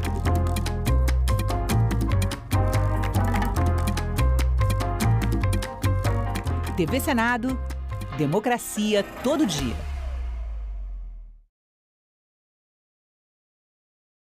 Mário de Andrade, quando leu Kornblum, ele conta em carta para o Alceu Amorós Lima que ele ficou desesperado de comoção lírica. Essa leitura provavelmente aconteceu em 1926 e já começa paralelamente a criar uma Macunaíma dele. Nas margens desse livro já temos o início de um trabalho e esse exemplar acabou se tornando um manuscrito. Essas anotações já são esboços de trechos do Macunaíma do Mário de Andrade. Um trabalho de assimilação, deglutir aquilo tudo e surgir uma nova coisa daquilo. Em 1944, Mário de Andrade acrescenta o subtítulo que estava faltando, O Herói Sem Nenhum Caráter. A gente também fala tupi. Pernambuco é uma palavra de origem tupi, formada por Paranã, que quer dizer mar, mais umbuca ou puca, que significa furo. Logo, Pernambuco seria mar furado, ou buraco que o mar fez, isto é, uma pedra furada por onde o mar entra. Era um termo comum usado em toda a costa do Nordeste, para lugares onde havia recifes, como o local onde hoje está a cidade do Recife. A gente também fala tupi. Tem muitas mulheres que acham que a violência é só um soco, um puxão de cabelo, não. Ela se mostra de várias formas.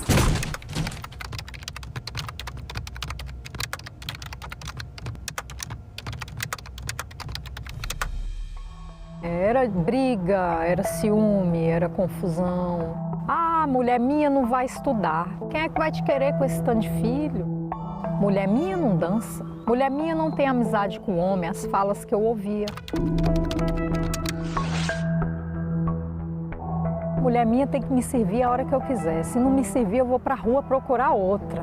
Várias vezes, inclusive, eu acordei com ele em cima de mim. Se você percebe que o seu parceiro ou não aceita o seu não, insiste muito ou desrespeita o seu estado de inconsciência e de vulnerabilidade, fique alerta porque é uma violência sexual, é uma violência grave. No início eu achava ser normal, só que chegou um determinado ponto que eu falei, isso não é normal. Buscar ajuda, uma rede de apoio de outras mulheres, psicólogos e se cuidar. Uma boa dose de amor próprio. Eu separei, hoje eu faço tudo o que eu quero.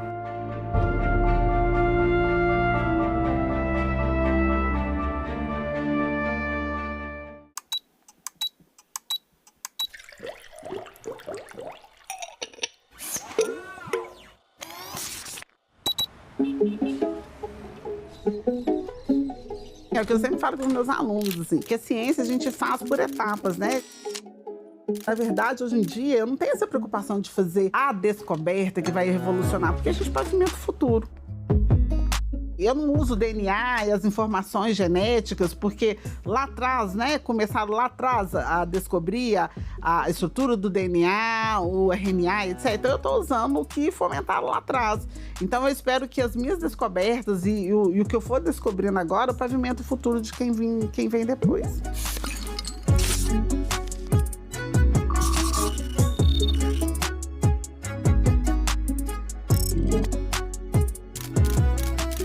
Para quem não conhece o câncer de ovário, é uma doença extremamente silenciosa, insidiosa. A maioria das mulheres vão a óbito, assim, muito rápido, porque elas respondem mal ao tratamento à platina. Como ele é muito silencioso, a mulher só descobre em estado muito avançado, é quando já não tem jeito mesmo, porque é uma doença que ela vai crescendo e a mulher não vai percebendo, porque vai se confundindo com outros sintomas, sabe? Então, quando descobre, tem uma massa gigantesca, metastática e que as possibilidades terapêuticas são ruins. Para você ter ideia da gravidade da doença, a nossa casuística começar a coletar em 2008, infelizmente, todas as mulheres já vieram a óbito. Então a gente precisava realmente trabalhar com isso. Por a gente entender que era muito necessário dar a essas mulheres mais tempo, né? Elas são mães, elas têm filhos, elas precisam viver, elas querem se formar, querem viver outras coisas. Aí quando você pensa em mulheres, né? Você tem uma empatia pelo seu gênero, né? Para você pensar que a gente tem que ajudar um tumor que está com poucas possibilidades terapêuticas, né? Posso começar, assim, da Luciana criança? Porque eu sei que eu sou cientista desde que eu era pequena. Eu queria microscópio, eu queria kit de química, e meus pais ficavam doidos, assim. Por que essa menina quer coisas tão diversas, né? Então eu fui gostando desse universo, lendo muito. E quando eu estava na escola, eu tive um professor que ele começou a estudar a célula e contar pra gente. Ele chegou com tanto apetite matemático, e cada aula ele fazia membrana plasmática, citoplasma, organelos, núcleo. Eu fui ficando tomada por aquela unidade. Eu fui ficando tomada. Eu falei, gente, é tudo que eu quero. Eu quero entender o que é isso. E eu, a partir desse momento, eu quis perseguir o estudo das células. Então, quando eu cheguei na faculdade, né, por exemplo, como minha família me achava muito inteligente, porque eu era muito estudiosa e tal, eles falavam, vai ser a primeira menina negra que vai ser médica. Eu falei, mas eu não quero medicina, porque eu não queria ser assistencial. Eu queria desvendar o que estava no meu entorno, na célula. Aí, quando eu resolvi fazer biologia, foi que eu me encontrei. Eu sou bióloga por vocação, não foi por falta de opção. Eu sou bióloga mesmo, na acepção da palavra. O câncer entrou no radar porque, assim, para quem gosta muito da célula, você entender que uma unidade tão perfeita, como é que ela se torna imperfeita? Por que ela começa a desorganizar e causar um dano às pessoas e morte, né? O tumor é uma célula que está situado, imagina um ambiente tecidual, né, no corpo da pessoa, uma célula ela começa a sofrer danos. E esses danos acabam se acumulando e ela consegue dividir uma célula com dano também. Esse dano não é reparado. E dessa segunda célula vira a terceira célula, que vira outra célula, que atrai as células do entorno para se sustentar, porque o tumor é um grande parasita, na verdade, né? Então eu fiquei muito curiosa para saber qual que era a desordem causada, que a célula causava. E o câncer de ovário, ele entrou na minha vida porque já trabalhando com câncer, uma vez um médico, né, que é o professor Guinaldo da Faculdade de Medicina aqui, ele chegou para mim e falou assim, eu preciso resolver a questão da oncologia no câncer de ovário. Porque na mama, né, para câncer de mama, a gente já incorporou a sobrevida, tratamentos mais eficazes e tem melhorado a sobrevida das pacientes com câncer de mama. Mas no ovário, não. O nosso exame é prognóstico, então ele define o perfil molecular da paciente. Então, por exemplo, como o médico ele está completamente cego, assim, do ponto de vista molecular, sobre como aquela paciente vai evoluir, o nosso exame ele permite dar a ele uma análise de como ela pode evoluir com aquela doença, se ela vai evoluir mal, se ela vai responder a quimioterapia que vai dar para ela. Entende? Ou se ela tem uma tendência a metastizar mais rápido. Por exemplo, se você pensar que se a gente está contando que a paciente ela tende a não responder a platina, né? Por que eu vou dar tratamento para ela base de platina? Eu tenho que buscar outros tipos de tratamento para permitir que ela tenha uma chance melhor de sobrevida, né? Porque senão ela vai a óbito em 6 meses. Eu sempre falo que a gente tem que pensar no câncer igual trato hipertensão. Eu sou hipertensa. Eu não tomo remédio todo dia para controlar a minha pressão. Se eu não parar de tomar meu remédio de pressão, eu vou morrer. Eu posso ter um AVC, se eu comer uma coisa mais salgada. Então, o câncer, a gente não tem que falar muito em cura, sabe? Porque se muito tempo a gente começa nessa coisa de cura, nós temos que falar em tratamento, em controle dele. A pessoa não necessariamente ela precisa morrer do tumor, ela pode morrer com ele, mas não dele. A gente recrutou mulheres, né, que estavam com câncer de ovário, e a gente coleta o tecido, né, do paciente. Quando ela vai para cirurgia, retira um fragmento do tecido do tumor deles, da mesma que vai para anatomia patológica, a gente extrai o RNA. Então, a gente extrai esse tipo de molécula, porque esse RNA é uma molécula mensageira, ela que manda informações para formar proteínas, né?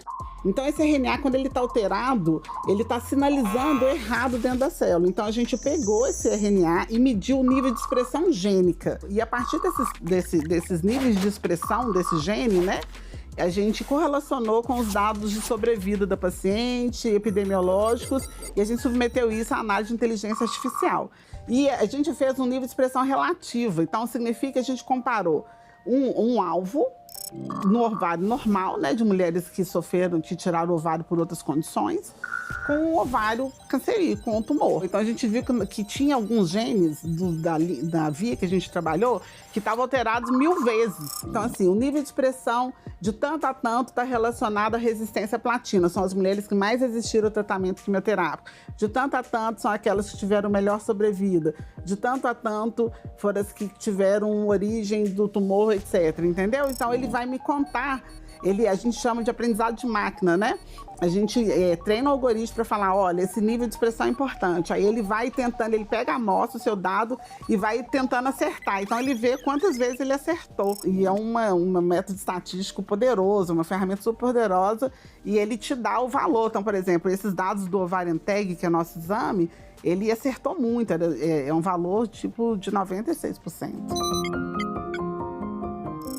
Nossa, eu acho que é extremamente importante, porque trabalhando com oncologia é muito difícil, assim, porque assim, eu ainda trabalho na bancada, mas a gente sabe da dor dos pacientes, porque o tratamento quimioterápico é puxado, né? Ele é doloroso, ele afeta não só o paciente, como no seu entorno, né? Eu trabalhei durante muito tempo aqui com o Hospital Alberto Cavalcante. Então, a gente lá dentro, eu levei meus alunos na época para fazer trabalho lá dentro, porque a gente tem que sensibilizar também. Porque, assim, como eu trabalho na bancada, eu trabalho com a parte de alguém, né?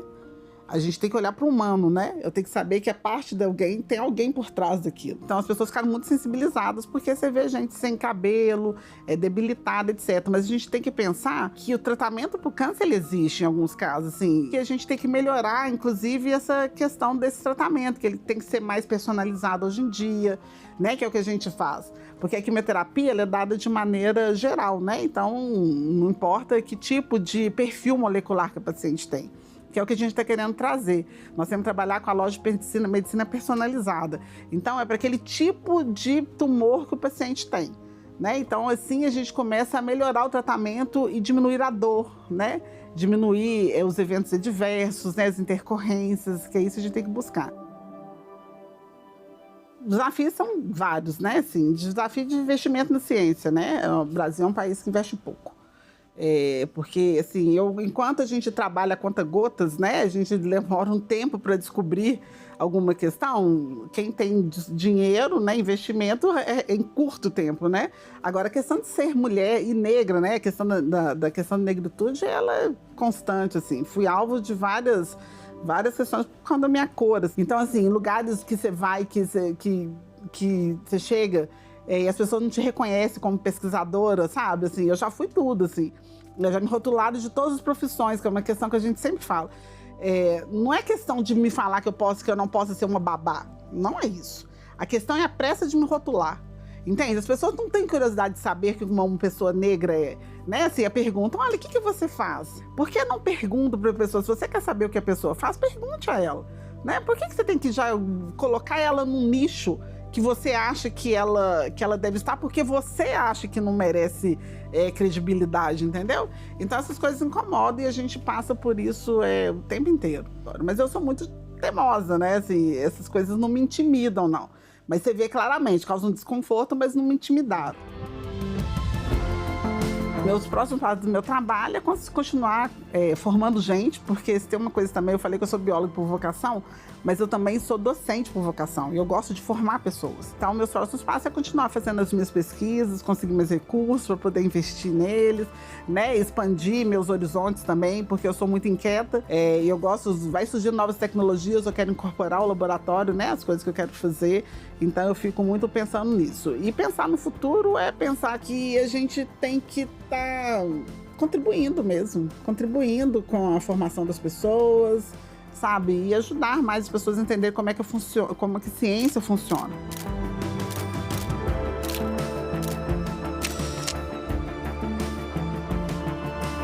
Assim, eu sempre me pergunto, o que é o tempo para mim?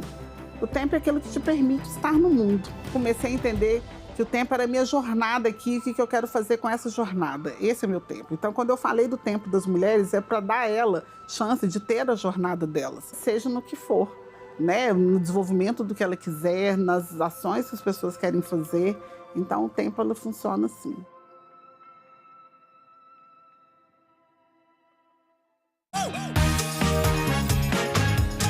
Posso votar em outra cidade? Nunca parei para pensar. Eu não sei. Sim, eu posso votar em trânsito. É exatamente isso. O Manual do Eleitor prevê o voto em trânsito no capítulo 4.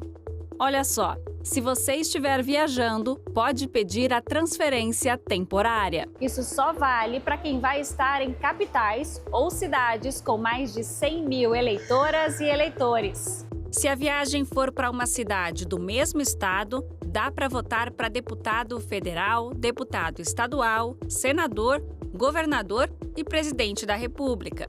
Já se a pessoa vai para outro estado, só é possível votar para presidente. Dá para solicitar o voto em trânsito pelo autoatendimento eleitoral no site do TSE ou em algum cartório eleitoral.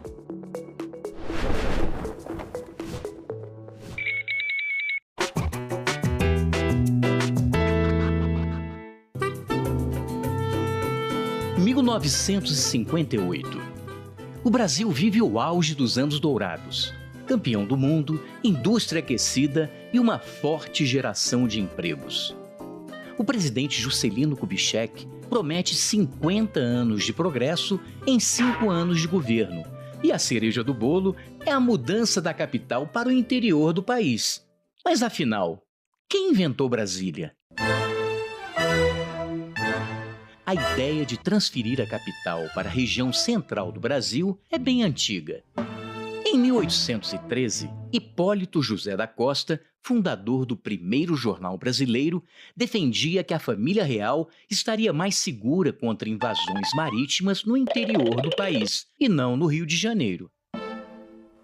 10 anos depois, José Bonifácio de Andrada e Silva, o grande articulador da independência, sugeriu chamar esta futura cidade de Brasília.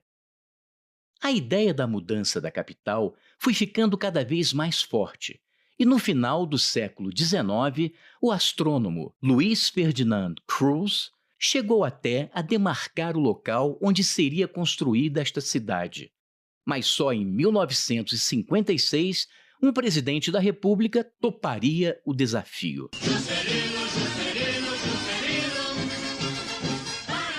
JK sabia que estava mexendo num vespeiro. As elites econômicas não queriam trocar o litoral pelo interior, e as reações começaram a aparecer. A política desenvolvimentista estava dando muito certo. O capital estrangeiro entrava maciçamente, gerando atividades industriais e, é claro, empregos. A construção de Brasília, portanto, era mais uma maneira de aquecer a economia naquele momento.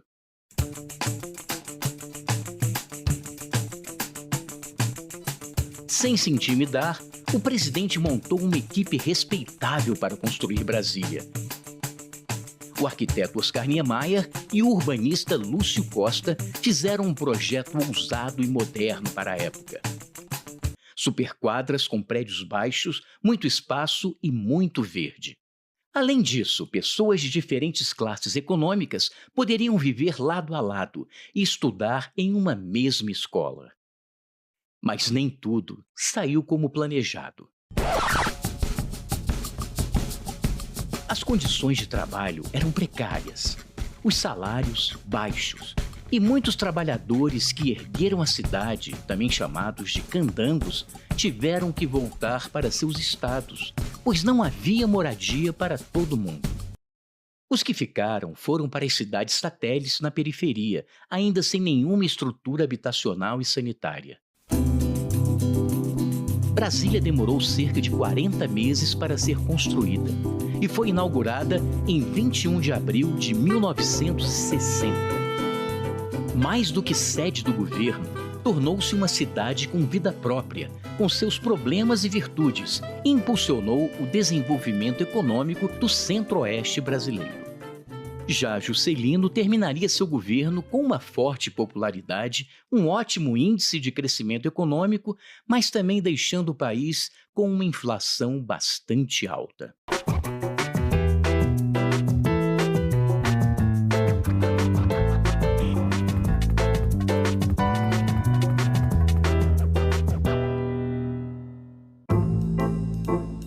Até 30% da chuva no Brasil depende da Amazônia e dessa interface da Amazônia com o Cerrado. Quais são hoje os maiores desafios considerados ambientais para o Brasil? O desmatamento, por exemplo, tem impacto direto sobre a qualidade do ambiente e a qualidade da nossa vida, né? Que Brasil é este? Hoje, 8 horas da noite, aqui na TV Senado. Uma mulher que domou o seu tempo, uma mulher do seu tempo. Almerinda Gama foi uma sufragista esquecida durante um tempo, mas que agora foi resgatada numa biografia escrita por Cibele Tenório. Almerinda foi uma liderança feminista nos anos 30, principalmente, né, a área da atuação, o período de atuação dela foi esse, no momento em que as brasileiras, as mulheres, estavam fortemente organizadas em torno do voto, né, a luta pelo voto feminino.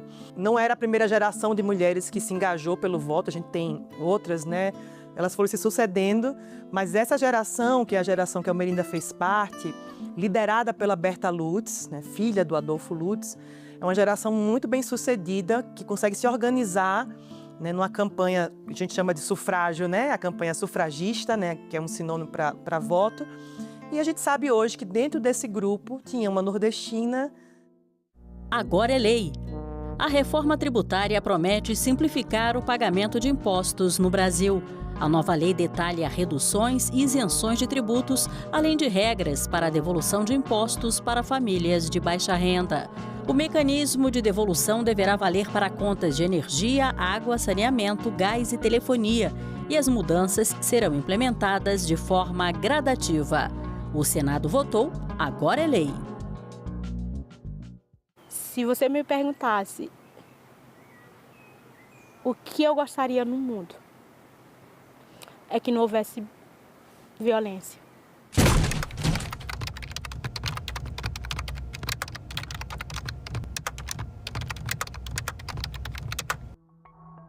Eu fui educada assim, que a mulher tinha que sempre obedecer ao marido. Ela tinha que ser submissa ao marido. As primeiras agressões começou com insultos.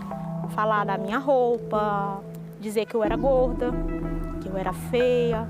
Eu tinha o meu dinheiro, eu tinha minha conta, eu trabalhava, mas o meu salário quem gastava era ele. A primeira vez que eu pedi o cartão, que eu falei, o dinheiro é meu, eu trabalho, eu sei que o dinheiro é meu, eu levei um tapa. E como castigo à noite, ele me botou para dormir fora de casa na chuva. Se aquela pessoa se sente no direito de te empurrar, de te apertar, ela já está dando um sinal muito grande que ela é capaz de fazer outras coisas. Né? A gente pode passar, às vezes, por exemplo, de um empurrão para uma facada. Eu falo, eu estou vivendo hoje. Ter meu trabalho, ter dignidade, poder entrar na loja, escolher o meu sapato preferido, botar o meu batom vermelho e eu olhar para o meu corpo e não ter um roxo nele.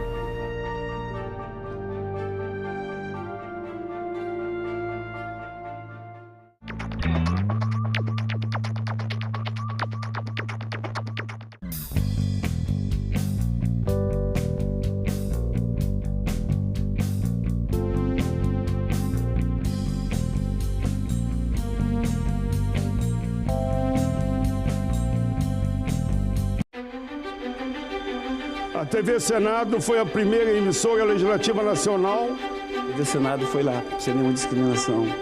A TV Senado confere transparência, legitimidade. A TV Senado também valoriza a cultura, a memória. Vida longa à TV Senado! A TV Senado está fazendo 30 anos com os olhos no futuro, na TV 3.0. A partir de junho, o Brasil inaugura o novo padrão de televisão. A rede pública e a rede legislativa iniciam suas transmissões experimentais da TV 3.0 simultaneamente com toda a TV aberta brasileira. A TV Senado é, ao mesmo tempo, janela para a democracia e espelho para o país se ver e pensar. 30 anos da TV Senado. Democracia todo dia, em todas as telas, ao vivo e 3.0.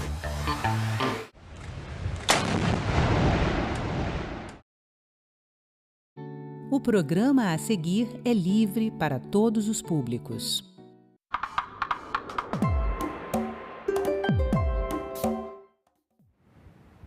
Olá, você já parou para pensar sobre o que existe em comum entre eletricidade, gasolina, celular, radar e soja? Parece brincadeira, mas não é. E o que liga esses produtos é a dependência de minerais para o fabrico e a produção.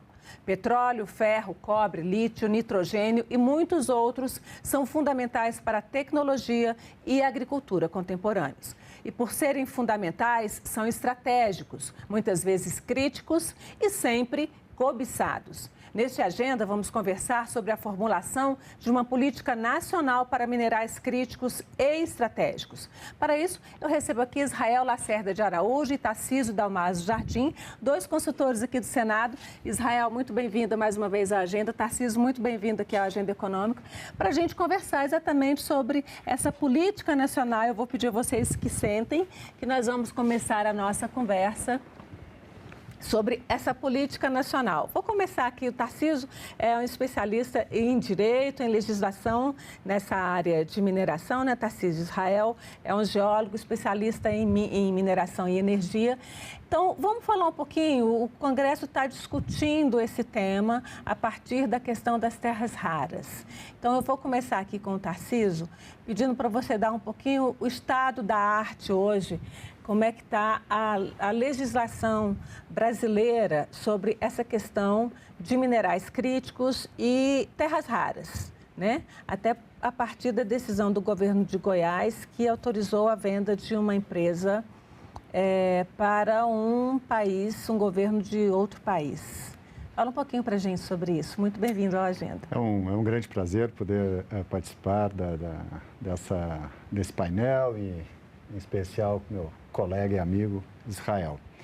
De fato, nós temos hoje, no cenário internacional e via de consequência nacional, um sistema em que cada vez mais se dependerá desse tipo de mineral.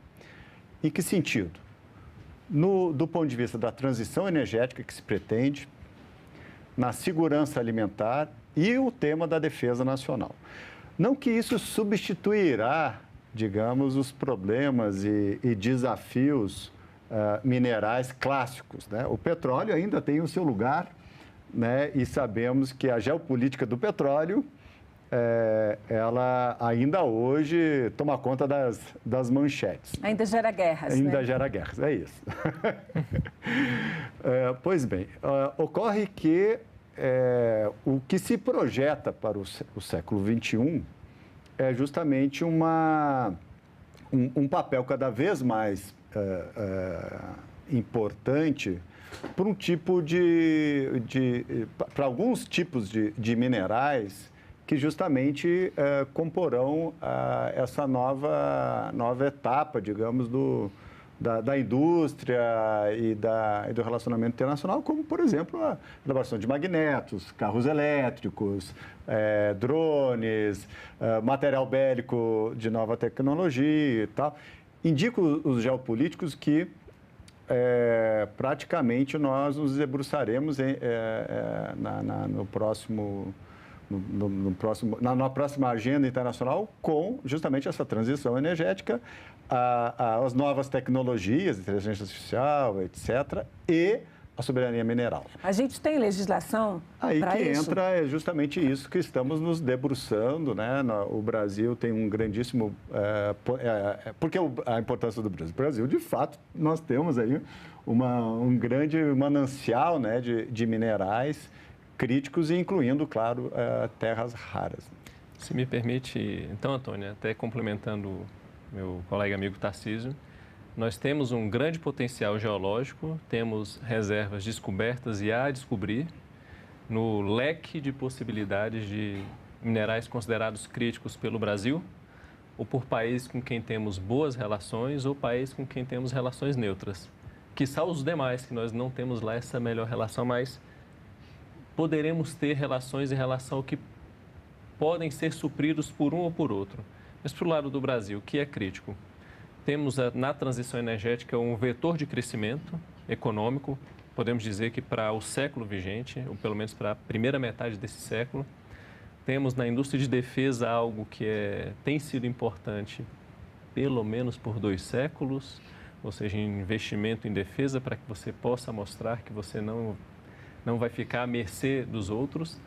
Você vai ter como se defender. Vai ter como se defender. Então, quando você tem esses materiais bélicos, eles demandam ligas especiais, eles demandam equipamentos com coisas muito específicas. Às vezes não é aquele volume de recurso financeiro enorme, mas é aquele recurso mineral que faz com que, se não tiver disponibilidade, você não vai ter tal equipamento bélico, que significa, perante os demais pares, eu estou falando de países, que você está enfraquecido. defesa, transição, no caso do Brasil, agricultura, também entra nesse rol da discussão sobre minerais críticos. A gente está falando aqui de alguns conceitos, eu vou pedir ao Marcelo, que está dirigindo a nossa gravação, para colocar aqui na tela um infográfico básico, assim, onde a gente apresenta essas diferenças. Eu queria que vocês falassem sobre se essas diferenças mudam, né, de um período para o outro. A definição, exatamente essa classificação geopolítica, digamos assim, ela é uma classificação porque ela depende da necessidade no país, né? Então, minerais críticos como sendo minerais que existe um risco de suprimento e tem um alto impacto econômico para o país em questão, minerais estratégicos relevantes para a soberania, a defesa e a indústria, e minerais essenciais que têm realmente um risco de escassez tecnológica ou de mercado. E aqui eu vou deixar bem claro que são categorias que eu estou trazendo a partir de um trabalho, de um estudo que vocês dois fizeram, porque a gente tem aqui no Congresso 4 projetos aqui no Senado em discussão sobre isso, né? Essas categorias podem mudar de um período para o outro? Bom, posso começar. Muito provável meu colega Tarcísio, amigo, vai saber mais sobre a questão geopolítica, mas esse é um conceito que ele não é escrito em pedra, podemos dizer assim. Ele é um conceito que ele vai se alterando ao longo do tempo de acordo com a necessidade. Então, mais um grande resumo de fotografia que nós teríamos isso em filme é que os críticos são aqueles bens, minerais, materiais que nós precisamos e não temos. Estratégico provavelmente é aquele que nós ou teremos em grande relevância para os outros ou para nós, ou que nós temos e os outros não têm e precisam. E esses essenciais é uma derivação dos críticos estratégicos voltado para que isso nós temos do futuro, para frentemente tecnológico. E a gente passar para o Tarcísio, um ponto dessa mudança ao longo do tempo é que o ouro, no século XIX, foi importante para o Brasil. Nós, basicamente, supríamos o Reino Unido de ouro. Para eles era crítico, eles não tinham. E a economia, o padrão ouro era baseado no lastro, ouro em vez do fiduciário, e a gente era quem fazia esse papel de suprimento. A gente, Brasil, no caso. Hoje ele pode ser também um crítico, um estratégico, mas de fato não tem a mesma relevância que teve naquele passado nas relações Brasil-Portugal, ou colônia ou já na independência, ou Brasil, Portugal, Reino Unido. Ou seja, muda de acordo com o tempo e com as tecnologias em questão, né? E pela estrutura econômica. Por exemplo, para o Brasil, fertilizantes, né? É essencial, né? Para manter todas as nossas commodities. E nós somos carentes. Muito carentes. Muito carentes. Então, assim, do ponto de vista geopolítico, estoura uma guerra como Rússia e Ucrânia e nós ficamos refém de um antigo mercado já que estava sendo mais ou menos... Fluía e nos atendia. Então, nós tivemos que criar o que se chamou de diplomacia dos fertilizantes. Nada mais pedir socorro a demais países, né, parceiros brasileiros, para quem pudesse nos atender. E agora nós estamos voltando e redefinindo a nossa própria política nacional para produzirmos algo. Mas então, assim, fertilizante. Talvez muitos que estão assistindo não colocariam naquele rol, né, de minerais, mas para nós... É crítico. Sim, é crítico, né? Então, eu vou colocar, porque a gente fez um rol aqui a partir até de vários trabalhos aí, do que a gente tem de minerais críticos e estratégicos hoje. Aí, como críticos entram interessantes, que é o famoso NPK, eu coloquei na sequência, que é o principal fertilizante, a base dos fertilizantes. A gente, como produtor de commodities agrícolas, NPK são fundamentais e, portanto, como nós não temos, são críticos, né? O enxofre também. E estratégicos, e aí eu não coloquei o ouro, mas eu acho que ele continua sendo estratégico, hein? Petróleo, ferro, cobre, urânio. Quem diria que o cobre? Porque a gente ainda não inventou um jeito de transmitir energia que não seja por fio à base de cobre, né? Nióbio, terras raras, que são a grande questão do momento, principalmente pelas questões de telecomunicações e de equipamentos de guerra, digamos assim, né? Agora, como é que está a nossa? Eu queria dizer, a gente tem a mineração de terras raras, né, Israel? mas é complicado e a gente não tem uma legislação específica. Tarcísio, vamos falar um pouquinho sobre essa questão que é bem atual? Claro, vamos partir do início. Nós já tínhamos nos terras raras, os lantanídeos, aquele grupo de elementos ali que são todos bem empilhadinhos com o mesmo tamanho, muito próximo do tamanho atômico, um caminho para um futuro tecnológico, ou seja, ali nós teríamos crescimento de demanda e aplicações. Nós provavelmente não temos todas as aplicações possíveis com aqueles insumos trabalhados, não o insumo bruto, não o extrativo, mas o óxido de terras raras, as ligas especiais a serem feitas. A gente teve um desenvolvimento na década passada, nós tínhamos um roadmap pelo Ministério da Ciência e Tecnologia, e agora inovação também, e isso acabou se perdendo ao longo da última década e estamos retomando isso. Então, foi um curto prazo de tempo que tivemos esse baque. Mas nós temos uma jazida em operação, ou seja, uma jazida que se tornou mina, Serra Verde, e o desafio primeiro seria a extração das terras raras do minério em si. Uma grande quantidade de massa, de argila, no caso, de rocha, material, para uma pequena quantidade de terras raras. No caso do Brasil, por se tratar nesse depósito de argilas iônicas, ou seja, você tem ali as terras raras ionicamente adsorvidas ao lado dessas argilas, é uma extração relativamente fácil, mas ela tem de ser feita in situ, no local. E a produção do que vai ser usado depois? A gente já faz isso, não? Esse é o desafio.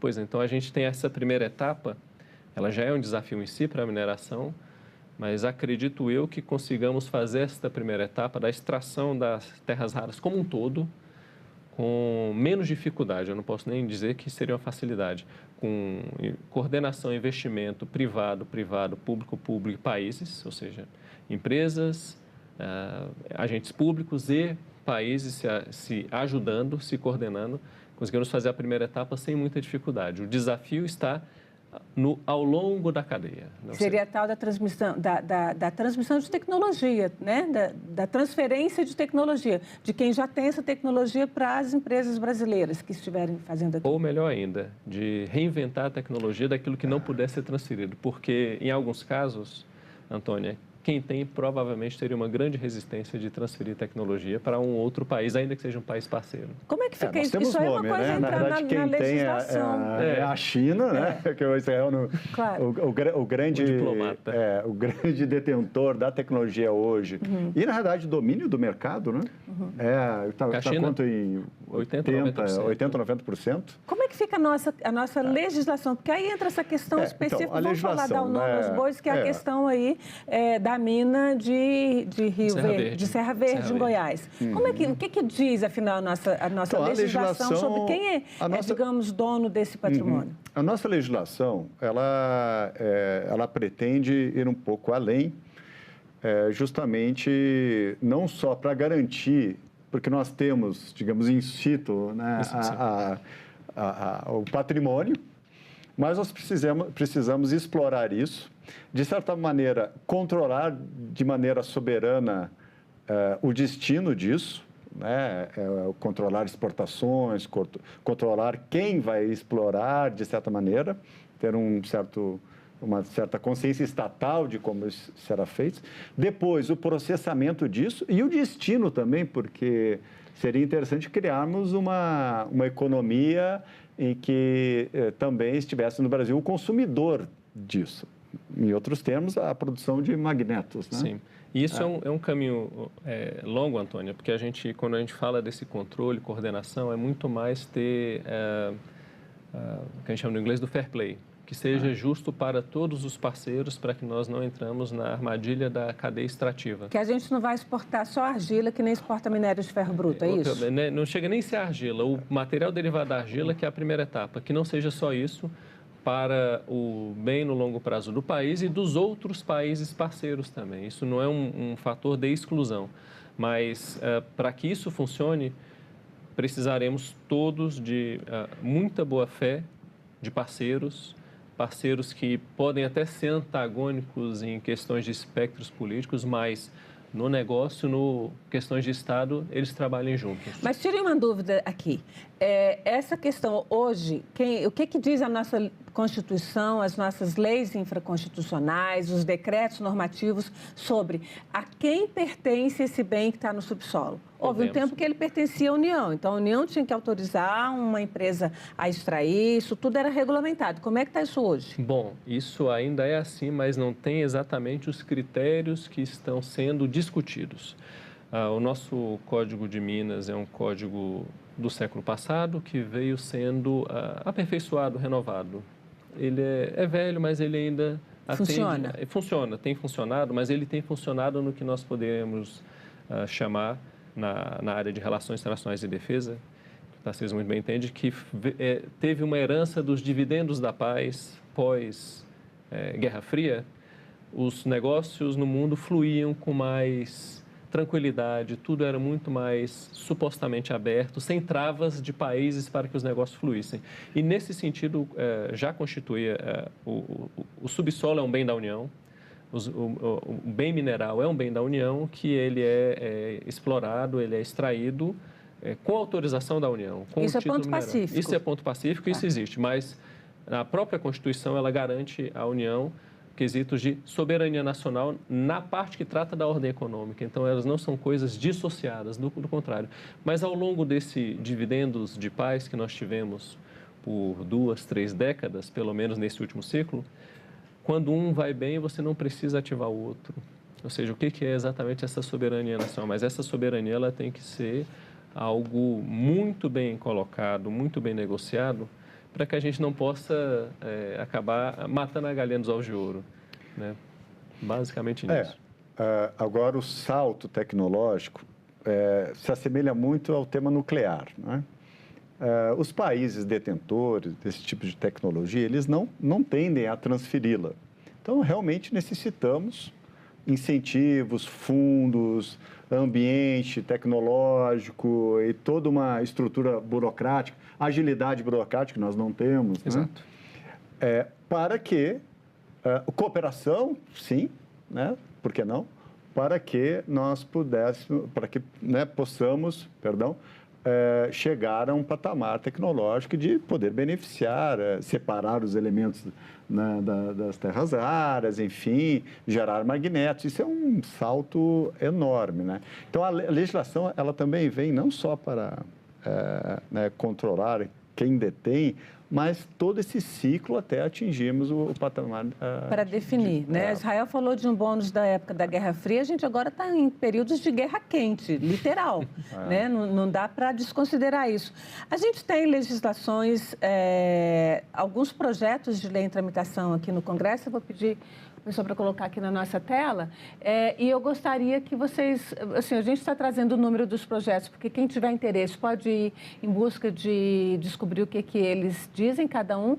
Essa nova regulamentação, ela não fala só de terras raras, ela dá uma renovada. E o que é o fundamental no entender de vocês, que são 2 especialistas, para que o país tenha uma política soberana, mas que não se feche, né, a esse grande mercado internacional? Bom, Antônia, vamos começar. De fato, são 4 projetos. Todos os congressistas buscam, no fundo, melhorar a condição do país, melhorar o ambiente. Mas, para isso, nós temos soluções que podem ter meandros antagônicos por vez. E, tendo o Congresso como ponto central, o que se espera é um bom produto. O que nós temos? Terras raras está no rol dos críticos ou dos estratégicos para o Brasil. Estratégico porque nós não somos exatamente grandes consumidores de terras raras na nossa base industrial. Mas se tivesse uma indústria desenvolvida, seríamos. Crítico. Exatamente. Então, não. Que se deseja. Então, isso também é um ponto que nós temos de diferenciação. Crítico é para aquele país que tem uma grande base industrial e que não tem como suprir. Mas se nós não tivermos essa base industrial, isso não vai ser crítico, mas pode ser estratégico por decisão geopolítica, por decisão do país de que aquilo vai ser importante, não que fique enterrado, que a gente não possa dividir com outros parceiros. Vamos fazer isso de uma forma de boa fé. Então, agora é a hora de definir uma nova política industrial. Uma nova política mineiro-industrial, mas que possa, sim, fazer com que as empresas possam desenvolver seus ativos minerários e, a partir delas, permitir que o Brasil se desenvolva, porque isso vai ser bom para elas e bom para o Brasil. O exemplo que eu teria, um exemplo fora da mineração, que aconteceu recentemente, nas últimas 2 décadas, foi a escolha do caça para a Força Aérea Brasileira. O Brasil tinha 3 propostas, uma proposta era de uma empresa americana, uma segunda proposta de uma empresa francesa e a terceira proposta de uma empresa sueca. Ainda que não fosse o melhor caça, ainda que todos atendessem os mínimos padrões, o escolhido foi o caça sueco, porque atendia no longo prazo os interesses nacionais. Interesse de transferência de tecnologia? Transferência de tecnologia, capacidade de manutenção no próprio país para as nossas aeronaves, como também para as aeronaves que fossem do mesmo grupo. Ou seja, isso é o que a gente está falando de soberania. Ainda que esse exemplo é um exemplo de indústria que é uma indústria, a gente pode dizer, fechada, em que os países negociam, as empresas negociam, mas sobre os auspícios de países. Para a mineração, a gente não espera esse nível, mas a gente pode ter algo que permita melhor aproveitamento. O que é que poderia permitir em termos de legislação, Tarcísio?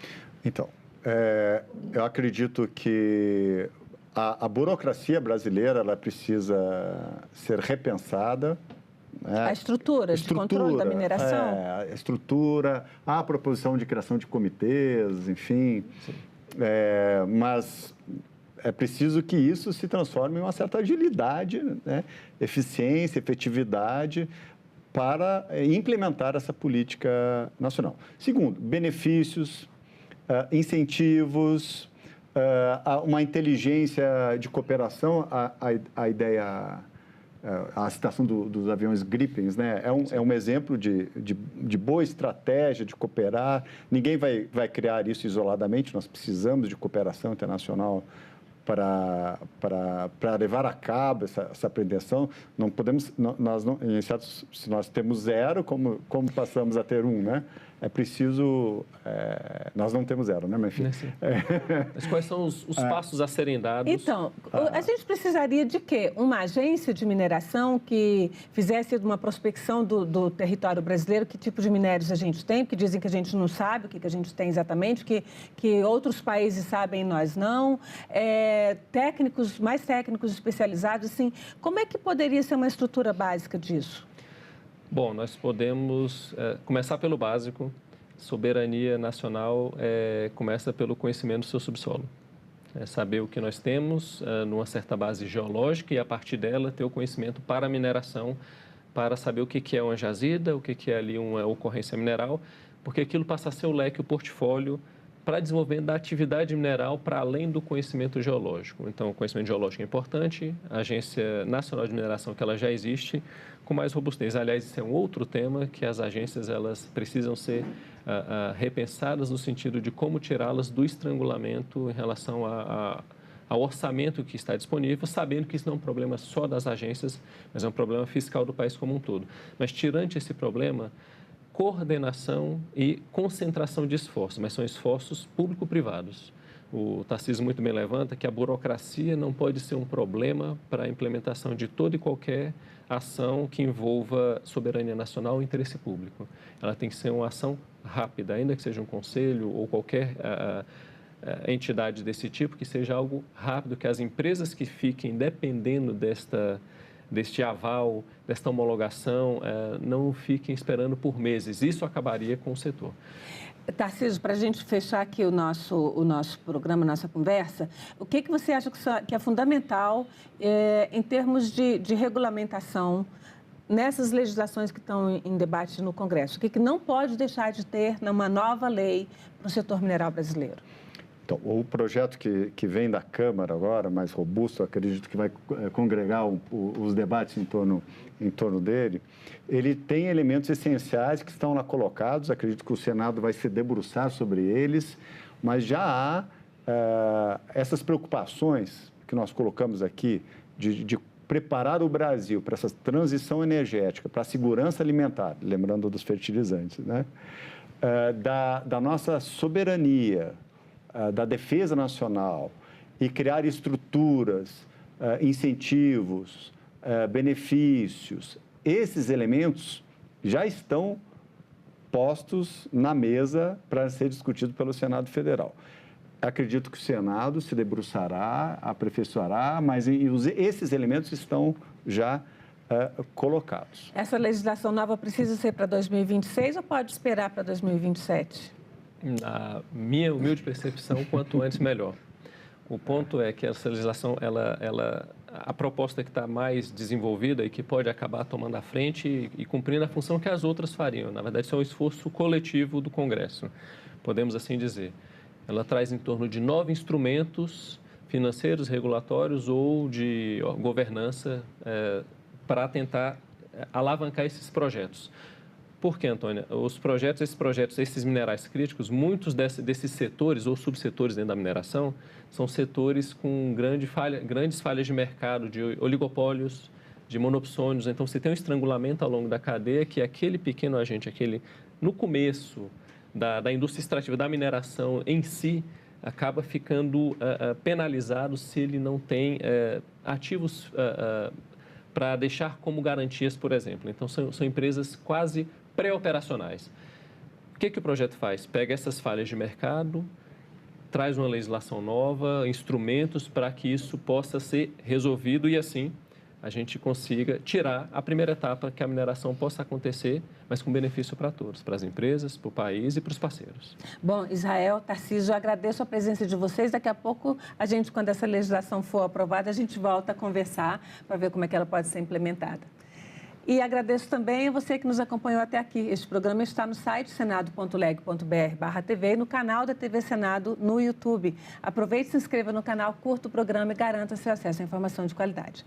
Até a próxima Agenda Econômica.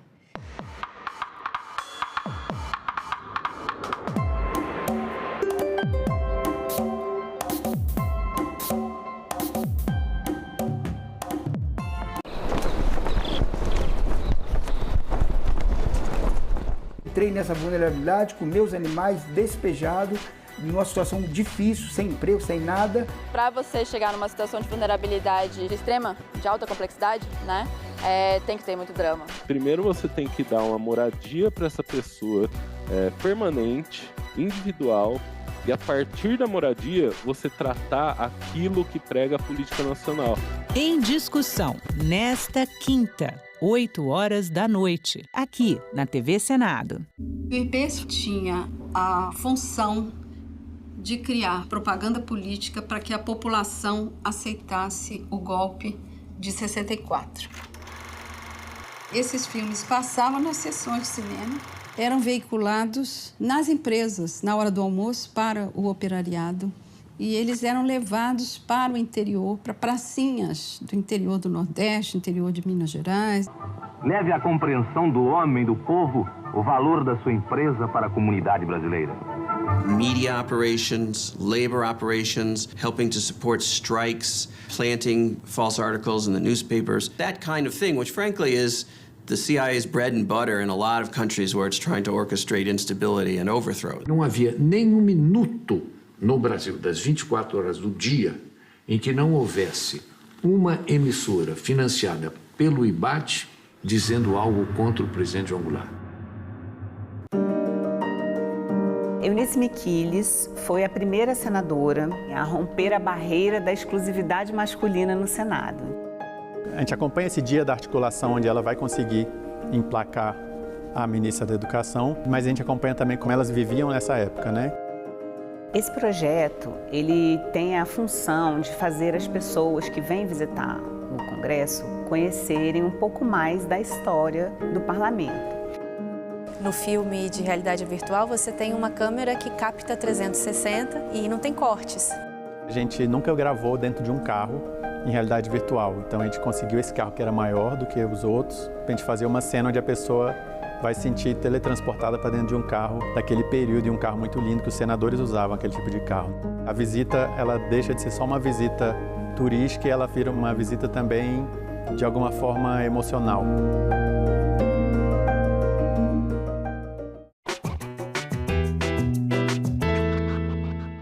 Você sabe de onde vem a palavra favela?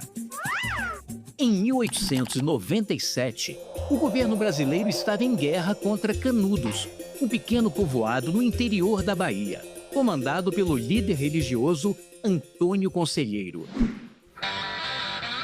Para aumentar suas tropas, o exército resolveu recrutar voluntários e prometeu para eles, em caso de vitória, dinheiro e moradia. Os soldados foram até lá e venceram, mas mataram cerca de 20.000 pessoas. Um verdadeiro massacre, denunciado por Euclides da Cunha no livro Os Sertões. Ao voltar para o Rio, estes mesmos soldados procuraram o Ministério da Guerra para receber suas recompensas, mas o governo se recusou a pagar. Muitos deles, então, começaram a construir barracos num lugar perto do Ministério, conhecido como Morro da Providência. Não demorou muito até o local ser batizado de Morro da Favela, uma referência a um morro de Canudos que possuía o mesmo nome e que era coberto por uma árvore chamada favela, Quinidoscóios quercifólios. Alguns anos depois, o prefeito Pereira Passos fez uma reforma urbana e sanitária no Rio de Janeiro e botou abaixo dezenas de cortiços e barracos que existiam no centro da cidade. O problema é que ele não realocou as pessoas que moravam lá.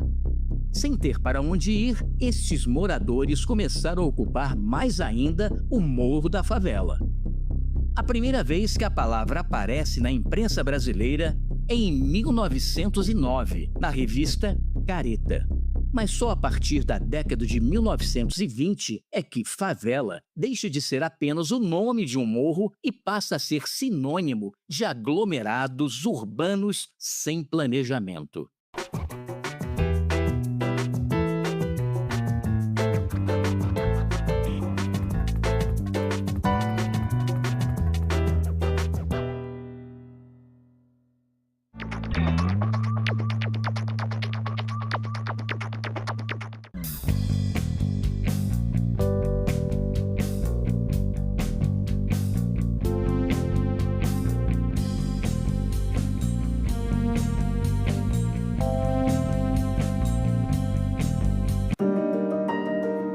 Eunice Miquiles foi a primeira senadora a romper a barreira da exclusividade masculina no Senado. A gente acompanha esse dia da articulação onde ela vai conseguir emplacar a ministra da Educação, mas a gente acompanha também como elas viviam nessa época, né? Esse projeto, ele tem a função de fazer as pessoas que vêm visitar o Congresso conhecerem um pouco mais da história do Parlamento. No filme de realidade virtual, você tem uma câmera que capta 360 e não tem cortes. A gente nunca gravou dentro de um carro em realidade virtual, então a gente conseguiu esse carro que era maior do que os outros, para a gente fazer uma cena onde a pessoa vai se sentir teletransportada para dentro de um carro daquele período, e um carro muito lindo que os senadores usavam, aquele tipo de carro. A visita, ela deixa de ser só uma visita turística e ela vira uma visita também, de alguma forma, emocional.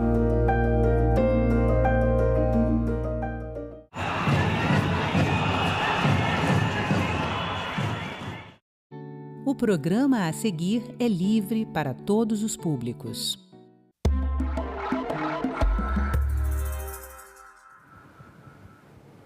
O Arquivo do Senado Federal completou 200 anos em 2026. Ele foi criado na primeira sessão ordinária do Senado do Império, como responsável pela guarda de toda a documentação produzida. Os projetos de lei, diários, anais do Senado e do Congresso Nacional, todos estão sob os cuidados do arquivo. Memória viva da história legislativa brasileira.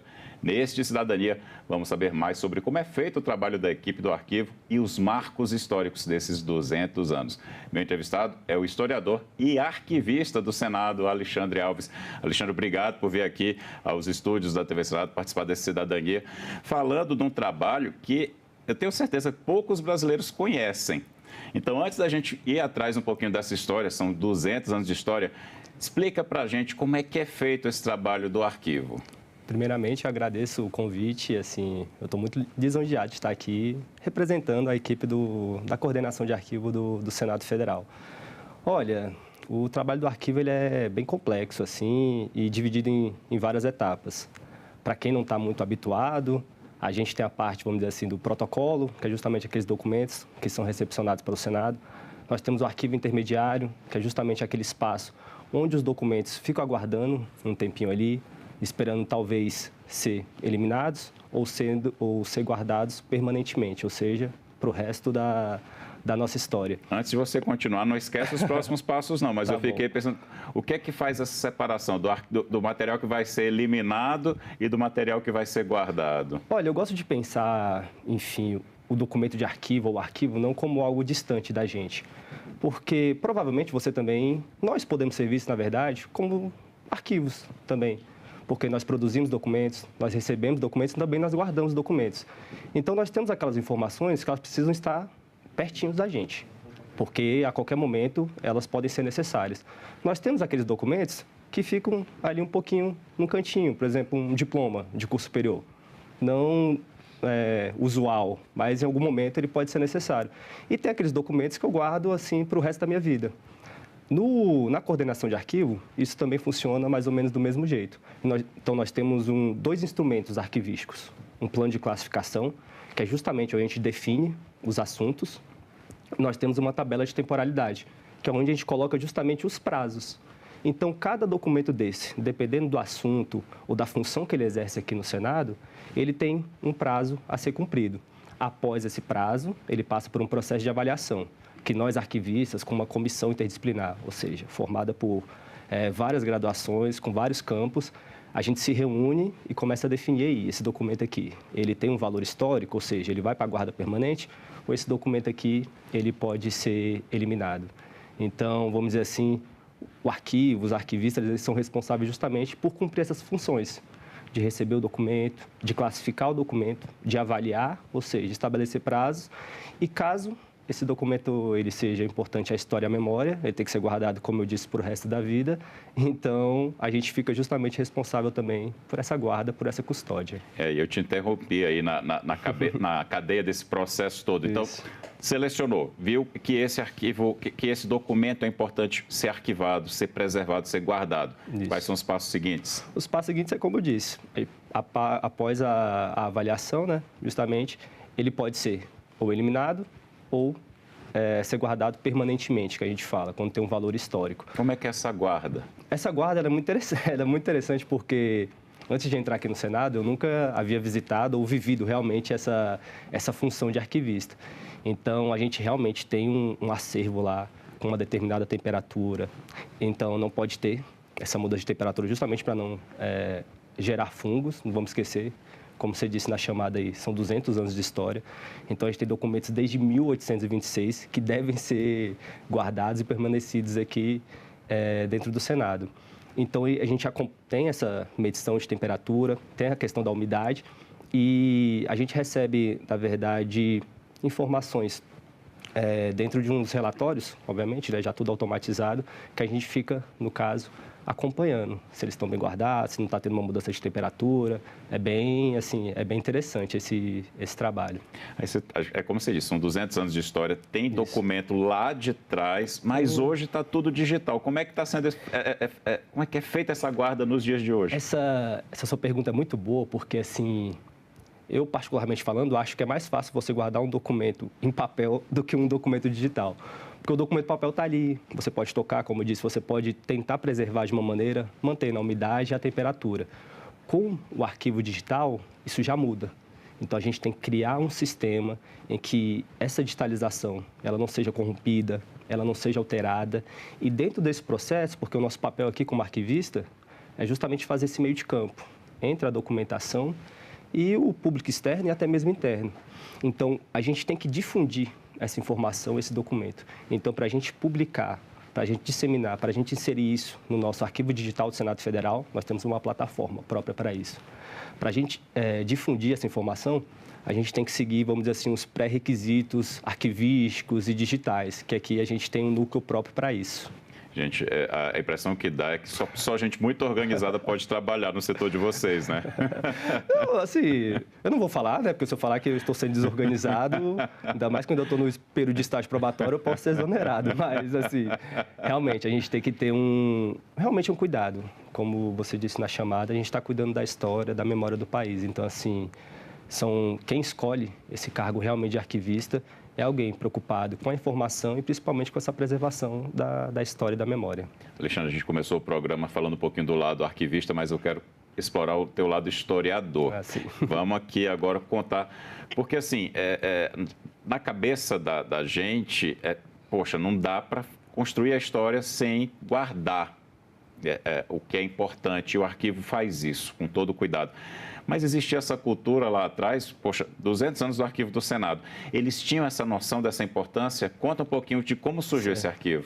É muito interessante essa sua pergunta, de novo, porque quando a gente lida com uma instituição bicentenária, a gente consegue ver realmente essas nuances, essas diferenças dentro de uma perspectiva maior. Então, já indo assim, vamos dizer assim, para alguns casos históricos do Senado Federal, por exemplo, o Senado Federal, não sei se você sabe, ele foi atacado durante a Guerra da Armada, em 1894. E o arquivo, especificamente, foi atingido por armas de calibre 70. Isso está tudo documentado. E quando os senadores se viram diante da situação, está no relatório da presidência de 1895, eles colocam assim, olha, o arquivo ele é muito importante para a nossa história política. Então, não tinha essa visão ainda, os senadores da época, de uma documentação importante para a história do Brasil. Essa documentação está muito voltada realmente para dentro, para a questão da diplomação, de posse. E já indo para um outro momento da nossa história, eu também não sei se você sabe, mas o arquivo, quando ele veio do Rio para Brasília... Não queriam trazer, não é? Justamente, ele não queria ter vindo. Conta essa história direitinho. Vocês queriam ficar perto da praia, Justamente, né? Mas apesar de querer ficar perto da praia, enfim, o Rio de Janeiro, é muito interessante que o PRS 6 de 1960, o projeto de resolução, que justamente foi iniciado para o arquivo do Rio de Janeiro, né, o arquivo do Senado, não vir para Brasília. E o mais interessante é que na justificação eles colocam assim, o arquivo do Senado não deve vir para Brasília porque ele tem que ficar no que os senadores da época viam como centro cultural, no caso, o Rio de Janeiro. Por quê? Porque tinha que ficar perto da Academia Brasileira de Letras, da Biblioteca Nacional, do Museu Histórico Nacional.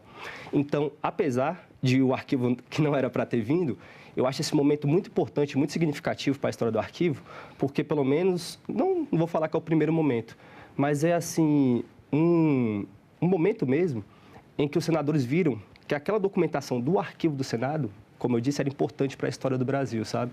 Então, assim, que bom que o arquivo veio e que bom que teve essa mudança de perspectiva, sabe? É muito interessante isso. Eu concordo contigo. Até brinquei com essa questão da praia, mas eu sabia que eles tinham um argumento para tentar deixar lá. Mas é importante que o arquivo esteja aqui, perto do local onde funciona o Senado, né? Eu acho que o poder legislativo, ele se fortalece com a presença desse registro constante que vocês fazem aqui. É uma segurança histórica para a gente. Porque, você não perguntou ainda, mas o que é o documento de arquivo? A gente fala muito da questão de ser importante para a história e para a memória.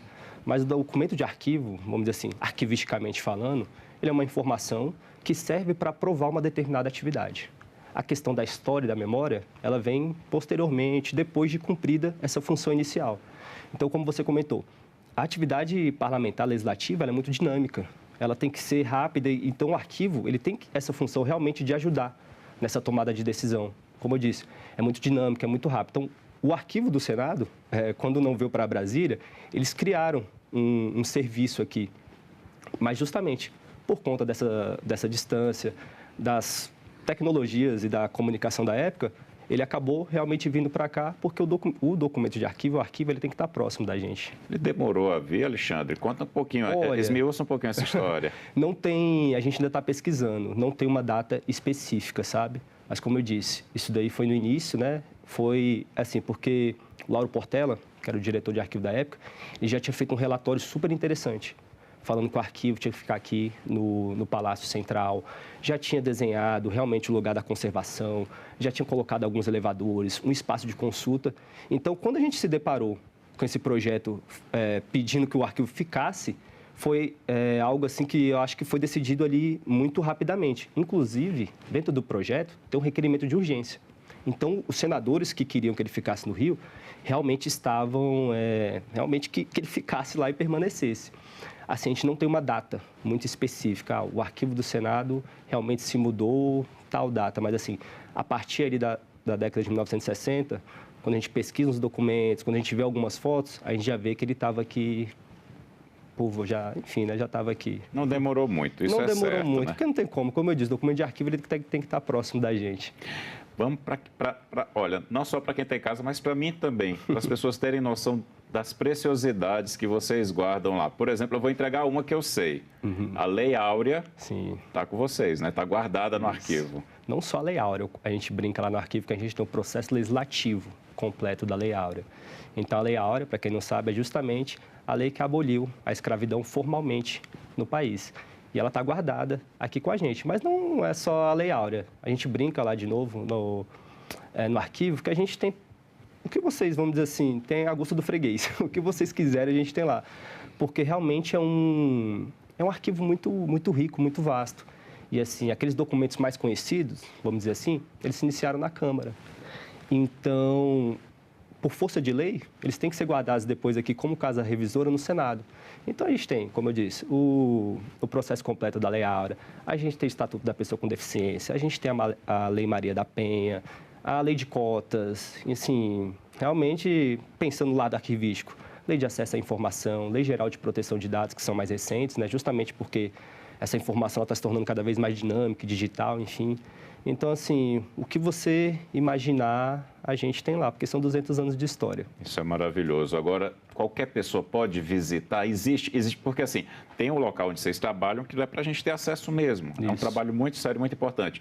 Mas existe uma área que o brasileiro comum ou os turistas que vêm de outros países e querem conhecer, podem visitar e ter acesso controlado a essas preciosidades? Sim, com certeza. É só mandar um e-mail para a gente, arquivo@senado.leg.br.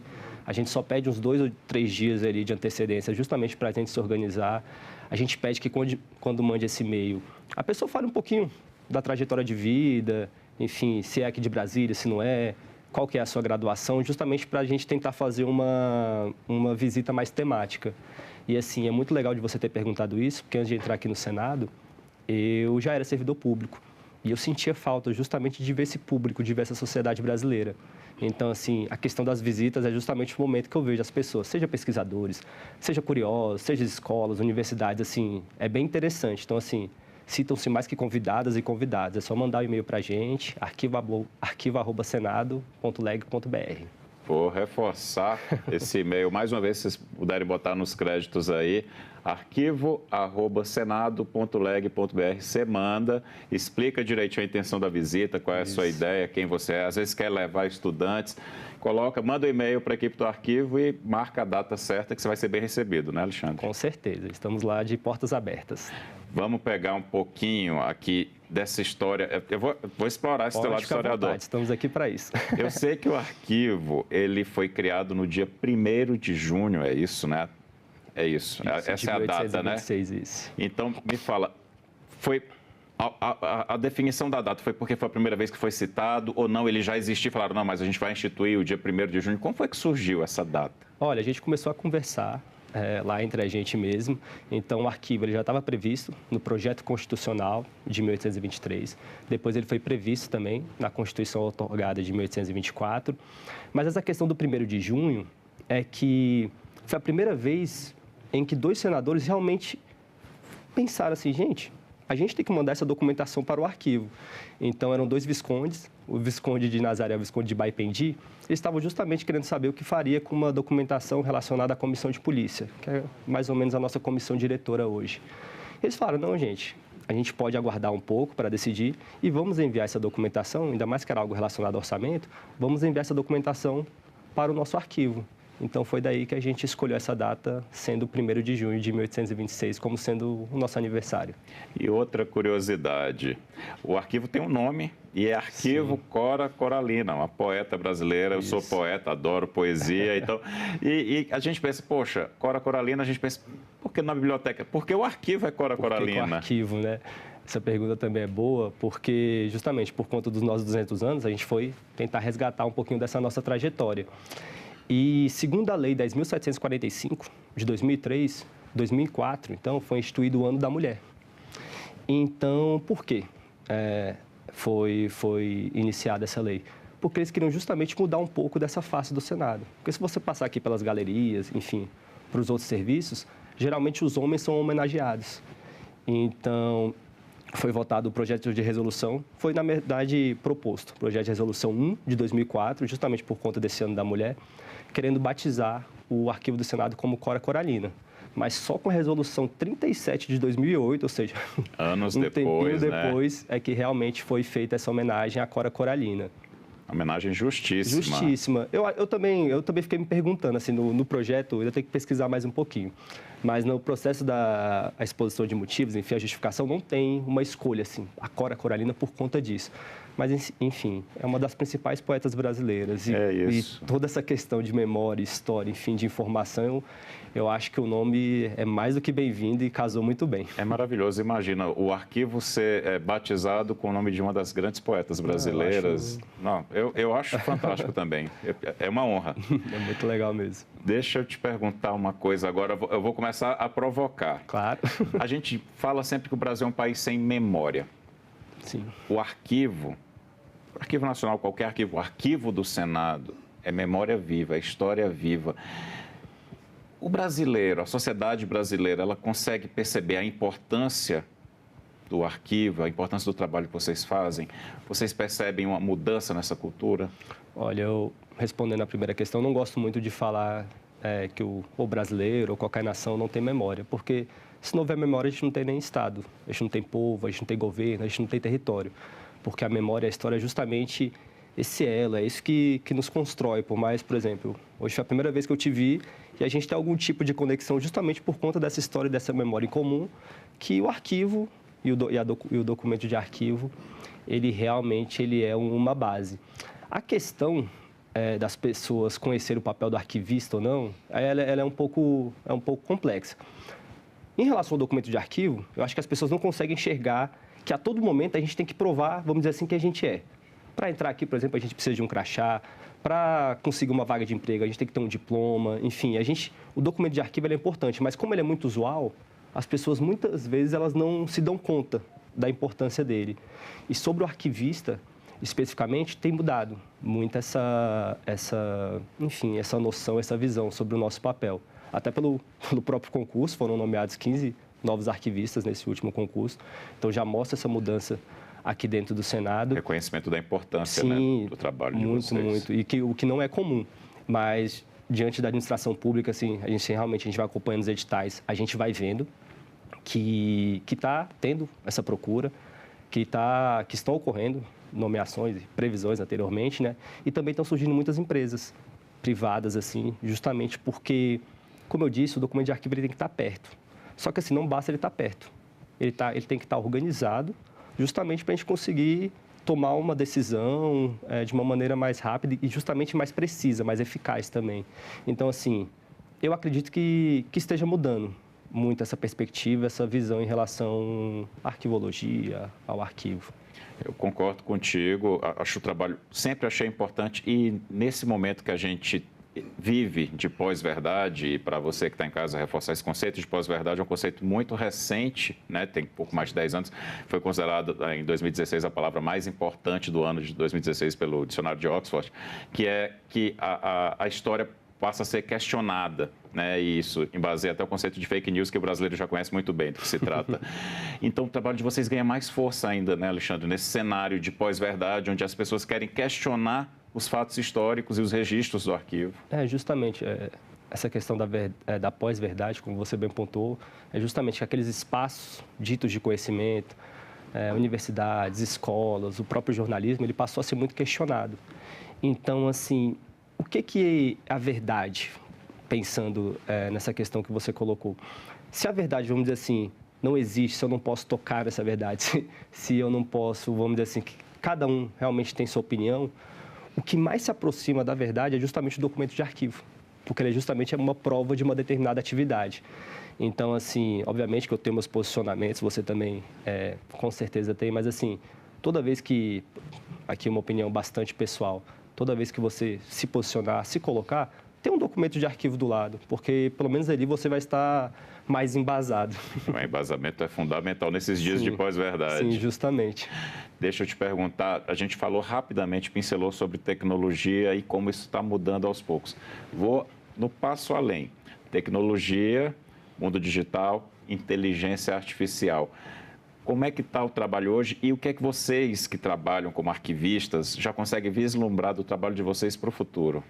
Olha, a inteligência artificial, inclusive tem um outro concurso que agora o nome nem era mais arquivista, era arquivista digital, justamente para você ver como é que está essa questão da tecnologia, tá fazendo parte do nosso dia a dia. Em relação à inteligência artificial, ela não pode ser vista como uma inimiga por nós arquivistas, sabe? Se a inteligência está aí, ela está justamente para nos apoiar, mas como não para ferramenta, né? Justamente, isso para qualquer profissão, não para substituir essa profissão, essa função, essa atividade. Então, pensando como arquivista, aqui no Senado a gente começou um trabalho justamente de classificação.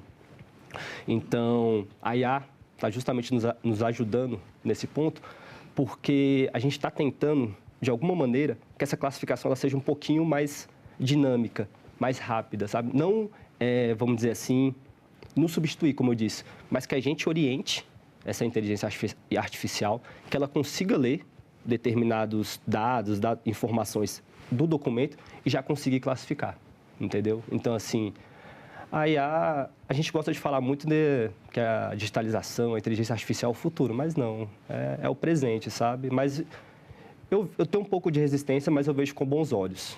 É aquela questão, é usar como ferramenta, mas não vai substituir o olhar humano e o critério humano também, não é? Com certeza.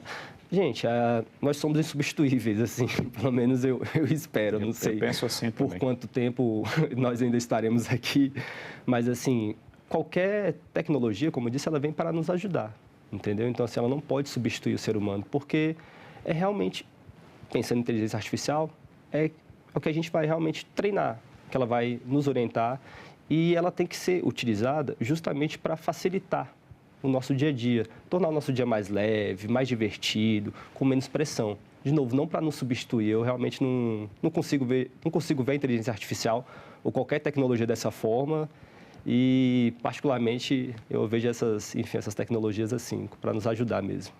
Antes da gente encerrar, um caos de história que as pessoas não conhecem e que vocês têm ali guardado no arquivo que seja interessante a gente saber. Olha, a gente tem uma muito boa.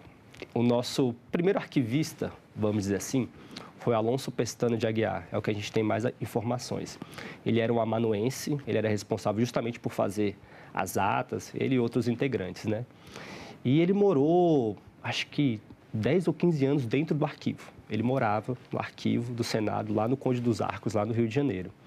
Só que o Alonso Pestana de Aguiar, ele era também membro da Guarda Nacional. Então, durante a Guerra do Paraguai, ele foi convocado para participar dessa Guerra do Paraguai. E, na hora lá, ele tentou se safar rapidinho. A estratégia dele não é muito legal, não é muito boa, na verdade. Ele deu um ex-escravizado, um liberto, Emílio de Aguiar, também com o mesmo sobrenome, no lugar dele. E está lá nos anais do Senado Federal, que justamente ele teria que cumprir 9 anos dentro da Guarda Nacional. No caso, o escravizado, o liberto que foi em seu lugar, sabe? Então, assim, tem essa história, eu não acho ela muito boa, pelo contrário, tenho minhas críticas, mas, assim, de novo, o papel que a gente tem lá de arquivista, a gente tem que fazer justamente esse meio de campo, essa intermediação entre informação, entre a sociedade e a história. Então, quando eu me deparo com uma situação como essa, eu fico vendo o preço que as pessoas tinham no Brasil do século XIX ali, sabe? Então, assim, a gente não está lá, vamos dizer assim, só para contar história feliz e tudo mais. A gente tem que realmente fazer uma análise crítica. E aqui é que o meu lado historiador ele fica mais vivo, sabe? Eu sempre gosto de lembrar que o contrário da vida não é a morte, na verdade é o esquecimento. Então, o papel do arquivista é justamente esse, de tentar trazer à tona, tentar trazer vozes que, infelizmente, não são tão lembradas assim. Parabéns pelo trabalho de vocês que mantém viva a nossa memória, a nossa história, Alexandre. Muito obrigado, eu que agradeço. Eu agradeço também a você que nos acompanhou até aqui. Este programa já está disponível no site senado.leg.br/TV e também no canal da TV Senado no YouTube. Mais uma vez, obrigado pela companhia. A gente se vê na próxima edição do Cidadania.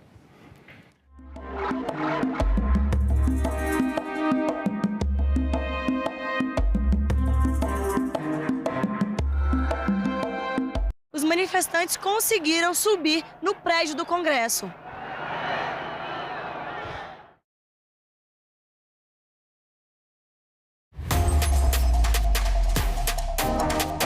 TV Senado está com tudo pronto para mais uma temporada.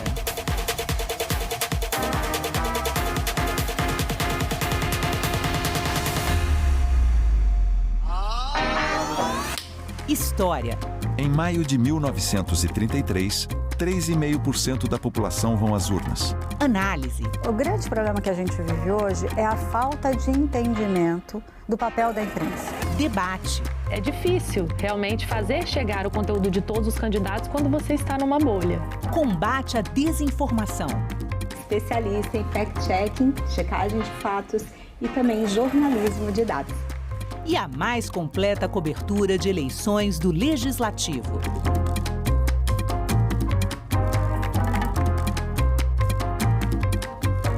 TV Senado, democracia todo dia.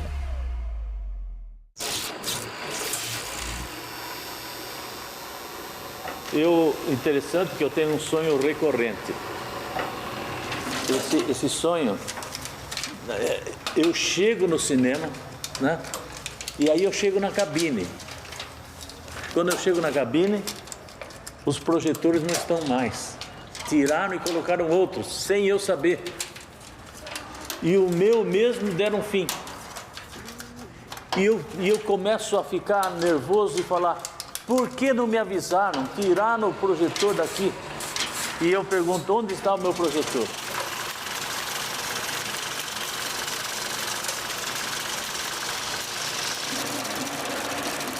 Aí eu acordo. Acordo e fico pensando, o que será que eu sonhei com isso aí?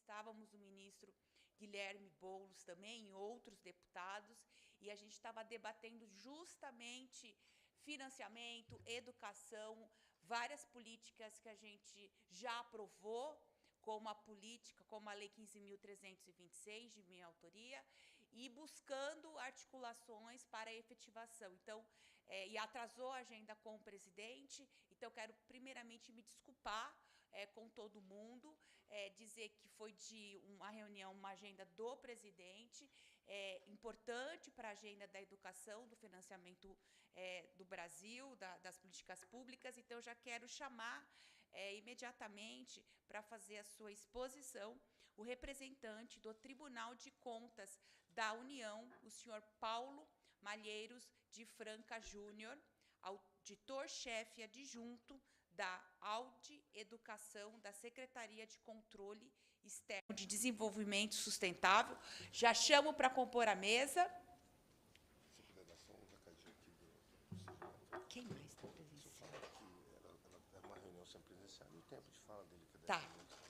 Informo que a reunião ocorre de forma semipresencial, podendo haver parlamentares e convidados presentes no plenário e participando de forma virtual através da plataforma Zoom. Para melhor ordenamento dos trabalhos, comunico que, de acordo com o estabelecido no artigo 15, inciso 3º da Resolução 1 de 2006 do Congresso Nacional, os palestrantes disporão de até 10 minutos prorrogáveis para sua exposição. Conforme estipulado no artigo 94, parágrafos 2º e 3º do Regimento Interno do Senado Federal, combinado com o artigo 256, parágrafo 5º do Regimento Interno da Câmara dos Deputados, terminada a apresentação dos expositores, os senhores parlamentares inscritos para interpelar poderão fazê-lo estritamente sobre o assunto da exposição, pelo prazo de até 3 minutos, tendo os interpelados igual tempo para responder, facultadas a réplica e a tréplica, pelo prazo de 3 minutos. Informo ainda que as apresentações dos palestrantes estão disponíveis na página da comissão. Então, o representante do Tribunal de Contas, o senhor Paulo Malheiros de Franca Júnior. Também o Valdoir está presente fisicamente? Por gentileza, então, já chamo também para compor a mesa o senhor representante do Ministério da Educação, Valdoir Pedro Vacher, diretor de monitoramento, avaliação e manutenção da educação básica. Desculpa, viu? A senhora coordenadora do Movimento Nacional Somos Todas Professoras, professora Berta Lúcia Souza de Lima. Presencialmente nós temos essas pessoas, né? Isso. Tá certo. Então, por gentileza, com a palavra, o senhor Paulo. Já contou. Bom, boa tarde, deputada Luciene, em nome da qual eu cumprimento os demais membros da mesa. A gente falar sobre o financiamento da educação infantil. A gente tem 3 objetivos, né, no requerimento. Eu vou focar na questão dos mecanismos técnico do Congresso. Na medida que a gente fala do controle exercido pelo tribunal, a gente está falando dos mecanismos que a Câmara dos Deputados pode exercer em relação ao Fundeb.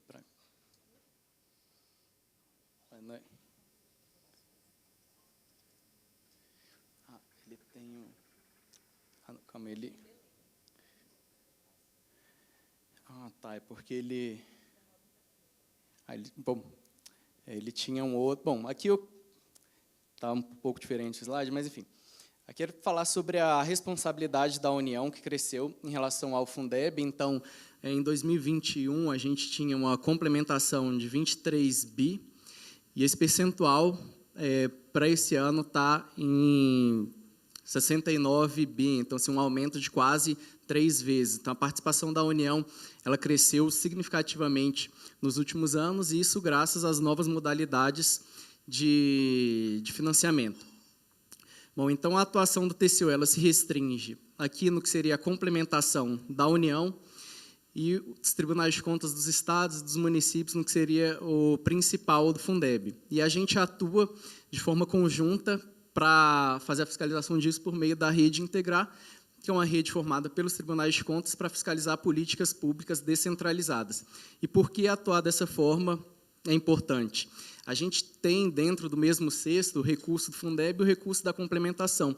Então, não existe um carimbo para falar o que é federal, o que é estadual, o que é municipal. Então, assim, por conta de uma questão de jurisdição, a gente sempre trabalha em rede. E aqui eu trago assim, a informação que a gente precisa começar o controle de forma prévia. E eu chamo a atenção aqui para esses pontos que estão em vermelho. Quando a gente presta atenção em relação à forma como se calcula os recursos que são repassados via Fundeb, a gente sempre tem aqui a questão do número de matrículas como principal fator de ponderação. Além do número de matrículas, a gente vê que o perfil do estudante ele impacta, ele tem um grau de ponderação em como esse valor vai ser distribuído. A gente fez, esse ano, uma auditoria para verificar a auditabilidade do censo da educação básica. E a principal dificuldade que a gente teve, deputada, foi conseguir ter acesso aos dados disponibilizados pelo INEP. Então, o INEP ele realiza o censo da educação básica, o TCU, Ministério Público, demais tribunais de contas, eles não conseguem ter acesso aos dados brutos do censo. Isso é dizer, quando a gente recebe, por exemplo, uma denúncia sobre fraude no número de matrículas da educação de jovens e adultos, por exemplo, a gente não consegue ter acesso ao CPF daquelas pessoas que possivelmente estão ali matriculadas de forma indevida e fazer os cruzamentos necessários para verificar. O INEP ele passa para a gente os dados anonimizados, ou seja, isso não é suficiente para você fazer as trilhas de controle que a gente está acostumado no tribunal. Ou seja, a gente consegue ter compartilhamento de dados com a Receita Federal, com a Polícia Federal, com o Ministério da Defesa, com o próprio Ministério da Educação, mas os dados em relação ao censo da educação básica foi uma dificuldade imensa para o INEP disponibilizar. Então, esse foi um principal desafio que a gente teve para fazer o controle prévio. Antes do recurso ser repassado, avaliar a conformidade, se aquele valor que está sendo distribuído, ele está sendo repassado de acordo com o número de matrículas e de acordo com o perfil de cada estudante. E aqui eu já falei da Rede Integrar, eu gostaria de destacar um projeto que a gente tem no âmbito da Audi Educação, Tribunal de Contas da União, que é uma plataforma chamada Sinapse. Então, a gente vai ter aqui quase 6 mil entidades recebendo recursos das mais diversas fontes de educação, milhares de movimentações mensais, e a única forma que a gente tem de acompanhar isso é por meio de algum sistema informatizado. Então, hoje é humanamente impossível qualquer órgão de fiscalização conseguir fiscalizar todos os recursos do Fundeb. Então, a gente tem desenvolvido essa plataforma. Em setembro, a gente vai começar a capacitação dos tribunais de contas dos estados, e a ideia é utilizar inteligência em dados para fazer tipologias de conformidade. Então, por exemplo, saber se o recurso do Fundeb está sendo utilizado na conta única e específica, se aqueles valores eles estão sendo executados dentro de MDE, por exemplo. Então, a gente está solicitando extratos bancários dessas contas movimento, assim como os extratos das contas de folha de pagamento. Então, esse é um primeiro passo que a gente está fazendo para conseguir automatizar a fiscalização do Fundeb, que é tão descentralizado. Aqui eu deixei um QR Code, se eventualmente vocês quiserem acessar e conhecer um pouco mais sobre a plataforma. A gente começou esse movimento de lançamento junto aos tribunais, mas a ideia é que isso vai ganhando força, e além dos tribunais de contas dos estados, a gente também incorpore gestores municipais, CACs, Fundeb, e, enfim, outros representantes do controle social. Em relação à execução orçamentária e financeira, quais são os principais desafios, as dificuldades, que o Tribunal de Contas encontrou? Então, primeiro, a desobediência ao princípio da conta única e específica do Fundeb. Ainda é muito comum prefeitos criarem outro fundo e transferir o recurso que seria específico do Fundeb para esse outro fundo, ou jogar o recurso da educação na conta única do município, e ali mistura tudo, a gente não consegue saber o que é educação e o que não é. Movimentação de recursos estranhos ao Fundeb na própria conta única. Então, às vezes, aparece recurso de outra fonte, que não de educação, entrando ali na conta única específica. A baixa rastreabilidade desses recursos e a dificuldade do acesso aos extratos. Então, por meio de uma portaria do FNDE, essas entidades elas são obrigadas a divulgarem os extratos delas, mas nem todos os municípios o fazem. Isso prejudica muito o controle social. Dentro dessas 4 dimensões, o Sinapse é uma resposta para conseguir resolver esses problemas. Então, a gente tem apostado muito nessa plataforma. E aqui eu trouxe algumas oportunidades de melhoria, aproveitando que a gente está conversando na Casa Legislativa. A principal oportunidade de melhoria que a gente vê em relação a dar força de lei para aspectos que estão normatizados em portarias do FNDE. E por que isso é importante? Uma portaria da FNDE ela pode ser mudada, como a gente diz, em uma cadetada do presidente do FNDE, que vai estar à frente. A partir do momento que a gente dá uma força de lei, a gente consegue fortalecer a governança do Fundeb. Então, assim, do que a gente tem trabalhado em relação à execução orçamentária e financeira do fundo, esses 3 pontos aqui serão importantes do ponto da perspectiva do controle. Então, primeiro, obrigatoriedade que a conta específica do novo Fundeb seja de titularidade do órgão responsável pela educação, que, em regra, é a Secretaria de Educação.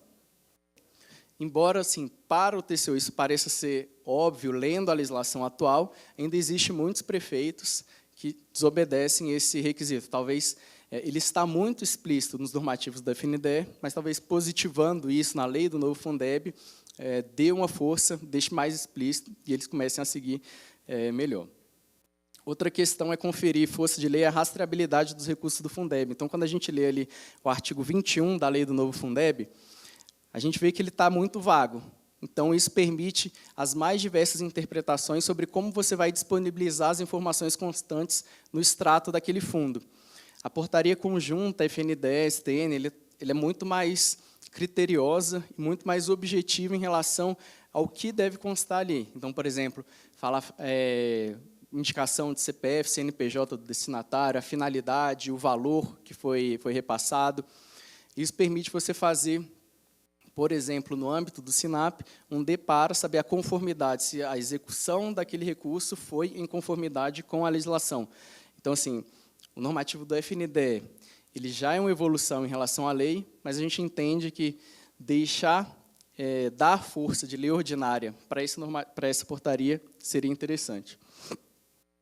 E, por fim, essa questão que é uma briga entre TCU e INEP, da questão de conseguir acesso aos dados. Isso seria importante também que tivesse em lei, A gente entende que o não acesso aos dados acaba inviabilizando a atividade dos órgãos de controle. Aqui eu não estou falando apenas do TCU, mas do Ministério Público, CGU, tribunais de contas dos estados. Sem esses dados, que são a principal fonte, o principal critério para repasse dos recursos a estados e municípios no que diz respeito à educação, que além do Fundeb, a gente tem PENAT, PENAI, PDD, todos levando em consideração o número de matrículas. Se a gente não tem acesso a esses dados, o controle fica muito difícil.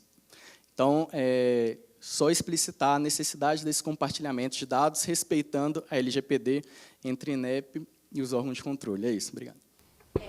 Auditor, primeiro agradecer a sua explanação, a importância do TCU estar aqui com a gente nessa audiência. A gente está no momento onde a gente está aqui na CMO pensando e discutindo o orçamento do Brasil para o próximo período, por isso que a gente convocou essa audiência pública. Então, agradecer a presença e a paciência do senhor estar aqui.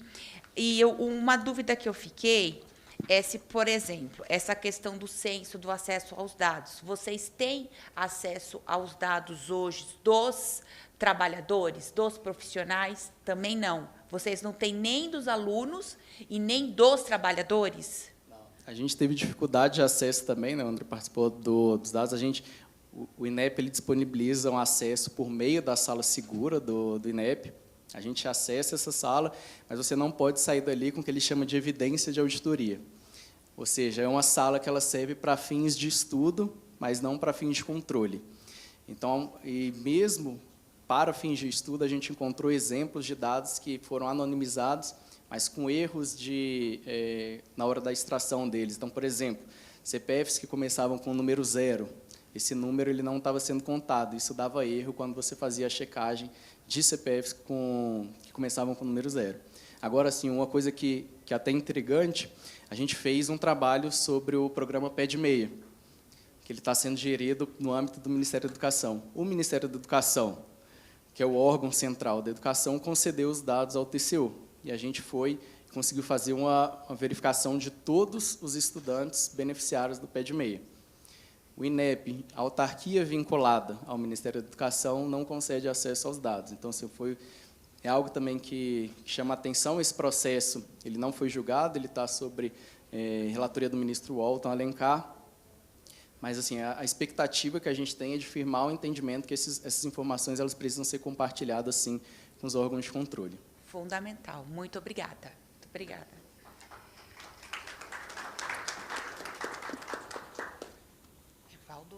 Posso até aproveitar para entregar isso aqui, a plataforma que eu estava falando? O Sinapse. Esse também que talvez já conheça, né? Tá certo. Obrigada. Agora, passo a palavra para o representante do MEC, o senhor Valdoir, diretor de monitoramento, avaliação e manutenção da educação básica.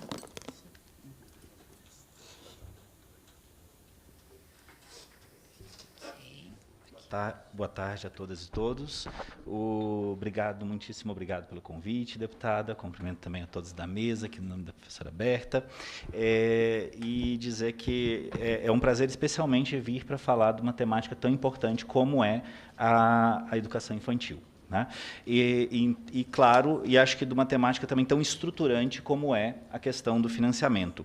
Eu só, antes de começar a minha fala propriamente dita, eu só queria colocar como, né, venho aqui pelo MEC, mais especificamente pela Secretaria de Educação Básica, então não posso falar pelo INEP, mas sou servidor também do FNDE desde 2008, mais recente agora que estou no MEC, e eu sempre acho muito importante ouvir os contrapontos das autarquias, então acho que seria muito importante também ouvir os argumentos do INEP, porque eu acho que tem muito a dizer também nessa discussão. Então, podemos colocar a apresentação? Bom, eu vou trazer aqui um ponto, fiquei invejando o poder de síntese aqui do colega do TCU. Eu trouxe um pouco mais de slides, mas vou tentar ser bastante objetivo em cada um deles. Bom, enquanto a gente... Uhum. Não, tudo bem. Enquanto se coloca ali, eu vou aproveitar para ir antecipando algumas coisas. Bom, primeira questão... Tá, a primeira questão essencial, né, quando a gente fala de educação infantil, e hoje acho que o nosso grande dilema está em creches, mas a gente ainda tem um desafio na pré-escola também, né, de universalização, e nesse ponto eu acho assim, essencial que a gente pense também em alguns dados que são indicadores e referências necessárias para a gente direcionar a política, especialmente num período que a gente está, por exemplo, vivendo uma mudança também demográfica, no sentido de que hoje não necessariamente a gente precisa de mais vagas em todos os lugares, né? Então a gente precisa de uma política muito mais inteligente, muito mais capaz de encontrar a necessidade onde ela efetivamente esteja, né? Então, só para começar, né, a gente foca muito nessa questão, né, garantia do direito à educação, então atendimento desde os primeiros anos, como dever do Estado, sim, né, a creche não é obrigatória, mas ela é também um dever do Estado em garantir, sobretudo, aqueles que mais têm necessidades. Então, essa garantia do direito, né, envolve aspectos físicos, psicológicos, intelectuais, sociais, e os desafios envolvem a ampliação do acesso, sim, mas também permanência, infraestrutura, profissionais, certamente, para que se garanta um atendimento com qualidade, né? E aqui eu gosto sempre de dizer, porque a gente olha muito para o ponto que a gente vai falar depois, que é a questão da demanda manifesta, sobretudo, né? Que a gente precisa, às vezes a gente pensa muito essas políticas baseado num raciocínio, num racional baseado no econômico, que é onde eu tenho demanda, então a oferta vai responder à demanda. E no caso, por exemplo, da educação infantil, assim como de outras políticas sociais, né, a oferta ela gera demanda, ela não resolve a demanda, ela amplia a demanda. Então a gente tem sempre uma preocupação em alertar para isso, porque às vezes a gente diz, olha, no município tal eu tenho demanda não atendida, e a gente diz que aquele município tem um problema. Só que às vezes aquele município tem uma grande demanda exatamente porque ele tem uma oferta qualificada, e ele já tem oferta. E aquele município, às vezes, que não tem oferta nenhuma, a população de lá sequer sabe que isso é um direito, né? Então, a gente entende muito importante também adequar o nosso modelo de pensamento. Esse gráfico aqui, eu acho que ele é bastante ilustrativo, né? E eu gosto de chamar a atenção, especialmente que a gente tem dito nos últimos anos, às vezes, sendo assim, olha, não se avançou na educação infantil em termos de atendimento, mas sim, a gente avançou. E o exemplo mais claro aqui é, perceba a inversão do azulzinho, que está lá em cima, que em 2024 era o maior número de municípios, né, que a gente tinha na faixa de abaixo de 30% de atendimento em creche. Quando a gente vai para um ano depois, ele cai para a menor proporção de municípios, né? Então, a gente tem uma redução clara dos municípios com menos de 30% e um aumento, claro, por outro lado, dos municípios com mais de 40% ou mais de 50% de atendimento. O que eu quero dizer com isso? Não dá mais para a gente só olhar para o número absoluto de matrículas, a gente precisa olhar como isso está distribuído nos territórios, senão a gente corre o risco de tomar algumas interpretações inadequadas. Antes de entrar nos aspectos mais específicos de financiamento, eu queria só compartilhar, porque a gente tem sim também essa preocupação, né, de que o governo federal e as instituições de controle do governo federal tenham acesso às informações das redes, mas eu confesso que a gente tem uma preocupação também muito grande, que a gente precisa dar para os municípios, para os estados, acesso às nossas informações daqui e, às vezes, ajudar com informação de lá. Então, hoje eu confesso, aí eu acho que é uma perspectiva um pouco diferente. A gente hoje, por exemplo, no exemplo da EJA, a gente se preocupa muito com esse discurso do controle, de associar a matrícula da EJA a uma possível burla, porque a gente tem, nos últimos anos, uma queda de mais de 1 milhão de matrículas na EJA. Então, a gente fica um pouco preocupado com essa coisa de a gente associar isso à burla, que pode desestimular a maior oferta de EJA, porque o fenômeno que a gente tem visto é de queda nas matrículas e não de uma ampliação potencialmente forjada. Isso para a gente é muito importante. Então, eu queria só comentar assim, que uma busca de tentar compartilhar também com os municípios, com o Estado, o que a gente tem de recurso, afinal de contas, para promover uma política educacional, né?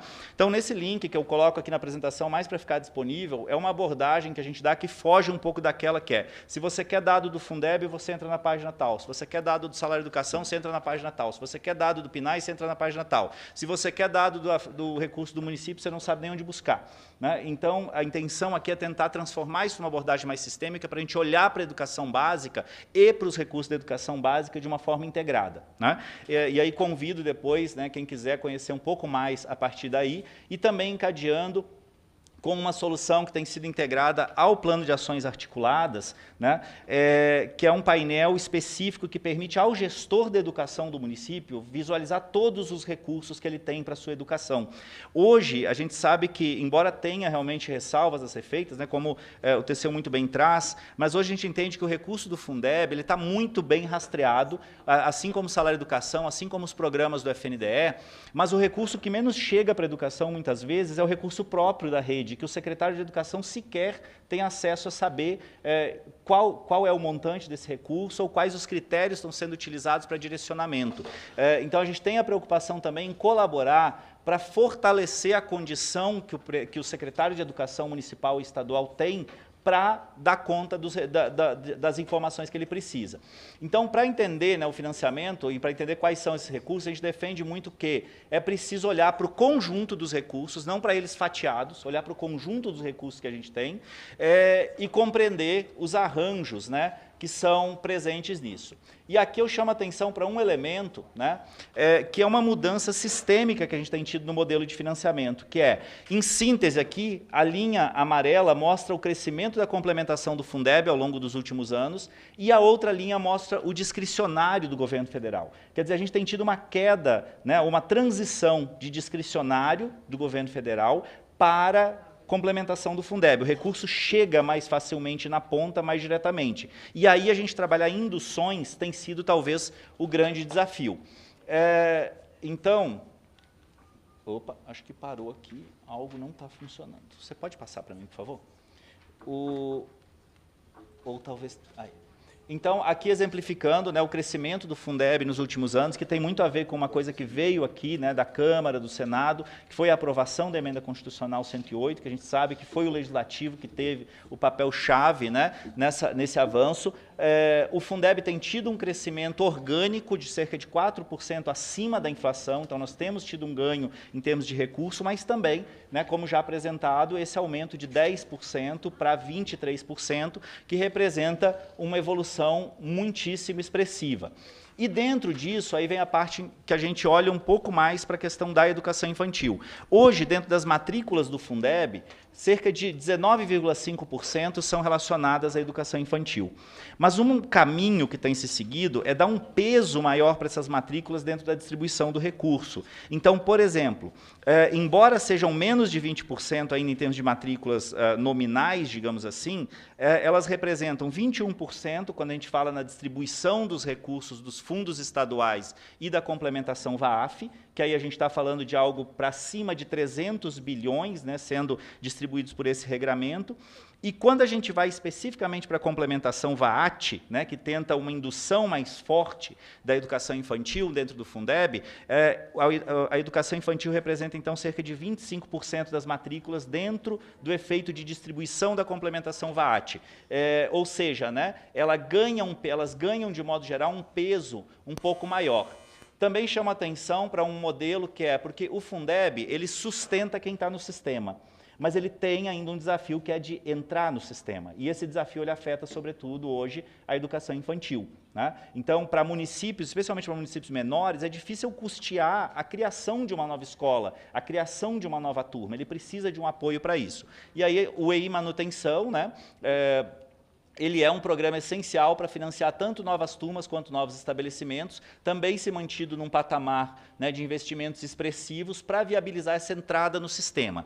E aqui eu queria falar de algumas coisas que elas são, então, algumas decisões internas do sistema, e aí eu acho que essa coisa de o que vai para a lei e o que não vai para a lei precisa ser realmente muito bem pensado, porque a gente vê que nem sempre dá para ter aqueles avanços todos já no momento da constituição da lei. Então, aqui a gente traz um exemplo do que tem sido o trabalho da Comissão Intergovernamental de Financiamento, que não é uma comissão federal, né? Ela é instituída no âmbito do MEC, mas ela é composta por 5 representantes do governo federal, 5 representantes das secretarias estaduais de educação e 5 representantes das secretarias municipais.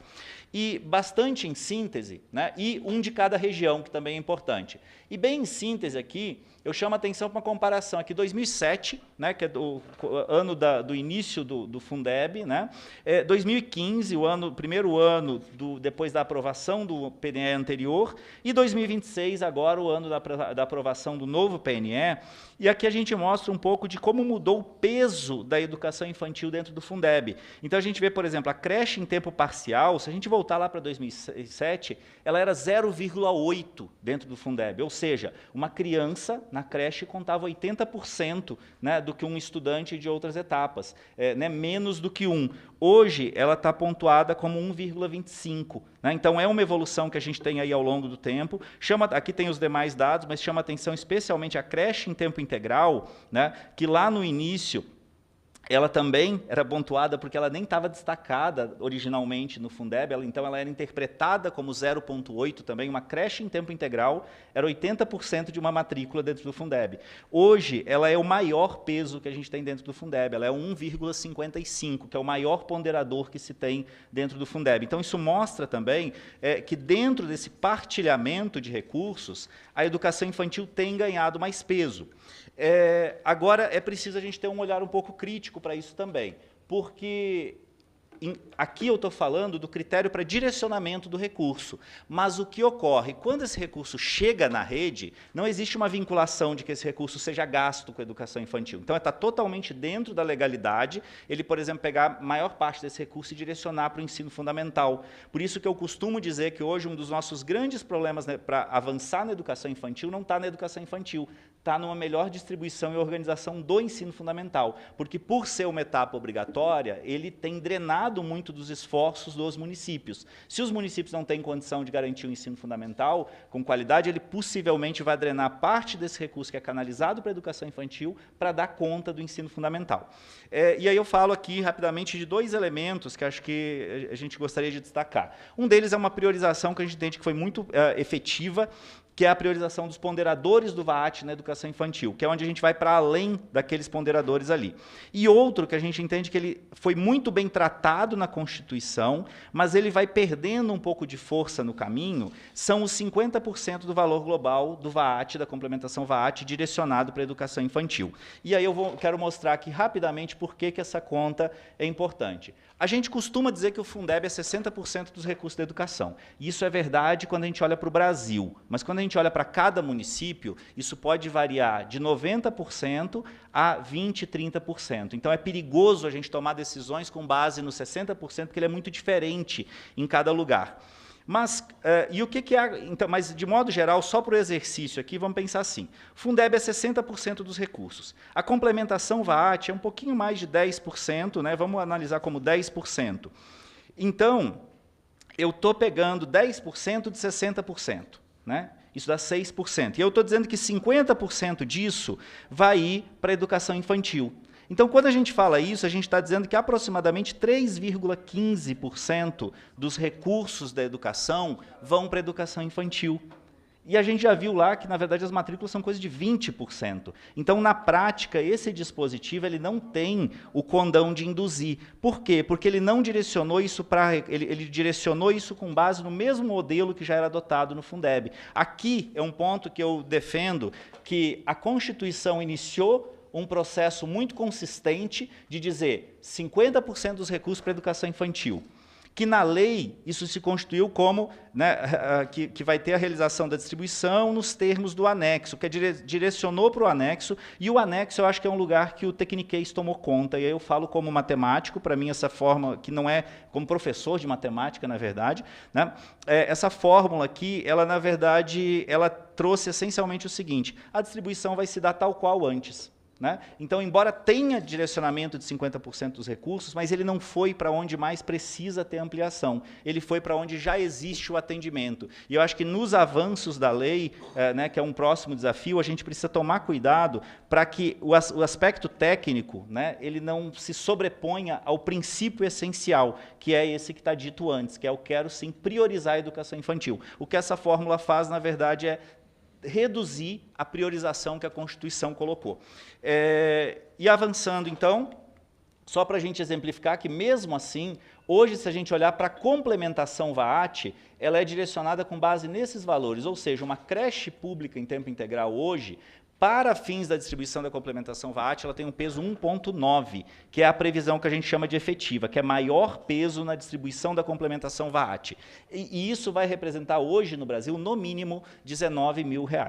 Tá? No mínimo, somando todos os recursos da educação. Não quer dizer que isso vá pelo Fundeb, mas quer dizer que, dentro dos recursos disponíveis, né, uma matrícula hoje de creche, educação, de creche pública em tempo integral, ela vai ter como valor de referência este valor, e aqui estão os demais também, que depois eu deixo à disposição.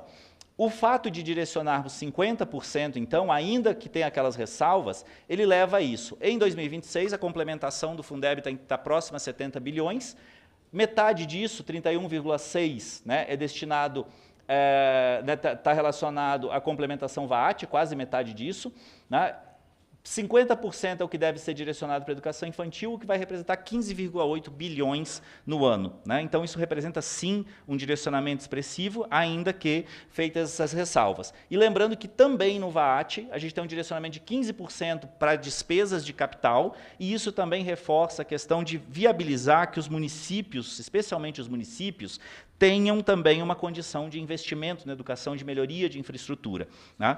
Isso vai representar em torno de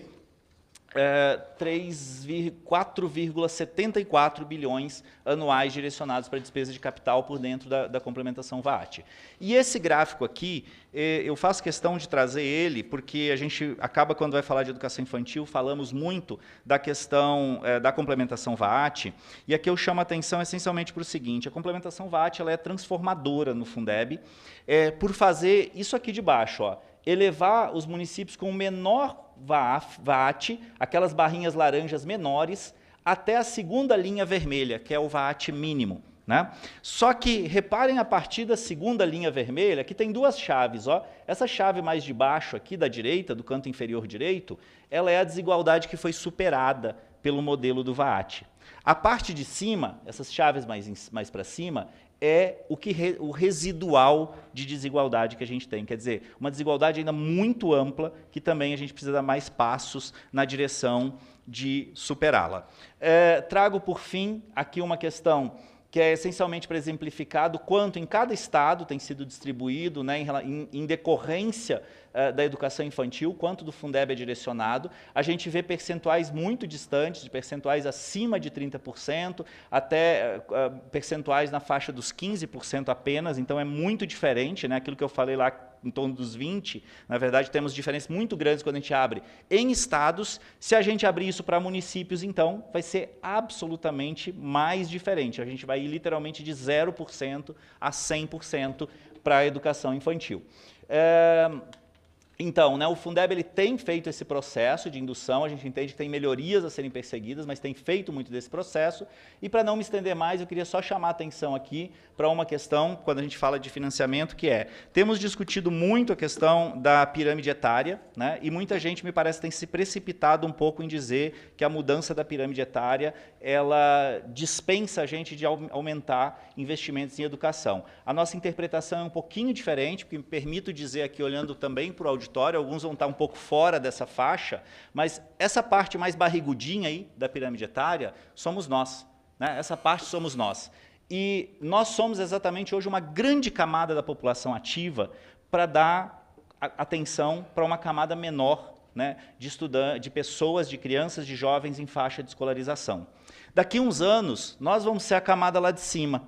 E quem vai ter que dar conta de sustentar tanto a nova geração, em termos de direito à educação, quanto sustentar a nossa condição de vida como idosos, que assim esperamos que estejamos daqui a 20, 30 anos, né, vai ser essa faixa menor. Então, hoje, a nossa conclusão é, se nós não garantirmos uma educação de qualidade desde a educação infantil, né, o que a gente vai fazer? A gente vai ter uma dupla penalização dessa geração.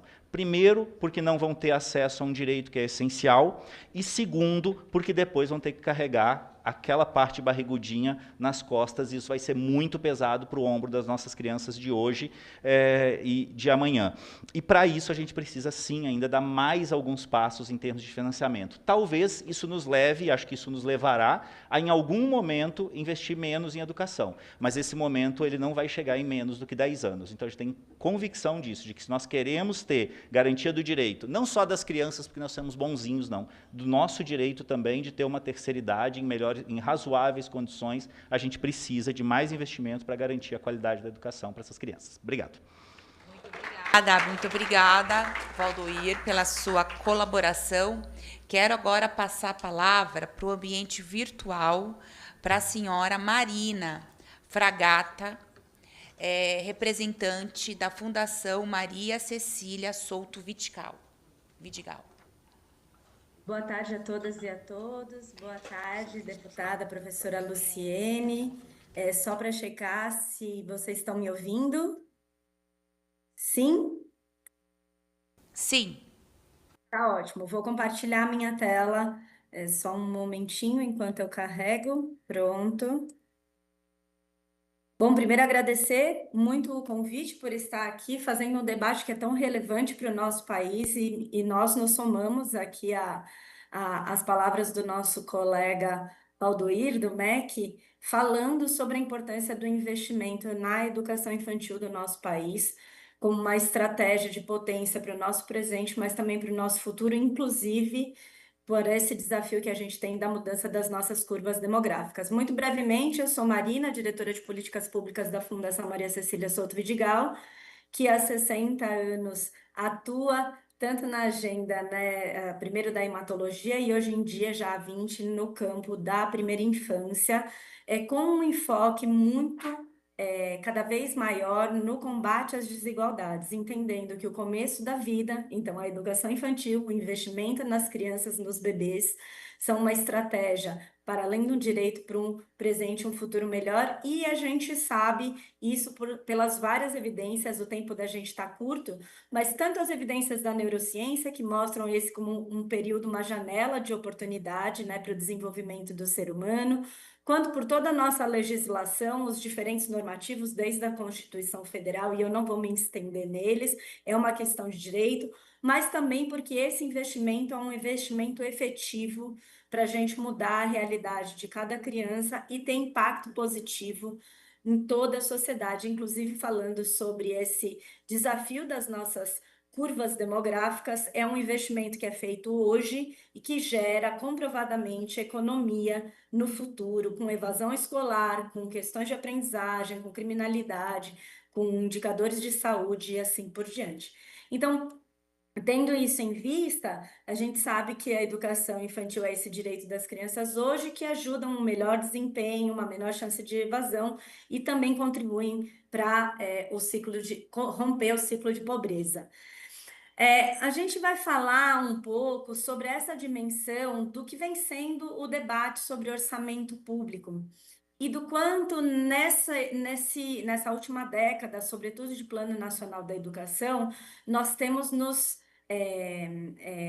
prendido, né, muito no debate sobre o acesso, que é um debate muito importante, muito caro para o nosso país, né? A oferta, a demanda, isso agora há pouco apareceu, né, na mesa anterior, ela é de extrema relevância, porque ela fala muito também sobre as desigualdades. Então, na pré-escola, a universalização, a gente ainda tem aproximadamente, aí, acho que é 7%, né, de crianças fora da pré-escola são as mais vulnerabilizadas, e na creche, acho que a gente vem falando bastante, não atingimos a meta, mas também é importante reconhecer que o Brasil fez avanços, né? E boa parte dos avanços feitos, além do compromisso político e das nossas legislações, tem a ver com os incentivos que o orçamento fez ao longo dessa jornada para endereçando esses desafios. Mas a educação infantil hoje ela tem muitos outros, né, desafios para se somar à questão do acesso. E um deles tem a ver com a qualidade e a equidade, né? Recentemente nós fizemos uma pesquisa junto com a OCDE, com a Alapop e uma série de parceiros que vocês estão vendo aqui, eu não vou mencionar por conta do tempo, que olhou para como está o desenvolvimento infantil e aprendizagem das crianças aos 5 anos na pré-escola. Esse olhar, ele foi um olhar assim mais integral para diferentes domínios, para a literacia, para a numeracia, para as questões socioemocionais, para as funções executivas. Eu não vou super me ater, mas contar para vocês que é um estudo muito sério, que contou com uma amostra de mais de 3.000 crianças, que aconteceu em 3 estados brasileiros, e muito nessa perspectiva de entender um pouco como é que está a aprendizagem e o desenvolvimento das crianças na pré-escola. Ele é um estudo que foi feito globalmente e eu vou apresentar os dados do Brasil, fazendo essa consideração que a gente não pode fazer comparações simples. O Brasil foi o único país da América Latina que participou, ele tem um IDH diferente dos demais participantes, uma desigualdade social maior, então, com muitas especificidades, a gente vai trazer um pouco dos dados, um pouco mais para provocar essa reflexão dos desafios atuais que nós temos.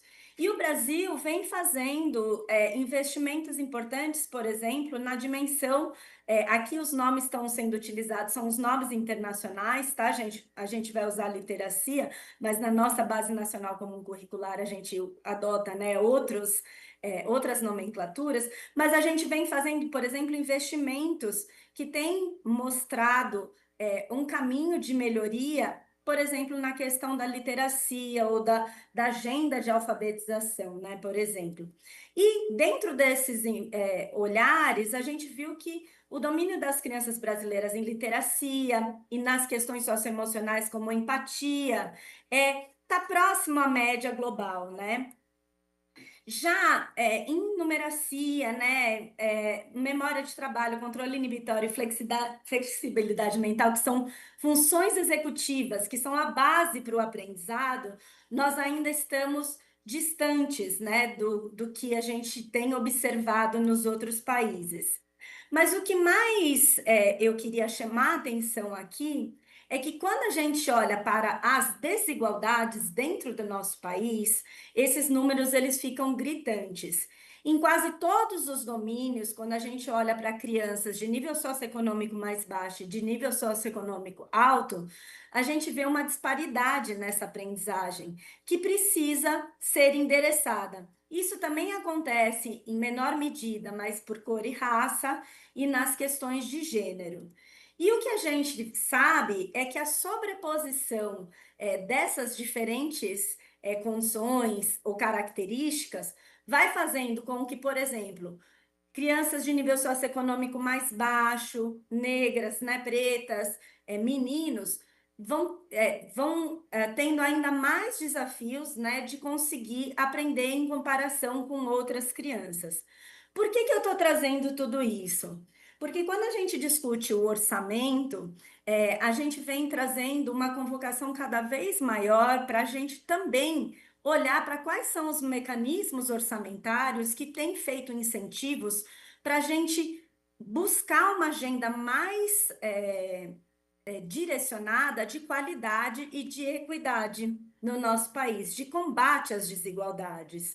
E aí, quando a gente fala de qualidade, tem uma série de elementos, aqui a gente trouxe um exemplo, por exemplo, no PNL, o indicador, né, da questão dos docentes da educação infantil, que precisam ser considerados nesses mecanismos que a gente precisa olhar para além, né, das questões de acesso, que são super importantes. Então, acho que a nossa primeira mensagem aqui tem a ver com como os orçamentos que vão sendo construídos para a educação infantil daqui para frente conseguem olhar para as várias dimensões e ter um maior alinhamento com o Plano Nacional de Educação para garantir que aquele repertório de metas, né, e aí, né, a gente já tem alguns mecanismos de equidade dentro do financiamento existente, mas esse alinhamento que olhe para as metas, né, de acesso, tanto da creche quanto da pré-escola, mas que também se direcione a incentivar essa agenda de qualidade e de equidade para essa próxima década, porque justamente com a mudança das nossas curvas demográficas, a gente precisa que a educação infantil seja cada vez mais efetiva para prover às crianças, nesse começo de vida, tudo aquilo que elas precisam para aprender e para se desenvolver plenamente. E aí acho que tem um segundo elemento que a gente queria trazer aqui, é que os desafios da educação infantil, eles não estão, ou das crianças, né? Eles não estão só na escola, né? Essa mesma avaliação, ela olhou para o que a gente chama do ambiente de aprendizagem em casa e viu que no Brasil, nós temos em casa também uma grande necessidade de que as políticas incentivem práticas, por exemplo, promotoras do desenvolvimento infantil, como ler para uma criança, né? A gente tem um desvio padrão grandíssimo do que acontece nos outros países e do que a gente vê aqui. E isso se apresenta nas diferentes práticas. E por que isso é importante? Porque também tem muita desigualdade, se a gente for comparar por nível socioeconômico, mas inclusive as crianças de nível socioeconômico alto também têm, as práticas que estão acontecendo em casa ficam distantes da realidade do mundo.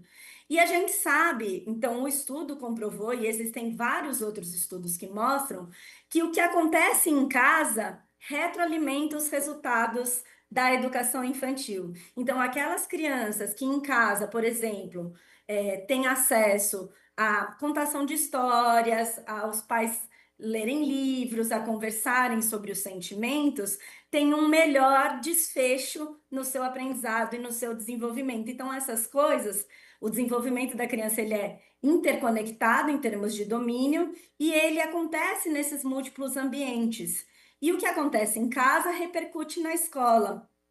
Assim também em termos da epidemia que a gente tem. O que o estudo mostrou é que as crianças pequenas estão muito nas telas, no celular, e que aquelas que ficam nas telas têm uma menor aprendizagem ali na pré-escola.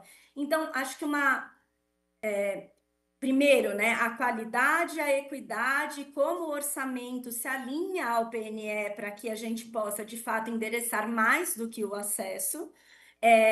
A segunda dimensão é essa, né? Como é que a gente cuida desses dois locos, né? Onde a criança cresce, se desenvolve, e lembra que essas desigualdades estruturais, étnico-raciais, territoriais, né? A gente vê as crianças, por exemplo, do norte com menores acessos, as pretas e pardas indígenas, elas precisam ser endereçadas também por esse orçamento que se direciona a enfrentar, né, essas desigualdades. Das 18 milhões de crianças de 0 a 6 que a gente tem no país, 11 milhões estão no cadastro único. Então, a gente já parte de um começo de vida com muitos desafios, né? E aí, só para fechar, acho que quando a gente vai olhar para a lei orgânica e esse exercício, né, que foi feito de entender e compreender o orçamento para a primeira infância, nós também vemos um baixo investimento de gastos exclusivos, né, de investimento exclusivo. E isso precisa ser pensado, porque tem políticas muito importantes que estão aí nascendo para endereçar de uma forma mais holística e mais sistêmica esses desafios, como, por exemplo, a PNIB, que hoje não tem orçamento específico para sua execução.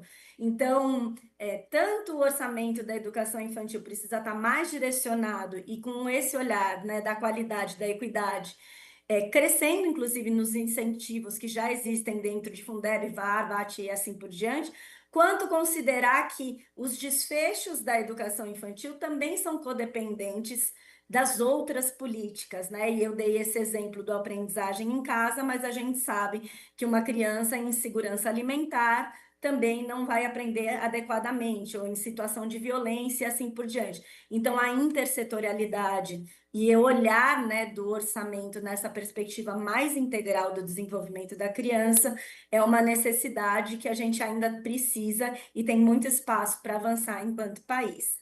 É isso. Obrigada, gente. Aqui é só uma síntese, mas eu acabei de falar sobre isso e fico à disposição de vocês. Obrigada, deputada professora Luciene.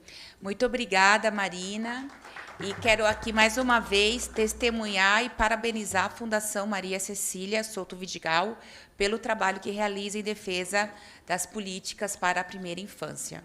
Agora eu quero chamar aqui para fazer a sua intervenção o deputado Carlos Gianazzi, que tem feito um trabalho extremamente importante na defesa da educação, da escola pública, tem debatido lá no estado de São Paulo muito a valorização dos profissionais, das condições de trabalho, e quando a gente fala de financiamento, a gente está tocando em todos esses aspectos, em especial, junto com o deputado Carlos Gianazzi, junto com o movimento Somos Todas Professoras, a gente tem cruzado o nosso estado, o estado de São Paulo, pela implementação da minha lei 15.326, que garante o reconhecimento da docência para quem está no chão da creche fazendo docência e, portanto, tem que estar na carreira do magistério. Então, quero aqui, viu, deputado, me desculpar mais uma vez pelo atraso. Eu estava numa reunião com o presidente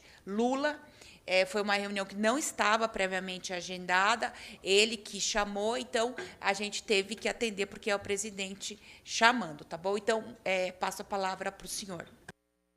Boa tarde, deputada federal Luciana Cavalcante. Quero cumprimentar todas as pessoas presentes aqui, de forma online ou de forma presencial, nessa importante audiência pública que Vossa Excelência organizou na Câmara Federal, tratando de um tema fundamental que é a educação infantil, sobretudo o seu financiamento, né, que é um ponto crucial para todos nós que acompanhamos a luta pela valorização da educação infantil em todos os níveis, né, que é uma luta histórica no Brasil, né, que desde da sua inclusão na LDB, a LDB tem um capítulo especial só sobre educação infantil. Depois nós avançamos com a lei do Fundeb, quando era o Fundef ainda, que não tinha educação infantil, né, nós aprovamos a lei do Fundeb, incluindo também a educação infantil. Depois, em 2009, nós alteramos a Constituição, tornando obrigatória também a matrícula na pré-escola, aos 4 anos de idade, para todas as crianças com 4 anos de idade. Então, tem um avanço importante nessa área, né? E também, agora nós tivemos a aprovação recente do Plano Nacional de Educação, que já foi colocado aqui, e os 2 primeiros são 19 objetivos, os 2 primeiros objetivos tratam exatamente da educação infantil, né?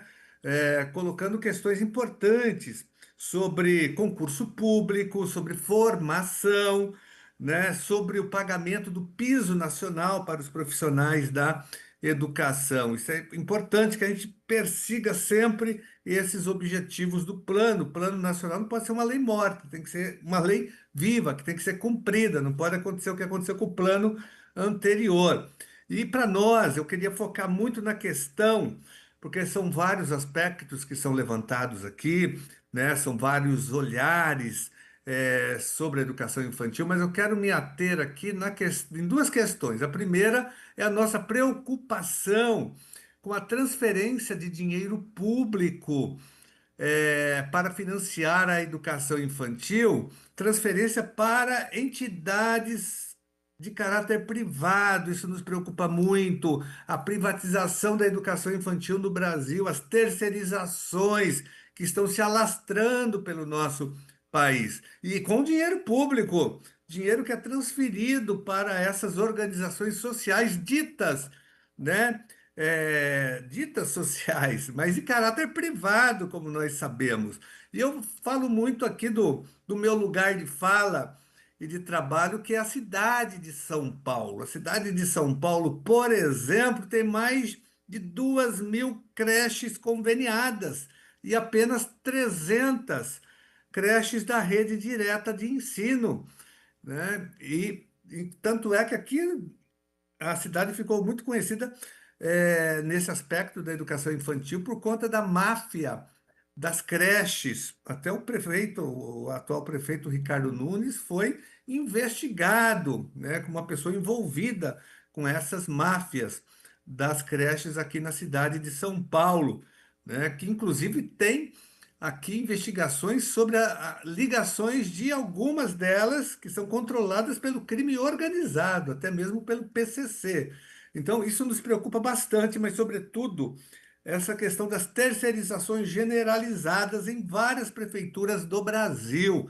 Isso é um desvio do dinheiro público que tem que ser investido na educação infantil das redes direta, porque nós defendemos isso, escola pública gratuita de qualidade, da creche à pós-graduação. Esse é um princípio para nós, é uma luta histórica do Magistério Nacional, do Fórum Nacional em Defesa da Escola Pública no Brasil. Essa foi a luta que nós travamos, sobretudo na Assembleia Nacional Constituinte, em 87, né, que culminou na aprovação da Carta Magna de 88, foi a nossa luta também travada durante todo o período de debate da LDB de 96, da Lei 93/94, né, conhecida como a Lei Darcy Ribeiro, mas antes nós fizemos todo um debate, mobilizações, fomos em Brasília para garantir, né, esse financiamento apenas para as escolas públicas. E na educação infantil a gente vive esse drama, a gente tem denunciado e lutado muito para que o dinheiro da educação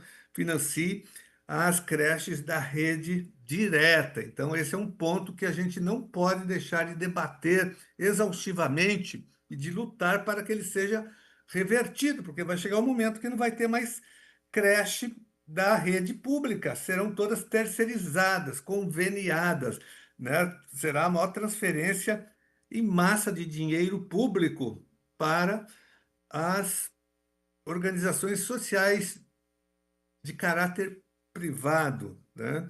Que são creches instrumentalizadas politicamente, eleitoralmente e também do ponto de vista econômico. Então, esse é um ponto que eu queria levantar. O outro ponto, ainda na área da educação infantil, é justamente a valorização das professoras de educação infantil, porque nós falamos o tempo todo que defendemos a educação infantil, hoje é um discurso recorrente, né? E há um consenso hoje no Brasil entre a imprensa, o mundo acadêmico, o poder legislativo, o poder judiciário, todos defendem hoje a primeiríssima infância, virou um jargão, primeiríssima infância. Estivemos recentemente numa reunião aqui no Tribunal de Contas do Estado de São Paulo, que é hoje presidido por uma mulher, né? E ela tem uma preocupação muito grande, uma das grandes preocupações dela é a primeiríssima infância, ela tem trabalhado muito nessa área. Então, até o Tribunal de Contas do Estado de São Paulo tem também essa preocupação. Então, mas quem defende de fato a primeiríssima infância tem que defender quem cuida de fato também da primeiríssima infância, que são as profissionais da educação infantil, né? As professoras de educação infantil. Essas devem ser valorizadas do ponto de vista salarial, do ponto de vista funcional,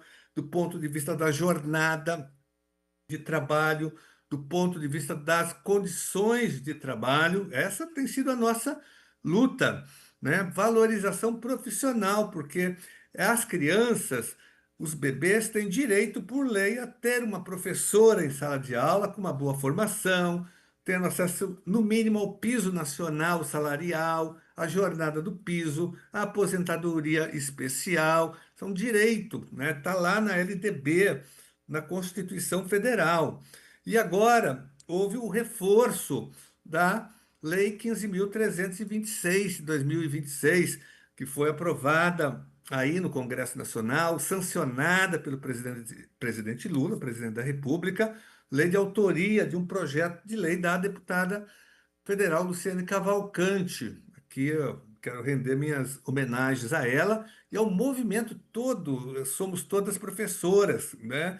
Que é um movimento que começou aqui em São Paulo, que na Assembleia Legislativa, com as audiências públicas, após a aprovação em 2012, sobretudo, de um projeto de lei enquadrando as educadoras da USP na carreira do magistério, as educadoras de educação infantil. Depois foram realizadas outras audiências aqui nos anos seguintes, Santana de Parnaíba Vinhedo, Jundiaí, Praia Grande, Guarujá, Cubatão, vários municípios, né, vieram à Assembleia Legislativa e daí nós criamos, o movimento foi, né, sendo fortalecido e foi criado esse movimento de uma forma espontânea até, o Somos Todas Professoras, com capilaridade no início em São Paulo, no estado, e agora em todo o território nacional, sobretudo com a Lei 15.326, uma lei importante que enquadra todas as educadoras de educação infantil na carreira do magistério, não importando se ela é pajem, se ela é recreacionista, se ela é ADI, auxiliar de desenvolvimento infantil, né? Se ela é cuidadora, se ela é atendente, se ela tem contato com o aluno, com a criança, com o bebê, se ela tem formação no magistério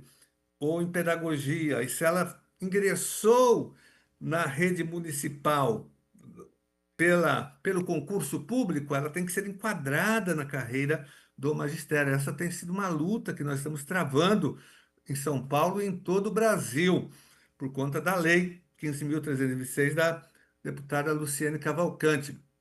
Então, isso é muito importante. Eu acho que o debate hoje sobre educação infantil passa necessariamente pelo enquadramento dessas educadoras, pelo cumprimento da Lei 15.326 em todo o território nacional. Alguns municípios já fizeram isso, até antes da aprovação da lei. Alguns outros municípios estão agora com a lei, mais seguros, e estão também fazendo enquadramento, inclusive capitais do Brasil que não tinham feito ainda, como Cuiabá, como Fortaleza, né? E várias cidades aqui no estado de São Paulo. Então, é um movimento que está crescendo, né? O Tribunal de Contas aqui do estado de São Paulo publicou um comunicado importante orientando os prefeitos a cumprirem a lei 15.326. Então, essa é uma luta para nós essencial de valorização da primeiríssima infância, de valorização da educação infantil, que é um direito tanto das crianças como também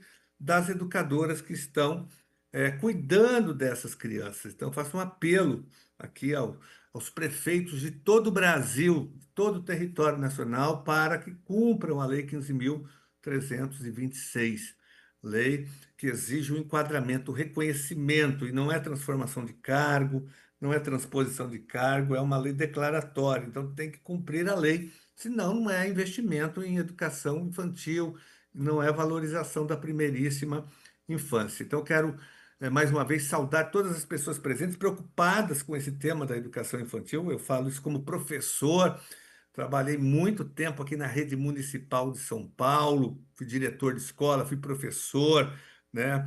Passei aqui pelas várias etapas da educação básica. Trabalhei, inclusive, já com educação infantil no início da minha carreira. Eu passei pela educação infantil, pelo ensino fundamental, pelo ensino médio, depois fui lecionar também em universidades, formando professores, né? E dei aula também no magistério, formando professoras para atuarem na educação infantil. Então, faço essa saudação e parabenizo aqui mais uma vez a deputada Luciane Cavalcante, autora dessa importante lei, né, que teve uma ampla mobilização no Brasil, com o movimento Somos Todas Professoras, mas aí dentro da Câmara Federal, no Senado, ela foi a responsável pela aprovação dessa importante lei.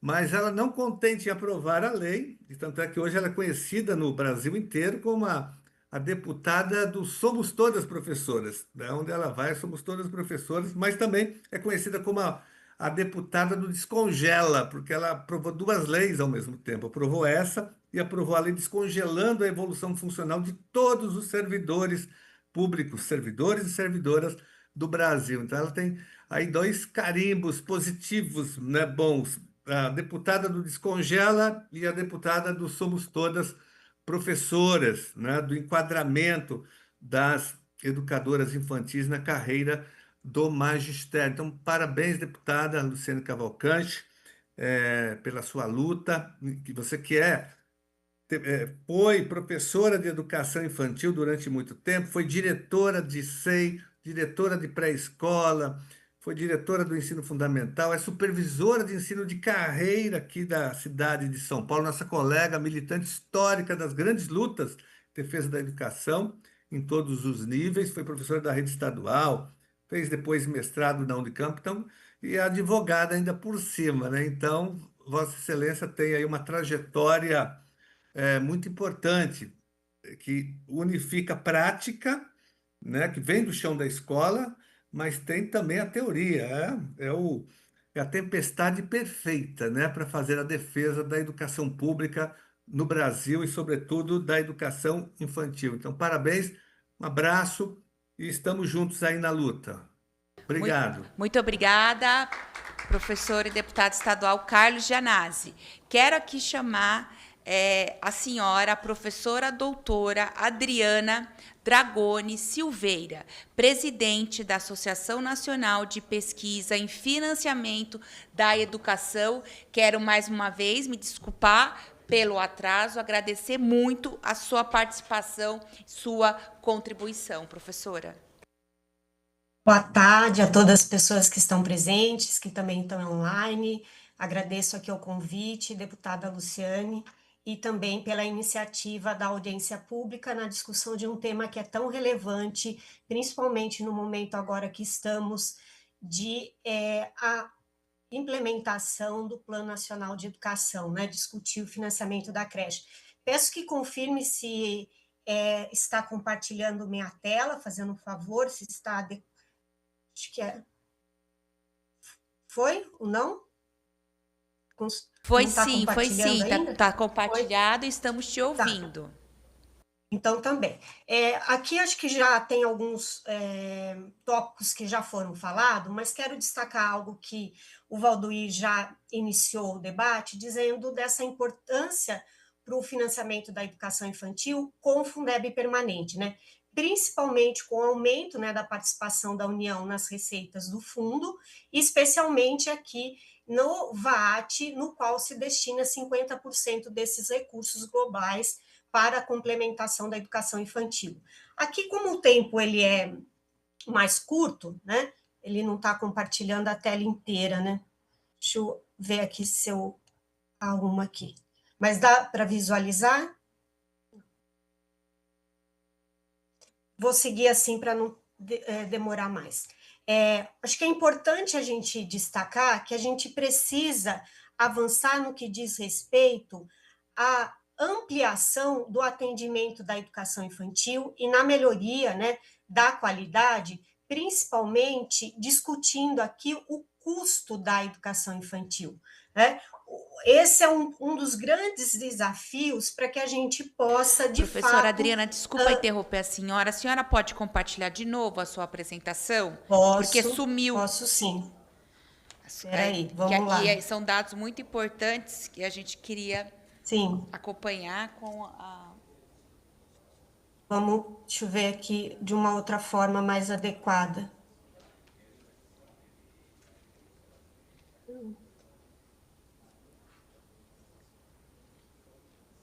Sinceramente, Sumiu, o Zoom às vezes me causa mais dificuldade. A gente consegue fazer por aqui? Calma aí que a gente vai ver se consegue fazer por aqui, professora. Então, enquanto isso, eu vou falando enquanto eles vão colocando aqui, né? Tá. Acho que tem um ponto aqui a destacar, que quero fazer aqui na minha fala, que é relacionado ao custo da creche, especialmente da creche para a garantia desse direito, né? Quando a gente... Aqui, com o Fundeb, eu acho que a gente avançou em muito, né, como destacado pelo Valdoir, principalmente com relação ao VAT, passa para a terceira, do terceiro slide, fazendo um favor, se puderem, né? E aqui, com base num estudo que desenvolvi em conjunto com uma aluna minha do doutorado, né, esse é fruto de uma tese do doutorado, ela fez uma avaliação da complementação VAT nos 3 primeiros anos do Fundeb, né? E o que a gente pôde perceber, né? Que esses municípios, eles são principalmente municípios localizados no norte e no nordeste, ou seja, e municípios de pequeno porte populacional, né? E eles, de fato, apresentam uma baixa autonomia financeira, ou seja, que responde a esse objetivo do Fundeb de alcançar os municípios mais pobres, né, mostrando aquela linha que o Valdoir enfatizou de diminuir a desigualdade. olhando para o contexto de oferta da educação infantil, o que a tese da Daiane de Jesus Bruno pôde observar? Que esses municípios que receberam a complementação VAT nos 3 primeiros anos foram municípios que, na sua grande maioria, têm uma ampla municipalização do ensino fundamental. Eles apresentam baixo atendimento e creche, estando muito distante do atendimento das metas do PNE, inclusive aqui o PNE anterior, e mesmo na pré-escola, o seu atendimento não tinha sido universalizado. O próximo, por favor. Considerando esses desafios, né, para a educação infantil, acho que é fundamental aqui a gente discutir qual é o custo desta oferta da educação infantil, porque o Fundeb ele faz uma redistribuição por valor por aluno a partir das receitas disponíveis. Ainda que essa despesa tenha aumentado com o valor da contribuição da União, mas nós estamos redistribuindo um recurso pré-estabelecido. Então, o Plano Nacional de Educação e principalmente a Lei do Sistema Nacional de Educação, ela vai mudar a lógica de financiamento, porque coloca o custo aluno-qualidade, né, baseado a partir da definição de um conjunto de parâmetros para uma oferta de qualidade, como sendo a referência para o financiamento da educação. Então, tendo como base essa ideia de que o custo aluno deve ser a referência para o financiamento e a dificuldade de implementação da garantia do direito à creche, principalmente pelo seu fator de custo, quero trazer aqui uma experiência de uma pesquisa que pode passar o próximo, fazendo um favor, desenvolvendo, pode passar mais um que não vai dar tempo de eu explicar, que é o conceito de CAC, que é o simulador de custo aluno qualidade, financiado pelo Ministério da Educação, desenvolvido, né, em parceria com as universidades da UFPR, UFG e o USP, né, sobre a minha coordenação e também da professora Gabriela Chinardi e do professor Tiago Alves. Aqui vocês têm o endereço desse simulador, e vou trazer aqui alguns resultados de simulação para a gente pensar os desafios da educação infantil da creche. No próximo, por favor. Então, esse simulador, ele busca responder quanto custa uma educação de qualidade baseado num padrão mínimo de qualidade. Então, a gente tem que pensar, a oferta de uma educação infantil de qualidade está correlacionada ao seu custo. Então, quanto custaria para cada uma escola e, consequentemente, para cada um dos municípios? Próximo, por favor. Então, esse simulador, ele parte, né, desse conjunto, né, de parâmetros relativos às condições de oferta, né? No simulador, a gente chama de padrão de qualidade e referência, porque o usuário pode alterar essa referência, né, desses parâmetros, como eu vou mostrar em seguida, aplica um diagnóstico de cada rede, de cada escola, e depois ele vai estimar o orçamento para o município, para o estado, e também qual seria essa complementação necessária para assegurar um custo aluno qualidade para todos. Próximo. Aqui, pensando especificamente para a educação infantil, acho que aqui nós temos contribuições importantes, inclusive aspectos a aprimorar. O simulador trabalha com um conjunto de parâmetros para o cálculo do custo aluno-qualidade. Especificamente para a educação infantil, a gente tem parte, né, de um agrupamento de uma carga horária de 4 horas e 10 horas, e depois, um outro elemento fundamental para o custo é o tamanho de turmas. E aqui, esse tamanho de turmas, ele está baseado na resolução SEB, né, número 1 de 2024, que vai instituir as diretrizes operacionais para qualidade e equidade na educação infantil, que vai estabelecer uma proporção máxima aqui de crianças por professor, né? Esse parâmetro aqui, a gente ainda está fazendo ajuste no simulador, principalmente para contemplar não apenas um educador, mas 2 em cada turma, mas esses são os parâmetros aqui definidos pela resolução. E todas essas turmas, elas precisam de docentes. E aqui, acho que é a alocação importante da Lei 15.326, que vai definir que todos os profissionais que trabalham na ação de educar, né, e cuidar da educação infantil são docentes, né? almejado aqui a formação e ensino superior definida pelo Plano Nacional de Educação e uma remuneração média igualitária aos demais profissionais de educação.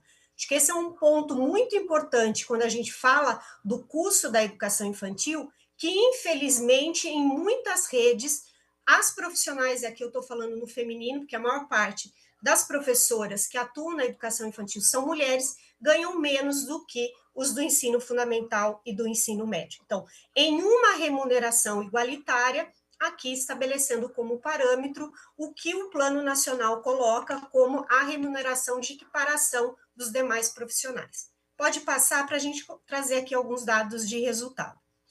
Comparando aqui, esse é um valor gerado no ambiente de homologação, porque, como eu falei, nós estamos em fase de testes, porque, assim como colocado pelo colega do Tribunal de Contas da União, nós, como um grupo de pesquisa no desenvolvimento desse projeto, inclusive em parceria com o Ministério da Educação, tivemos muita dificuldade para encontrar para ter acesso ao número de matrículas por faixa etária, para atender a resolução número 1 de 2024. Nós só conseguimos isso muito recentemente com coleta nos dados da Sala Segura, por isso que esses cálculos por faixa etária estão em fase final de implementação no simulador. O que a gente pode olhar aqui, né? Olhando aqui, né, a gente vai ter um resultado só para a gente comparar com o valor aluno ano Fundeb, né, total, VAT, para o ensino fundamental. Aqui eu estou trazendo a relação de valor aluno ano por mês, né? No ensino fundamental seria um valor aluno ano por mês de 913, acima do que é o VAT hoje, e tendo um fator de ponderação 1. Ainda que é preciso louvar o avanço que tivemos no aumento dos fatores de ponderação do VAT, no Fundeb, para a creche, pré-escola, principalmente em tempo integral, esses fatores de ponderação, eles ainda são aquém de um custo que, de fato, mostre o quanto a creche e a pré-escola, ela tem um custo mais elevado do que outras etapas e modalidades. O próximo em seguida. Por quê? Quando a gente olha no conjunto do simulador, né, aplicando esses parâmetros e parâmetros específicos para a educação infantil, nós conseguimos aqui identificar a projeção das despesas por etapa e modalidade. Quando a gente olha para o total da educação básica, 28% dessas despesas são de creche para a escola, né? Ou seja, aqui a gente consegue identificar, olhando para as matrículas da rede pública, e esse é um dado muito importante quando a gente olha para a simulação, porque nós entendemos que um fator de qualidade é uma oferta pública, né? Então, essa projeção de matrículas são apenas de matrículas públicas, a gente teria uma projeção de uma despesa aqui necessária que comporta 28% para a educação infantil, sendo que 16% na creche, ou seja, o custo da creche, tendo uma menor matrícula do que a pré-escola, ela tem um custo maior. Por quê? Próximo slide.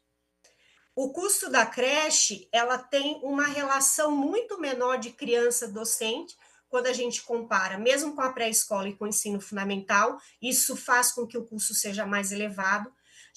A jornada de tempo integral ela é maior, a gente está trabalhando com 10 horas, porque a média de oferta é superior a 9,2, então a gente colocou aqui 10 horas diária, e o tamanho das unidades educacionais. É impossível fazer uma oferta de qualidade numa escola muito grande, isso faz com que o custo seja dividido com uma quantidade, alguns custos fixos, por exemplo, de funcionários, seja dividido com um número menor de crianças, tá? Então, aqui, para finalizar, é importante destacar, né, que o próximo slide, fazendo favor, que o atendimento da educação infantil, em especial de tempo integral, sua oferta no campo, da educação escolar indígena quilombola, das florestas e das águas, ela vai demandar mais recursos. Então, olhar para a especificidade da educação infantil também se faz necessário olhar para as especificidades dessas localidades. Para isso, nós precisamos ampliar as fontes de recurso para o atendimento das metas do PNE, assim como previsto no próprio Plano Nacional de Educação, né? O atual desenho da complementação do Fundeb, ainda que a gente tenha tido um avanço, ele não será suficiente para assegurar o CAC em todos os contextos. Como foi apresentado aqui pelo Valdoir, alguns contextos têm muito mais arrecadação própria que teria condições de assegurar um custo-aluno qualidade, mas outros municípios não teriam condições para assegurar uma oferta de educação a partir de parâmetros mínimos de qualidade. Considerando isso, é preciso aqui, acho que esse é um argumento importante que faço em nome da FINEDUCA, da diretoria, da Associação de Pesquisa e Financiamento da Educação, que no momento estou na presidência, que é a defesa de retirar os recursos educacionais do arcabouço fiscal sustentável, porque isso faz com que a gente tenha um contexto que, para atender as metas do PNE, a gente precisa expandir recurso, mas, por outro lado, o arcabouço limita o crescimento destas despesas. Próximo, em seguida, aqui algumas referências que deixo dos dois trabalhos que eu citei e meu contato. E, deputada, agradeço imensamente o convite e a oportunidade aqui de diálogo sobre esse tema tão importante. Muito obrigada, professora Adriana, que trouxe importantes contribuições para o debate do financiamento à educação, em especial à creche.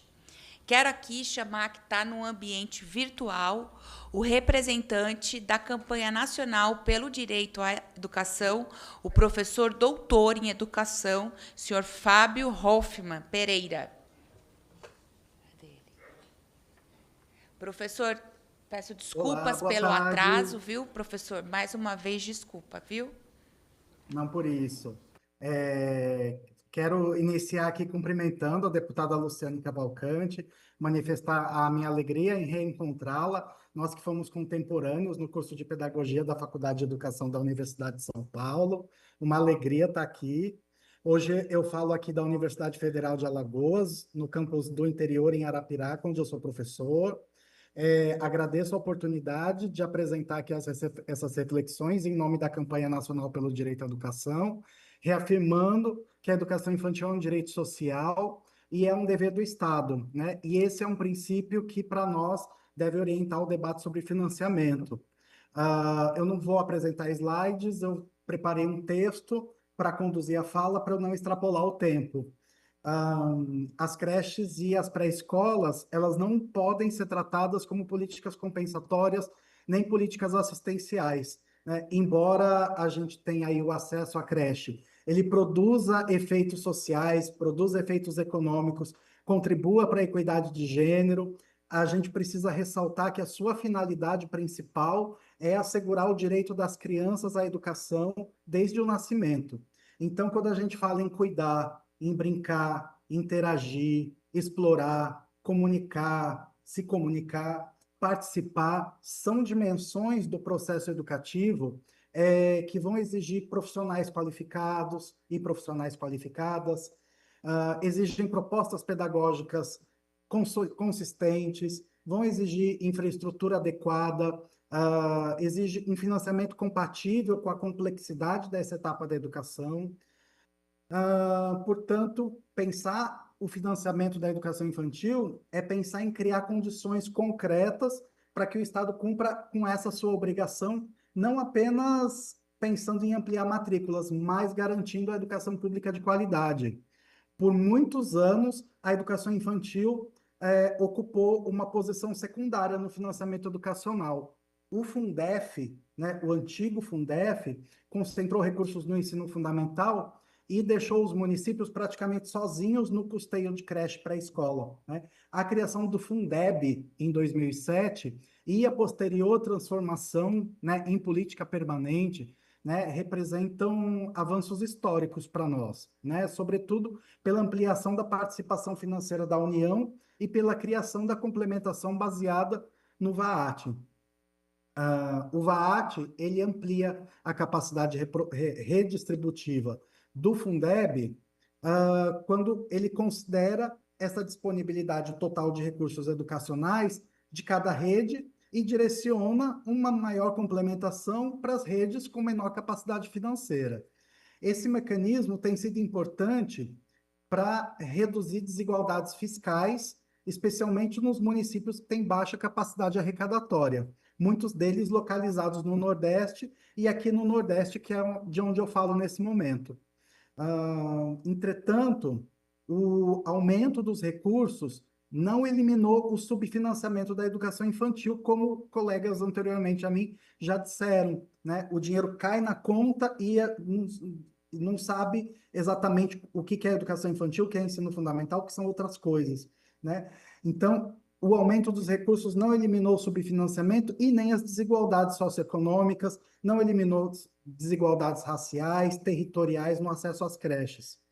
As crianças de famílias de menor renda, crianças negras, indígenas, quilombolas, crianças residentes no campo, em territórios tradicionais, continuam enfrentando oportunidades limitadas de acesso e, quando acessam, são atendidas em condições inadequadas de qualidade, né? A senhora Marina, da Fundação Maria Cecília Souto Vidigal, que me antecedeu, chamou a atenção para algumas dessas diferenças que vão produzir desigualdades. Por isso, a gente precisa discutir o quanto se investe, mas a gente também precisa avançar nessa discussão. Para onde vai o recurso e se esse recurso é suficiente para garantir o direito à educação com qualidade, mas também com equidade. E aí eu queria destacar aqui hoje 2 desafios que para nós têm sido decisivos. Um desafio de proteger o financiamento público da educação infantil e fortalecer a rede pública, e o segundo desafio de avançar no sentido de superar a lógica do VAAT para alcançar a lógica do custo-aluno-qualidade. Sobre o primeiro desafio, proteger o financiamento público da educação infantil e proteger a educação pública com recurso público, pouco adianta a gente ampliar financiamento se o recurso público não fortalece a capacidade do Estado em oferecer diretamente a educação infantil. O crescimento dos convênios com instituições privadas, compra de vaga, voucher e outras estratégias, faz com que os recursos destinados para a garantia de direito à educação financiem soluções que não ampliam de forma permanente a rede pública.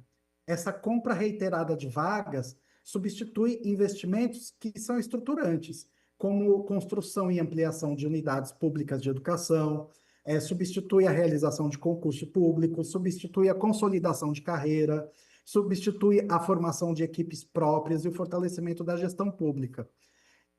O que a gente quer dizer é que, em vez de deixar um patrimônio, investir em um patrimônio, e investir em equipe e investir numa capacidade que se instala e fica, os gastos são efetuados em contratos que, quando o contrato se encerra, esse investimento desaparece, né? Então, a gente defende a educação pública feita com dinheiro público na rede pública. Além disso, né, essa expansão por meio de instituições conveniadas nos traz muitas preocupações quanto à qualidade e à equidade. A qualidade da educação infantil depende de turma reduzida, de profissionais qualificadas, de tempo de planejamento, de espaços adequados, de materiais pedagógicos, da gestão democrática, do acompanhamento permanente. E quando parte das crianças frequenta unidades públicas e outra parte instituições conveniadas submetidas a diferentes condições de funcionamento, a gente pode formar uma rede fragmentada, marcada por padrões desiguais de atendimento. A gente vê, por exemplo, um estudo do professor Flávio Santiago, que demonstra que as creches conveniadas com a Prefeitura de São Paulo são aquelas nas quais há maior presença de crianças negras, né? E onde há mais problemas de qualidade. Nas creches conveniadas aqui no estado de Alagoas, de onde eu falo, não são realizadas, as creches conveniadas não são realizadas nenhum processo de autoavaliação da qualidade, com o uso dos indicadores de qualidade na educação infantil. Quando as creches diretas, a gente encontra muitas delas que fazem esse processo. Então, sem uma regra clara essa expansão do conveniamento vai aprofundar a desigualdade interna no Brasil e nos próprios municípios. E aí, por essa razão, nós sugerimos que são necessárias travas normativas que reafirmem a prioridade de uma expansão pública que impeça o financiamento federal, que induza a privatização da oferta. Né? Que reduza a privatização da oferta. Eu proponho que sejam tomadas algumas medidas urgentes. Entre elas, né, as minhas sugestões estão, por exemplo, e aí, como a gente pode estar numa casa legislativa, propor impedir que recursos destinados para a expansão da educação infantil sejam usados prioritariamente para ampliar contratos, né, com instituições privadas. Uma segunda medida urgente é exigir um planejamento público e transparente que comprove a insuficiência temporária da rede antes da celebração de novos convênios. Uma outra medida é dar transparência para o percentual do orçamento destinado para as instituições conveniadas. E por último, ou não sei se é por último, mas o quarto que eu me lembrei, é fortalecer um monitoramento da qualidade dessas vagas, que são financiadas com recurso público.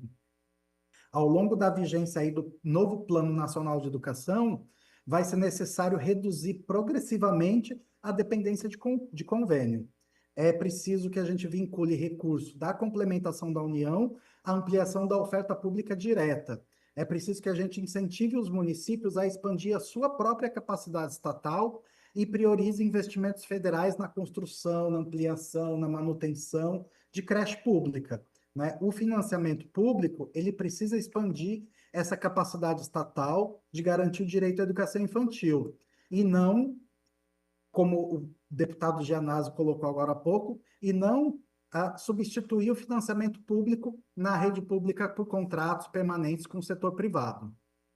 O segundo desafio, que eu já havia antecipado, é uma necessidade que a gente vê de avançar no sentido de superar a lógica do VAAT para a gente alcançar o custo aluno qualidade. O VAAT, ele representa um avanço, porque ele identifica as redes com a menor disponibilidade financeira, direciona para elas uma parcela maior da complementação da União. Mas ele reduzir as desigualdades na disponibilidade de recurso não é o mesmo que assegurar por si só igualdade na condição da oferta da qualidade. O VAAT, ele nos coloca assim, uma resposta para uma pergunta financeira. Quanto cada rede possui para investir em cada criança?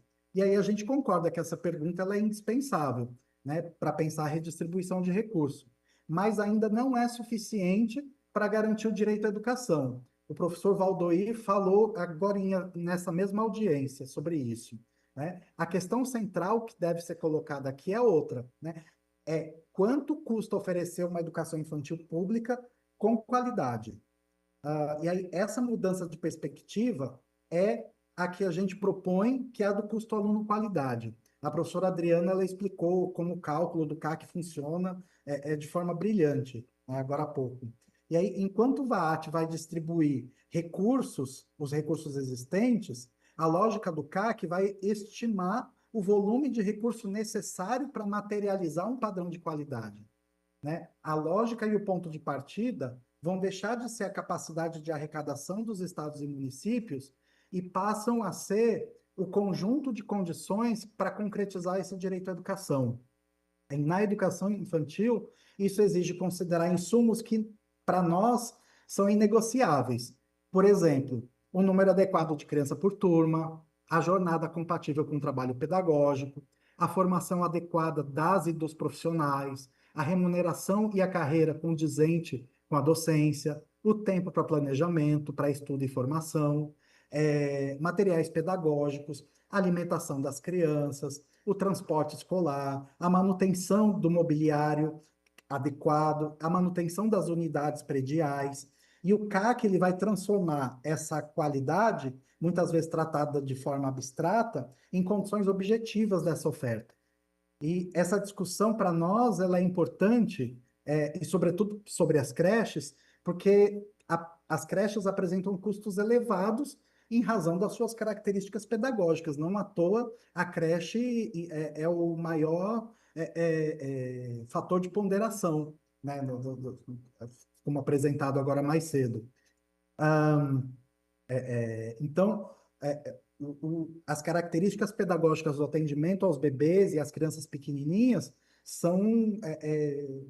exigem custos elevados.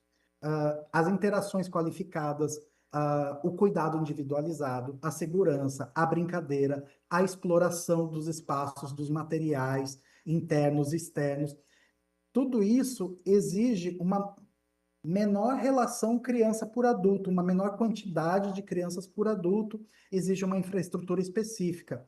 E esse custo não decorre de uma ineficiência de aplicação financeira, mas de necessidade própria dessa etapa de educação.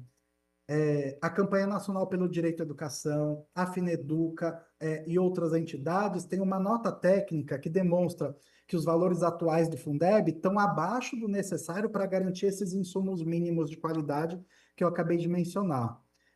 E que a implementação do CAC vai exigir aí uma ampliação da participação financeira da União. E eu não estou falando de uma expansão arbitrária do gasto, mas de estimar os recursos necessários para cumprir esse padrão de qualidade que é previsto constitucionalmente. A responsabilidade municipal pela oferta da educação infantil não elimina a corresponsabilidade federal, sobretudo diante das profundas desigualdades que a gente tem entre os municípios brasileiros. Sem uma maior participação da União, as redes com capacidade arrecadatória muito diferentes dificilmente vão conseguir assegurar esse padrão de qualidade nacional. Por isso, é necessário implementar progressivamente o CAC e ampliar a complementação da União ao Fundeb.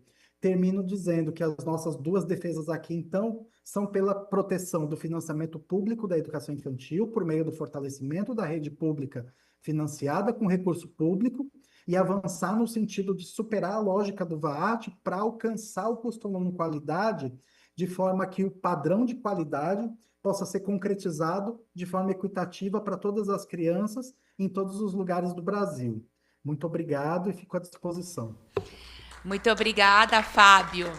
Estou tão acelerada, de fato, nós estamos juntos na Faculdade de Educação da Universidade de São Paulo. Que alegria te reencontrar na luta, saber que você está aí em Alagoas. Fico muito feliz. Quero agora pedir uma exceção. A Berta vai ser a nossa próxima expositora, mas, pelo adiantado da hora, uma outra coordenadora do movimento também está aqui, precisa pegar o voo. Então, eu vou dar o tempo de 3 minutos para que ela faça a sua exposição e depois a gente volta, porque ela precisa pegar o avião para a gente poder seguir. Tá bom, Berta? Pode ser? Então, eu quero aqui passar a palavra para a senhora Elza, que é uma das coordenadoras nacionais do movimento Somos Todas Professoras. Eu agradeço a nossa colega Berta, agradeço a mesa pela exposição que foi feita, e eu não vou me estender muito porque os nossos últimos expositores, eles colocaram bem qual é a situação da educação infantil. Mas nós estamos aqui representando, na realidade, quase mais de 1.000 mulheres. Mais de 1.000 mulheres que estão há mais de 30 anos lutando por uma educação de qualidade. Nós vemos essas discussões aqui, quase que todo ano a gente vê a mesma discussão sobre verba, sobre qualidade. E essas profissionais que estão dentro da creche, elas estudam, se prepararam, fizeram curso superior, pós-graduação, cursos de formação, fazem um serviço de excelência em muitas das unidades, dentro dos seus estados e dos seus municípios, porém não têm o devido reconhecimento. E nós estamos aqui discutindo sobre verbas. Verbas para a educação infantil, qualidade da educação infantil. Como é que ficam essas trabalhadoras que não têm esse reconhecimento? Que vêm a receber por mês quase que R$2.000 para trabalhar 8 horas por dia, mas que estão ali trabalhando na literacia, falando com os pais, trabalhando, sim, a educação dessas crianças dentro do desenvolvimento deles, mas elas não conseguem ter um avanço e nem estão ali, talvez, dentro dessas estatísticas da educação, como sendo pessoas que realmente deveriam estar recebendo aquilo que todo trabalhador e toda trabalhadora da educação, como docente, deveria estar recebendo. Nós não vemos essa estatística dessas profissionais. Nós estamos vendo aqui uma série de exposição de vocês, mas nós não conseguimos encontrar o que representa realmente o número dessas profissionais dentro das creches. Os valores apresentados, eles são irrisórios para a educação infantil. Isso a nossa colega Berta vai falar, porque realmente, que nem conversou, que nem passou agora o nosso colega, a educação infantil ela precisa de muito mais para ela ter essa qualidade que está sendo comentada agora aqui. Agora, quantos anos nós vamos estar esperando por esse reconhecimento das trabalhadoras? Quantos anos que nós vamos esperar mais para que a creche realmente tenha o seu devido reconhecimento e qualidade? Já se passaram mais de 30 anos da LDB e nós estamos batendo na mesma tecla e a gente não consegue avançar na educação devido às dificuldades que nós encontramos diariamente. São salas superlotadas, são trabalhadoras não reconhecidas, oprimidas, assediadas, querem fazer o seu serviço, muitas fazem além do que deveriam fazer e a gente não vê um reconhecimento desse trabalho. Nós gostaríamos de saber realmente do MEC o que é a qualidade da educação infantil de vocês, né? Quanto custa essa qualidade? Será que realmente esses números que estão sendo apresentados, eles estão condizentes com essa qualidade que nós queremos na educação infantil? Falar em números para a gente não significa nada, gente. O que nós queremos é um trabalho decente, nós queremos reconhecimento, nós queremos valorização para que realmente a educação infantil tenha o avanço que ele precisa ter no nosso país e a gente não consegue. Nós somos tolhidas diariamente. E isso não pode acontecer mais. Quanto tempo mais que nós precisamos levar para ter realmente todas essas estatísticas que foram trazidas aqui hoje, para que elas sejam apresentadas para um ano seguinte ou para daqui a 2 anos, mas que sejam efetivadas dentro dos seus municípios? O Brasil está mais de 30 anos atrasados. Até quando nós vamos estar levando essa força, né, e essa dificuldade para levar uma educação infantil de qualidade? Isso eu gostaria de saber do MEC, né? Veja as dificuldades dos institutos de fazer seu levantamento. Eu acho que se esses levantamentos fossem feitos realmente com as trabalhadoras que estão dentro da sala de aula, talvez vocês tivessem as informações mais concretas para poder ter ideia de custos e de gastos que são feitos dentro das creches. Porque fica muito difícil todo ano a gente ver verbas entrando com uniformes, com terceirizações, com materiais que não são condizentes com a creche, e esse dinheiro vai para onde? Como é que fica realmente a obrigação dos administradores públicos em relação a isso? Quer dizer, de que forma que vocês vão conseguir realmente fazer esses levantamentos, se essa informação, ou se esse tipo de levantamento não chega a quem está ali na ponta? O ano passado foi feita uma pesquisa. Essa pesquisa não chegou totalmente nas creches. E chegou também nas mãos de conveniadas para poder se fazer um levantamento estatístico, financeiro, de custos e de qualificação e de formação dessas profissionais. Gente, vocês precisam chegar realmente junto ao chão da creche, à sala de aula, que onde estão realmente os profissionais que estão atuando. Porque nós estamos vendo, aqui, muito foi falado aqui, convênios sendo feito diariamente, tirando dinheiro público da creche pública, mandando para escolas particulares. E a gente não vê qualidade nisso. Aí depois vão falar, o pessoal não quer ser professor. Não, o pessoal quer ser professor, sim. As pessoas querem ser, elas só querem ser valorizadas. Né? E nós gostaríamos de saber isso do MEC e de outros órgãos. Quanto tempo mais nós vamos levar para que isso aconteça? Só isso. Eu não vou levar mais tempo de vocês, porque senão eu não chego em casa. Muito obrigada, Elza, pela sua intervenção. Bom voo. Agora eu quero passar aqui a palavra para a senhora professora Berta Lúcia Souza Lima, coordenadora do Movimento Nacional Somos Todas Professoras, para a sua intervenção. Alô? Olá, boa noite a todos. Gostaria de, primeiramente, saudar a todos vocês e agradecer mais uma vez essa oportunidade de fazer parte de um evento histórico como esse, né?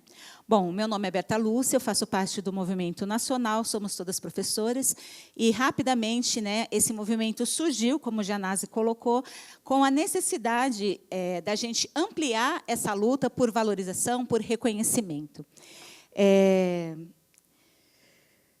Como está sendo feito o acompanhamento e a fiscalização, né, dos recursos que são desenvolvidos, que são destinados para a educação infantil.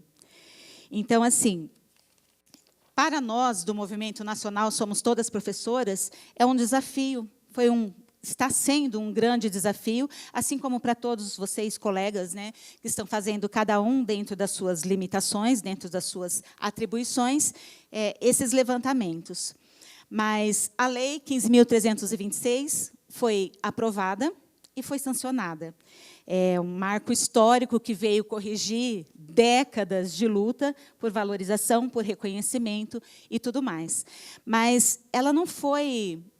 ela não inventou a roda, né? E nem é o final disso tudo. Temos uma lei, ponto.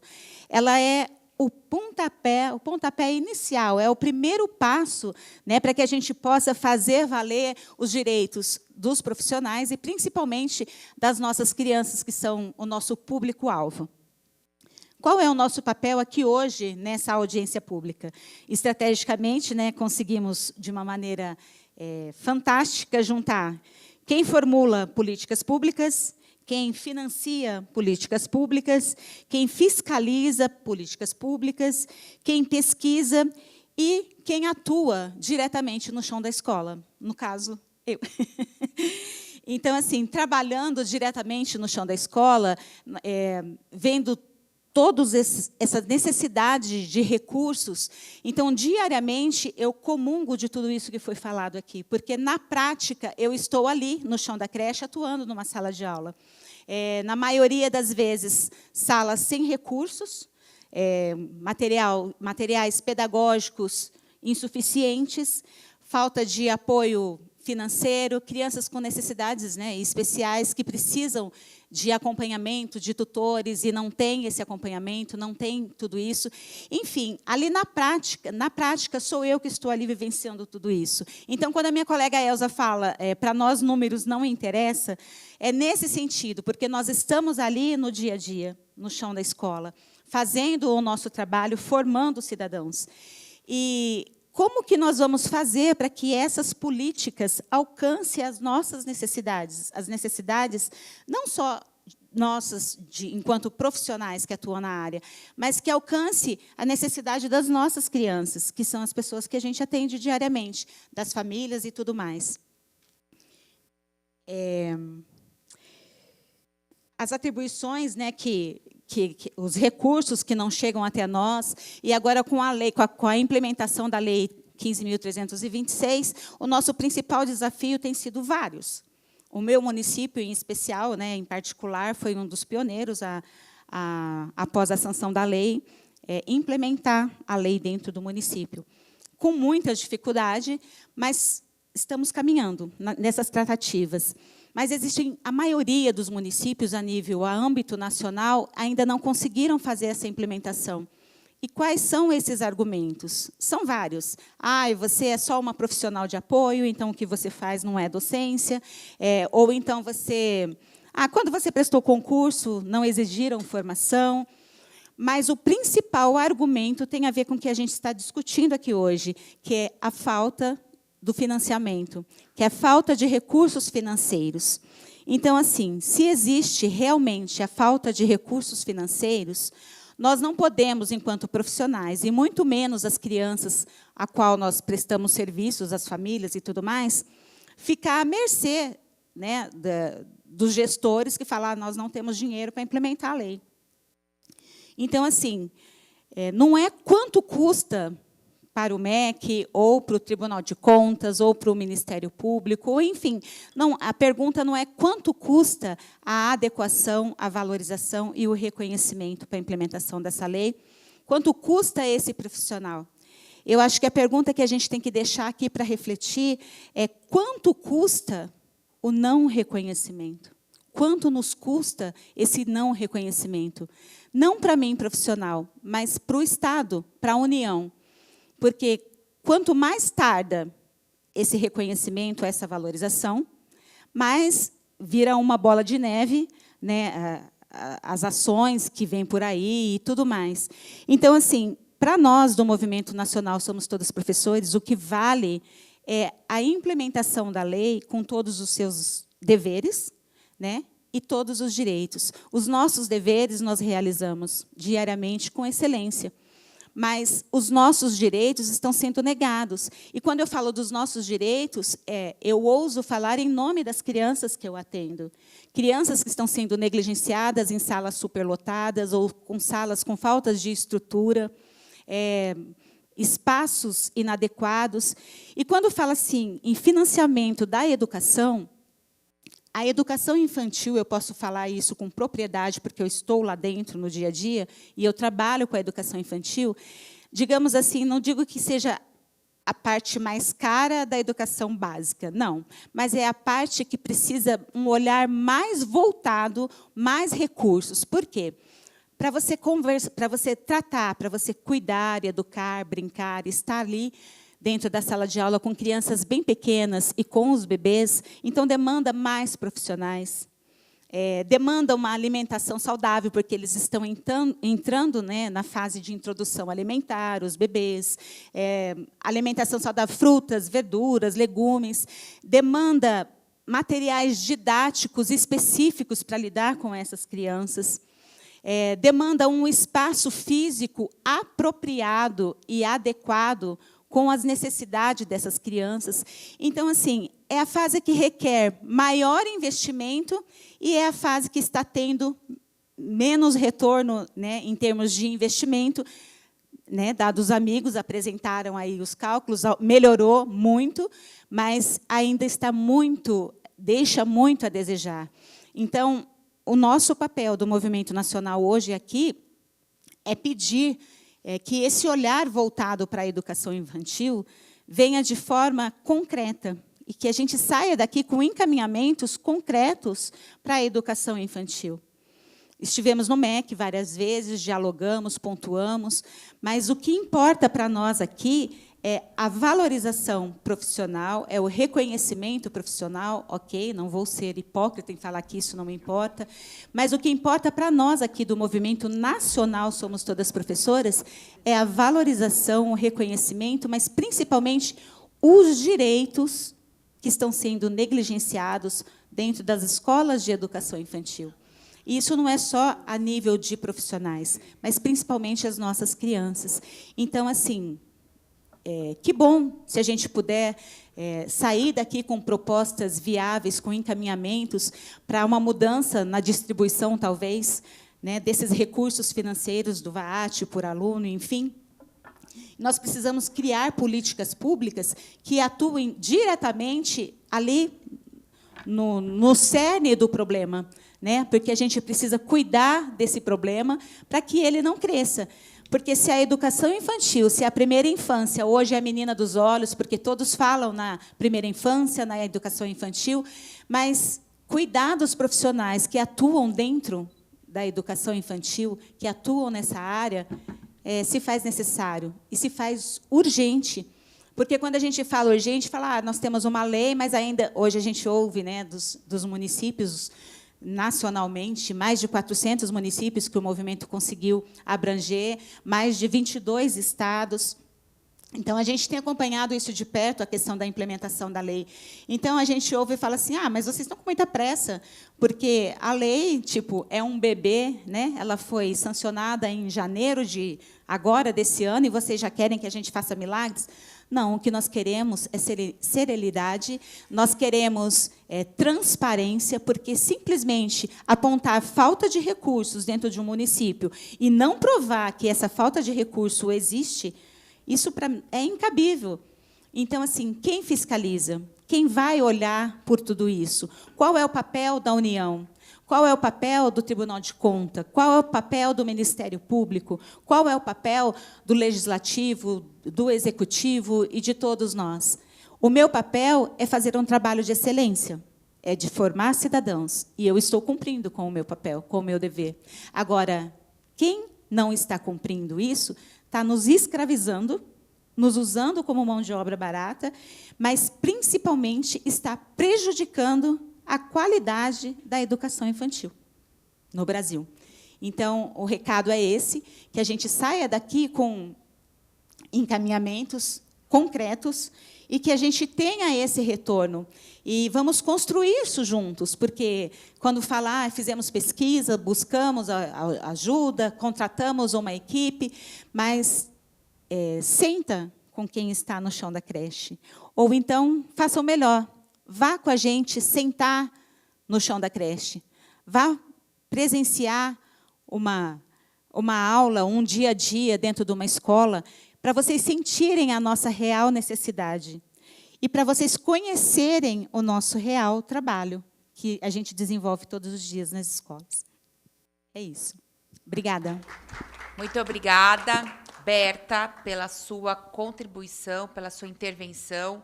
Eu vou pedir para colocar a apresentação que eu preparei. Vou ser bastante sintética pelo adiantado da hora.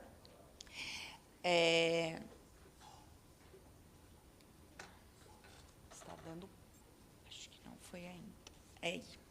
Quero agradecer aqui toda a minha equipe de assessoria que organizou esse material. Quero agradecer também todos os assessores e assessoria aqui presente na audiência pública do Coletivo Educação em Primeiro Lugar, também da bancada do PSOL.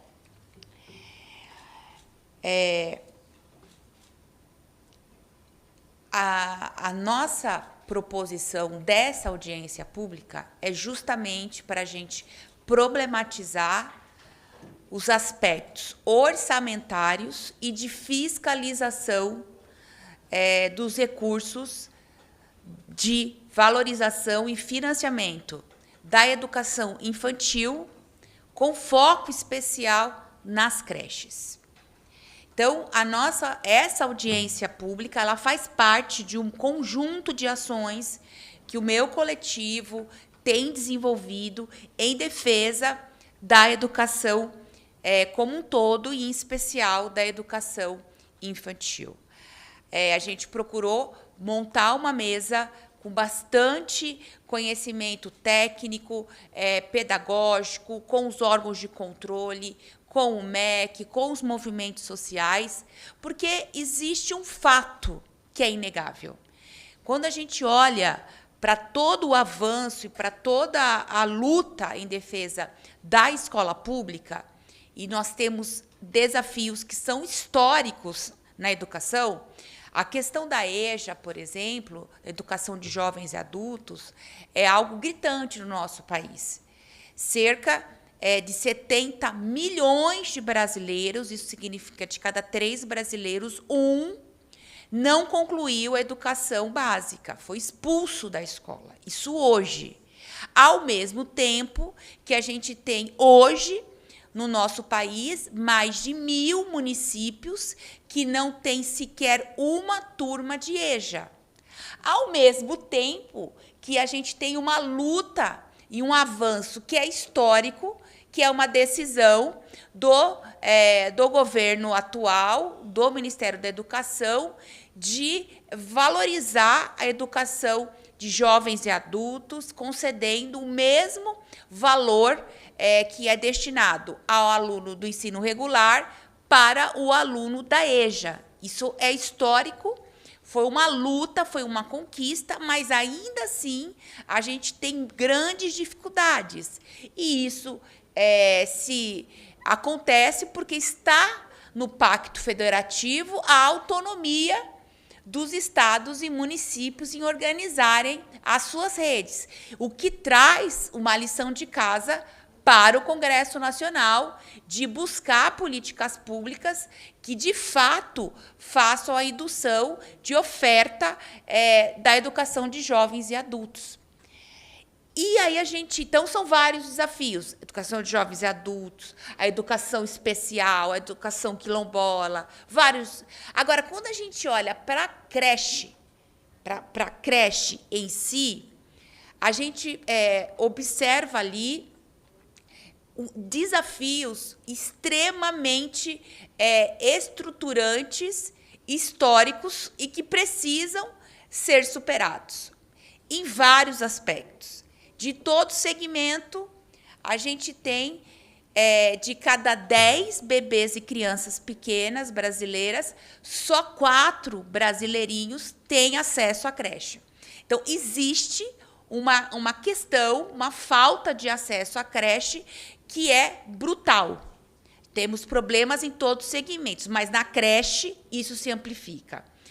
Também na creche, a gente tem uma questão que é brutal, que é um processo violento de terceirização da sua oferta. Hoje, no Brasil, 50% do ensino que é ofertado nessa faixa etária já está terceirizado.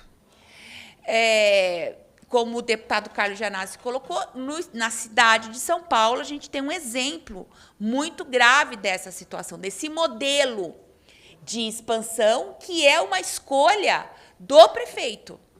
O prefeito que escolhe essa forma de expansão, e aí a gente também tem uma nova para-casa no Congresso Nacional. É aqui que a gente precisa mudar essa lei, fortalecer a lei em defesa da escola pública ofertada diretamente pelo município, com padrões claros e evidentes de qualidade, para que a gente não entregue a educação numa fase tão importante a organizações sociais e sem controle fiscalizatório. Então, a gente tem isso de uma forma muito grave na creche. A gente tem a maior inadequação de prédios imobiliários, a gente vai encontrar também nessa faixa etária de atendimento. Pela especificidade dos bebês e das crianças pequenas, do modo como eles aprendem, que através de vivências e experiências, eles precisam de um ambiente e de um mobiliário que é muito específico. E eles precisam também estar em contato com a natureza, com o sol. Eles precisam de um parquinho, eles precisam de área externa que seja coberta e que seja sem cobertura. Há toda indicadores que vão falar sobre a qualidade ou não desses prédios.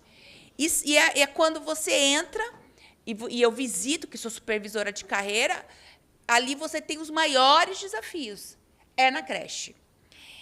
Também a gente tem uma situação que só acontece na creche, não acontece no ensino fundamental, não acontece no ensino médio, que é a questão que a Lei 15.326, de minha autoria, supera, que é o fato de, ainda hoje, no Brasil, a gente ter aproximadamente 1 milhão de profissionais, docentes, que estão no chão das creches e que não são contratadas ainda como professoras.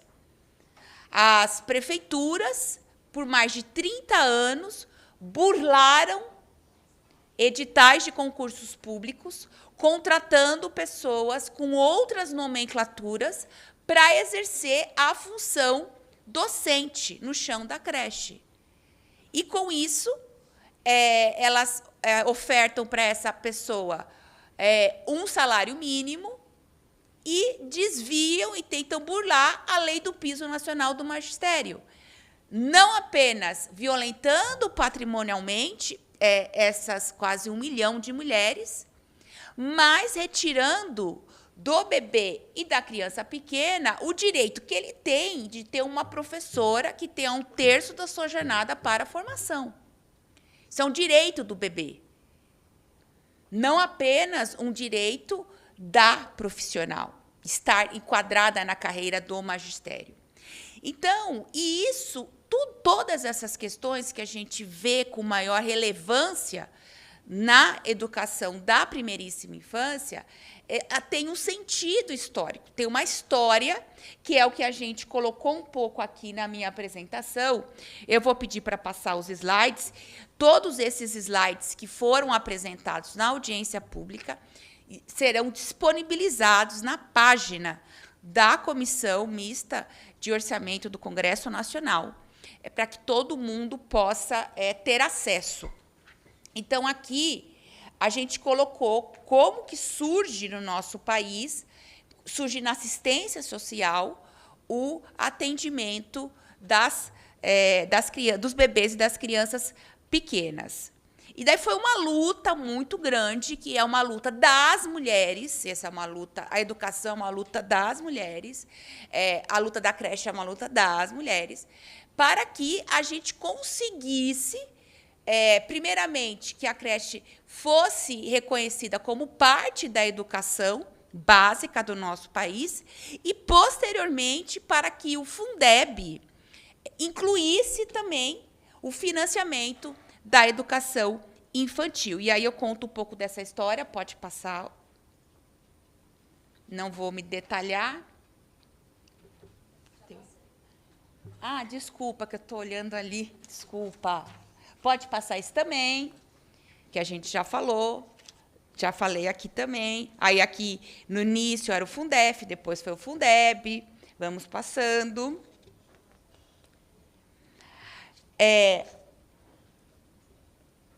Aqui é importante a gente observar muito do que foi falado aqui. E aí, nesse ponto, é um desafio que eu vou trazer para a discussão na Comissão Mista do Orçamento, que o VAT ele é importante porque também é na creche que a gente vai observar a maior reprodução das desigualdades sociais, raciais e de classe. Ou seja, é lá que a gente vai perceber que, dentre as crianças, os bebês que têm acesso à creche, a maioria deles são brancos, tem uma média, um custo de vida maior do que em detrimento às crianças que são negras, que moram em regiões mais periféricas do nosso país, enfim. Então, o VAT ele vem para enfrentar essas desigualdades.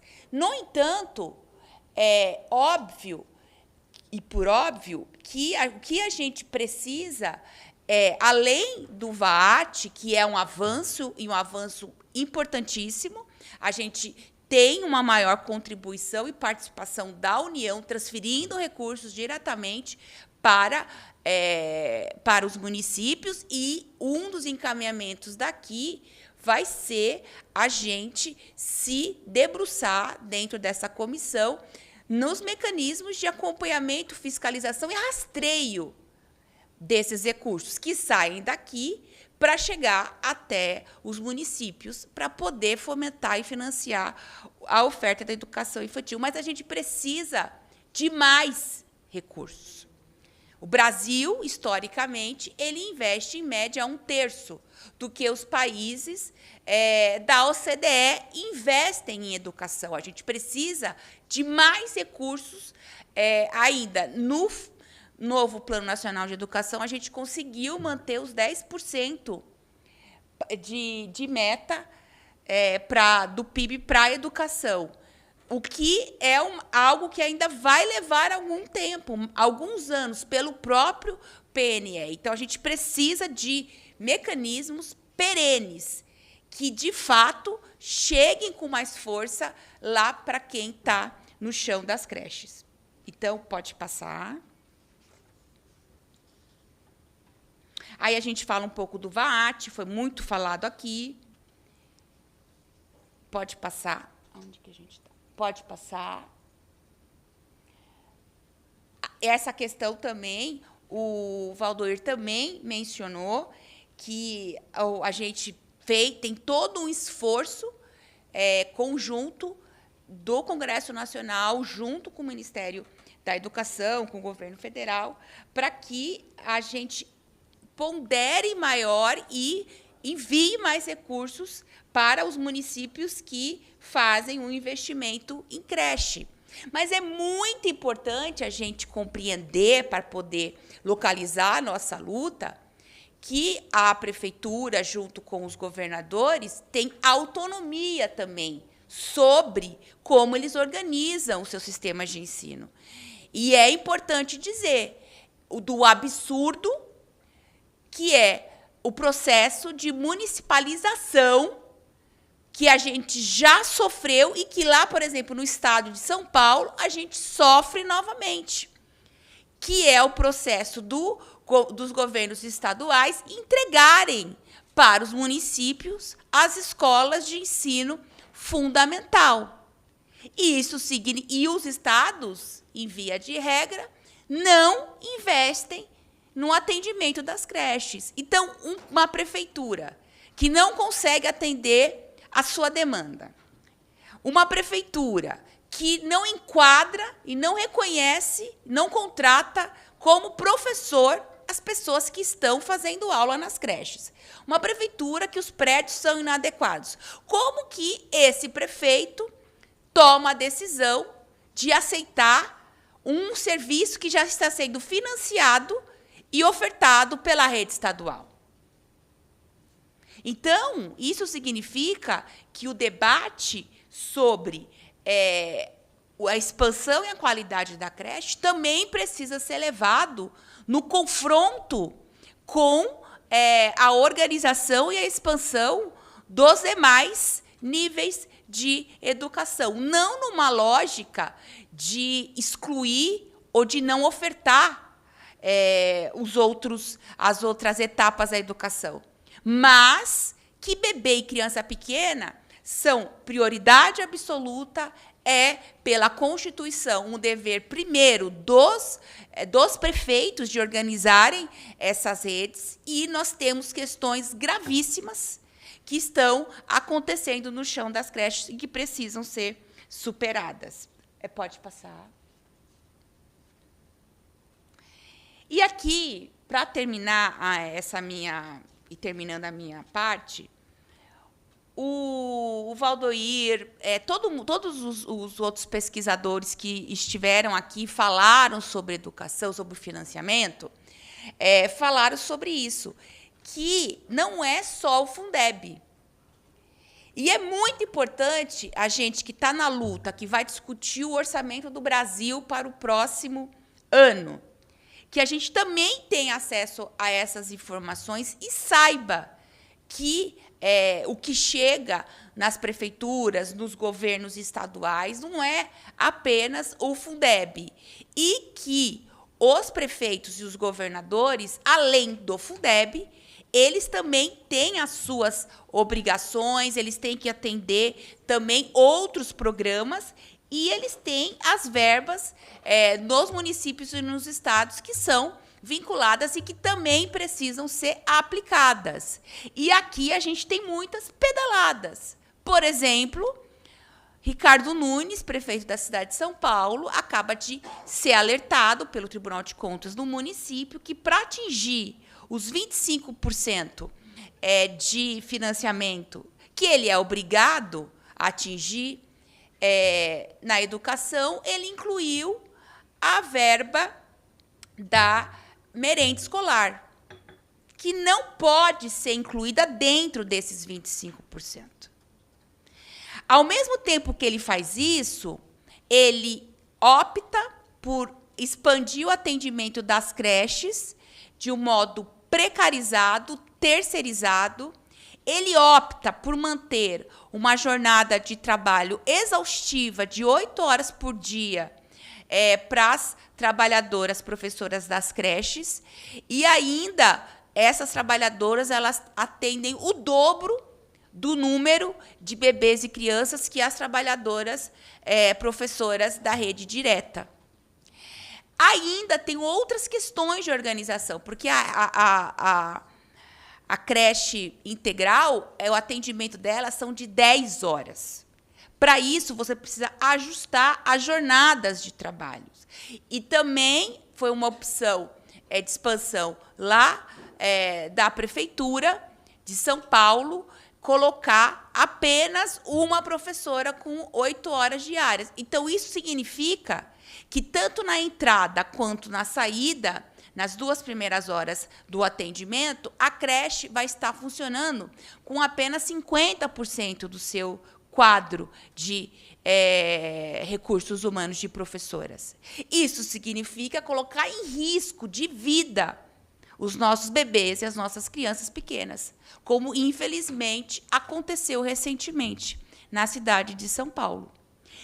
Então, a gente precisa, e também fica uma lição de casa aqui da Comissão Mista de Orçamento, a gente precisa ampliar, por um lado, o financiamento da educação como um todo, e a gente vai lutar por isso, mas não basta ampliar, porque a gente também precisa ter mais mecanismos de controle e transparência da utilização desses recursos públicos, que, de fato, eles signifiquem qualidade de atendimento e que eles cumpram um pacto nacional pelos indicadores de qualidade da educação infantil. Um bebê que nasce numa cidade X não pode ter uma educação pública tão diferente de um outro que nasce numa cidade Y, porque o prefeito resolveu fazer um modelo de implementação à base da exploração da mão de obra das pessoas que estão lá, ou transformando qualquer galpão, dizendo que aquilo é uma creche, que é um prédio de creche que pode atender as crianças. Então, eu acho que essa é a nossa meta, é isso que a gente vai trabalhar.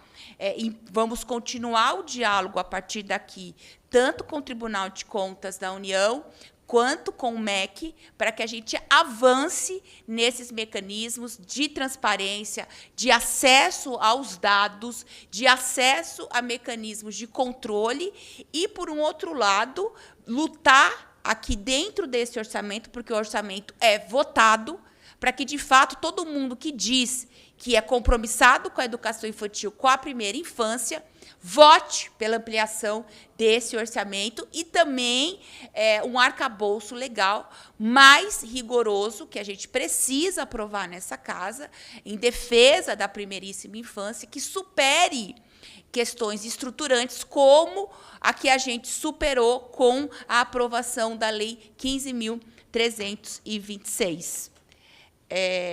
Aí aqui pode passar, aqui a gente já falou, os desafios que a gente vem avançando no montante dos recursos que chegam para a educação infantil, mas ainda eles são insuficientes. E aqui eu trago mais questões estruturantes que a gente vai, como a cobertura, que ainda é insuficiente, a falta de acesso, a desigualdade nas creches e, para terminar, a questão da educação infantil de qualidade depende intrinsecamente da valorização das professoras. E a gente tem feito essa luta de forma muito qualificada, que é uma parte muito importante do orçamento, até porque 70% do Fundeb é para a valorização dos profissionais da educação. A gente precisa ter mecanismos mais eficazes, isso é um trabalho de acompanhamento do Tribunal de Contas, tanto estadual quanto da União, e também do Congresso Nacional, das câmaras municipais, das assembleias legislativas. Nós somos o poder legislativo e fiscalizatório de quem executa essas políticas, que é o poder executivo, e a gente está fazendo todo um levantamento de como a Lei 15.326 vem sendo implementada. Temos uma plataforma online mapeando esses dados e também vamos lutar aqui no orçamento para o próximo ano para que haja maior investimento na primeiríssima infância. Então, com isso, a gente termina os trabalhos e a exposição aqui das mesas. O Alexandre está inscrito para fazer uma intervenção. Eu acho que ele é o único que está inscrito. Alguém mais gostaria de fazer a intervenção? Não. Então, aí o Alexandre, e aí eu passo para as considerações finais.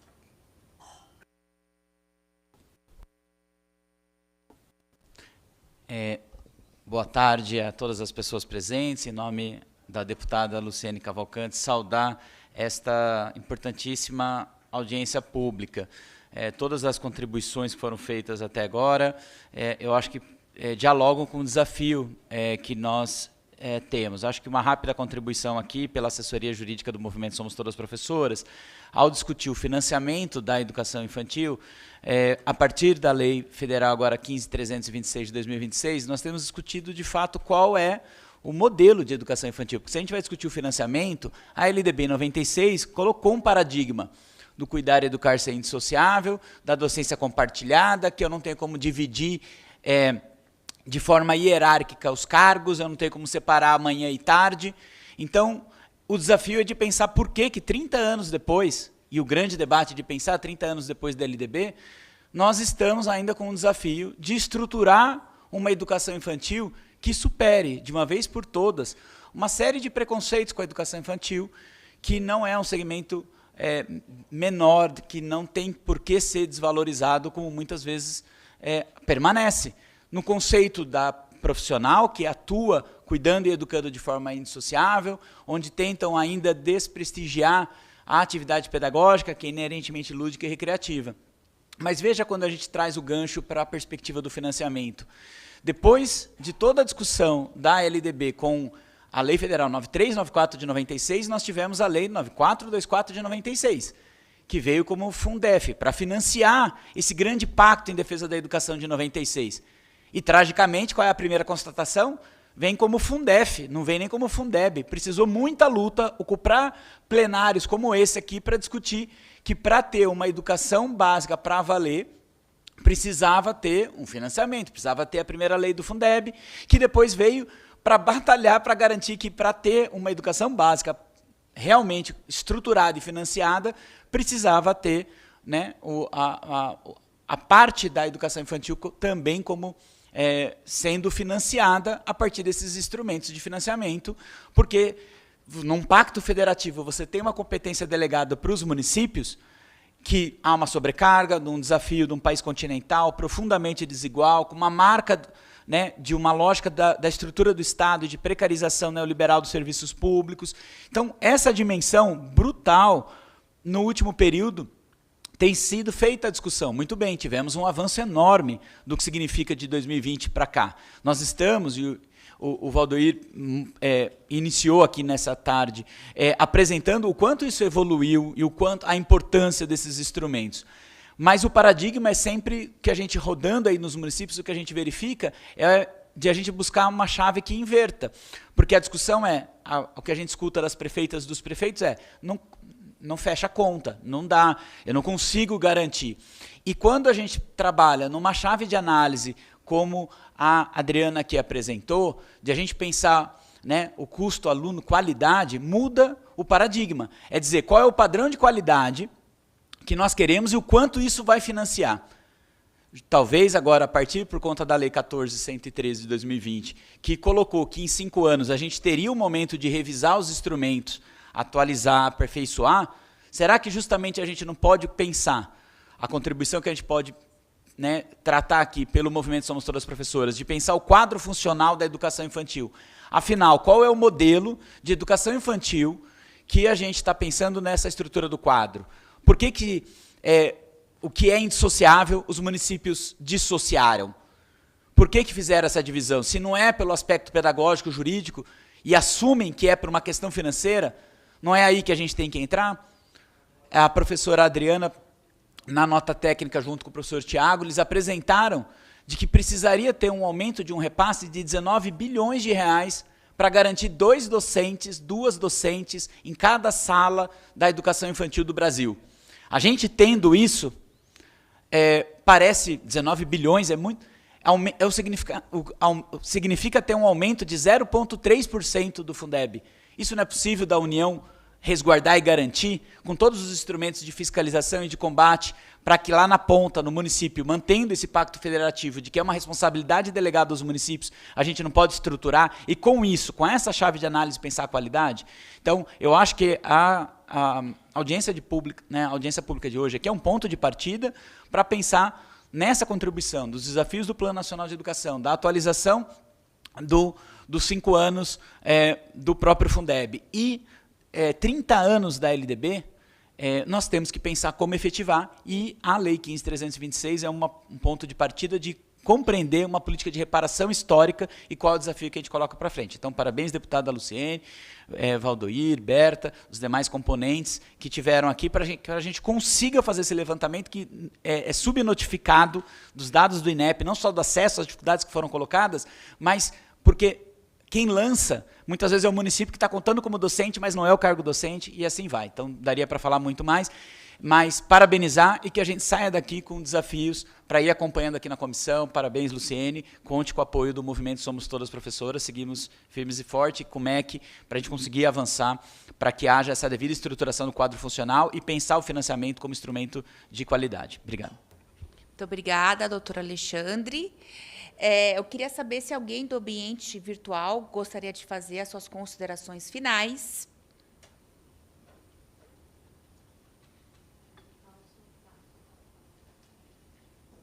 Será que ele quer? Não. Então, vou passar aqui para o Valdoir Valdoir fazer suas considerações finais e depois para a Berta.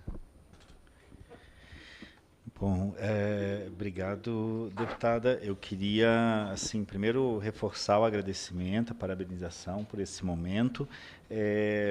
Acho que... E agradecer muito, inclusive, pelos aprendizados, cumprimentar a senhora, mas também queria estender para a sua equipe, porque eu achei fantástica a apresentação. Eu percorri, não passou toda nos slides, mas percorri aqui e achei realmente uma composição fantástica. Vou pegar depois a disponível no portal também, porque eu acho que realmente tem uma riqueza aqui que mostra para a gente essa recuperação de avanços, né, de muitos avanços.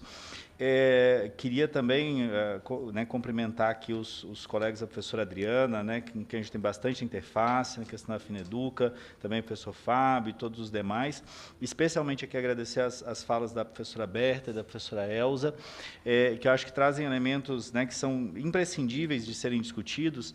E acho que uma preocupação muito grande com os encaminhamentos, né? Como é que a coisa vai? Eu acho que a deputada, quando traz aqui todo esse histórico, mostra que existe um caminho, né, que pode ser traçado. Eu queria só fazer algumas considerações bem pontuais quanto a isso. Assim, uma das questões né, quando se pede o que o MEC, né, pode fazer, o que o governo federal pode fazer, a gente tem que lembrar sempre que a gente trabalha em regime de colaboração, né? A educação, ela não tem, a educação básica, ela não tem um modelo regulatório forte, ela tem um modelo baseado em regime de colaboração.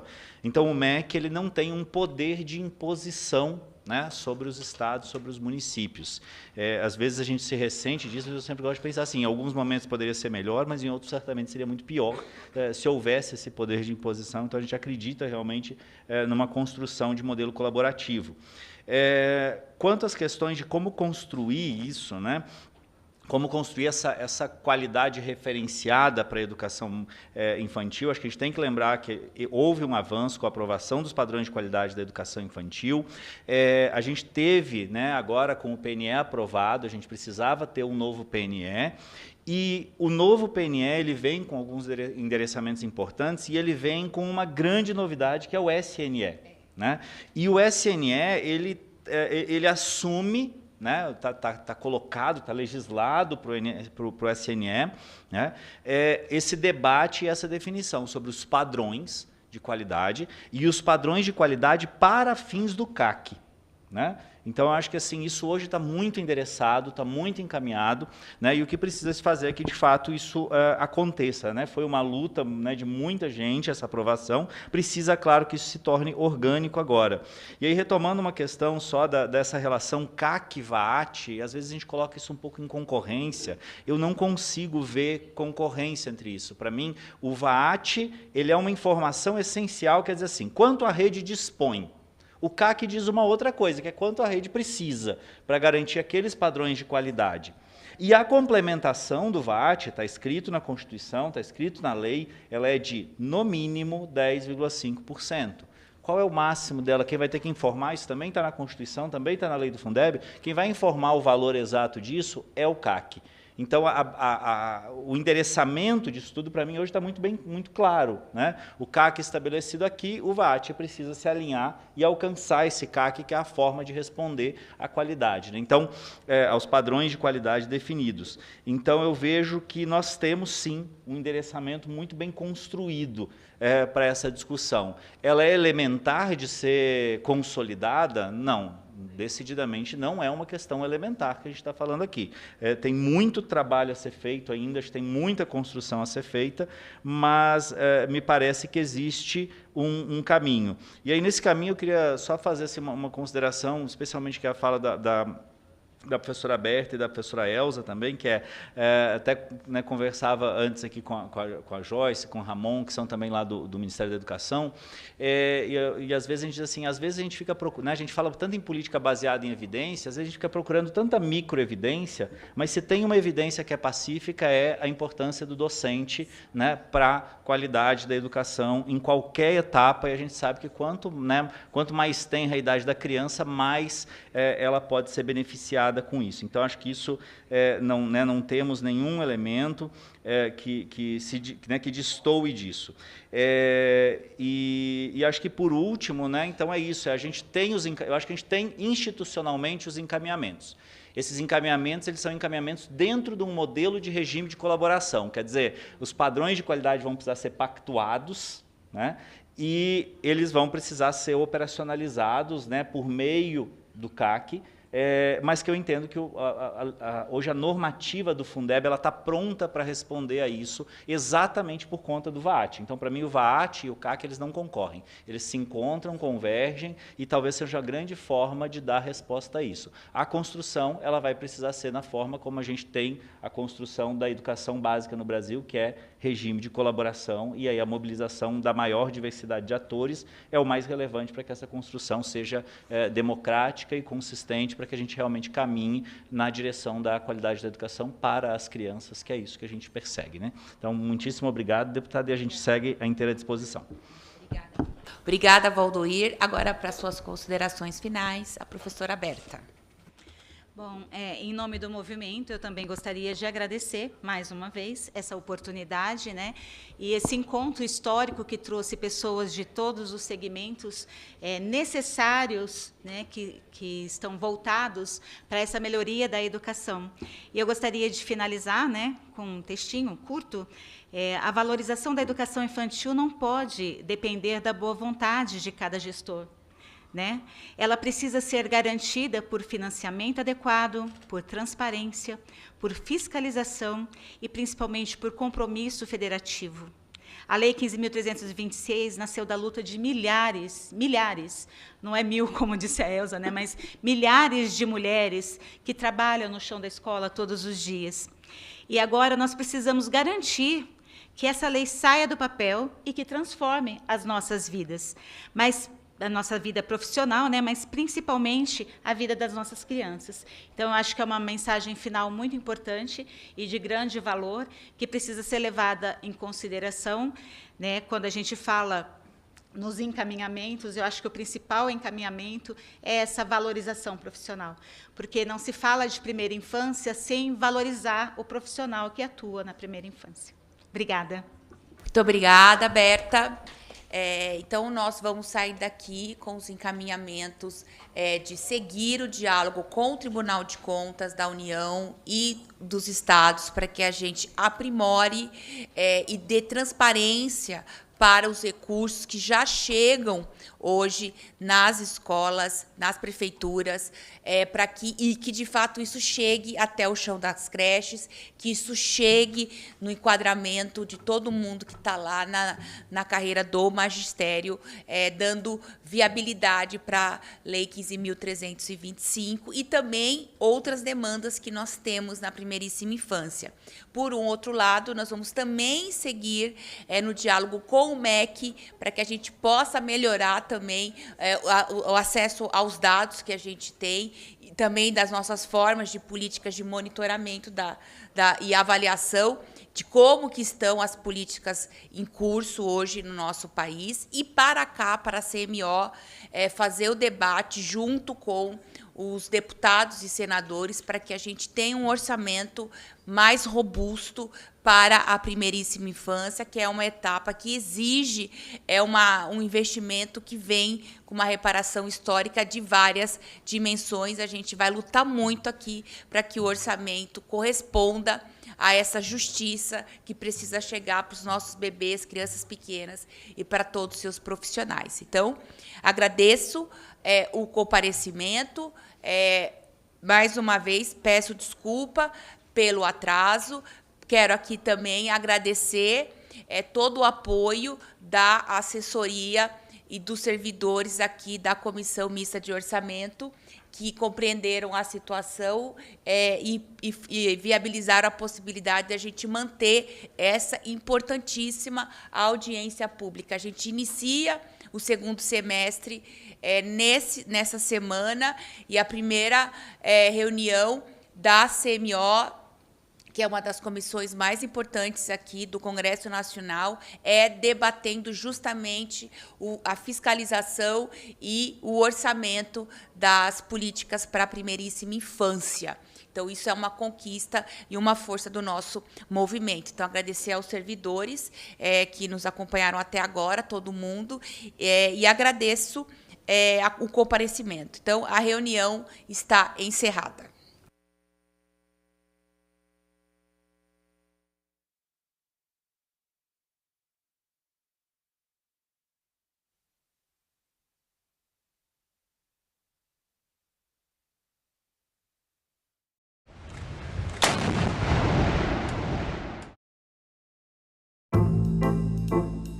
Até 30% da chuva no Brasil depende da Amazônia e dessa interface da Amazônia com o Cerrado. Quais são hoje os maiores desafios considerados ambientais para o Brasil? O desmatamento, por exemplo, tem impacto direto sobre a qualidade do ambiente e a qualidade da nossa vida, né? Que Brasil é este? Hoje, 8h, aqui na TV Senado.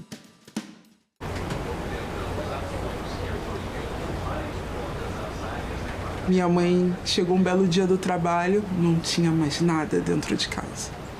Meu pai esperou ela me deixar na creche, ir pro trabalho, já se relacionava com uma outra pessoa, mas como amante. Parou um caminhão, me encheu de tudo que estava dentro de casa e foi embora. Por isso que eu falo, eu tento cortar esses ciclos todos com o Cauê, porque o pai dele não está sendo diferente. Eu vejo muitos homens covardes mesmo, porque não enfrentam a situação que ele não iria enfrentar sozinho e nem pensam que a mulher tá enfrentando aquilo sozinho, sabe? Então que meu filho seja um homem totalmente diferente do ciclo que a minha família, e isso eu me incluo, vem vivendo. Que ele seja responsável.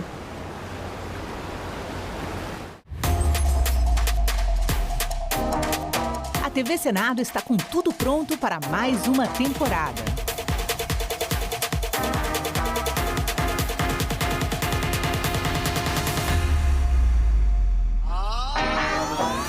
História. Em maio de 1933, 3,5% da população vão às urnas. Análise. O grande problema que a gente vive hoje é a falta de entendimento do papel da imprensa. Debate. É difícil realmente fazer chegar o conteúdo de todos os candidatos quando você está numa bolha. Combate à desinformação. Especialista em fact-checking, checagem de fatos e também jornalismo de dados. E a mais completa cobertura de eleições do Legislativo.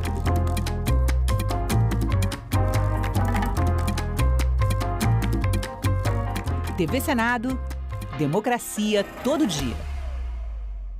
Entrei nessa vulnerabilidade com meus animais despejados, numa situação difícil, sem emprego, sem nada. Para você chegar numa situação de vulnerabilidade extrema, de alta complexidade, né?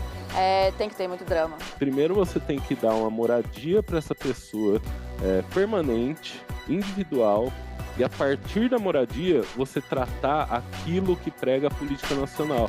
Em discussão, nesta quinta, 8h, aqui na TV Senado.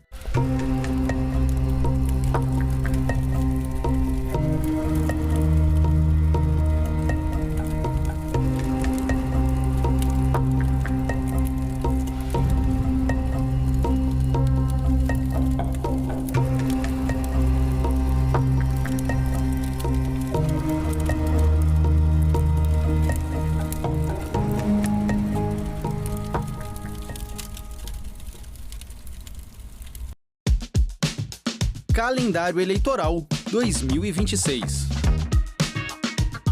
Emissoras de rádio e televisão passam a seguir, a partir de 6 de agosto, regras específicas previstas na legislação eleitoral.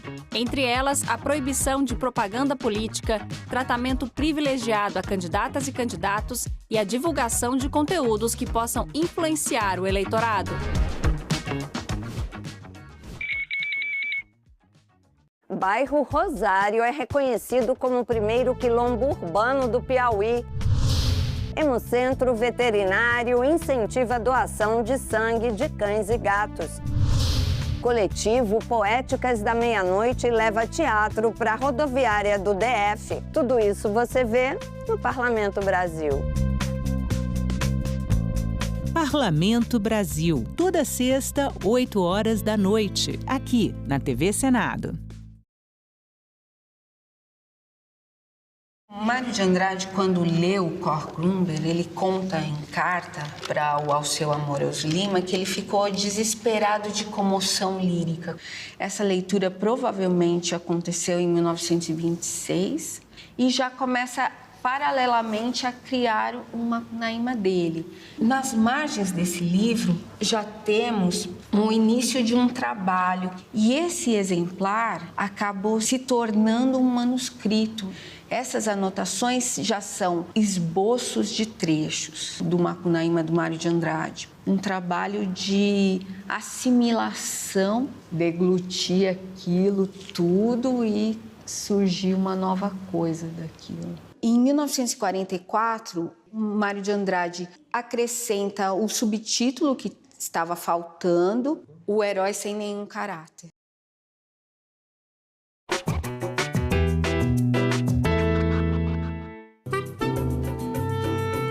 Em 1958, o Brasil vive o auge dos anos dourados. Campeão do mundo, indústria aquecida e uma forte geração de empregos. O presidente Juscelino Kubitschek promete 50 anos de progresso em 5 anos de governo. E a cereja do bolo é a mudança da capital para o interior do país.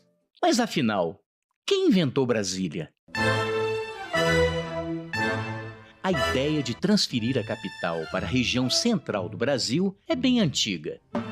Em 1813, Hipólito José da Costa, fundador do primeiro jornal brasileiro, defendia que a família real estaria mais segura contra invasões marítimas no interior do país, e não no Rio de Janeiro. 10 anos depois, José Bonifácio de Andrada e Silva, o grande articulador da independência, sugeriu chamar esta futura cidade de Brasília.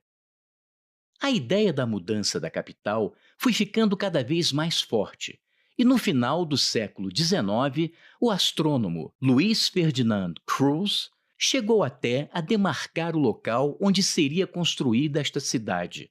Mas só em 1956, um presidente da República toparia o desafio.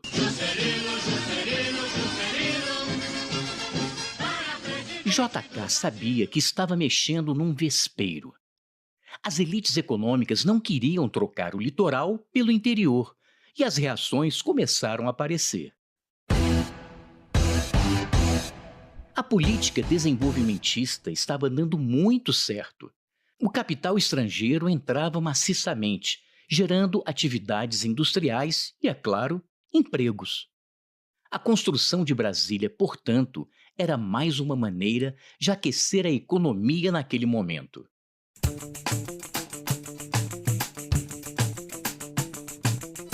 Sem se intimidar, o presidente montou uma equipe respeitável para construir Brasília. O arquiteto Oscar Niemeyer e o urbanista Lúcio Costa fizeram um projeto ousado e moderno para a época. Superquadras com prédios baixos, muito espaço e muito verde.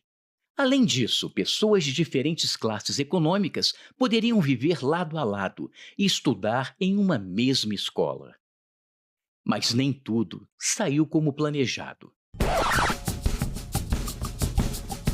As condições de trabalho eram precárias, os salários baixos, e muitos trabalhadores que ergueram a cidade, também chamados de candangos, tiveram que voltar para seus estados, pois não havia moradia para todo mundo. Os que ficaram foram para as cidades satélites na periferia, ainda sem nenhuma estrutura habitacional e sanitária. Brasília demorou cerca de 40 meses para ser construída e foi inaugurada em 21 de abril de 1960. Mais do que sede do governo, tornou-se uma cidade com vida própria, com seus problemas e virtudes, e impulsionou o desenvolvimento econômico do centro-oeste brasileiro. Já Juscelino terminaria seu governo com uma forte popularidade, um ótimo índice de crescimento econômico, mas também deixando o país com uma inflação bastante alta.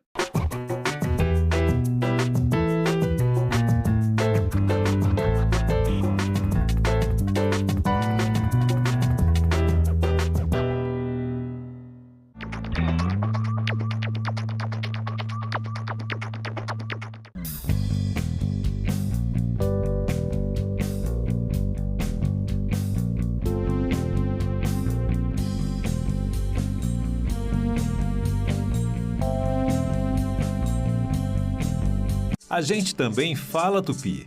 O nome do estado do Piauí vem do tupi e significa Rio dos Piaus ou Rio das Piabas. A palavra é formada a partir de piau, que designa várias espécies de piaus e piabas, peixes de água doce. O termo quer dizer pele manchada. Isso porque esses peixes têm listras e marcas escuras nas laterais do corpo. Piau mais I, que significa rio, Piauí. A gente também fala tupi.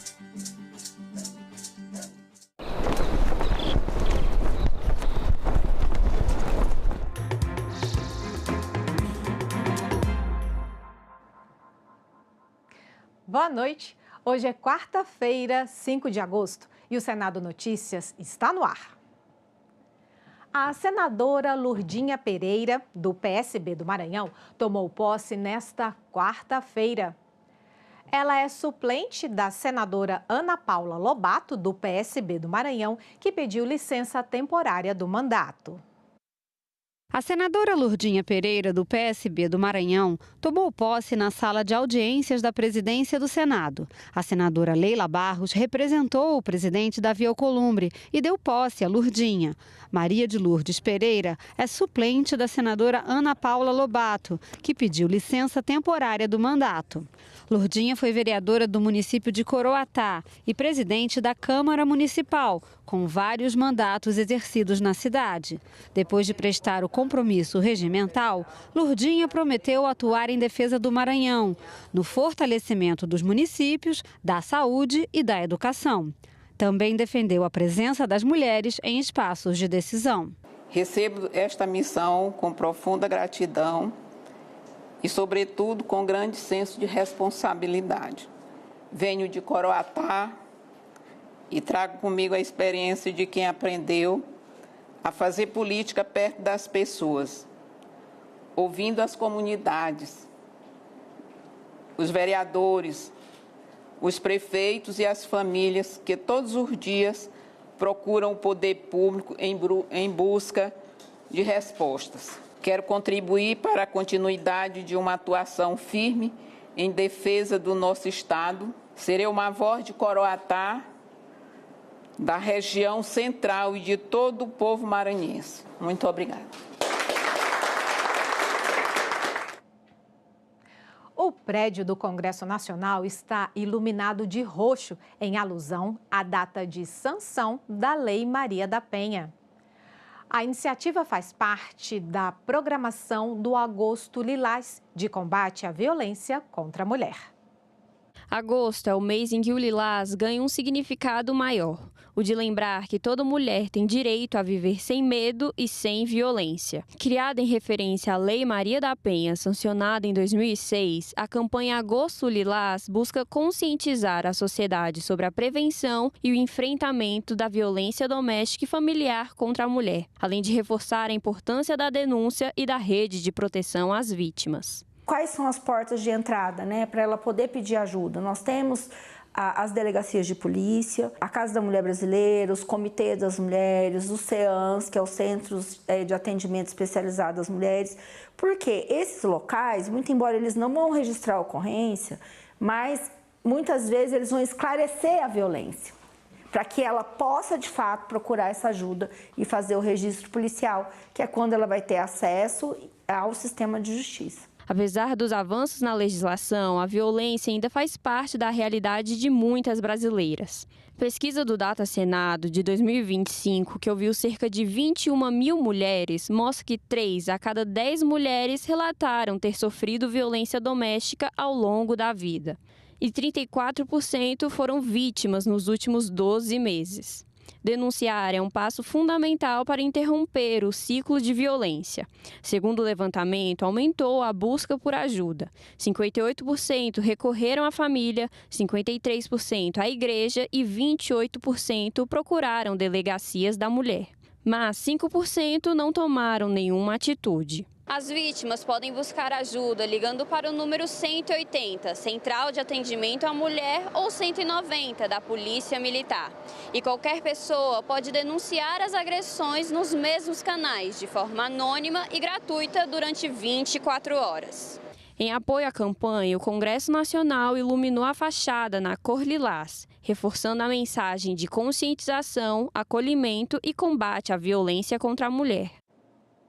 A Lei Maria da Penha está completando 20 anos. A legislação é considerada um dos instrumentos legais mais efetivos no combate à violência doméstica e familiar contra a mulher. Como a maioria das vítimas, ela prefere não mostrar o rosto. Vergonha, medo, é uma mistura de sentimentos. Esta mulher foi violentada pelo companheiro durante 5 anos. Ele chegou a tentar matá-la, até que ela teve coragem de denunciar, mas ainda não se sente segura. Hoje faço tratamento com o psicólogo do governo, tenho o botão do pânico. A polícia de vez em quando vem me visitar na minha casa, mas o processo foi arquivado, eu não entendi por quê. Foi arquivado, tipo, como se não tivesse dado nada para ele. E eu não entendo, sinceramente eu não entendo a lei. Essa falta de confiança no sistema judiciário é muitas vezes a justificativa para mulheres não fazerem denúncias. Segundo pesquisa do Data Senado, 14% das vítimas que não denunciam não acreditam que o agressor será punido. Além disso, muitas delas não sabem identificar os tipos de violência que sofrem, especialmente no início das agressões. São condutas invisíveis, né, e muito naturalizadas na nossa sociedade. Então, muitas mulheres, às vezes, estão num relacionamento abusivo e acaba tendo um controle excessivo sobre a sua vida. E elas confundem isso com cuidado. E quando essa mulher se enxerga dentro dessas violências que não são visíveis, ela demora muito tempo para buscar ajuda. Os tipos de violência não físicos, mas tão danosos quanto, são os mais difíceis das mulheres identificarem. Estar atenta aos abusos dentro de casa é fundamental para garantir a saúde mental e a integridade psicológica. A mulher, ela não acredita que aquele sujeito que ela escolheu para ser o seu parceiro de vida, pai de seus filhos e que ela vive há tantos anos, vai ser capaz de matá-la. Importante observar esse controle, essa dominação, os relacionamentos abusivos que começam ali na adolescência, na escola e assim vão seguir a vida toda. São sofrimentos muitas vezes silenciosos, enfrentados dentro de casa, perto dos filhos. Mulheres que vão perdendo o brilho, a alegria e a coragem de viver. Superar esse tipo de trauma não é simples, mas cada dia mais mulheres têm conseguido romper esse ciclo. Sancionada em 7 de agosto de 2006, a Lei Maria da Penha tem ajudado a mudar essa história.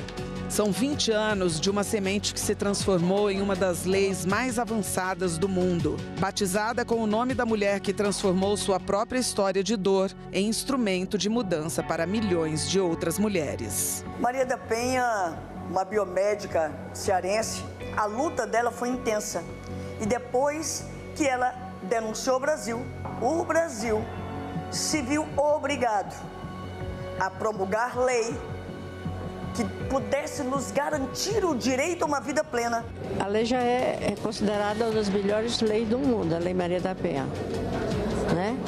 E o aperfeiçoamento dela também são importantes, né, que aconteça, é importante que aconteça. Eu quero dizer que o que a gente precisa é mudar a cultura do machismo, porque não adianta se ter a melhor lei do mundo se quem vai aplicar a lei é machista. Então, esses aplicadores da lei também precisam ser educados, porque com certeza foram educados numa cultura antiga, né? Com certeza viram na sua casa acontecer o machismo e eles estão achando que o machismo é uma cultura que deve ser conservada e não é. Em 20 anos, a lei colaborou para a maior proteção da mulher. As maiores alterações foram recentes. Só em 2026 nós já tivemos mudanças significativas na Lei Maria da Penha. A primeira que eu vou citar é do vicaricídio, né, do reconhecimento da violência vicária como uma forma de violência doméstica e familiar. O que é isso? É quando a violência é direcionada não diretamente à mulher, mas a um terceiro que faz parte do seu vínculo afetivo, como os filhos, como ascendentes, ou pessoas de sua rede de apoio, mas com o intuito de causar dor, de causar uma violência extrema contra a mulher. A consultora parlamentar destaca as conquistas e diz que devemos aproveitar a comemoração das 2 décadas da lei para avançar ainda mais. É um momento de reflexão, é um momento de conscientização, é um momento em que o poder público deve olhar para si mesmo e verificar em que medida as políticas estão sendo aplicadas, de que forma a gente pode aprimorar a aplicação dessas políticas.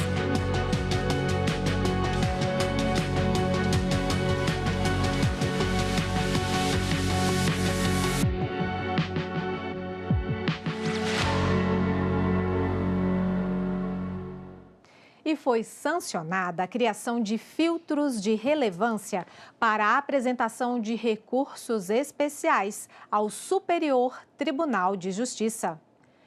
De autoria do presidente do Senado, Davi Alcolumbre, a lei tem o objetivo de reduzir o número de ações que alegam aplicação incorreta da lei federal por tribunais de segunda instância.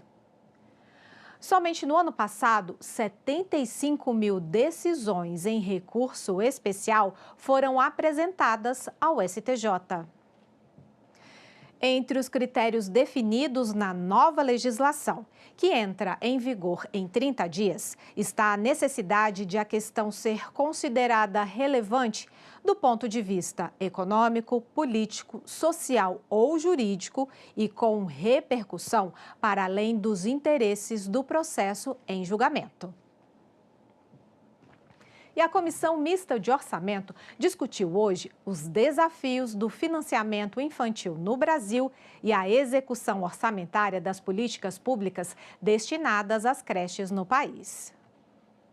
O Fundo de Manutenção e Desenvolvimento da Educação Básica, Fundeb, é a principal fonte de financiamento da educação básica infantil. Ele é formado com recursos de impostos de estados e municípios e recebe uma complementação da União. A Comissão Mista de Orçamento debateu sobre os desafios da execução financeira e orçamentária desses recursos. Especialistas destacaram a necessidade de planejamento, execução e controle pelos órgãos. Eu quero falar sobre a responsabilidade da União, que cresceu em relação ao Fundeb. Então, em 2021, a gente tinha uma complementação de 23 bi e esse percentual para esse ano está em 69 bi, então assim, um aumento de quase 3 vezes. Então a participação da União ela cresceu significativamente nos últimos anos e isso graças às novas modalidades de financiamento. Quando esse recurso chega na rede, não existe uma vinculação de que esse recurso seja gasto com a educação infantil. Então, está totalmente dentro da legalidade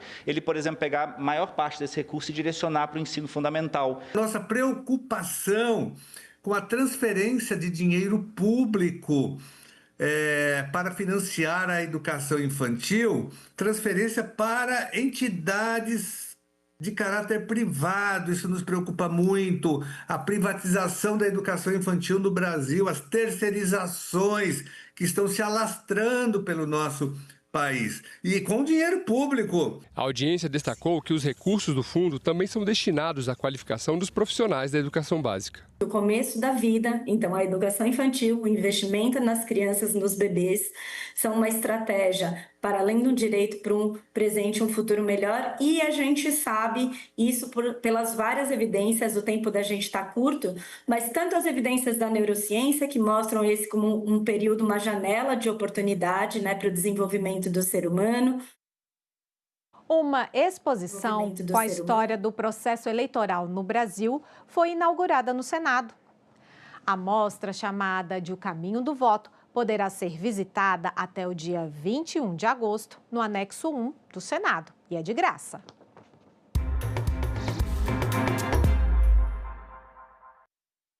A cerimônia de abertura da exposição contou com a presença do presidente do TSE, Cássio Nunes Marques, e de integrantes da Corte Eleitoral, que foram recebidos pelo presidente do Senado, senador Davi Alcolumbre.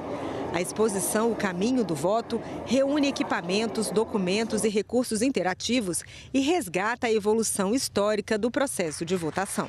A exposição apresenta todo o processo eleitoral brasileiro, desde o desenvolvimento, os testes dos equipamentos, até a votação, apuração e a totalização dos votos. A ideia é mostrar justamente como funciona todo esse processo que envolve segurança, auditoria e fiscalização, que buscam garantir a integridade da urna eletrônica. Os presidentes do TSE e do Senado reforçaram a segurança das urnas. Essa transformação, reitero, teve origem em um amplo processo de construção coletiva, protagonizado pelo Congresso Nacional. Ao editar o marco legal que autorizou a informatização das eleições, o Legislativo conferiu legitimidade democrática e segurança jurídica para que a Justiça Eleitoral pudesse desenvolver um sistema destinado a encerrar a morosidade da apuração. O sistema eletrônico de votação constitui uma política de Estado, edificada ao longo de décadas, sob constantes aperfeiçoamentos legislativos, técnicos e administrativos. Sua evolução é fruto do amadurecimento das instituições democráticas brasileiras e demonstra que a busca pela integridade das eleições é um compromisso permanente da República. Esta iniciativa é exaltar o papel de um sistema eletrônico reconhecido internacionalmente, que é o sistema de votação nas urnas eletrônicas do Brasil. É preciso que o povo conheça o processo, entenda o processo e, acima de tudo, confie no processo. Essa é exatamente a missão da Semana Nacional do Sistema Eletrônico de Votação. Temos um dos processos eleitorais mais confiáveis do mundo, se não for o mais confiável. Precisamos disseminar entre as brasileiras e os brasileiros esta convicção, esta certeza e, acima de tudo, presidente Cássio, esse orgulho. Ficamos por aqui. Você pode rever as reportagens desta edição na nossa página na internet, senado.leg.br/TV. Obrigada pela sua companhia e continue com a programação da TV Senado.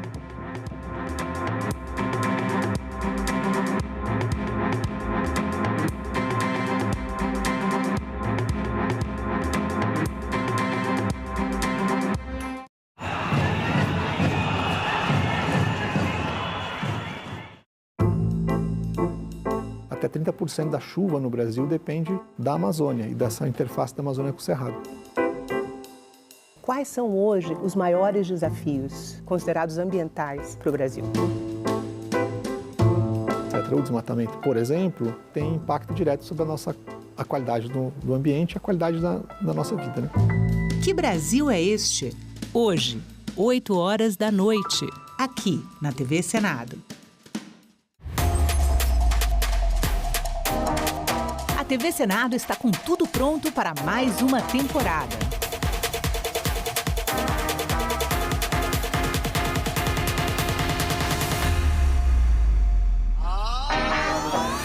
História. Em maio de 1933, 3,5% da população vão às urnas. Análise. O grande problema que a gente vive hoje é a falta de entendimento do papel da imprensa. Debate. É difícil realmente fazer chegar o conteúdo de todos os candidatos quando você está numa bolha. Combate à desinformação. Especialista em fact-checking, checagem de fatos e também jornalismo de dados. E a mais completa cobertura de eleições do Legislativo.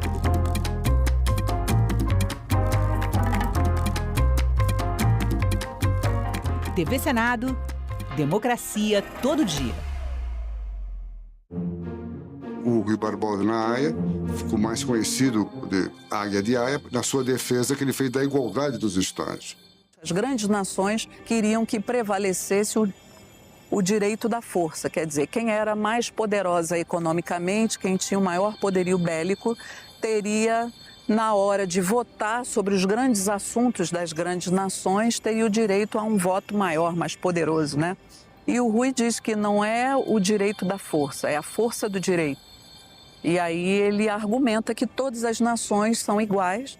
Isso é uma tese antiga já, dessas superpotências, que queriam fazer essa discriminação e não conseguiram na Haia, e conseguiram na ONU. Está aí, os 5 membros permanentes. Compreende? Isso era uma tese que era para ser emplacada em 1907. O Rui Barbosa e o Rio Branco conseguiram o quê? Bloquear. O diplomata Rui Barbosa, que se notabilizou na Conferência de Haia, é uma voz que precisa ser ouvida ainda hoje pela ONU. Entrei nessa vulnerabilidade com meus animais despejados, numa situação difícil, sem emprego, sem nada. Para você chegar numa situação de vulnerabilidade extrema, de alta complexidade, né, tem que ter muito drama. Primeiro você tem que dar uma moradia para essa pessoa permanente, individual, e a partir da moradia você tratar aquilo que prega a política nacional. Em discussão, nesta quinta, 20h, aqui na TV Senado.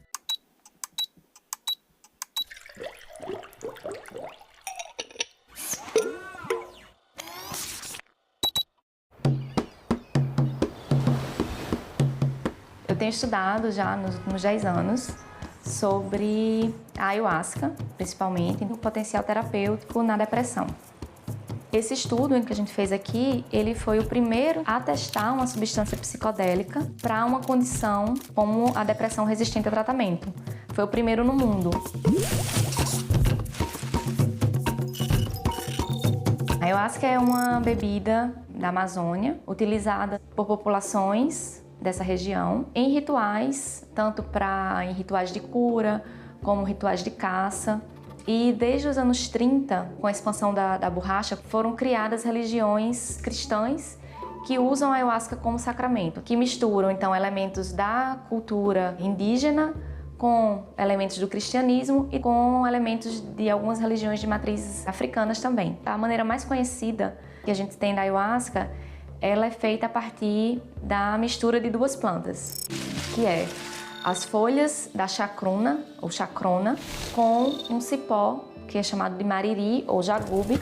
Essas 2 plantas, elas são fervidas em muitas horas, até que se obtenha um líquido marrom, amarronzado, né, que tem um sabor muito peculiar, meio amargo, meio azedo, meio gosto de terra, e que tem propriedades psicoativas. Uma vez que um indivíduo bebe a ayahuasca, no geral, ele vai apresentar uma série de alterações na maneira como ele percebe o mundo. Teve relatos, então, de pessoas que frequentavam essas religiões e que melhoravam de sintomas de depressão e ansiedade. A depressão é uma doença que atinge pelo menos 300 milhões de pessoas, né, no mundo inteiro. É uma das maiores causas de incapacitação para o trabalho. Os efeitos da pandemia na saúde mental, já tem muitos trabalhos mostrando como aumentou o número de pacientes com queixas de ansiedade e depressão. Depressão é um transtorno mental que a gente não sabe exatamente as causas, assim. Então, atualmente, a gente tem basicamente 2 vias de tratamento para a depressão: farmacológica ou psicoterapia, que podem ser associadas ou não. Todo mundo pode ser tratado com esses remédios, mas 30% aproximadamente dos pacientes, eles são o que a gente chama de pacientes resistentes ao tratamento. Então, pessoas que tomam pelo menos 2 antidepressivos, né, em doses adequadas e pelo tempo adequado, e que não melhoram. 100 milhões de pessoas não conseguem melhorar com os tratamentos que a gente tem atualmente. Se a gente olhar, então, para esses pacientes que não respondem, né, é importante que a gente tenha tratamentos alternativos, né? Então, é aí um ponto que a gente chega, né, na pesquisa com a ayahuasca e com outros psicodélicos.